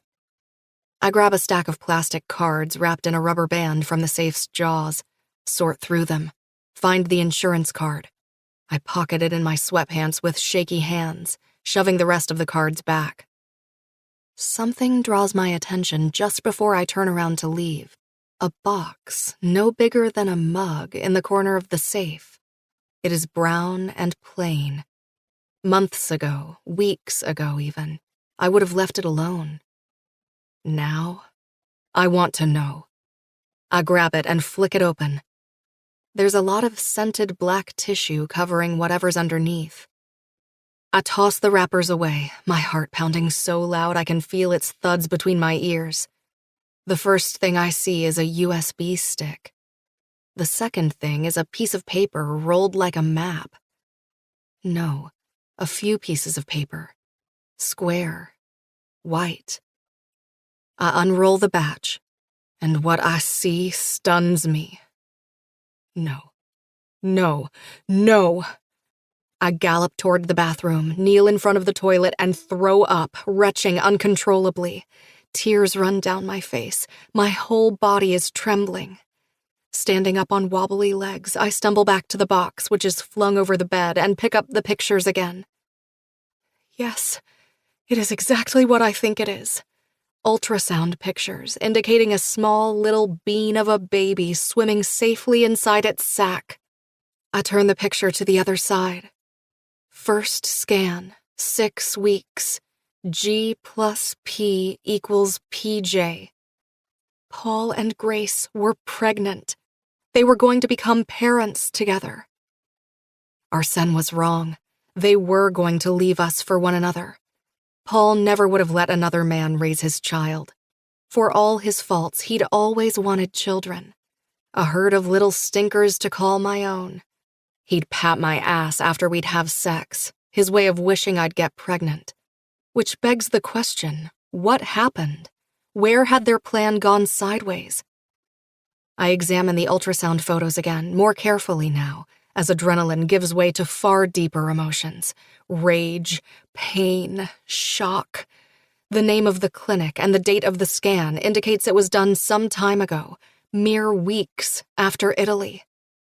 Suddenly, I remember the picture in Grace's Instagram account, the one that was in the private investigator's file. Miss my baby, sad face emoji. Innocently, I thought she was referring to Paul, but she wasn't. She was referring to her miscarriage. That's what went wrong for them.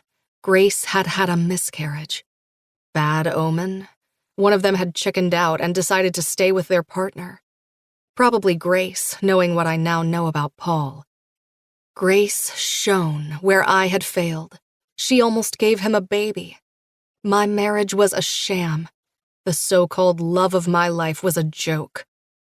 I'm all fired up and shaking with anger as I make my way back to Paul's office. I've never been this affronted, this wounded in my entire life. I can't think clearly, and it scares me because I'm not completely in control of my actions right now. I shove the USB into Paul's computer and wait for a new folder to pop up on the screen, bracing myself for the worst. Once it does, it presents a few dozen videos. By the thumbnails alone, I can tell these are old videos. It is apparent that they were transferred from a videotape. I click on one and don't recognize the people in the video. This is not Paul's family. Not his mom, not his dad, not his siblings. These are complete, beautiful strangers. I've never met them in my life. Who are they? Why did Paul have this? Was he keeping it for a friend? A colleague? Then I realize, these people in the videos are not strangers at all. At least I know one of them, intimately. Gosh, Paul, why did you take part in this awful woman's schemes? The next half an hour passes in a daze. I shove the USB and ultrasound pictures into a FedEx envelope and call a courier to send it to Arsene's apartment. There is no reason to pick up the phone and call him. We decided not to see each other again. It's for the best, seeing as what I'm about to do will shock him and those around him to the core. Next, I give Chrissy a call, informing her that I'm dropping out of the Seagull. She doesn't answer, and I go straight to voicemail, which is a huge relief. Finally, I text Lucas, Raheem, Renee, and Sloane a heartfelt apology.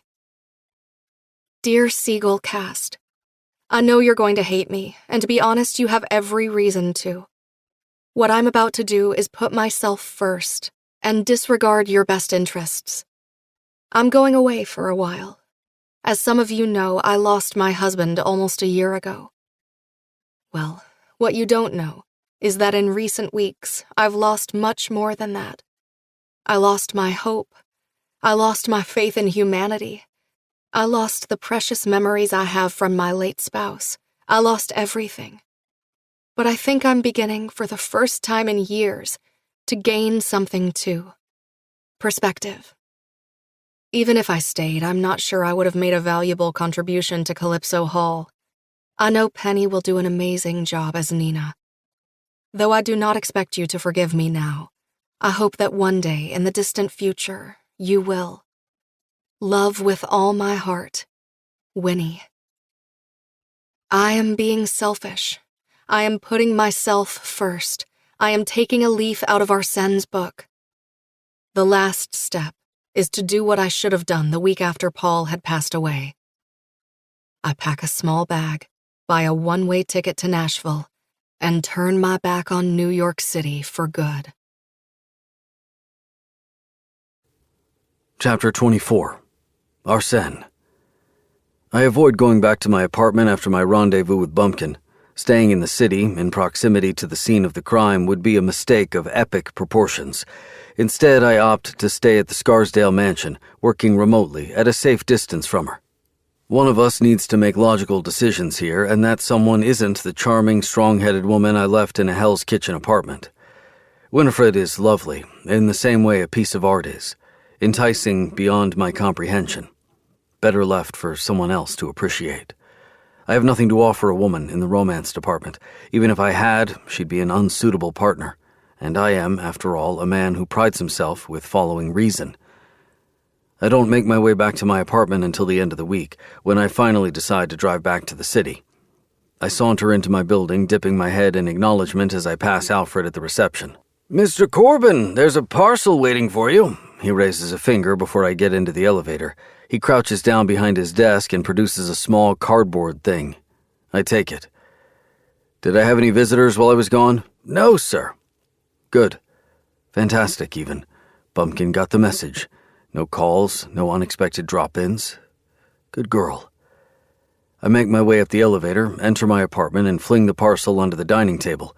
Probably work-related shit. It can wait. I forget about it for the next few hours while I catch up on emails and get a phone call from Riggs, who is in Naples sampling more than the Italian food, and from Christian, who, for some reason, has appointed himself as the designated responsible adult and asks how I'm doing, like he is my mother. It is only shortly before I go to bed that I'm reminded of the parcel waiting in my dining room. I pick it up and rip it open carelessly. The first thing to drop out of it is a sequence of sheets. Ultrasound pictures? Confused, I turn over the package and glance at the sender's address for the first time. Winnie Ashcroft. I turn over one of the ultrasound pictures. First scan, 6 weeks. G plus P equals PJ. Well then, turns out there was something interesting lurking in the Ashcroft household after all. Where did she find it? And why on earth am I so indifferent to the idea of Grace being pregnant with Paul's baby? Paul's baby.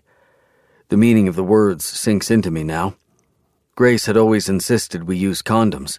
I guess she didn't extend this rule to Paul. Otherwise, she wouldn't be so sure about the father's identity. So Grace wasn't against foregoing contraception. She was against foregoing contraception with me.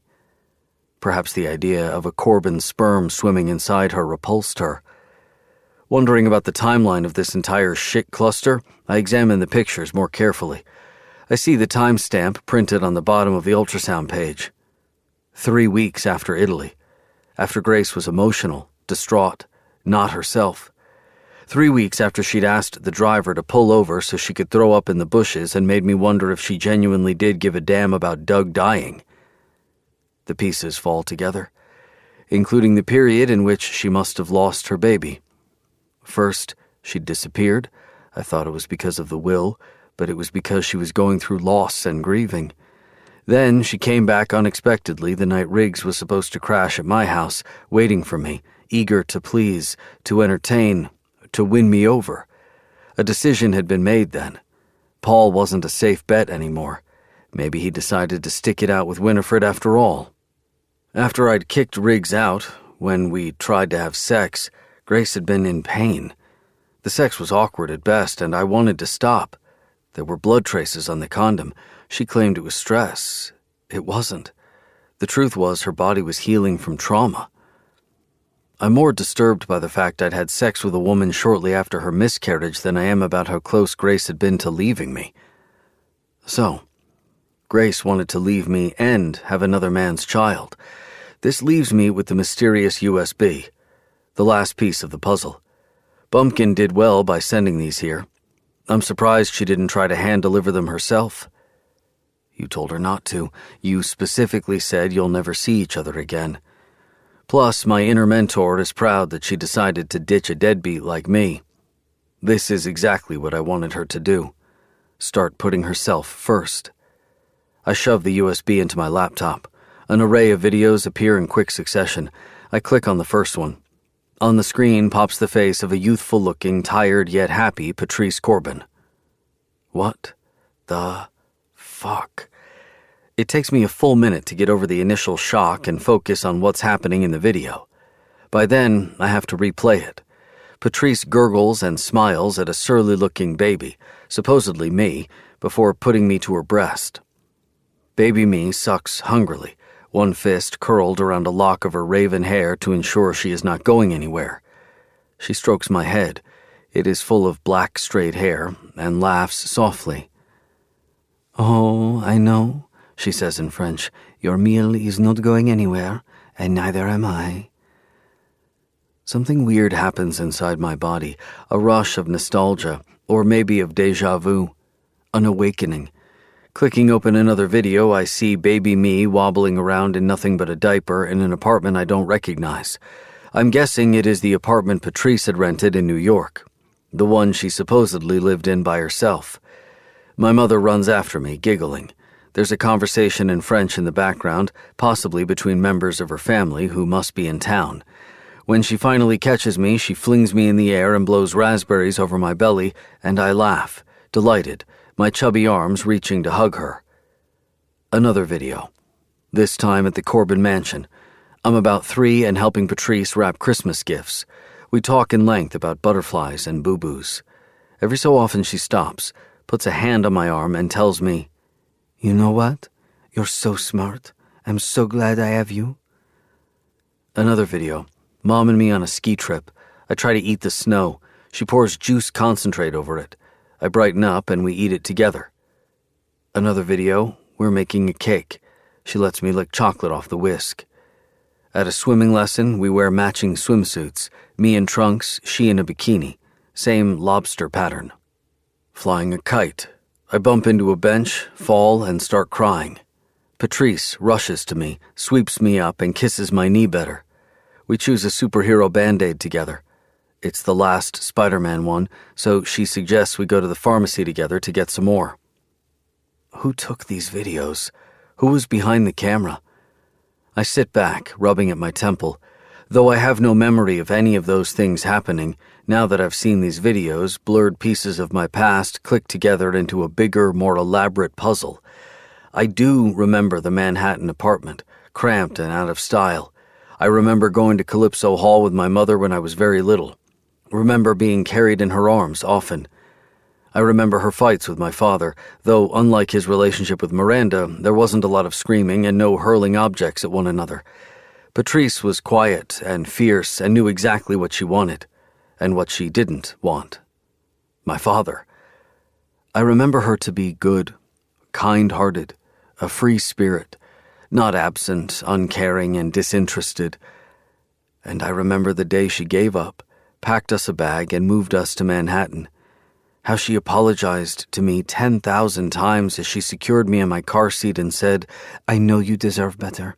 You will get better from me, I promise. I'm just figuring it out." Tipping my head back, I close my eyes and grimace, the rush of memories moving through my body like an earthquake. My mother wasn't a thoughtless monster. She was full of passion, fun, and compassion. And my father had resented her because all those positive traits were never directed at him. He chose Miranda, and Patrice chose to move on. The mere idea of her moving on without him, not fighting for him, made him deliver the ultimate punishment. He'd poisoned me against her, tarnished the one thing she valued, my good memories of her. It takes me a couple of hours to go over all the videos. I watch them on loop in a trance, inking every single moment into memory. When I'm done, I save all of them to my Dropbox and remove the USB. I wonder why, of all places, this thing has found its way to Paul's. I guess the content of the package I received today was Paul's little Grace shrine. Grace was in possession of this USB and decided to keep it somewhere I'd never find it. That couldn't have been her apartment. I had the keys. Why hadn't she given it to me? The answer is clear. She didn't want me to have it because a part of her loathed me enough to deny me this peace of mind. My thinking Patrice was an awful monster worked to her advantage. The more broken I was, the less I expected of her. My expectations from the fairer sex were so low that I'd readily accepted a woman who tried to kill me when we were teenagers. Grace never loved me. I always knew that, deep down. But this USB is the final blow. The surprising part is that I never loved her either. As I sit here in front of a mountain of evidence of her affair, it is clear to me that this asshole Christian was right. I was obsessed with her. I mistook fixation for affection. But wanting my stepsister had very little to do with Grace as a human and a lot to do with proving something to myself. That I'd won, after all. The endgame, the biggest game of all, wasn't something I could afford to lose. Funny thing is, I lost it anyway. And survived to tell the tale. The only thing I ever wanted from Grace was her full and complete submission, not her body, not her love, not her babies. This explains everything. For instance, why I felt cheated and robbed more than heartbroken when Grace passed away, like the universe had fucked me out of a perfectly good deal. My business sensibilities had been affronted. I'd invested time and resources in that woman, and it frustrated me when I didn't see a return. The proximity to Bumpkin didn't make matters better. Seeing the woman turn inside out as she mourned her husband only highlighted the fact I really didn't care all that much for my fiancé. Hold up. Rewind. Shit. Winifred. She knows that Grace was pregnant. How must she feel after struggling with her own infertility? Glancing at my watch, I see it's already well past 11. I call her anyway.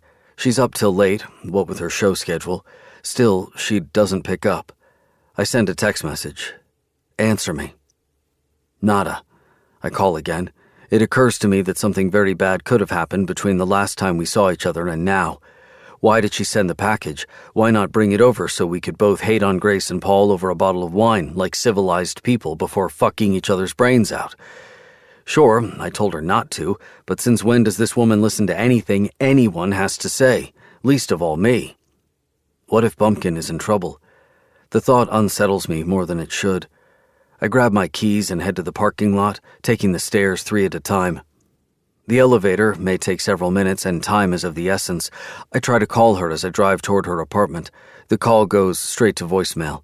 It's like the time I went to identify Grace at the morgue all over again, but somehow 1,000 times worse. I'm appalled by my reaction to Winifred not answering me, how out of proportion it is in comparison to the way I felt when I went to look at my fiancé's dead body in the middle of the night, all calm and collected. I park in front of her building and run up the stairs, convincing myself the entire time my sense of responsibility stems from everything we've been through together and not, science forbid, because I've developed those pesky things called feelings. I just want to be on the safe side. The woman is obviously distraught after hearing about her dead husband's love child. I'm just being a good Samaritan. You? A good Samaritan?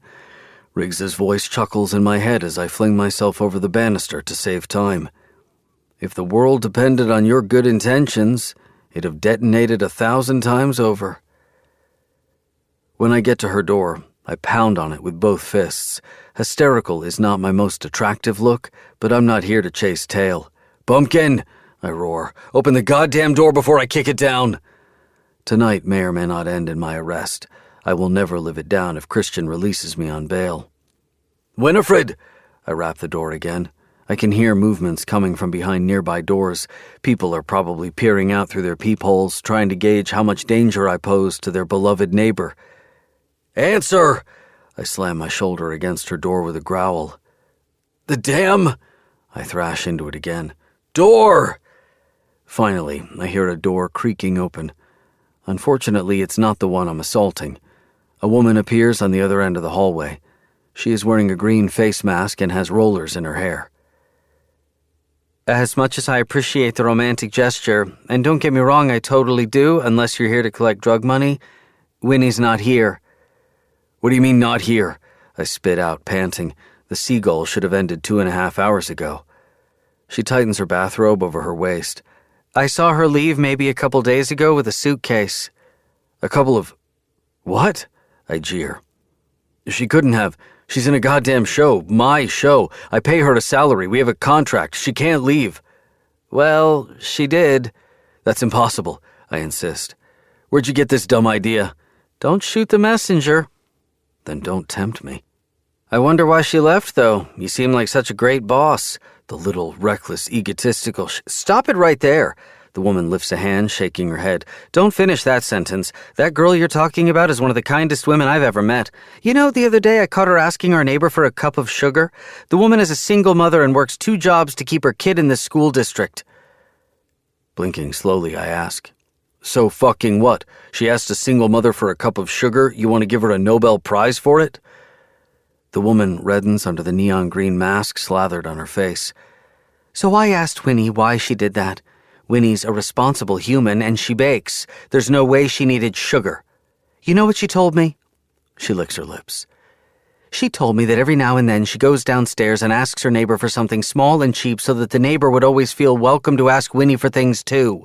Food items, toothpaste, soap. This was her way of making sure our neighbor knows they're on equal footing. I don't know what your story is with this woman, but I can tell you she is not egotistic. She's an angel on earth, and if you lost her, well, I'm inclined to believe you deserved it. I never had her in the first place. I make my way downstairs, head pounding, heart thrusting. The lady has some nerve to just up and leave the city as though she hasn't any responsibilities. How dare she? This is my theater, my show, my business. And you care about this business since? Christian taunts in my head. Shut the fuck up, Christian. I murmur aloud, pouting myself out to the street like a goddamn teeny bopper. I scroll through my contacts until I find Lucas Morton's number. He is the director. He'll know where she is. Lucas answers on the 3rd ring. Yes? It's Arsene. There's a pause before he answers. Mr. Corbin? Is everything... Where's Winifred Ashcroft? Oh, goodness. He sighs in a don't-get-me-started way. Finally, someone to talk to. She bailed, skipped town. Her agent just called me out of the blue 2 days ago. So unprofessional. Penny had to step in and work every night. We should sue her. Where'd she go? How would I know? He cries out. She just wrote us a text saying she was going away for a while. Where is away? What is a while? This is what I don't like about working with actors. They're prone to dramatics. What are you going to do about it? This is a real problem. You know how difficult it'll be for me to train someone else now? I don't have time to find and teach. I hang up the phone on him, and I'm back in my car calling Christian now. Because Christian has Aria, and Aria knows Winifred. And her agent. Chapter 25. Winnie. The first day coming back to Mulberry Creek was a hectic one for sure. Auntie Winnie! Kenny throws her arms around my neck, peppering my face with sticky marshmallow kisses. I missed you so. I missed you too, Pumpkin. I nuzzle her close, my nose inside her curly blonde hair. I pull away, grinning. How's my favorite girl been? No complaints. Well, actually, my back's a little sore, but what can you expect when you're 35 weeks pregnant? My sister Lizzie answers the question directed at Kenny. She wobbles into the room, her belly preceding her. I stand up and hug her. I'm not so pure-hearted as to not be jealous of her. even though it's Lizzie, my big sister, who taught me how to braid my hair and cut my jeans into Daisy Dukes with surgical precision. It is absolutely possible to be happy for someone and still be jealous of them to the point of tears. "You look amazing," I whisper in her ear. "You look hungry," she counters. "Have you been taking care of yourself at all?" This is the part where I say sure and hope they buy it. But lying doesn't seem so appealing anymore. There's something liberating about breaking apart in my mama's old kitchen and having my loved ones help me pick up the pieces. I haven't been, but I'm about to change that. "Well then," Ma claps in the background, sounding cheerful. "Speaking of food, how about some apple pie and sweet tea?" We sit down at our small kitchen table, eat our weight in gooey pie with vanilla ice cream, and drink buckets of sweet tea. Kennedy shows me her new ballet moves, and I ooh and ah. Dad comes home from work, hugs me, and tells me he loves me. I dissolve like butter in his arms. Then Georgie, my baby sister, bursts into the kitchen, back from her job as a Pilates instructor. She jumps on me, trapping me in her limbs. "My God, Georgie, you're like a Labrador." "Damn straight, I've always been your favorite bitch." Once Lizzie and Kenny say their goodbyes, friends from town stop over to hug me and catch up. I grab a quick shower and slide into my pajamas, then check my phone for the first time today. I have several missed calls from Chrissy, Arya, and Raheem. None from Arsene. Guess once he got over his initial ire over finding out about Grace's pregnancy and how she kept his mother's videos for herself, he moved on. A knock on the front door snaps me out of my reverie. Ma and Dad are in bed, and Georgie just stepped into the shower. I pad barefoot to the door and fling it open. On the other side of the door stands a man I didn't think I'd see again. My unfinished business. The love I left behind. Reese. The man hasn't changed at all. He still has that same triangular baby face, with his toothy smile and half-lidded puppy eyes. He's wearing khaki Bermuda shorts and flip-flops and a burgundy Henley. He looks like the same old boy I left behind. Only I don't know if I'm the same gal I was. "Winnie." His eyes light up. "Reese Hartnett, gosh!" I pull him into a hug. He laughs good-naturedly, hugging me back with one arm. "Wait, hold on. There's a pie between us. Persimmon pie, to be exact.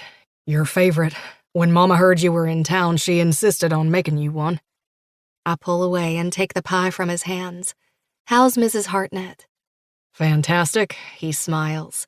"My brother gave her a new grandchild last month, so obviously they're keeping her busy." Apparently, I cannot avoid the subject of children and babies. I usher him to the rocking chairs on our front porch. I slide the pie onto the table between them and take a seat. "Sorry I didn't get back to you after you called me. Things have been really hectic." "Figured." Reese takes a seat next to me. "I can't even imagine what you've been through. Are you okay now?" "I'm getting there," I smile. "How've you been?" "Great," he says, and I believe him. Men like Reese tend to do good, be good, and feel good. Other than that small moment of relapse when I accidentally started dating a fugitive 2 years ago. "A fugitive?" I choke on my saliva. "Spill it, Reese. I want all the tea." "All right." He runs his fingers over his perfect mane. "But promise not to laugh." "I promise to laugh. You clearly dodged a bullet. A convict, wow." "A fugitive," he corrects, making me laugh harder. "It makes a world of difference. About 2 years ago, a woman named Jessica moved to Mulberry Creek out of the blue. She rented out the house on the corner of Main and Washington, the Bradleys. Started attending all the festivals and town meetings, sent her first grader to the local elementary school. She was great. Both of them, really. The kid, too. People said she divorced an oil tycoon and moved here to get away from the city. That's why she was so well off." "Was she, though?" I examine him, knowing there's a twinkle in my eyes. He shakes his head, slapping a hand over his forehead. "Elder fraud." We talk into the night about Paul's death and the months that came after it. We reminisce about his football games and our makeout sessions and that time I lost a bet and after he scored a touchdown, I let him suck my toe publicly. When the sun's just about to peek out, Reese stands up and dusts off his khakis. Well, looks like I've taken enough of your time. Sorry about that. Don't be. I stand up too, reaching for a hug. It was great to catch up. I needed that. He hesitates, throwing an uncertain look behind his shoulder at his truck. So, please feel free to say no. But I was wondering if maybe since you're back and I'm here, and this town hasn't got a lot to offer in the entertainment sector in comparison to Manhattan. He sucks in a breath, laughing awkwardly. Would you like to have a cup of coffee with me? Maybe. Sometime. I take his hand and squeeze it. I would love that, Reese. Chapter 26. Arsène. I arrive in Nashville, Tennessee, ready to commit capital murder.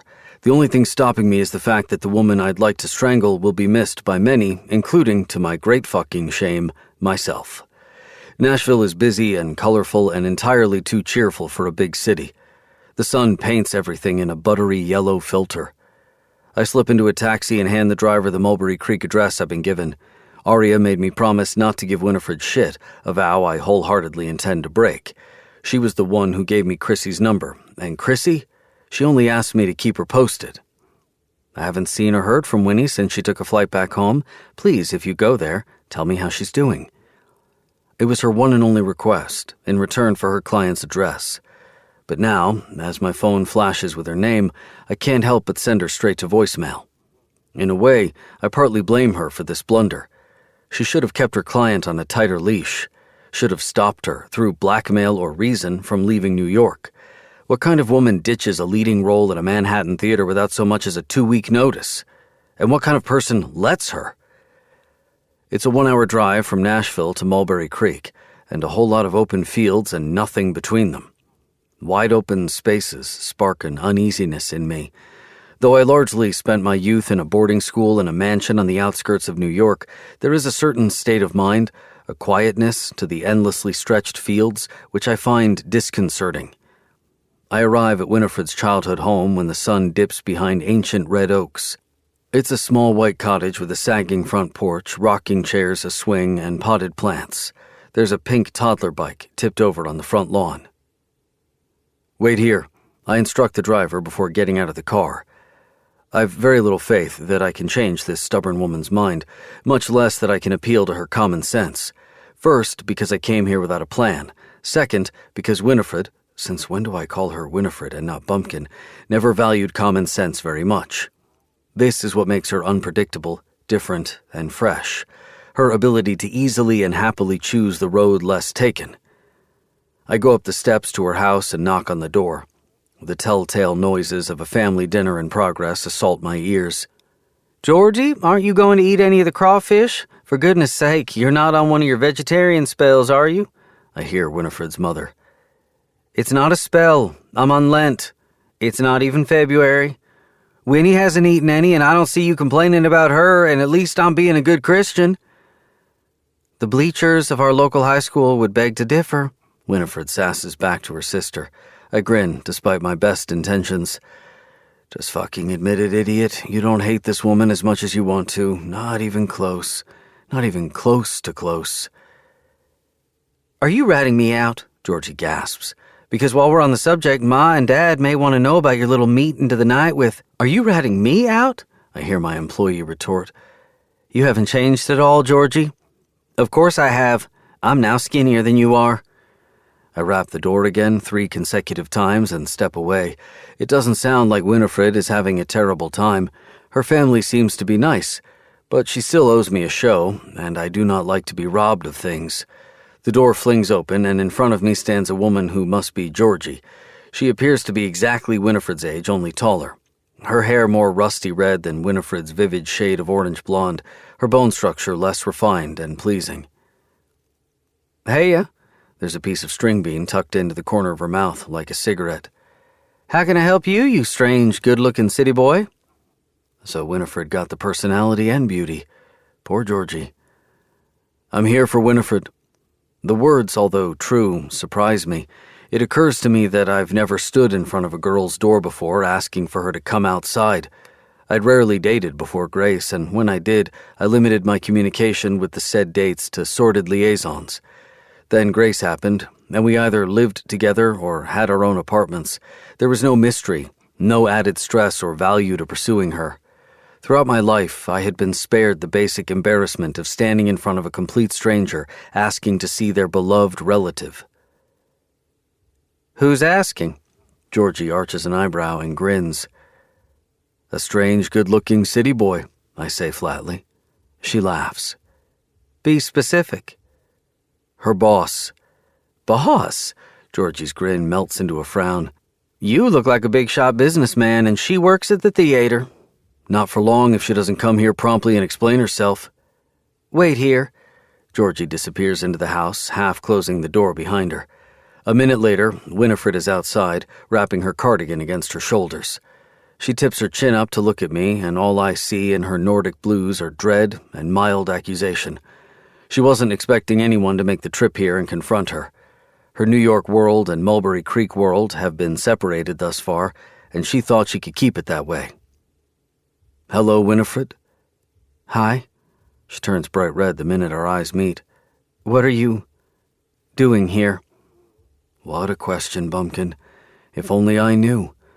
Sure, you screwed Calypso Hall over and I don't appreciate lazy employees, but I have people on my payroll with the capacity to do my dirty work and seek you out themselves. The truth is, I haven't the greenest clue why I'm here. We need to talk somewhere private, I say. Are you going to yell at me? She narrows her eyes, her defiance back in full force. I give it a moment of consideration. No, you'd just yell louder if I do. She nods. There's a river about a mile down from here. Let's walk. Shouldn't you tell your family where you are? I ask. She gives me a once-over, then smiles. Nah, if someone's going to drown someone, it's going to be me. We both step off the porch and down the loosely paved road of her neighborhood. Each house is acres apart. How have you been? She asks as we make our way on the shoulder of the road. Fine. Great. Why wouldn't I be? I bark out. She turns to me slowly, a funny look on her face. No reason. I was just making polite conversation. We were never polite to each other. Why break a perfect streak? She gives me another look. Why am I nervous? I'm a grown-ass man. How about we jump right to the important stuff? I clasp my hands behind my back. You owe me a love interest. Excuse me? A Nina, I specify. You bailed on the Seagull. Your replacement is not well received. Lucas has been calling me nonstop, begging for me to try to find the star of his show.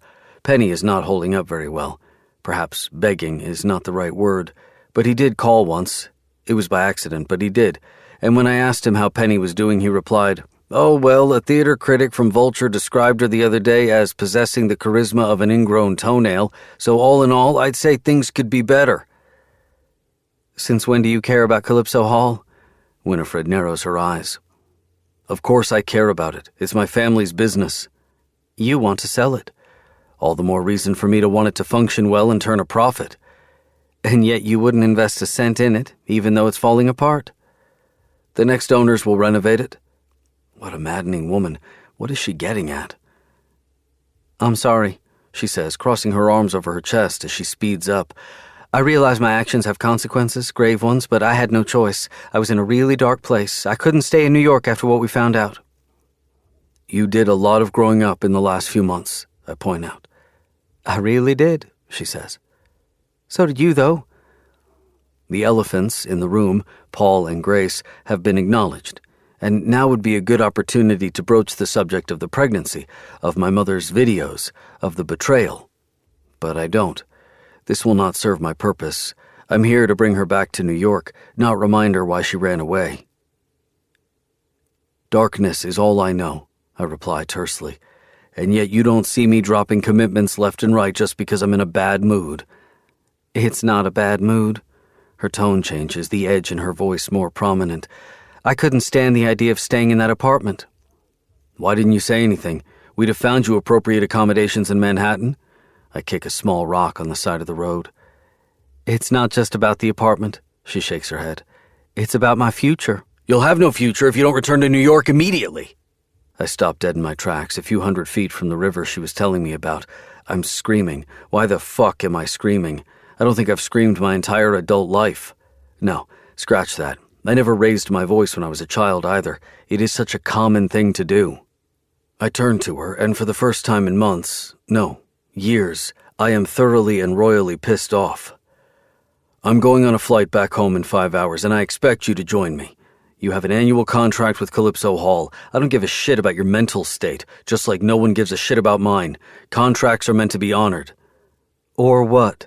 Her face hardens. Sweet Winnie Ashcroft is sweet no more. Maybe she was never that bundle of innocence and oatmeal cookies people pegged her to be. Or maybe she is simply growing up right in front of me and she will no longer be pushed around by anyone. Paul, the world, me. Or, I lean forward, a mild smirk tugging on my lips. I'll sue you, and you'll have to come back anyway. A second ago, I didn't think it was possible for me to hate myself more than I already do, but I was gravely mistaken, because the look on Winifred's face makes me want to vomit my inner organs and then feast on them. For the first time, disappointing someone means something to me. She opens her mouth, closes it, then opens it again.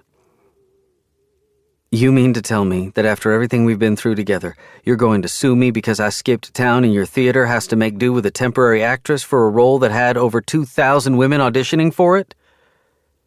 Yes. This is how little everything that's happened to me, to you, means to you? She searches my eyes. She is not going to find anything there. I perfected the art of not showing any emotions decades ago. Oh gosh. She steps back, shaking her head on a dark chuckle. You really don't care, do you? I say nothing. How am I, the bad guy here? She is the one who left without even saying goodbye. She is the one who quit on her role. You've given up, I reply mildly. What was the point of this entire journey, of us meeting, finding out the truth, if you refused to stay and fight for what you came to New York for? You just ran back to your mommy and daddy, to rainbows and pies, to the place you know damn well is too small for you, too uninspiring for you, too wrong for you. Our needs change as we get older. She throws her arms in the air. It's okay to settle for comfort. It is terrible to settle for anything. I grit out. Comfort is the last thing an ambitious, talented 20-something woman should be feeling. You shouldn't even be within a 100-mile radius of comfort. She stares at me with bone-deep frustration. I'm not coming back, she says finally. Of course you are. You'll finish your post, then you'll leave. Don't worry. I'll be happy to pay for your ticket back to Shitsville. I glance around, scowling. She presses her lips together, closing her eyes. Maybe you'll never understand, and that's okay. Every person's journey is different, but I should have done this months ago. Come here, sort out my thoughts, make sense of everything that's happened to me. I'm sorry I ignored my responsibility. I know it isn't fair to Lucas, the cast, and you. I wish I could turn back time and not take the role. I cannot believe I'm feeling disappointed. I never feel anything about other humans' actions. Putting your faith in someone else goes against everything I taught myself over the years. I want to scream in her face, to tell her it isn't fair. She sighs, looking down at her slippers, which are now covered in dust. A big part of why I took it was to get closer to you anyway, but I can't go back. Not now. Maybe not ever. This is my time to put me first, no matter the price. And so, on the side of the country road, and for the first time in my entire life, a girl ditches me. She turns around and walks away, leaving me in a cloud of yellow dust. Chapter 27. Winnie. The next morning, I go to the local OBGYN and get lots of tests done. Ma and Georgie are there to hold my hand. They are also there afterward to drag me to Cottontown for brunch and some retail therapy to keep my mind off the results, which should arrive in the next 4 weeks. It's when we browse through dresses that Georgie parts a rack full of garments between us like it's a confession booth window, staring at me wide-eyed. I need to tell you something. I know you were the one who stole and destroyed my favorite dress Meemaw made for me senior year, I say tonelessly, tugging on a price tag of a cute yellow sundress. Georgie shakes her head. Oh, Winnie, I'm denying destroying that dress until my last breath. It's not about that. I need to tell you something I never had the guts to. Ma knows. Lizzie does too. Okay. I lift my gaze to watch her. Go on.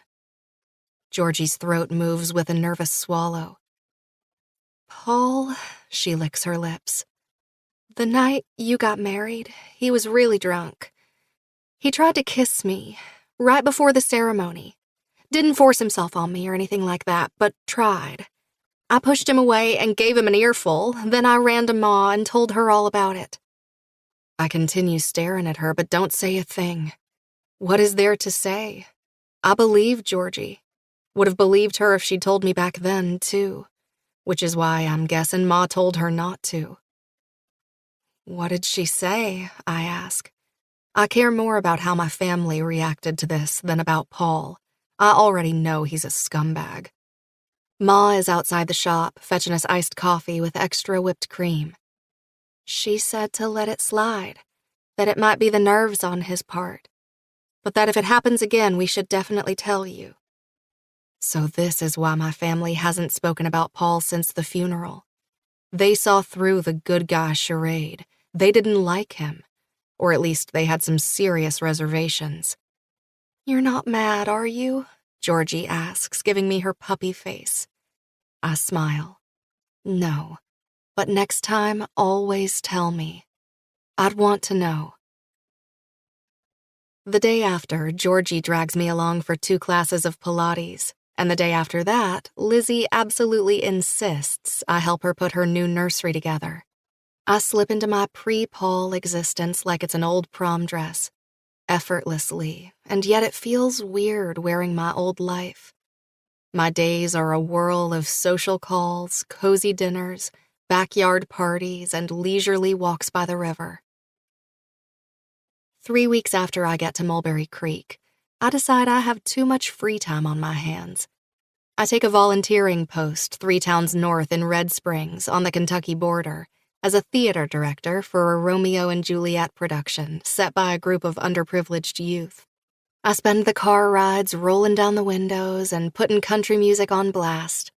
I make cookies without feeling like a dumb hillbilly about it and give them away to complete strangers. I write to Aria and Chrissy and attend baby showers. I eat home-cooked meals and hug the people I love. And whenever Paul enters my mind, I don't push the thought away like it's a hot potato in my hand. I let myself feel the pain and move on. It's only when Arsène slips into my mind that I find myself doubting why I'm here. Which is silly. He told me time and time again we are nothing to each other. Proved as much, too, with his surprise visit where he berated me like he was a teacher. And yet, if he is planning to sue me, he is not being quick about it. I check my mailbox every day. Nothing but bills and paper waste and ads is ever there. I still don't cry, unable to produce tears, but I'm no longer anxious about it. My friends and family are incredibly supportive. Reese, especially, is an absolute star. We meet for billiards once a week and talk about our high school years, about all the things we used to talk about. Nothing about our hangout feels like dating. The first time we met up over a beer and a quick game, I told him plainly that I'm not ready to date. Honestly, I figured as much. He smiled and threw the cue stick chalk across the table. Can't blame you after what you've been through. But I'm willing to wait. Those words haunt me for 2 reasons. The first, because they contain a declaration of intention. He is willing to wait for me, which means he is waiting for something. He wants to pick up where we left off. I realize now that despite the last year, despite my idolizing what Reese and I had after what I found out about Paul, I don't necessarily think it's a good idea to spark this old flame. A wet match never reignites, Meemaw used to say when she was alive. The second, more pressing issue with what Reese said is that my reason for not moving on has nothing to do with Paul. It's been almost a year to digest what happened, what he did, the things that can never be undone. I paid my widow dues. I grieved, I wept, I broke, mended myself together, then broke all over again. Paul didn't deserve me, this much I can now tell. He saw me in the same light as all his friends did, those gently bred, private-schooled, helicopter professionals he brushed shoulders with. I was a trophy, a status symbol, nothing more. No. The reason I cannot move on from Paul isn't Paul. It's someone else. Reese tells me there's a job waiting for me at the local high school. And now that I'm working with youth, I'm starting to seriously consider it. Is that what I wanted to do with my life when I was a teenager? No, I wanted to act, to be on stage. But dreams change. People morph into different versions of themselves. And comfort is terrible. Arsene's voice completes in my head. When the call from the OBGYN arrives and they ask me to come back to the clinic, I don't fall apart like I imagined I would. I book a time, inform my mother and my sisters, put on a sunny dress, and grab my keys. I have a love story to direct. People need me. Arsene was right. Commitment is bliss. 1 month turns into 3. Aria calls every week to ensure I'm okay and cement to me that she is not angry for bailing on her charity. Chrissy goes a step further and pays me a visit. It is a charged, albeit pleasant one. She is still unhappy about my decision to up and leave. She was the one who stayed behind to clean up my mess. But I'm also encouraged by the fact she is truly more than just an agent. That she made the trip to Mulberry Creek to see me, even though my future at her agency is hanging by a thread. We go out for a girls' night in Nashville. Welcome to our Broadway. I stretch my arms as I take her through the neon-soaked streets of Nashville. The red brick, low-built buildings are laden with signs of guitars and beer. It might not be as ritzy as New York, but it's entertaining. We enter a honky-tonk hole in the wall where the floor is sticky and the playlist consists of Blake Shelton and Luke Bryan only. We knock back shots, order a basket of beer-battered mushroom caps, and wash them all down with a local brew. While sucking on her electronic cigarette, Chrissy tells me she's seeing someone, that he lives in Los Angeles and that she's considering moving there. It's been on your agenda for a while. I sip my ice-cold beer. Moving west? Maybe it's the final sign you should take the leap. Maybe. We'll see. Chrissy frowns. What about you? Please tell me you've been seeing someone and that you're no longer obsessing over him. When she says him, I immediately think of Arsene, even though I know it is Paul she means. I'm not obsessing over him, I confirm, which is true. About Paul, anyway. But I'm not seeing anyone either, just figuring out fertility stuff, life plan things. We talk some more. She doesn't ask about the tests, and I don't volunteer any information. I'm not embarrassed, per se, just a little more guarded than I was in New York, when I saw everything through the red-hot and frantic haze of the possibility I'd never be a biological mother. I want to bring Arsene up in the conversation, to ask if she's spoken to him lately. I know he found out my address through her. I would love to have a crumb of information about him. Anything would do. Now that I haven't heard from him in months, I hate myself for every second I didn't appreciate when he was here in Tennessee. I should have prolonged it somehow, invited him in for dinner, asked about the videos, what he thought of them. I was so busy being on the defense that I didn't have time to enjoy his proximity. He came to drag you back to New York by the ear, I remind myself. Hardly a grand romantic gesture.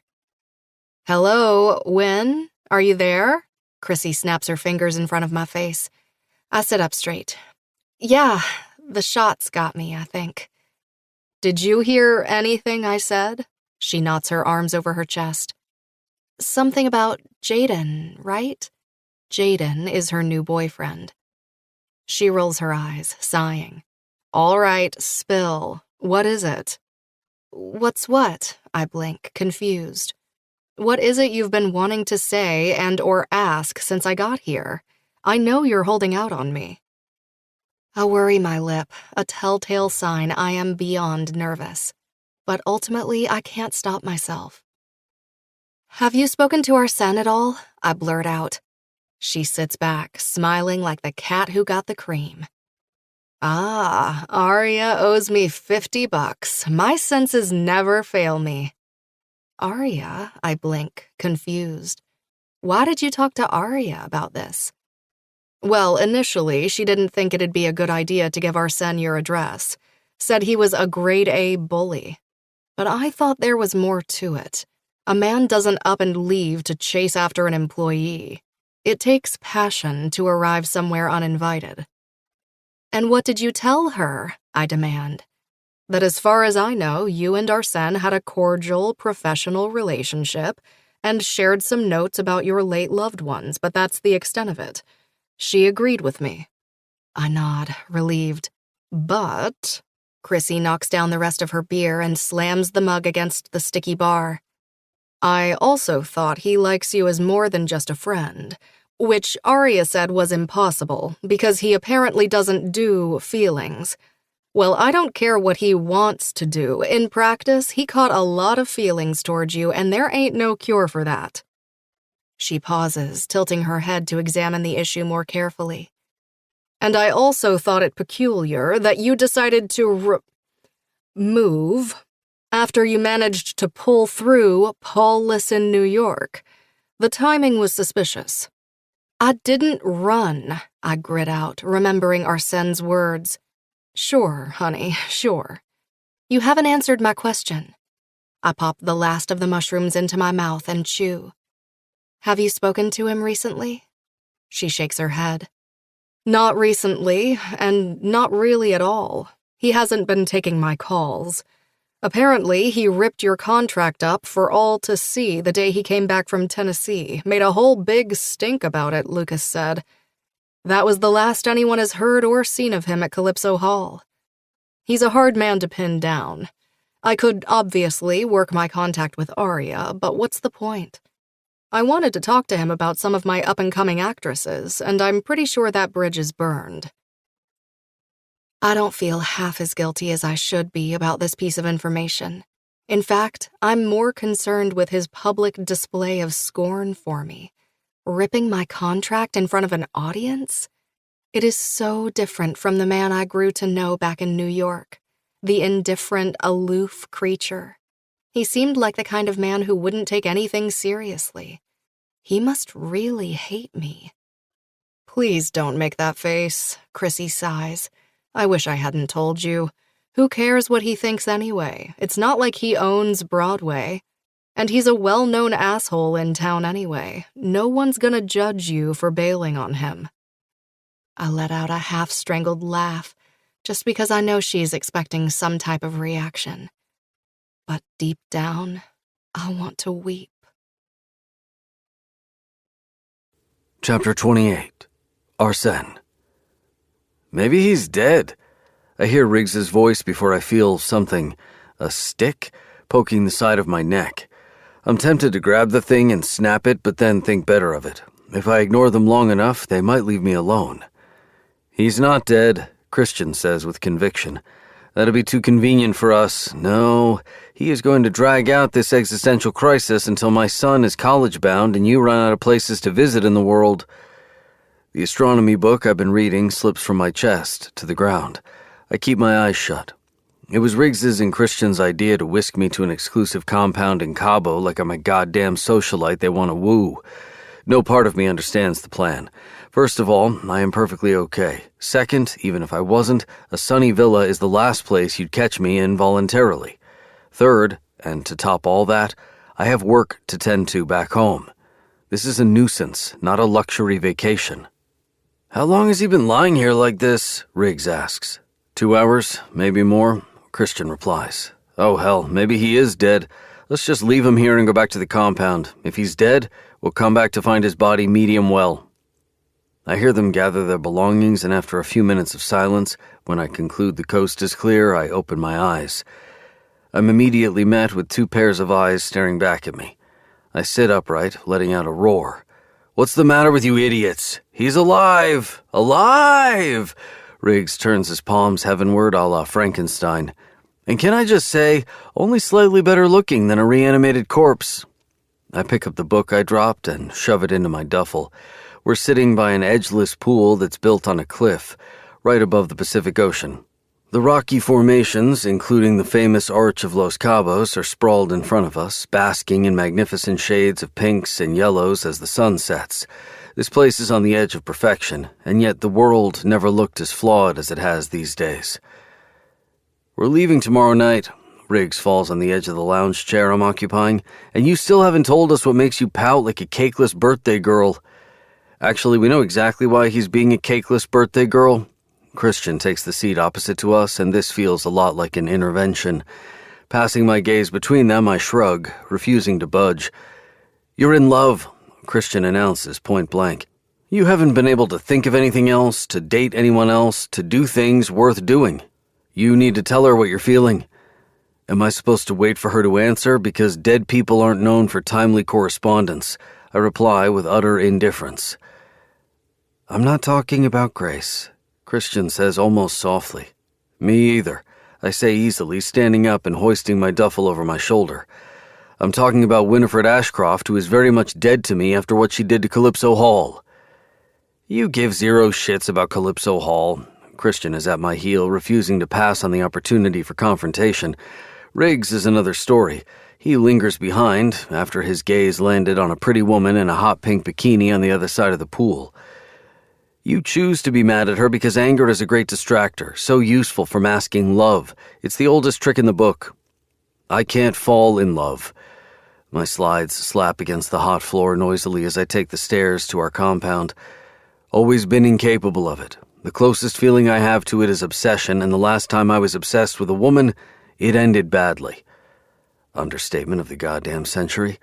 I stop in front of our metal door, punch in the code to open it, and walk into the cool, monstrous complex. Christian grabs my shoulder and turns me around violently. My duffel bag drops. I stare at him, unsure if I should punch him in the face or be glad someone actually gives a shit. Look, I've seen you these last few months. You're not you. You were more you when Grace died, for crying out loud. At least then you made a conscious effort to be a part of the world, or at least pretend you were. Winnie took away with her your entire lust for life. And there wasn't a lot of it to begin with. Cabo wasn't my idea for an elaborate bachelor's party. It was a last-ditch effort to get you to clear your mind and hopefully see that you might be missing out on something here. On what? I bark out, tired of this nonsense. What exactly am I missing out on, oh wise one? I laugh in his face, pushing him away. Newsflash. Grace cheated on me with Paul, Winifred's husband. They had an affair. That was the thing that glued us together, our mutual heartbreak and disappointment. I'm not one to kiss and tell, but I will in this instance, only because I know this'll never leave this room. Winifred and I slept together. We connected. It felt good. It also felt like revenge. No part of her wants anything to do with me, and even if she did want me, as I said, I don't do love. Only obsession, and she, unfortunately, deserves more. I turn around, making my way up the carved stairway. You fool! Christian runs to the bottom stair and grips the banisters tightly. You goddamn idiot! Do you know how to differentiate between love and obsession? I halt mid-step, mildly curious. I've never paid attention to these pesky things before. Feelings.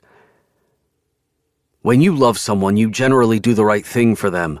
I hear Christian's voice from the bottom of the stairs. Even if it's not the right thing for you.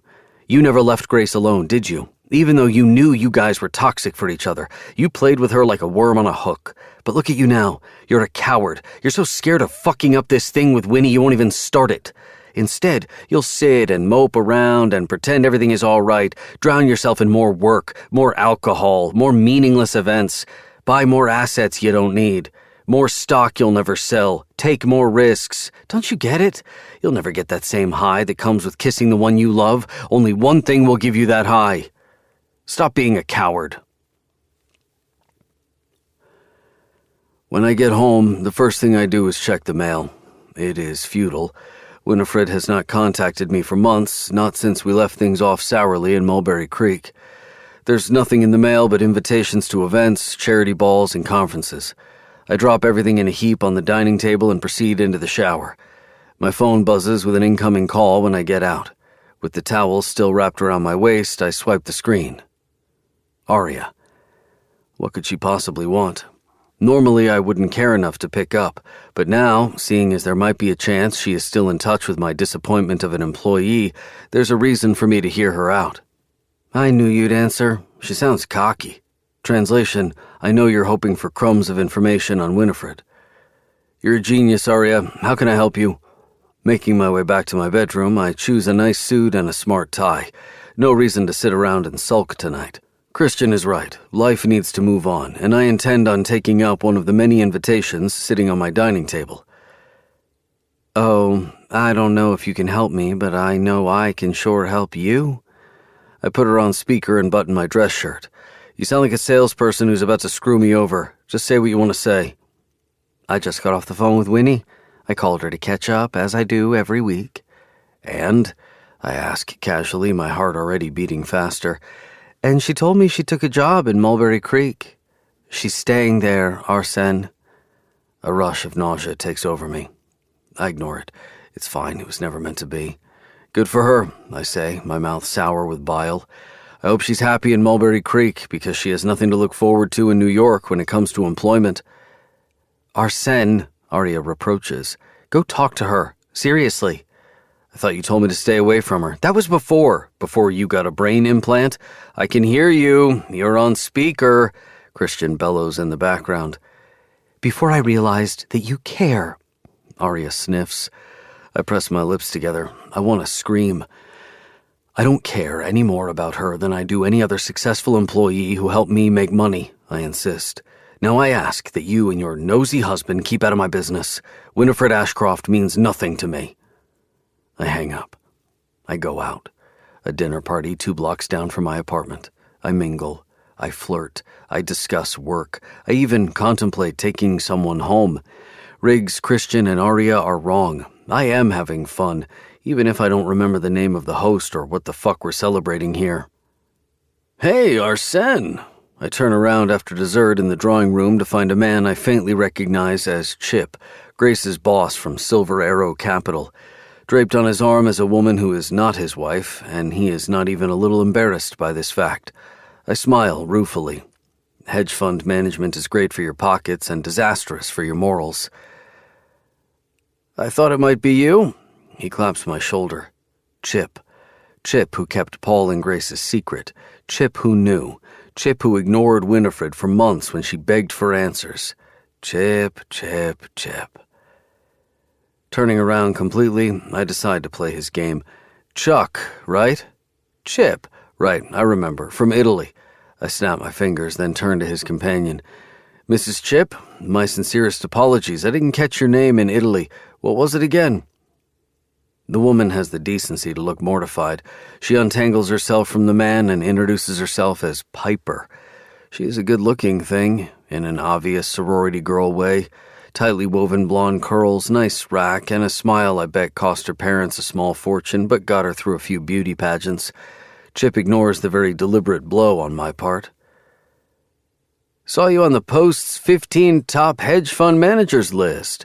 Why are you not expanding your company? A lone wolf is weaker in front of a pack, he says. That's okay. I'm no wolf. I'm a motherfucking tiger. Still, he laughs, shifting uneasily. You just said you saw my name in the Post. I didn't see yours. Perhaps I should be the one handing out unsolicited advice. Chip's face falls. Am I missing something, Corbin? Have I done something to upset you? Other than keeping the affair between Paul and Grace a secret, nothing much. I'm not even upset about that part, but the way he and Pablo treated Winifred after the fact still grinds my gears. She didn't deserve any of this. Nothing at all, I smile, because... He hesitates before glancing sideways and dropping his voice. I always had an inkling, but never a concrete idea of what was happening. You must know, Corbin, we have a strict no-fraternization policy at Silver Arrow Capital. Sure, Paul and Grace seemed close, but never beyond what I considered normal. Seeing as he is giving me this little speech with a woman who could pass for his daughter draped on his arm, I'm going to go ahead and file this in my big pile of bullshit folder. When I don't answer for a whole excruciating minute, letting him know I'm not buying what he is selling, Piper shifts and turns to me. Would you mind giving me a ride home? Not at all.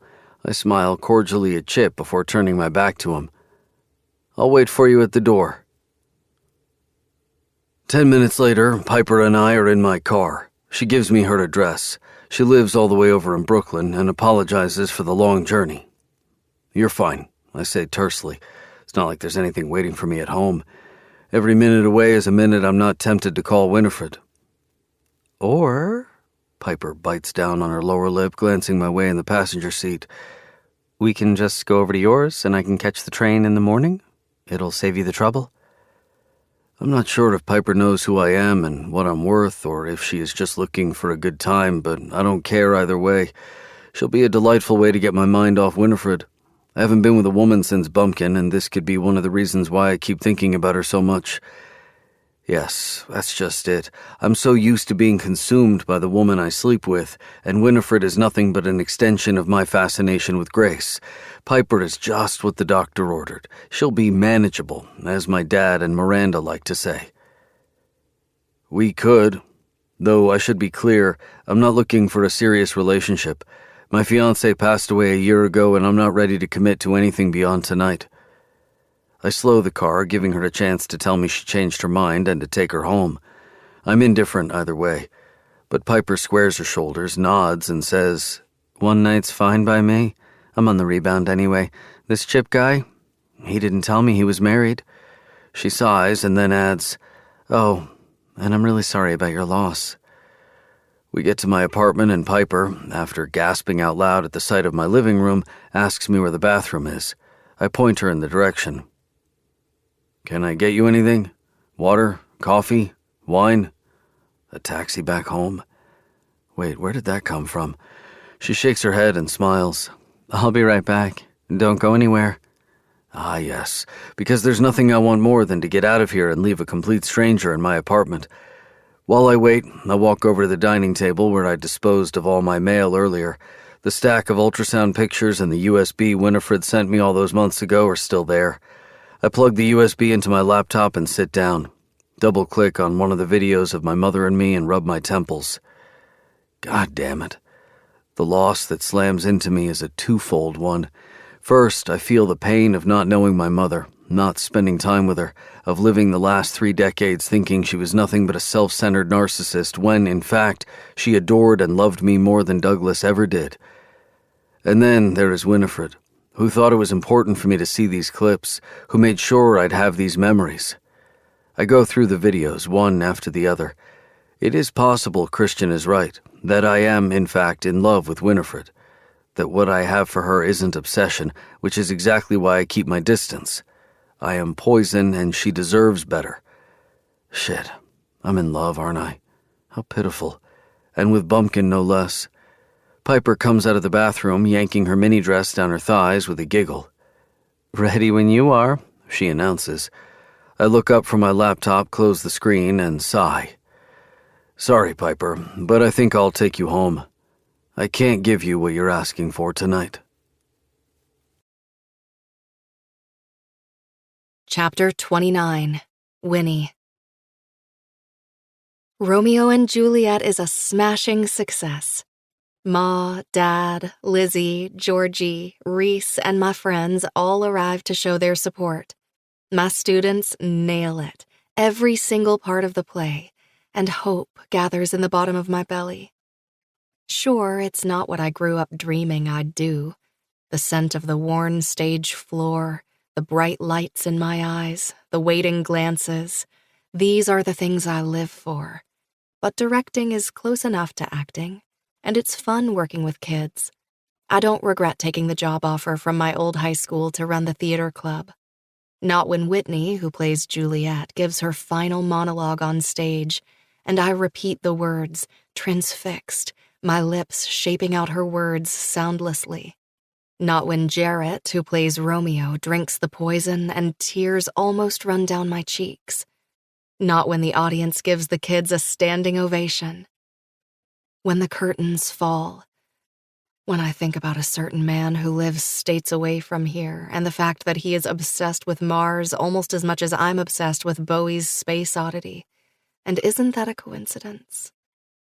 No, I don't regret taking the job at all. Because even if there is life on Mars, there's not one for me in New York. 2 weeks after Romeo and Juliet, I cave in to Reese's requests and we go out. This time it's a date. Reese knocks on my door, a bouquet of flowers in his hand. I peek at him from my bedroom as Georgie leans one hip against the front door, slurping iced tea. My dad's out for today, so consider me the designated worried parent. What are your intentions with our Winnie, Reese Hartnett? Don her, kiss her, and down the line wed her, he replies without missing a beat. Georgie tips her head back and laughs. My God, Reese, still cheesy as a chicken parmesan. I emerge from the bedroom. Funny, I don't feel the usual butterflies that accompany a date. I chalk it up to Reese being Reese. My Reese, my safety net. Not everything needs to be electric and exciting. A relationship can also be stable and comfort. Nope, not gonna say that word, not even in my head. I gather the roses into my hands. Thanks for these. Well, I got them for your mama, but since I see your parents aren't here, he winks. I'll just have to give them to the most beautiful woman in Tennessee. We get into his car and drive south to Nashville. I don't ask where we're going. I'm guessing it's an Italian restaurant named Bella, where we had our first date. Turns out I'm not wrong. An hour later, we are in Bella, and we're even being seated at the same table. When the waitress arrives to take our order, Reese and I glance at each other from over the rim of our menus and share a conspiratorial grin. I'll have the meatballs, I say. Calzone for me, and the best wine on the menu. Reese hands her our menus back. We both ordered exactly what we did the first time we were here, minus the wine. And the time after that. We used to come here every anniversary and order the same thing, remember? Reese turns his attention to me, taking a sip of his wine. I nod. It became such a thing for us, I was almost superstitious about it. Even when I wanted to order other things on the menu, it seemed wrong, because what we had worked so well. I'm not just talking about Italian food right now. Reese reaches across the table and takes my palm into his over the red and white checked tablecloth. I like how this place works. I like that the menu, the tablecloth, the staff doesn't change, and neither do we. I've changed, I think. I've changed a lot. That's the problem. And just think, Reese looks around himself at the brick walls, at the candlelit tables, at the giant pizza trays splayed on tables. We can come here next anniversary, say after we're engaged, and then again when you're pregnant. Year after year, baby after baby. We'll bring our kids here, our grandkids. His eyes light up animatedly. This could be our thing, a tradition. That's why I brought you here. He stares at me with eyes so fierce, so hopeful, I want to cry. To remind you what we had was good and real and worth it. We can still get it back if you're willing to try. Instead of feeling giddy, all I feel is dread. I've done this before. I've seen this movie. And I'm starting to suspect there was more to the breakup with Reese than my Juilliard dream. I don't know, I admit quietly. My hand slips from under his just as the waitress approaches to refill our wine glasses. I tuck my hands between my thighs, looking down. When she leaves, I continue. There is a part of me that wanted to give us a second chance ever since Paul died. I think, in a way, you always symbolized to me the qualities a good man should have. I know you'd never cheat on me, never lie to me, never put yourself before anyone else. And those things are still true. I suck in a deep breath. But Reese, you are wrong. We have changed. I got a taste of the big city, and now I'm addicted. I went after my dream, and you went after yours. I look around myself, realizing that Reese never wanted the life I wished for myself. He's always been happy here, and why shouldn't he be? And these lives of ours, I lift my eyes to look at him, and his expression makes my heart break.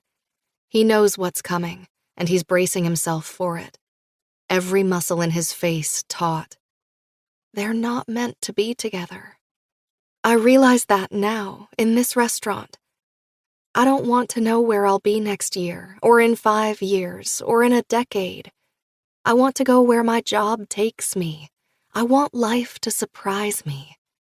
It might not be the most rational thing in the world, but it's what I want.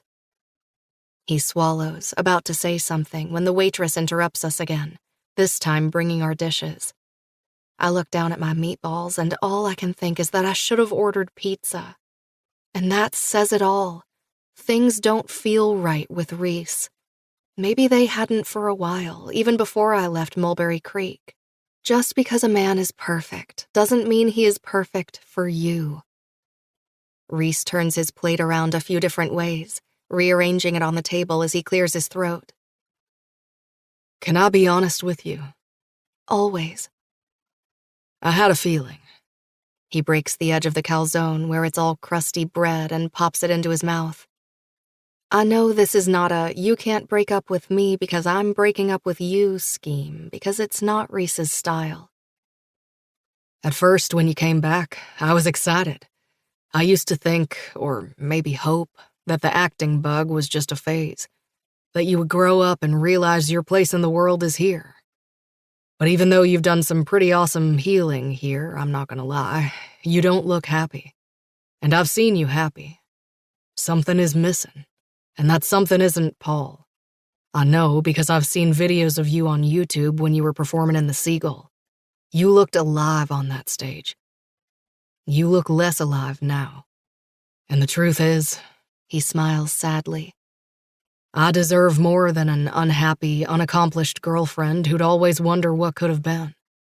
And you deserve more than settling for a job you didn't want in the first place.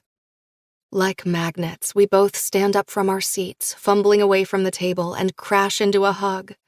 My face is buried in his shoulder. I whimper, and for the first time in over a year, I feel like I'm on the verge of crying. I don't know what devastates me more, the fact that Reese is not my one, or the fact that I know who is, a man who is never going to have me, an enigma who has love only for his dead fiancé. The day after my date with Reese, I wake up to an empty house, with Georgie at work and my parents gone for the weekend for a wedding. I decide to tidy up the place. Afterward, I pay a visit to Mrs. E., an elderly neighbor. I promised I would drive her downtown for a book club meeting. We stop beforehand to enjoy a key lime pie and some tea and catch up. When I pull my parents' car in front of my porch, an odd vision comes alive in front of me, of a man standing in front of my door, his silhouette tall, imposing, and dark, so dark I can feel the temperature dropping around him, holding a bouquet of flowers. I kill the engine and sit back, glaring at the unbelievable sight in front of me. I can't see his face because he has his back to me, but I can see the flowers, and they're not the romantic red roses Reese brought over yesterday. No, they're gorgeous and colorful and surprising. Red dahlias and purple orchids and pink tulips and yellow gazanias, pale lilacs and orange marigolds and beautiful daisies. It is rich and dazzling and giant and messy. So messy. It takes my breath away, just like the man who is holding it. My pulse quickens under my skin and my stomach dips.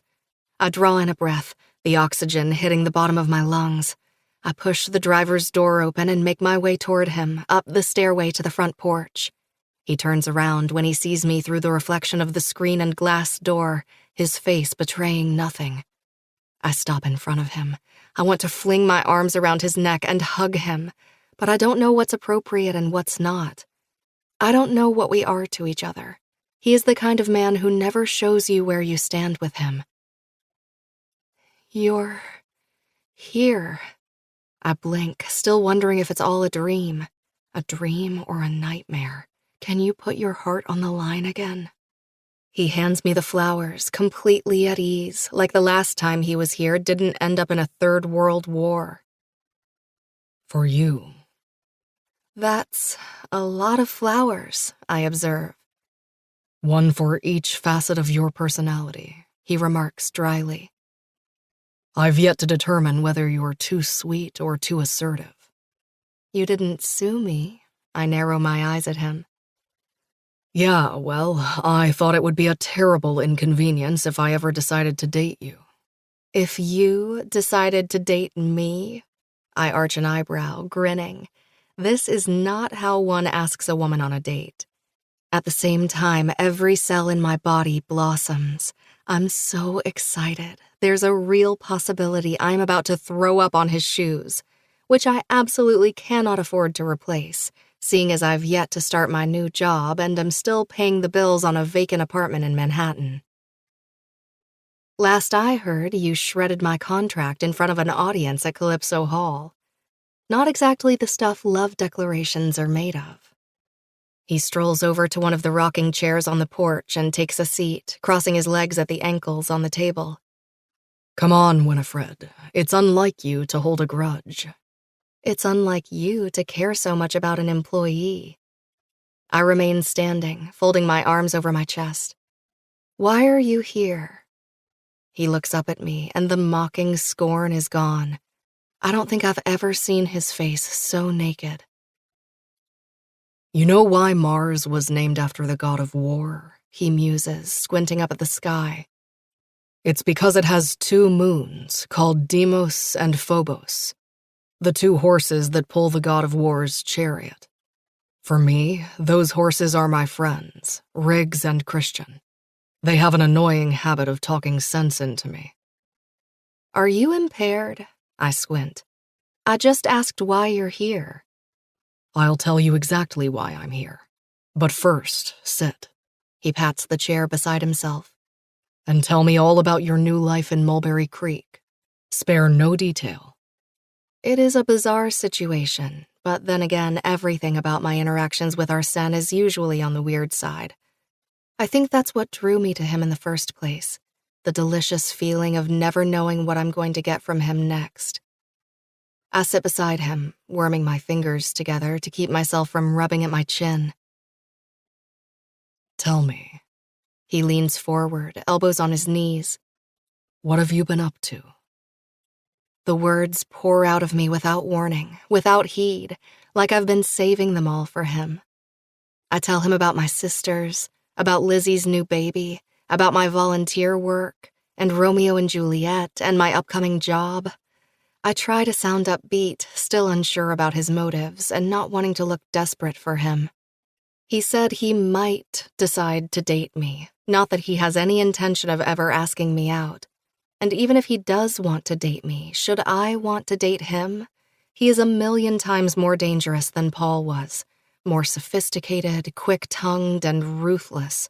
If losing Paul broke me into pieces, losing Arsène would shatter me into dust. Last but not least, Arsène lives in New York. As of now, I live in Tennessee and have made a commitment to a job that's due to start in 3 weeks. That's plenty of reason to keep my cards close to the chest.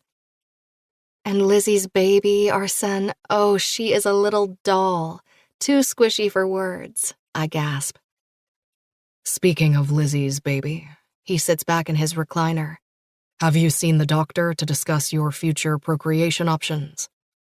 That's one of the first things I did when I got here, I confirm. And? I was right, I say quietly, staring down at my hands in my lap. It is endometriosis, an outgrowth of tissue around my uterus. Mine's at a moderate stage, also known as stage 3 out of 4. It's not a complete disaster, but it's going to make my journey toward motherhood a lot more difficult. I haven't spoken about the diagnosis with anyone other than my doctor. It surprises me that I open up to our son so easily when I haven't had this conversation with Ma or my sisters yet. What's the next stage? He asks. Well, I gnaw at my lower lip. My doctor says I should freeze my eggs, or better yet, embryos. They last longer and have a better success rate. But... He searches my face, leaning forward.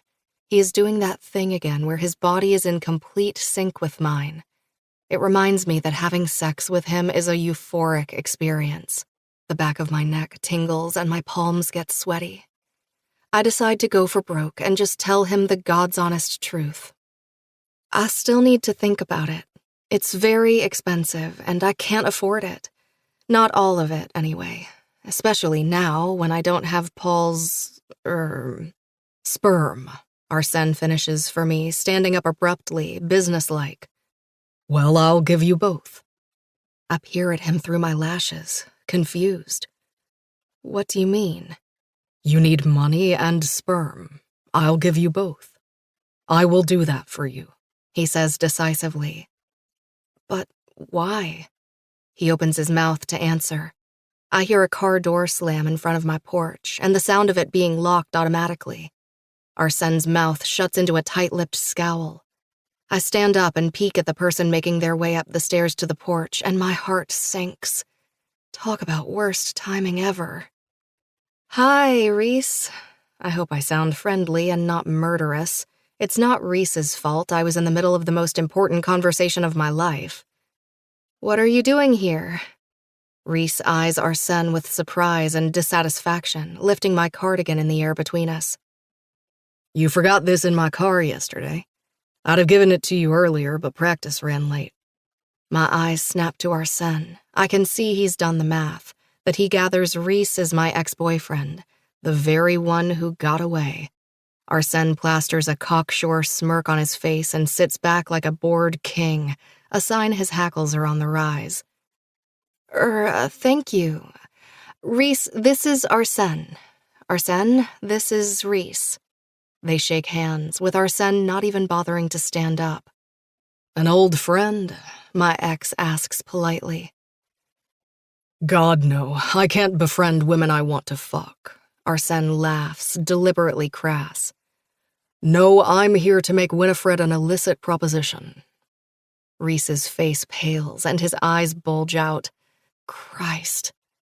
Well, thank you so much for the cardigan. You know I run cold. I place a hand on his arm, ushering him back to his car. I am all but kicking him out, and I don't feel good about it. On the other hand, I think I might die if Arsène and I don't finish our conversation soon. My ex-boyfriend stumbles his way toward his car, glancing behind his shoulder. Who's this guy, Winnie? He sounds like Satan's big brother. Don't worry about him, I sing-song. He's surprisingly tolerable once you get to know him. I don't know. Reese stops in front of his Jeep, but doesn't make a move to enter. I feel like I should stay here, make sure you're okay. I can handle this on my own. I smile tightly. Please, please leave. But, my goodness! I throw my hands in the air, losing patience. I know you mean well, but please, Reese, just let me handle this. I'm a big girl, and I've been doing my thing for over a decade without your help. I finally get it. It all comes rushing back to me now at an incredible speed. The reason why I left here. Not all of it was Juilliard. Some of it was the suffocating feeling of being coddled by everyone, including, but not limited to, Reese. While it is true that he always meant well, he also frequently overstepped. He had defended me tooth and nail in front of Mrs. Piaski, our physics teacher, when I'd failed her class in 10th grade, which made her hate me for the rest of my high school years. When Georgie and I had gotten into arguments, he'd always plead my case and beg her to talk to me when I simply wanted to be left alone. And whenever I'd gotten upset with him, which wasn't often, he'd chalk it up to me being bored or on my period. I didn't like it then. I don't like it now. Reese stares at me in horror. No one said you can't handle yourself. No, you didn't say it, but you keep thinking it. Otherwise, you wouldn't be acting this way. This makes him shut up. He presses his lips together, shooting his gaze to where our Shen is waiting on my porch. I guess you're right. I'm sorry, Winnie. Sometimes I don't know. I get carried away when I care about people. I'm fine. I wrap my arms around him and squeeze, reassuring him that I'm not mad at him. I'll call you tomorrow, okay? He slides into his car and, thank heavens, drives away. I return to our Shen, who is waiting for me on the porch with his usual amused smile, like this is all a big fat joke to him. Only now I'm on to him. He isn't amused, and he does care. This is just his defense mechanism when dealing with people. I see your tearful reunion with perfect Reese is going well, he remarks. I roll my eyes, falling back into the rocking chair beside him. I like you much better when you aren't being sarcastic. He tilts his head skyward, letting out a sigh. Then there's no chance for me. Better grab my things and head back home. Stop this, I snap. Say what you came here to say. We were in the middle of something. Right, he taps his knee. Where were we? I believe you were about to offer to be the father of my hypothetical children and pay for the entire delight. Children? His eyebrows shoot up. I thought you wanted just the one. I shake my head. 3. And I will need a surrogate to carry them, which also costs a pretty penny. Still interested? I'm not seriously considering this, and neither is he. This is just one of his many games. I'm sure of it. I'm still interested, he says flatly. Dang him and his weird sense of humor. I give him a lopsided smile. We can go around in circles forever, but I want to know why you're really here, with flowers. Do you really want to ask me out? Am I really about to abandon everything I ran away from and say yes?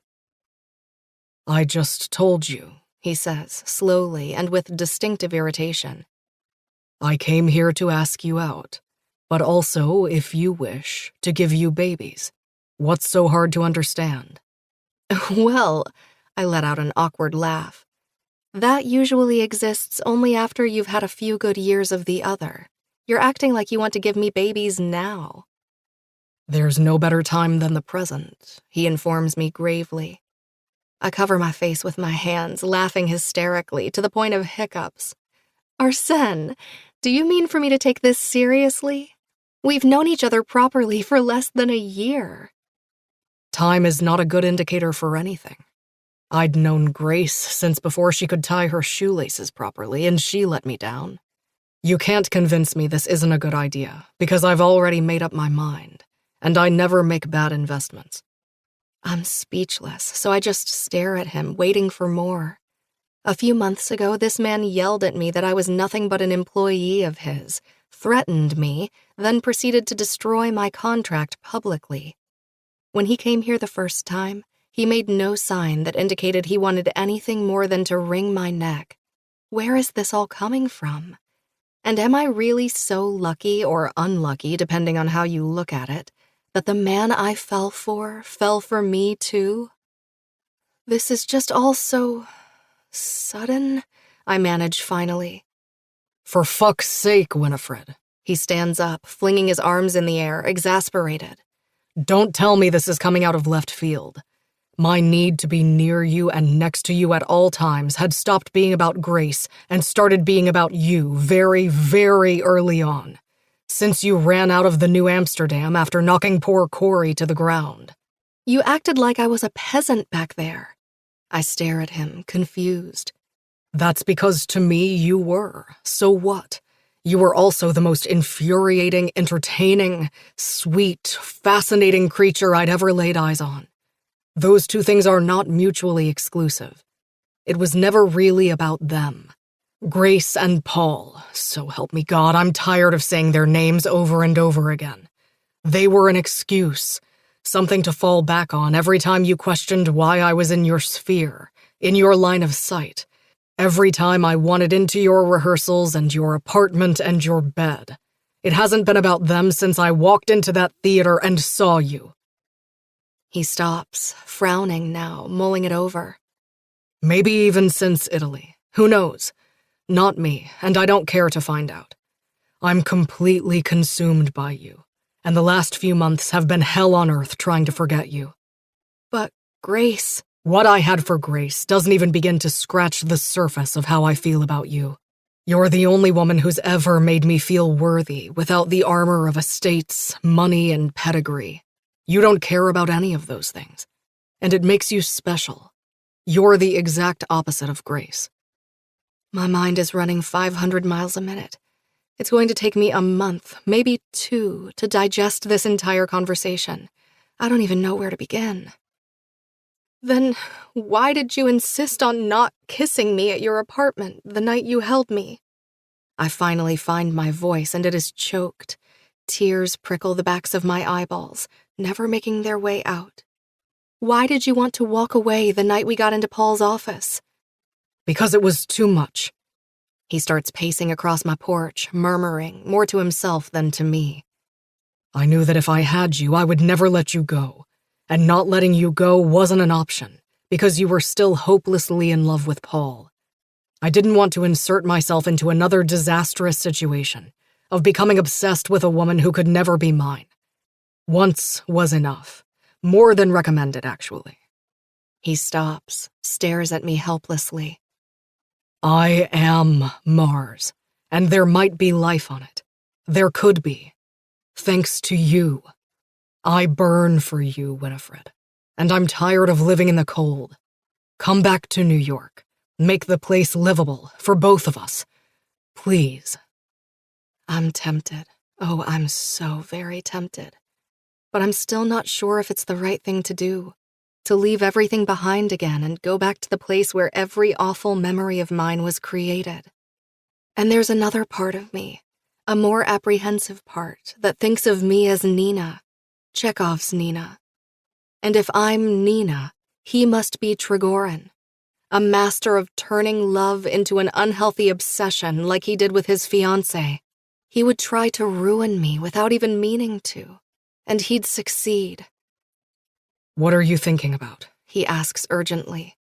I stand up, and he gathers me in his arms. I close my eyes. I want to believe every word that comes out of your mouth, because I've been in love with you from that moment in Italy when our eyes met and the world ceased to exist. But I'm afraid I'm another obsession, another great idea that could turn into a lackluster reality for you. I don't want to change my entire life and move back to New York for another man. You may burn for me, but I'm terrified of getting burned. When I open my eyes, his face is still tender and hopeful. I want to say yes, but ultimately, and especially after what Paul put me through when we were trying to get pregnant, I have to put myself first, ask all the right questions, and I'm not sure what they are yet. I'm not going to let you down, he says quietly. Try me. I need time. I'm proud of myself. Proud of my ability to put myself first for a change, even if I'm frustrated with the idea of saying goodbye again. This is the part where I expect him to close up on me, to become indifferent, aloof, but he surprises me by placing a kiss on my forehead, a gentle brush of a feather, before he steps away. I'll be waiting.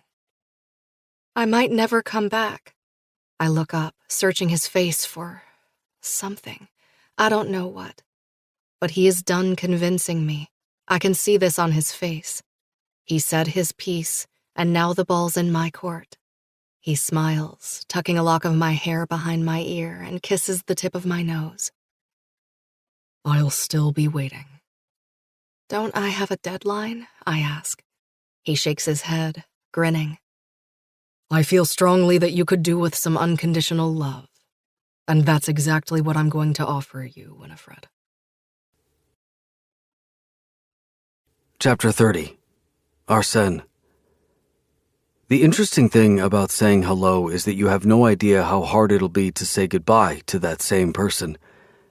When I first met Winifred under the unforgiving Mediterranean sun, I thought of her as somewhat of a toy. Now, as I sit on a plane to take me from Nashville back to New York, I realize that she was the end game.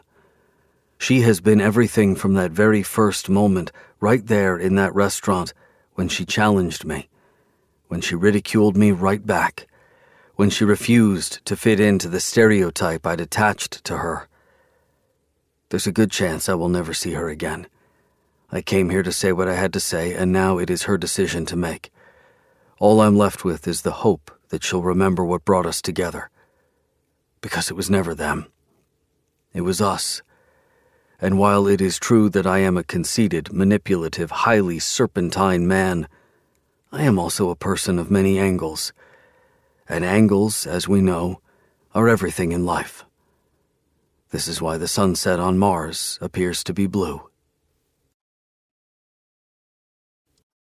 Chapter 31. Winnie. Winnie and Arnie sitting in a tree. Kissin.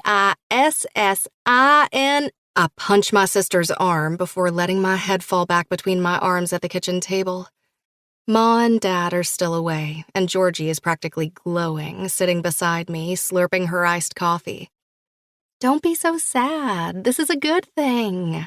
She flips through a glossy magazine on the table, her perfectly manicured nails halting each time she sees an ad for something she likes. I never saw you like this with Paul. Everything about him was so vanilla. She raises her gaze to make sure she has my full attention. You were kind of existing on autopilot. For a while, I wondered what Paul had done to my sister and her sass. But now I see that it's back. Who knew all you needed was a gorgeous, tall billionaire from the city who shows up at your doorstep with spontaneous love declarations? I did love Paul, I protest. No, you loved the idea of Paul. You loved what he was offering you. The cute, happy family and white picket fence. And to be the wife of a man who is more than the son of a random rancher in Tennessee. That's very shallow, I point out, and untrue. Because people usually start dating each other for altruistic and philosophical reasons. She arches an eyebrow. Please, people are attracted to others because of superficial things. To pretend otherwise is to insult both our intelligence. At least what you have with Arnie seems to be a little more earnest than that. It's arson. Arson? She gasps. I wouldn't go that far. I mean, he seems a little toxic, but not enough to raise alarm bells. Be serious. I take a sip of my coffee, engulfing the mug between my fingers to warm up. I don't know if I can do this, Georgie. Go back to New York, take a chance, after everything that's happened. Please, Jesus called. He needs his cross back. Georgie slams her magazine shut. Can we please skip this part?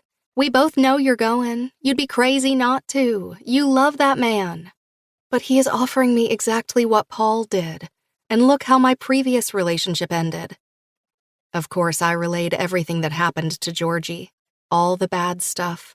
The Grace stuff. My sister stands up and rounds my chair. She places both her hands on my shoulders and digs her thumbs into my sore muscles in a massage. Heartbreak is a terrible reason not to give love a second chance.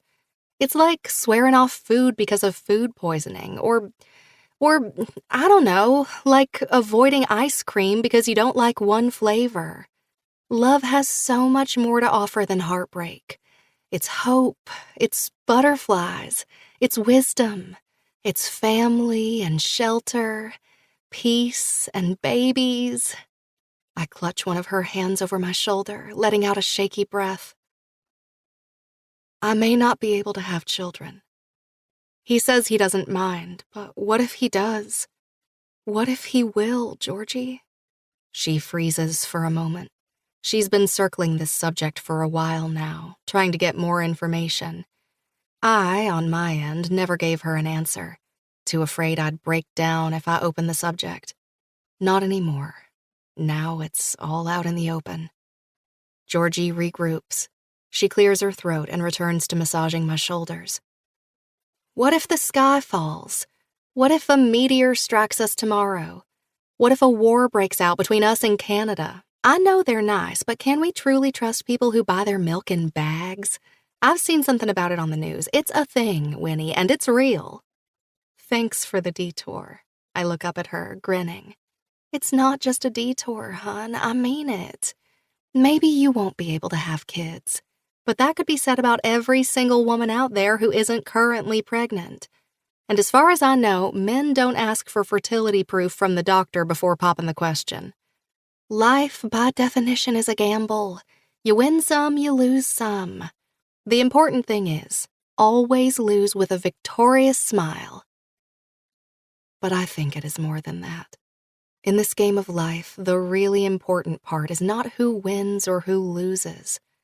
It is that you and your partner have the same goal, the same end game. Ever since our Shen left yesterday, I couldn't sleep, couldn't eat, couldn't even breathe properly. All I did was think about him and his offer. An offer I cannot refuse, even if it means putting my heart on the line again. But what do I do? I rub my cheek.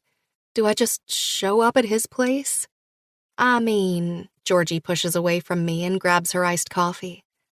A phone call would be anticlimactic, considering the circumstances, especially as he's come here twice now. That's a Hugh Grant-level gesture right there. You don't even like Hugh Grant, I frown. You once said he was an inarticulate fool. I like what he represents, okay? Georgie rolls her eyes, sucking hard on her straw. Now go pack a bag. This room ain't big enough for both of us. My body stands up of its own accord, and I'm moving toward our bedroom in a weird, unbreakable trance. It is time to hit our Shen with a truth stick, even if I'll have to admit said truth to myself first. Chapter 32. Winnie. New York is cool and splendid in a dozen shades of gray and blue as I cab it from LaGuardia Airport into the city. Fall has conquered every inch of Manhattan. The trees are naked, tall, the branches curling into themselves, shriveling from the frost. My first stop is my apartment. My apartment, not Paul's. I stand and stare at it for a few minutes, hands balled over my hips, taking inventory one last time. Then I grab all the junk mail from my mailbox, open a trash bag, and throw everything inside. Possessed by energy I haven't had in forever, I proceed to my fridge, throw it open, and yank out all Paul's yogurts, his pickle jar, his favorite smoothies, moon cakes, all gone. I shove my sleeves up my elbows and scrub the fridge clean. The residue of expired food assaults my nostrils, sour and lingering. I don't stop until it's spotless, laughing soundlessly when I remember how I'd given up on using the fridge so I wouldn't have to deal with the stench of the food. Then I move on to the rolled newspapers I kept for him. He is not coming back. Even if he did, in another life, in another universe, he can buy his own darn newspaper. The only newsflash he needs is this. He was a bastard who tried to kiss my sister and impregnated another woman while we were married. All the papers go to recycling. I have to make 3 separate trips downstairs before they're all gone, but it's worth it. Next, I throw Paul's office door open. All his files go into the shredder. His computer, his monitors, I pack up to be donated to a charity. I don't want any proof of the fact this man ever lived here. Because he didn't. Not really. It takes me 6 hours to get the apartment in order and completely Paul-less. By the time I'm done, I'm exhausted. I drag myself into the shower and let the scorching water hit my skin. When I get out, I choose a nice dress and put some makeup on. I'm just putting my lipstick back into my makeup bag when the doorbell rings. I smile at the mirror, knowing who it is, and walk briskly down the hallway. The place is spotless, clean, tidy, and completely me. It smells of the cinnamon and vanilla candle I lit up earlier, a scent Paul never liked. Cinnamon made him nauseous. And open the door. Aria stands on the other side of it, holding Louis, who is not so tiny anymore. I immediately reach to take him from her, and he gurgles happily, nestled in my arms. The weight of him is delicious, and I laugh when he shoves his chubby fingers into my mouth. Louis, keep your hands to yourself. Aria tugs her scarf free and flings it over my couch. I have a feeling I'll need to say those words a lot, considering his daddy's success with the ladies before we got together. Come on in, I laugh, stepping aside so she can enter. When she walks inside, I realize she isn't alone. Chrissy is here too, marching with her signature fat-burning tea tumbler and electric cigarette in hand. I thought you were in Los Angeles with your boyfriend. I snatch her into a quick hug before she escapes. Oh, I was. She waves me off, plopping onto the couch. But then Aria told me you were coming back, and I couldn't help myself, especially when I heard the reason for your arrival. Now look at this place. It's almost as though Paul's never lived here. The three of us look around in amazement while Louis wiggles, trying to break free and roam the place. It was time, I say. I'm really proud of you. Aria gathers me into a squeeze. For all you did today and all you're about to do. Now hand me my bundle of booger, please. I have something I need to give you. I hand Louis back to her, albeit reluctantly, then open my palm between us as she fishes for the thing I asked for in her purse. Are you sure Christian is not going to mind? About you giving this to me, I mean, I ask. It's a violation of privacy and possession. Aria lets out a laugh. Oh, he'll mind. I'll never hear the end of it. But can he really be mad at me for long? I don't think so. Besides, once he understands what's at stake, he'll be delighted. Trust me. She curls my fingers around the key. The doorman's name is Alfred. If he gives you trouble, tell him to call me. And just like that, I have the key to Arsene's apartment. Now, all I need is to unlock his heart. Of course, I wanted Arsene to be home when I arrived in New York. But as soon as I landed and called Aria to let her know I'd arrived, she told me that Arsene mentioned to Christian that he'd be in London until late tonight to sign off on an agreement selling Calypso Hall. A pinch of sorrow squeezed at my belly. Calypso Hall is in need of some TLC, and it's true it wasn't always a thriving establishment, but it holds so much charm. There's beauty to it, something I cannot put my finger on. And besides, it belonged to his mother, to Patrice, his very last piece of her, the real her. But I do want to be here waiting for him when he arrives back from London, mainly because I remember him once saying that no one's ever waited at home for him. He was always a lone star, moving in the dark, vast universe. Using the key Aria gave me, I pushed the door to his apartment open. A rush of pleasure floods me. It smells just like him, that unique Arsene scent that makes my knees weak. His apartment looks exactly the same way it did the last time I was here.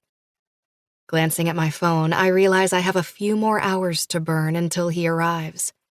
I decide to give myself a tour of the place. Arsene never did. And seeing as last time we parted ways he told me he wanted me, I find it hard to believe he'd take issue with it. First, I go back to the guest room where he held me. The linen is pressed, and the room is neatly organized, like I've never been there. I don't know what I was expecting, for the bed to be unmade, the way we'd left it. This is not Arsene's style. I amble through the hallway, walk into the bathroom, open the cabinets, my ears heating at my own brazenness. All he has there are Band-Aids, Tylenol, and some Tums. When I reach his bedroom, I halt. My hand is on the doorknob. There's an irrational part of me that's afraid I'm going to find him there with someone else. Why, I don't know. It is obvious he is not here. Arya told me he went to meet a pompous colleague of his who went to Andrew Dexter Academy with him. But ever since Paul... No, screw Paul. You've moved on. You're not going to let what happened in the past dictate your future anymore. I shove the door open. The second I do, all the oxygen leaves my lungs. Because it is here, full size and hung on his wall, where the TV should be, right in front of his bed, and it's just as magnificent as I remember it to be. The Seagulls poster. The huge one that got magically lost all those months ago, with the close-up of my face. It was Arsène who took it, who stole it, who then tampered with the cameras and took the damning footage of himself seizing the thing. My face stares back at me. I look tranquil, maybe even a little dreamy. But it can't be here. It can't be him. The poster was taken so early in our relationship, or whatever that was that started between us. This is... how? His words from the last time I saw him on my porch haunt me now. My need to be near you and next to you at all times had stopped being about Grace and started being about you very, very early. Since you ran out of the New Amsterdam after knocking poor Corey to the ground. He wasn't lying. He really did like me from the get-go. I'll walk over to the poster and plaster one hand against my printed face. Something wet and weird caresses my cheek. I reach with my hand to wipe it, examining the tip of my finger, to find a perfectly round, see-through, salty tear staring back at me. I'm crying. I'm crying! I'm no longer cursed or numb or incapable of fully feeling. The waterworks start right away. Loud, childish wails rip from my chest and through my mouth. I cry for the entire year that I couldn't. Cry for Paul's death, for what he did to me, for Grace, for what she did to Arsène, for losing my role of Nina, for gaining perspective, for Reese, for Arsène, for hiding for decades behind a wall of erudition and wit. Most of all, I cry for myself. But shockingly, these are not tears of despair or self-pity, but of relief. I feel courageous, stronger than I've ever been, and so incredibly hopeful. I've been through hell and walked through fire, only to come out the other side of it, scarred and bruised, but stronger than ever. I burn for you, he said, and I'm ready to burn right back for him. I fall into Arsène's bed and cry and cry and cry for hours. Cry until I fall asleep in the comfort of the scent of the man I love. Chapter 33. Arsène. My phone is blowing up when I'm in the Uber on my way back to my apartment from the airport. Christian. Something happened when I was away. Arsène, I'm not helping you bury any bodies. You think I'd ask you for something like that via text message? You think I'm that dumb? Don't ask questions you're not prepared to hear the answer for. What happened? Arya took the spare keys for your apartment. I'm flattered, but she is not my type. Winnie asked her for them, you moron. I will my heart to stop beating like a sledgehammer, but to no avail. The thought that Winifred is in my apartment right now makes my pulse go haywire. I don't even bother answering Christian. Just check the traffic app on my phone, which alerts me that, as usual, there's a traffic jam from hell on my street. I tap my foot against the car's floor. Would it be an overreaction to bribe every single asshole in front of us to pull over and let us through? When we get about 5 blocks from my apartment building, I tell the driver to stop and throw a wad of cash at him. You're gonna walk the rest of the way? He asks, surprised. A little dangerous in the middle of the night. But I'm already out, running like a maniac. When I get to my building, the door to the stairway is locked. I swear, kick a trash can, and call the elevator. The wait takes forever. So does the ride up to my apartment. Then I get inside and my living room is completely empty. Winifred free. I scan the kitchen and living area, then move swiftly to my bedroom where I find her sprawled on my bed, fast asleep. The view of her like this, alone, takes my breath away. Torn between my need to wake her up and talk to her and her need to sleep off her exhaustion, the latter wins, and I crawl into bed, wrap my arms around her, bury my nose in her strawberry hair. There's no way I'm going to fall asleep. The adrenaline pumping in my veins alone can keep me awake well into next year, but just holding her is enough. After a few minutes of us lying still, I feel her stirring in my arms. A soft moan escapes her lips and her hands circle around mine, pressing me harder against her. "Hey, Mars," she murmurs. "Tell me something interesting about the universe." I close my eyes, smiling into her hair. There's a planet made of diamonds. It is twice the size of planet Earth and is covered by graphite and diamonds. And if given a chance, I would give you a ring with a diamond even bigger, if you say yes. But of course, Bumpkin is not Grace. She doesn't care for expensive jewelry. "I bet it's beautiful," she whispers. Shivers roll down my skin and I kiss the side of her ear. Not as beautiful as you. She laces her fingers through mine and drags my hand up her chest. Her heart is beating like a drum, each thump thrusting into my palm. Mine. She is not wearing a bra, and her nipple pebbles through her dress. My thumb massages her nipple soothingly, and my mouth clasps over the curve of her neck and shoulder. My cock is engorged, aching for her. She rolls on top of me and straddles my hips, staring down at me with unabashed hunger. And I cannot believe I've ever fucked a woman who wasn't her. A person who didn't look at me the way she does now, like I'm her entire world, her moon, her stars, the Milky Way, and the galaxies around it. Missed you, Bumpkin? I let loose a vicious smile. She leans forward and shuts me up with a dirty kiss. Blood roars in my veins. I unbuckle while she hikes up her dress. I tug her panties sideways and slide into her. She rides me, slow and tauntingly, our gaze never breaking. "I thought you never allowed women into your bed." She bites my neck and rolls her hips, meeting me halfway, like she knows my body like the palm of her hand. What did you want me to say? I groan out, my pleasure so acute I can barely breathe. Sorry, you can't get into my bedroom because I stole a giant poster of you from your workplace. P.S. Please don't file a restraining order against me. "Why'd you do that?"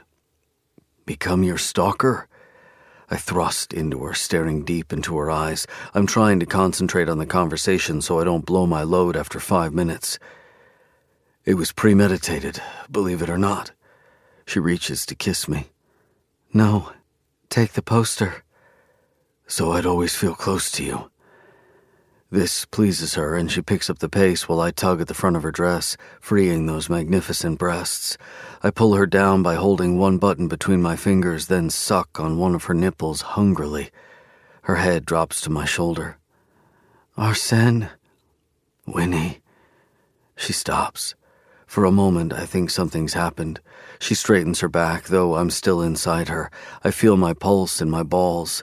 My cock would scream if it could. What? I ask. "You called me Winnie." I smile. It's your name. "You never call me by my nickname. Other than that one time, you've only called me Winifred or Bumpkin." In one swift movement, I flip her over on her back, pinning her underneath me, doing all of this without withdrawing from her once. I kiss the tip of her nose. That's because everyone calls you that, and I always wanted you to remember me. She strokes my cheek. "There wasn't one moment in time since Italy that I haven't remembered you." I pound into her. The sound of skin slapping skin fills the air. It is brutal. It is hungry. It's nothing like I'm used to. We're in our own little bubble. I never want to leave. She gasps, digging her nails into my back like she is about to fall apart. I thrust into her, harder, still, faster, almost maniacally, because I have no guarantee that I will see her tomorrow. No one promised me this is hello and not a goodbye. We haven't spoken yet, and the sense of urgency is seizing each of my bones in a chokehold. I'm coming, she pants. She arches beneath me, spasms around my cock, and suddenly She feels hotter, much hotter, and my balls tighten as I come inside her. When I collapse on top of her, we're both sweaty and wasted, two bags of useless limbs. So human, so mortal. It is almost laughable that what we shared right now was divine. When I pull away a little to give her some space, crushing to death the woman I love is not on my agenda. She looks confused and childlike. "You okay?"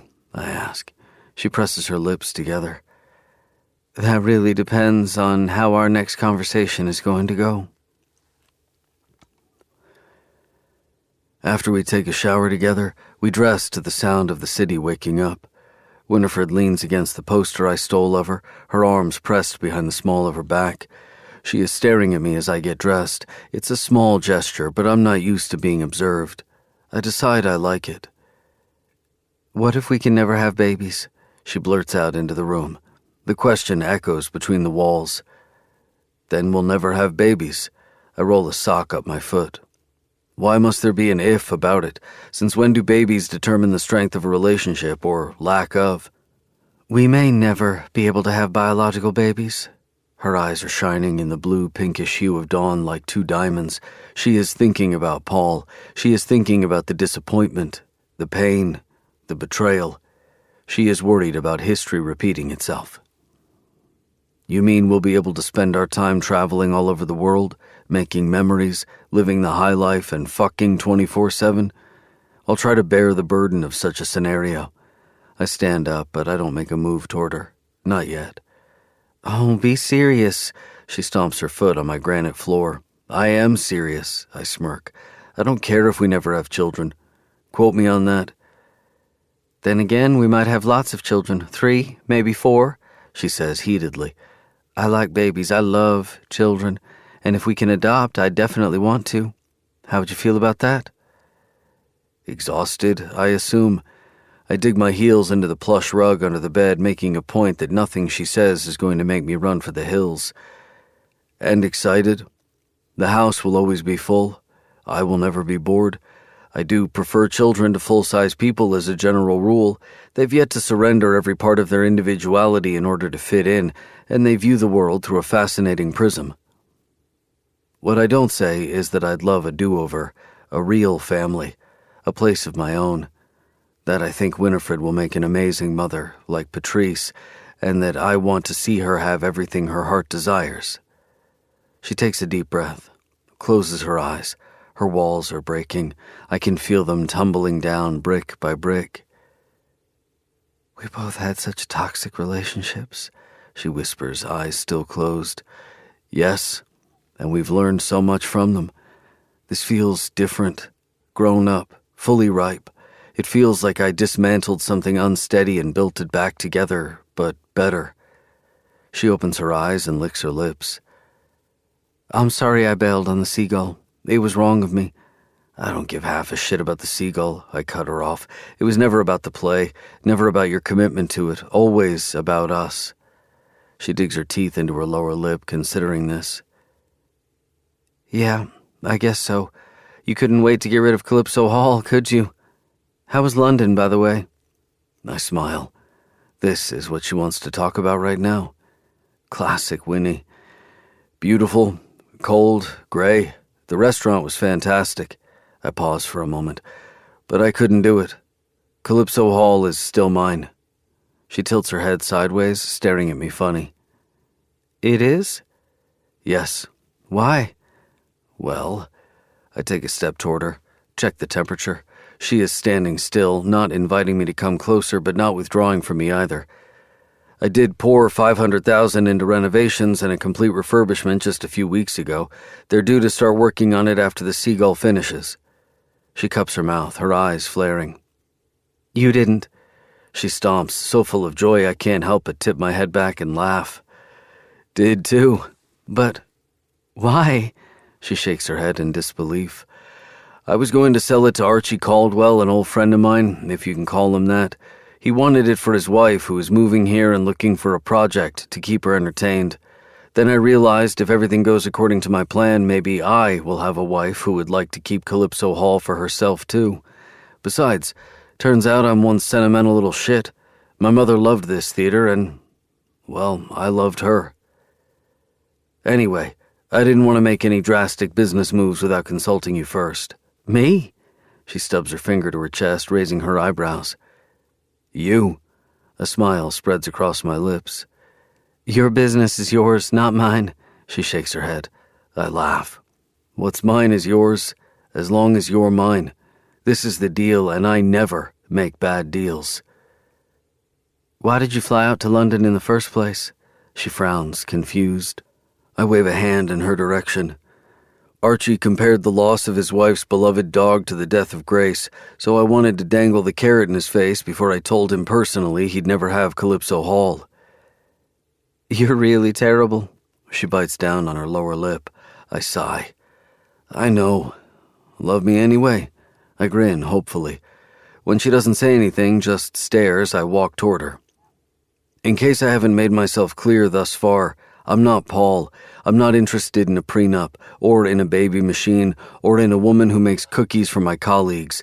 I want a partner. An equal. I want you to be exactly who you are. I take another step, then another.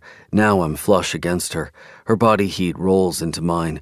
She is pressed against her poster, the one I went to sleep in front of every night for months, imagining she was next to me, that we shared the same home. And who you are is who I fell in love with, I finish. She wraps her arms around my shoulders and rises on her toes to kiss me.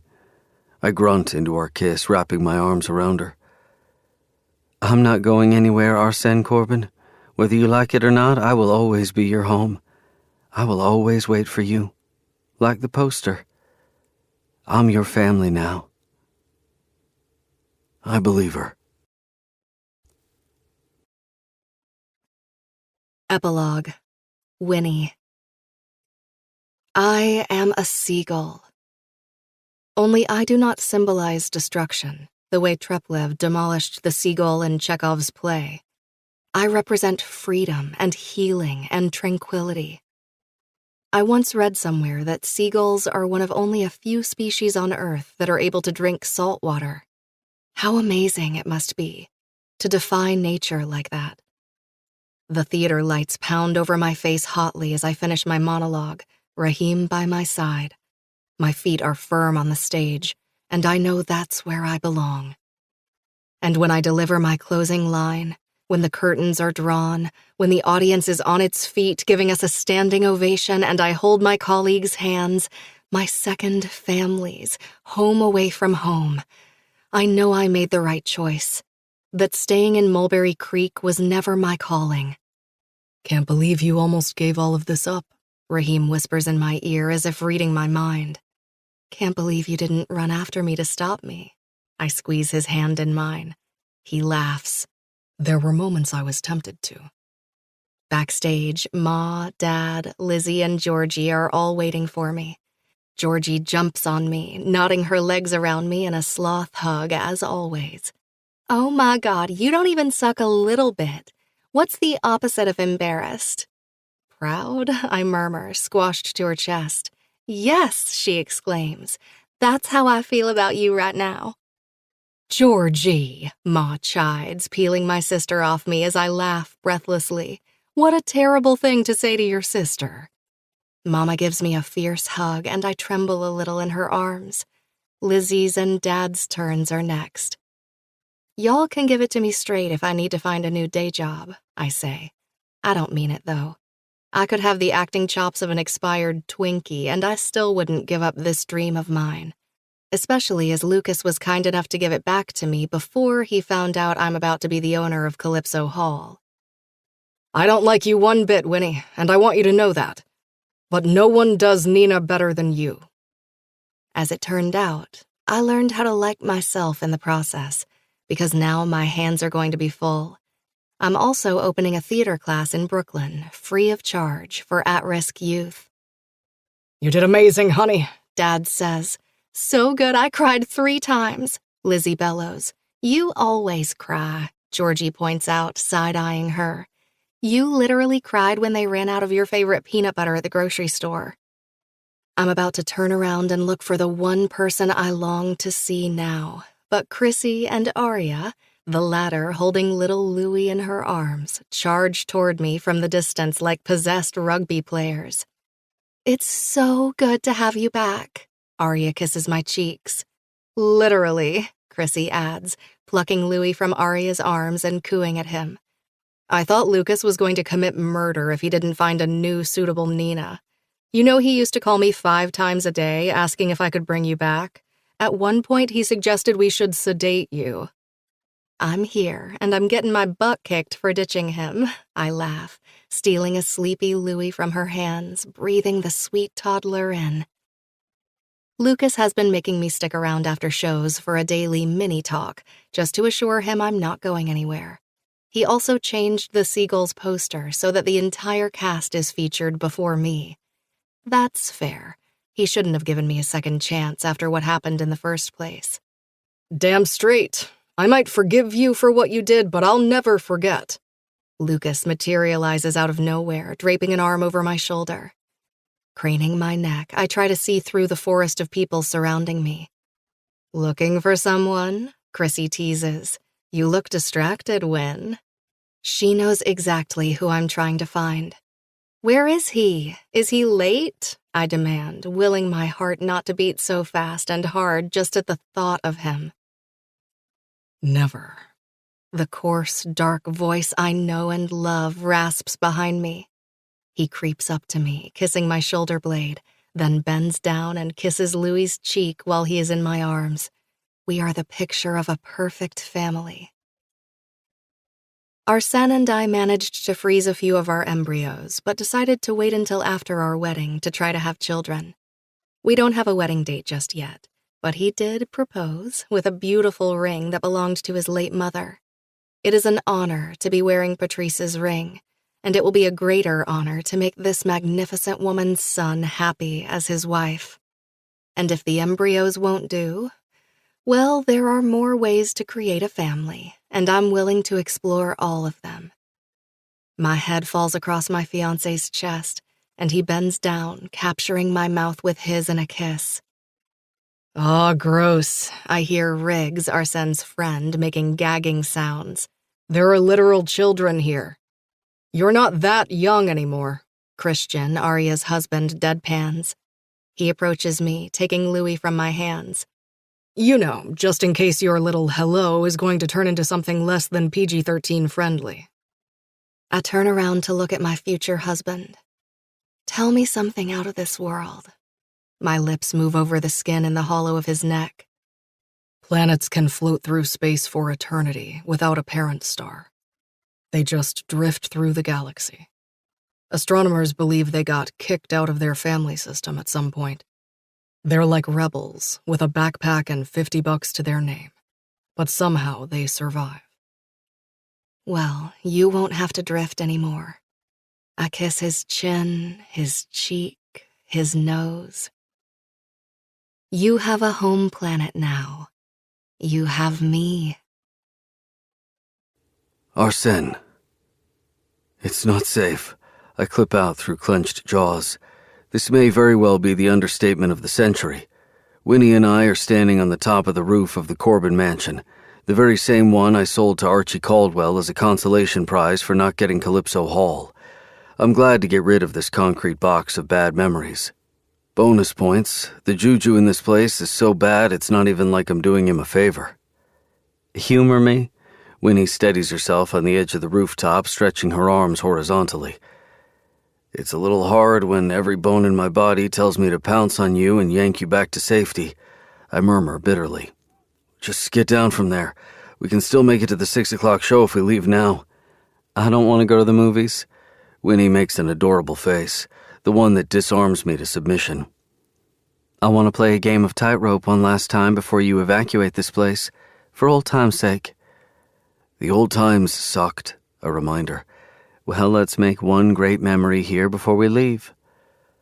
I see what she is trying to do, and I appreciate it, I do, but if she hurts herself, I will goddamn lose it. Are you timing me? Winnie whips her head around, watching to see if I'm taking the time. The woman is nuts. Fortunately, she is my nutcase. I'm contemplating my next move when an idea pops into my head. I'll time you. But I want to go first. She tisks. Ladies first. I look around myself. No ladies I can see from here. Let's set the rules. If you win, if you finish before me, I'll give you whatever you want. She hesitates, then relents. Fine. She makes her way across the ledge and props herself against the chimney, then pops her phone out of her pocket. Ready? I'm timing you. Placing myself at the center of the edge, I swing my arms in the air, stare ahead, and take a breath. Ready when you are. Go. I take a lazy step forward, then, after a few seconds, another one. I'm going to finish walking this tightrope in 10 minutes if I can, just to make sure she doesn't rush it. This one I can't afford to lose. Are you kidding me right now? Winnie laughs behind my back, delighted. I thought you said you guys were competitive. You're moving at a turtle's pace. Time is relative, bumpkin. Don't bumpkin me. Are you deliberately being slow? Is that how you know me? I bark out. I never play to lose. Is all she says when I'm not even a quarter through my journey to the other chimney. She will have a lifetime to cross her way to safety. A whole goddamn hour if that's what she needs. Because there is one thing Winifred doesn't know about me. Doesn't need to know. And that is that I will always let her win. The end. We hope you have enjoyed our presentation of Fallen Foe by L.J. Shen, performed by Joe Arden and Savannah Peachwood. Performance copyright 2023 by Brilliance Publishing, Inc., all rights reserved. For further information concerning this program or other Brilliance audio titles, please visit our website at brilliancepublishing.com. No part of this recording may be played for an audience or reproduced in any form. It may not be streamed, downloaded, broadcast, or copied without written permission. Address all inquiries to Brilliance Audio, P.O. Box 887, Grand Haven, Michigan, 49417. Audible hopes you have enjoyed this program.「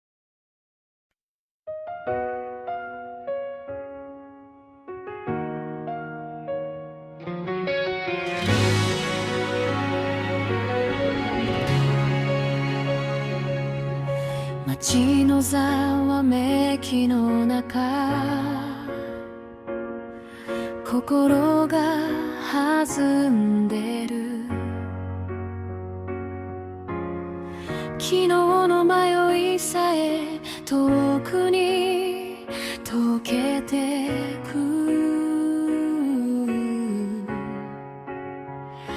「リズムに合わせて」「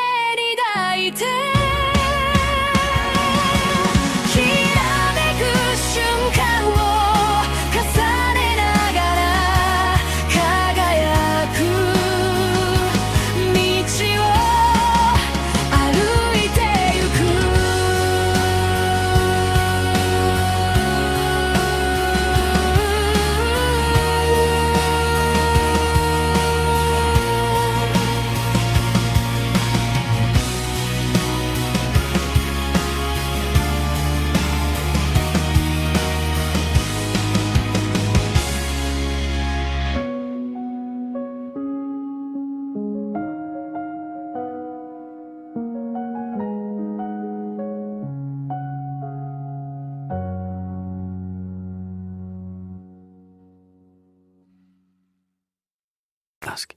She presses her lips together. That really depends on how our next conversation is going to go. After we take a shower together, we dress to the sound of the city waking up. Winifred leans against the poster I stole of her, her arms pressed behind the small of her back. She is staring at me as I get dressed. It's a small gesture, but I'm not used to being observed. I decide I like it. What if we can never have babies? She blurts out into the room. The question echoes between the walls. Then we'll never have babies. I roll a sock up my foot. Why must there be an if about it? Since when do babies determine the strength of a relationship, or lack of? We may never be able to have biological babies. Her eyes are shining in the blue-pinkish hue of dawn like two diamonds. She is thinking about Paul. She is thinking about the disappointment, the pain, the betrayal. She is worried about history repeating itself. You mean we'll be able to spend our time traveling all over the world, making memories, living the high life, and fucking 24/7? I'll try to bear the burden of such a scenario. I stand up, but I don't make a move toward her. Not yet. Oh, be serious. She stomps her foot on my granite floor. I am serious, I smirk. I don't care if we never have children. Quote me on that. Then again, we might have lots of children. 3, maybe 4, she says heatedly. I like babies. I love children. And if we can adopt, I definitely want to. How would you feel about that? Exhausted, I assume. I dig my heels into the plush rug under the bed, making a point that nothing she says is going to make me run for the hills. And excited. The house will always be full. I will never be bored. I do prefer children to full-size people as a general rule. They've yet to surrender every part of their individuality in order to fit in, and they view the world through a fascinating prism. What I don't say is that I'd love a do-over, a real family, a place of my own. That I think Winifred will make an amazing mother, like Patrice, and that I want to see her have everything her heart desires. She takes a deep breath, closes her eyes. Her walls are breaking. I can feel them tumbling down brick by brick. We both had such toxic relationships, she whispers, eyes still closed. Yes, and we've learned so much from them. This feels different, grown up, fully ripe. It feels like I dismantled something unsteady and built it back together, but better. She opens her eyes and licks her lips. I'm sorry I bailed on the seagull. It was wrong of me. I don't give half a shit about the seagull, I cut her off. It was never about the play, never about your commitment to it, always about us. She digs her teeth into her lower lip, considering this. Yeah, I guess so. You couldn't wait to get rid of Calypso Hall, could you? How was London, by the way? I smile. This is what she wants to talk about right now. Classic Winnie. Beautiful, cold, gray. The restaurant was fantastic. I pause for a moment, but I couldn't do it. Calypso Hall is still mine. She tilts her head sideways, staring at me funny. It is? Yes. Why? Well, I take a step toward her, check the temperature. She is standing still, not inviting me to come closer, but not withdrawing from me either. I did pour $500,000 into renovations and a complete refurbishment just a few weeks ago. They're due to start working on it after the seagull finishes. She cups her mouth, her eyes flaring. You didn't.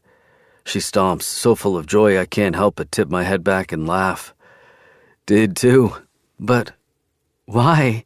She shakes her head in disbelief. I was going to sell it to Archie Caldwell, an old friend of mine, if you can call him that.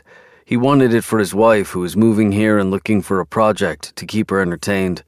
Then I realized if everything goes according to my plan, maybe I will have a wife who would like to keep Calypso Hall for herself, too. Besides, turns out I'm one sentimental little shit. My mother loved this theater, and, well, I loved her. Anyway, I didn't want to make any drastic business moves without consulting you first. Me? She stubs her finger to her chest, raising her eyebrows. You. A smile spreads across my lips. Your business is yours, not mine. She shakes her head. I laugh. What's mine is yours, as long as you're mine. This is the deal, and I never make bad deals. Why did you fly out to London in the first place? She frowns, confused. I wave a hand in her direction. Archie compared the loss of his wife's beloved dog to the death of Grace, so I wanted to dangle the carrot in his face before I told him personally he'd never have Calypso Hall. You're really terrible.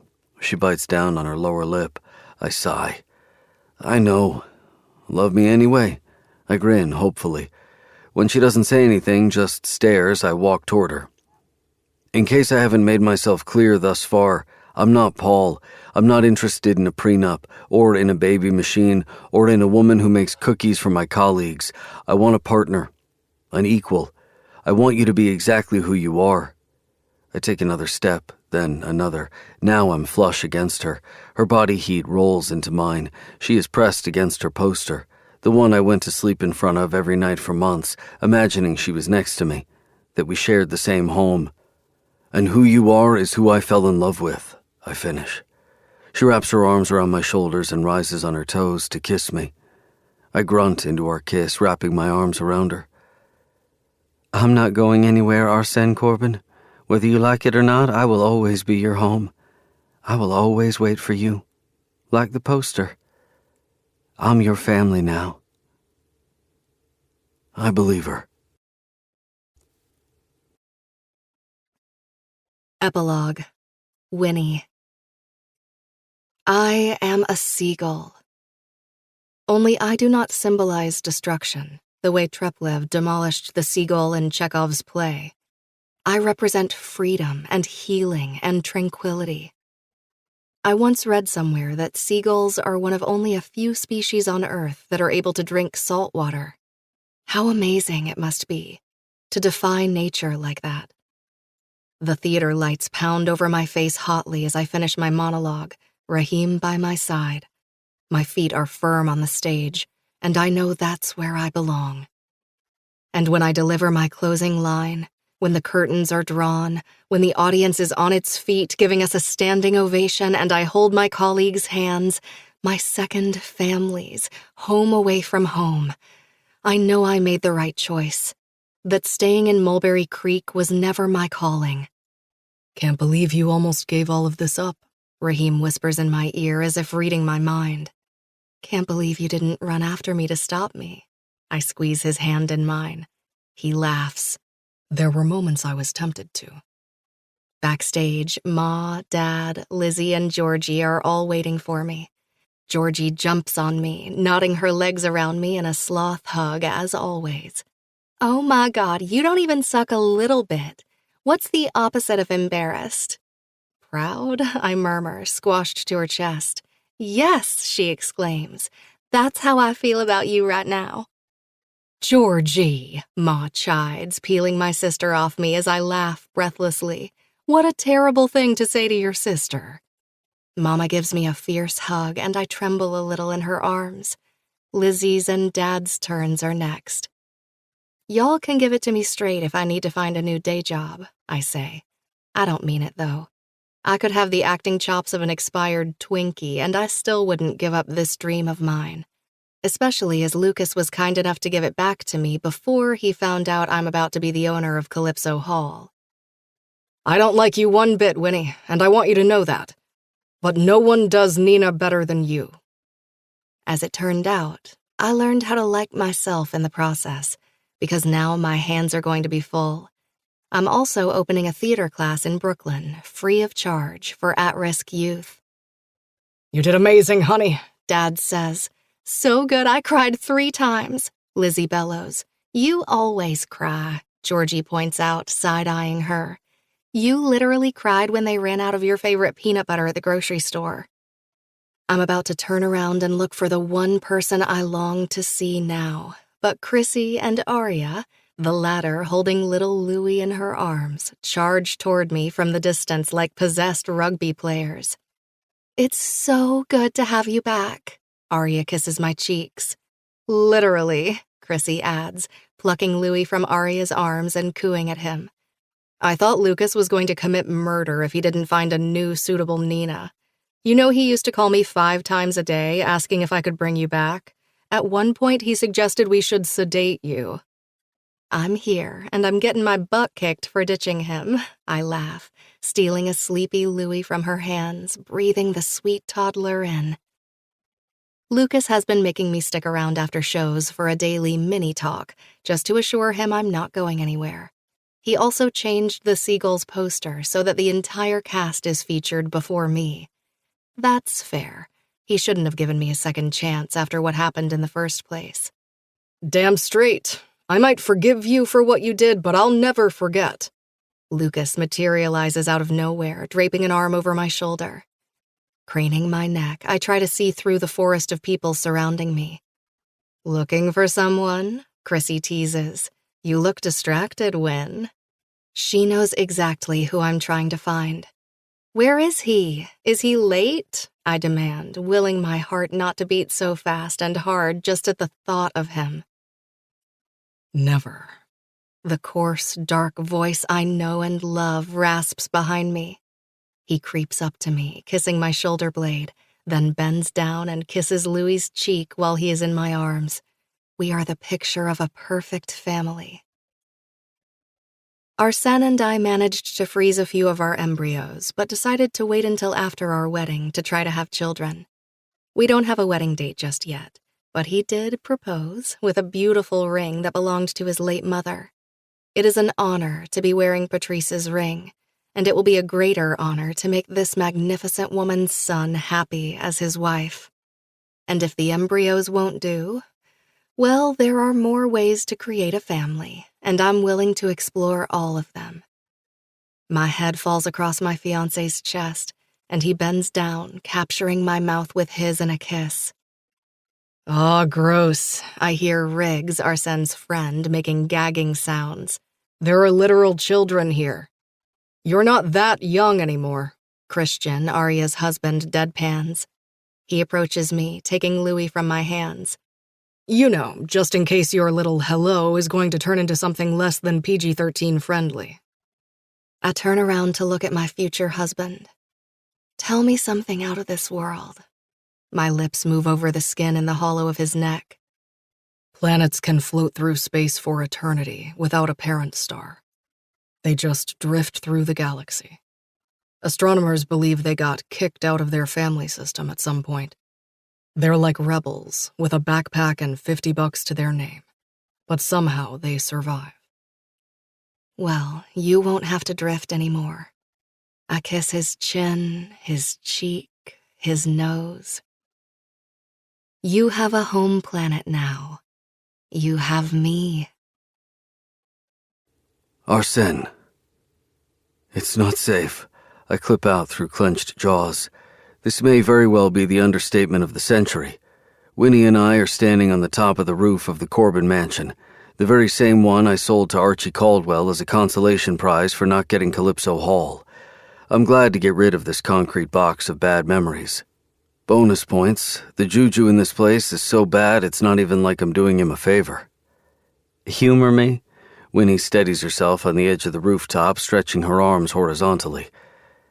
It's a little hard when every bone in my body tells me to pounce on you and yank you back to safety, I murmur bitterly. Just get down from there. We can still make it to the 6 o'clock show if we leave now. I don't want to go to the movies. Winnie makes an adorable face, the one that disarms me to submission. I want to play a game of tightrope one last time before you evacuate this place, for old time's sake. The old times sucked, a reminder. Well, let's make one great memory here before we leave. I see what she is trying to do, and I appreciate it, I do, but if she hurts herself, I will goddamn lose it. Are you timing me? Winnie whips her head around, watching to see if I'm taking the time. The woman is nuts. Fortunately, she is my nutcase. I'm contemplating my next move when an idea pops into my head. I'll time you, but I want to go first. She tisks. Ladies first? I look around myself. No ladies I can see from here. Let's set the rules. If you win, if you finish before me, I'll give you whatever you want. She hesitates, then relents. Fine. She makes her way across the ledge and props herself against the chimney, then pops her phone out of her pocket. Ready? I'm timing you. Placing myself at the center of the edge, I swing my arms in the air, stare ahead, and take a breath. Ready when you are. Go. I take a lazy step forward, then, after a few seconds, another one. I'm going to finish walking this tightrope in 10 minutes if I can, just to make sure she doesn't rush it. This one I can't afford to lose. Are you kidding me right now? Winnie laughs behind my back, delighted. I thought you said you guys were competitive. You're moving at a turtle's pace. Time is relative, bumpkin. Don't bumpkin me. Are you deliberately being slow? Is that how you know me? I bark out. I never play to lose. Is all she says when I'm not even a quarter through my journey to the other chimney. She will have a lifetime to cross her way to safety. A whole goddamn hour if that's what she needs. Because there is one thing Winifred doesn't know about me. Doesn't need to know. And that is that I will always let her win. The end. We hope you have enjoyed our presentation of Fallen Foe by L.J. Shen, performed by Joe Arden and Savannah Peachwood.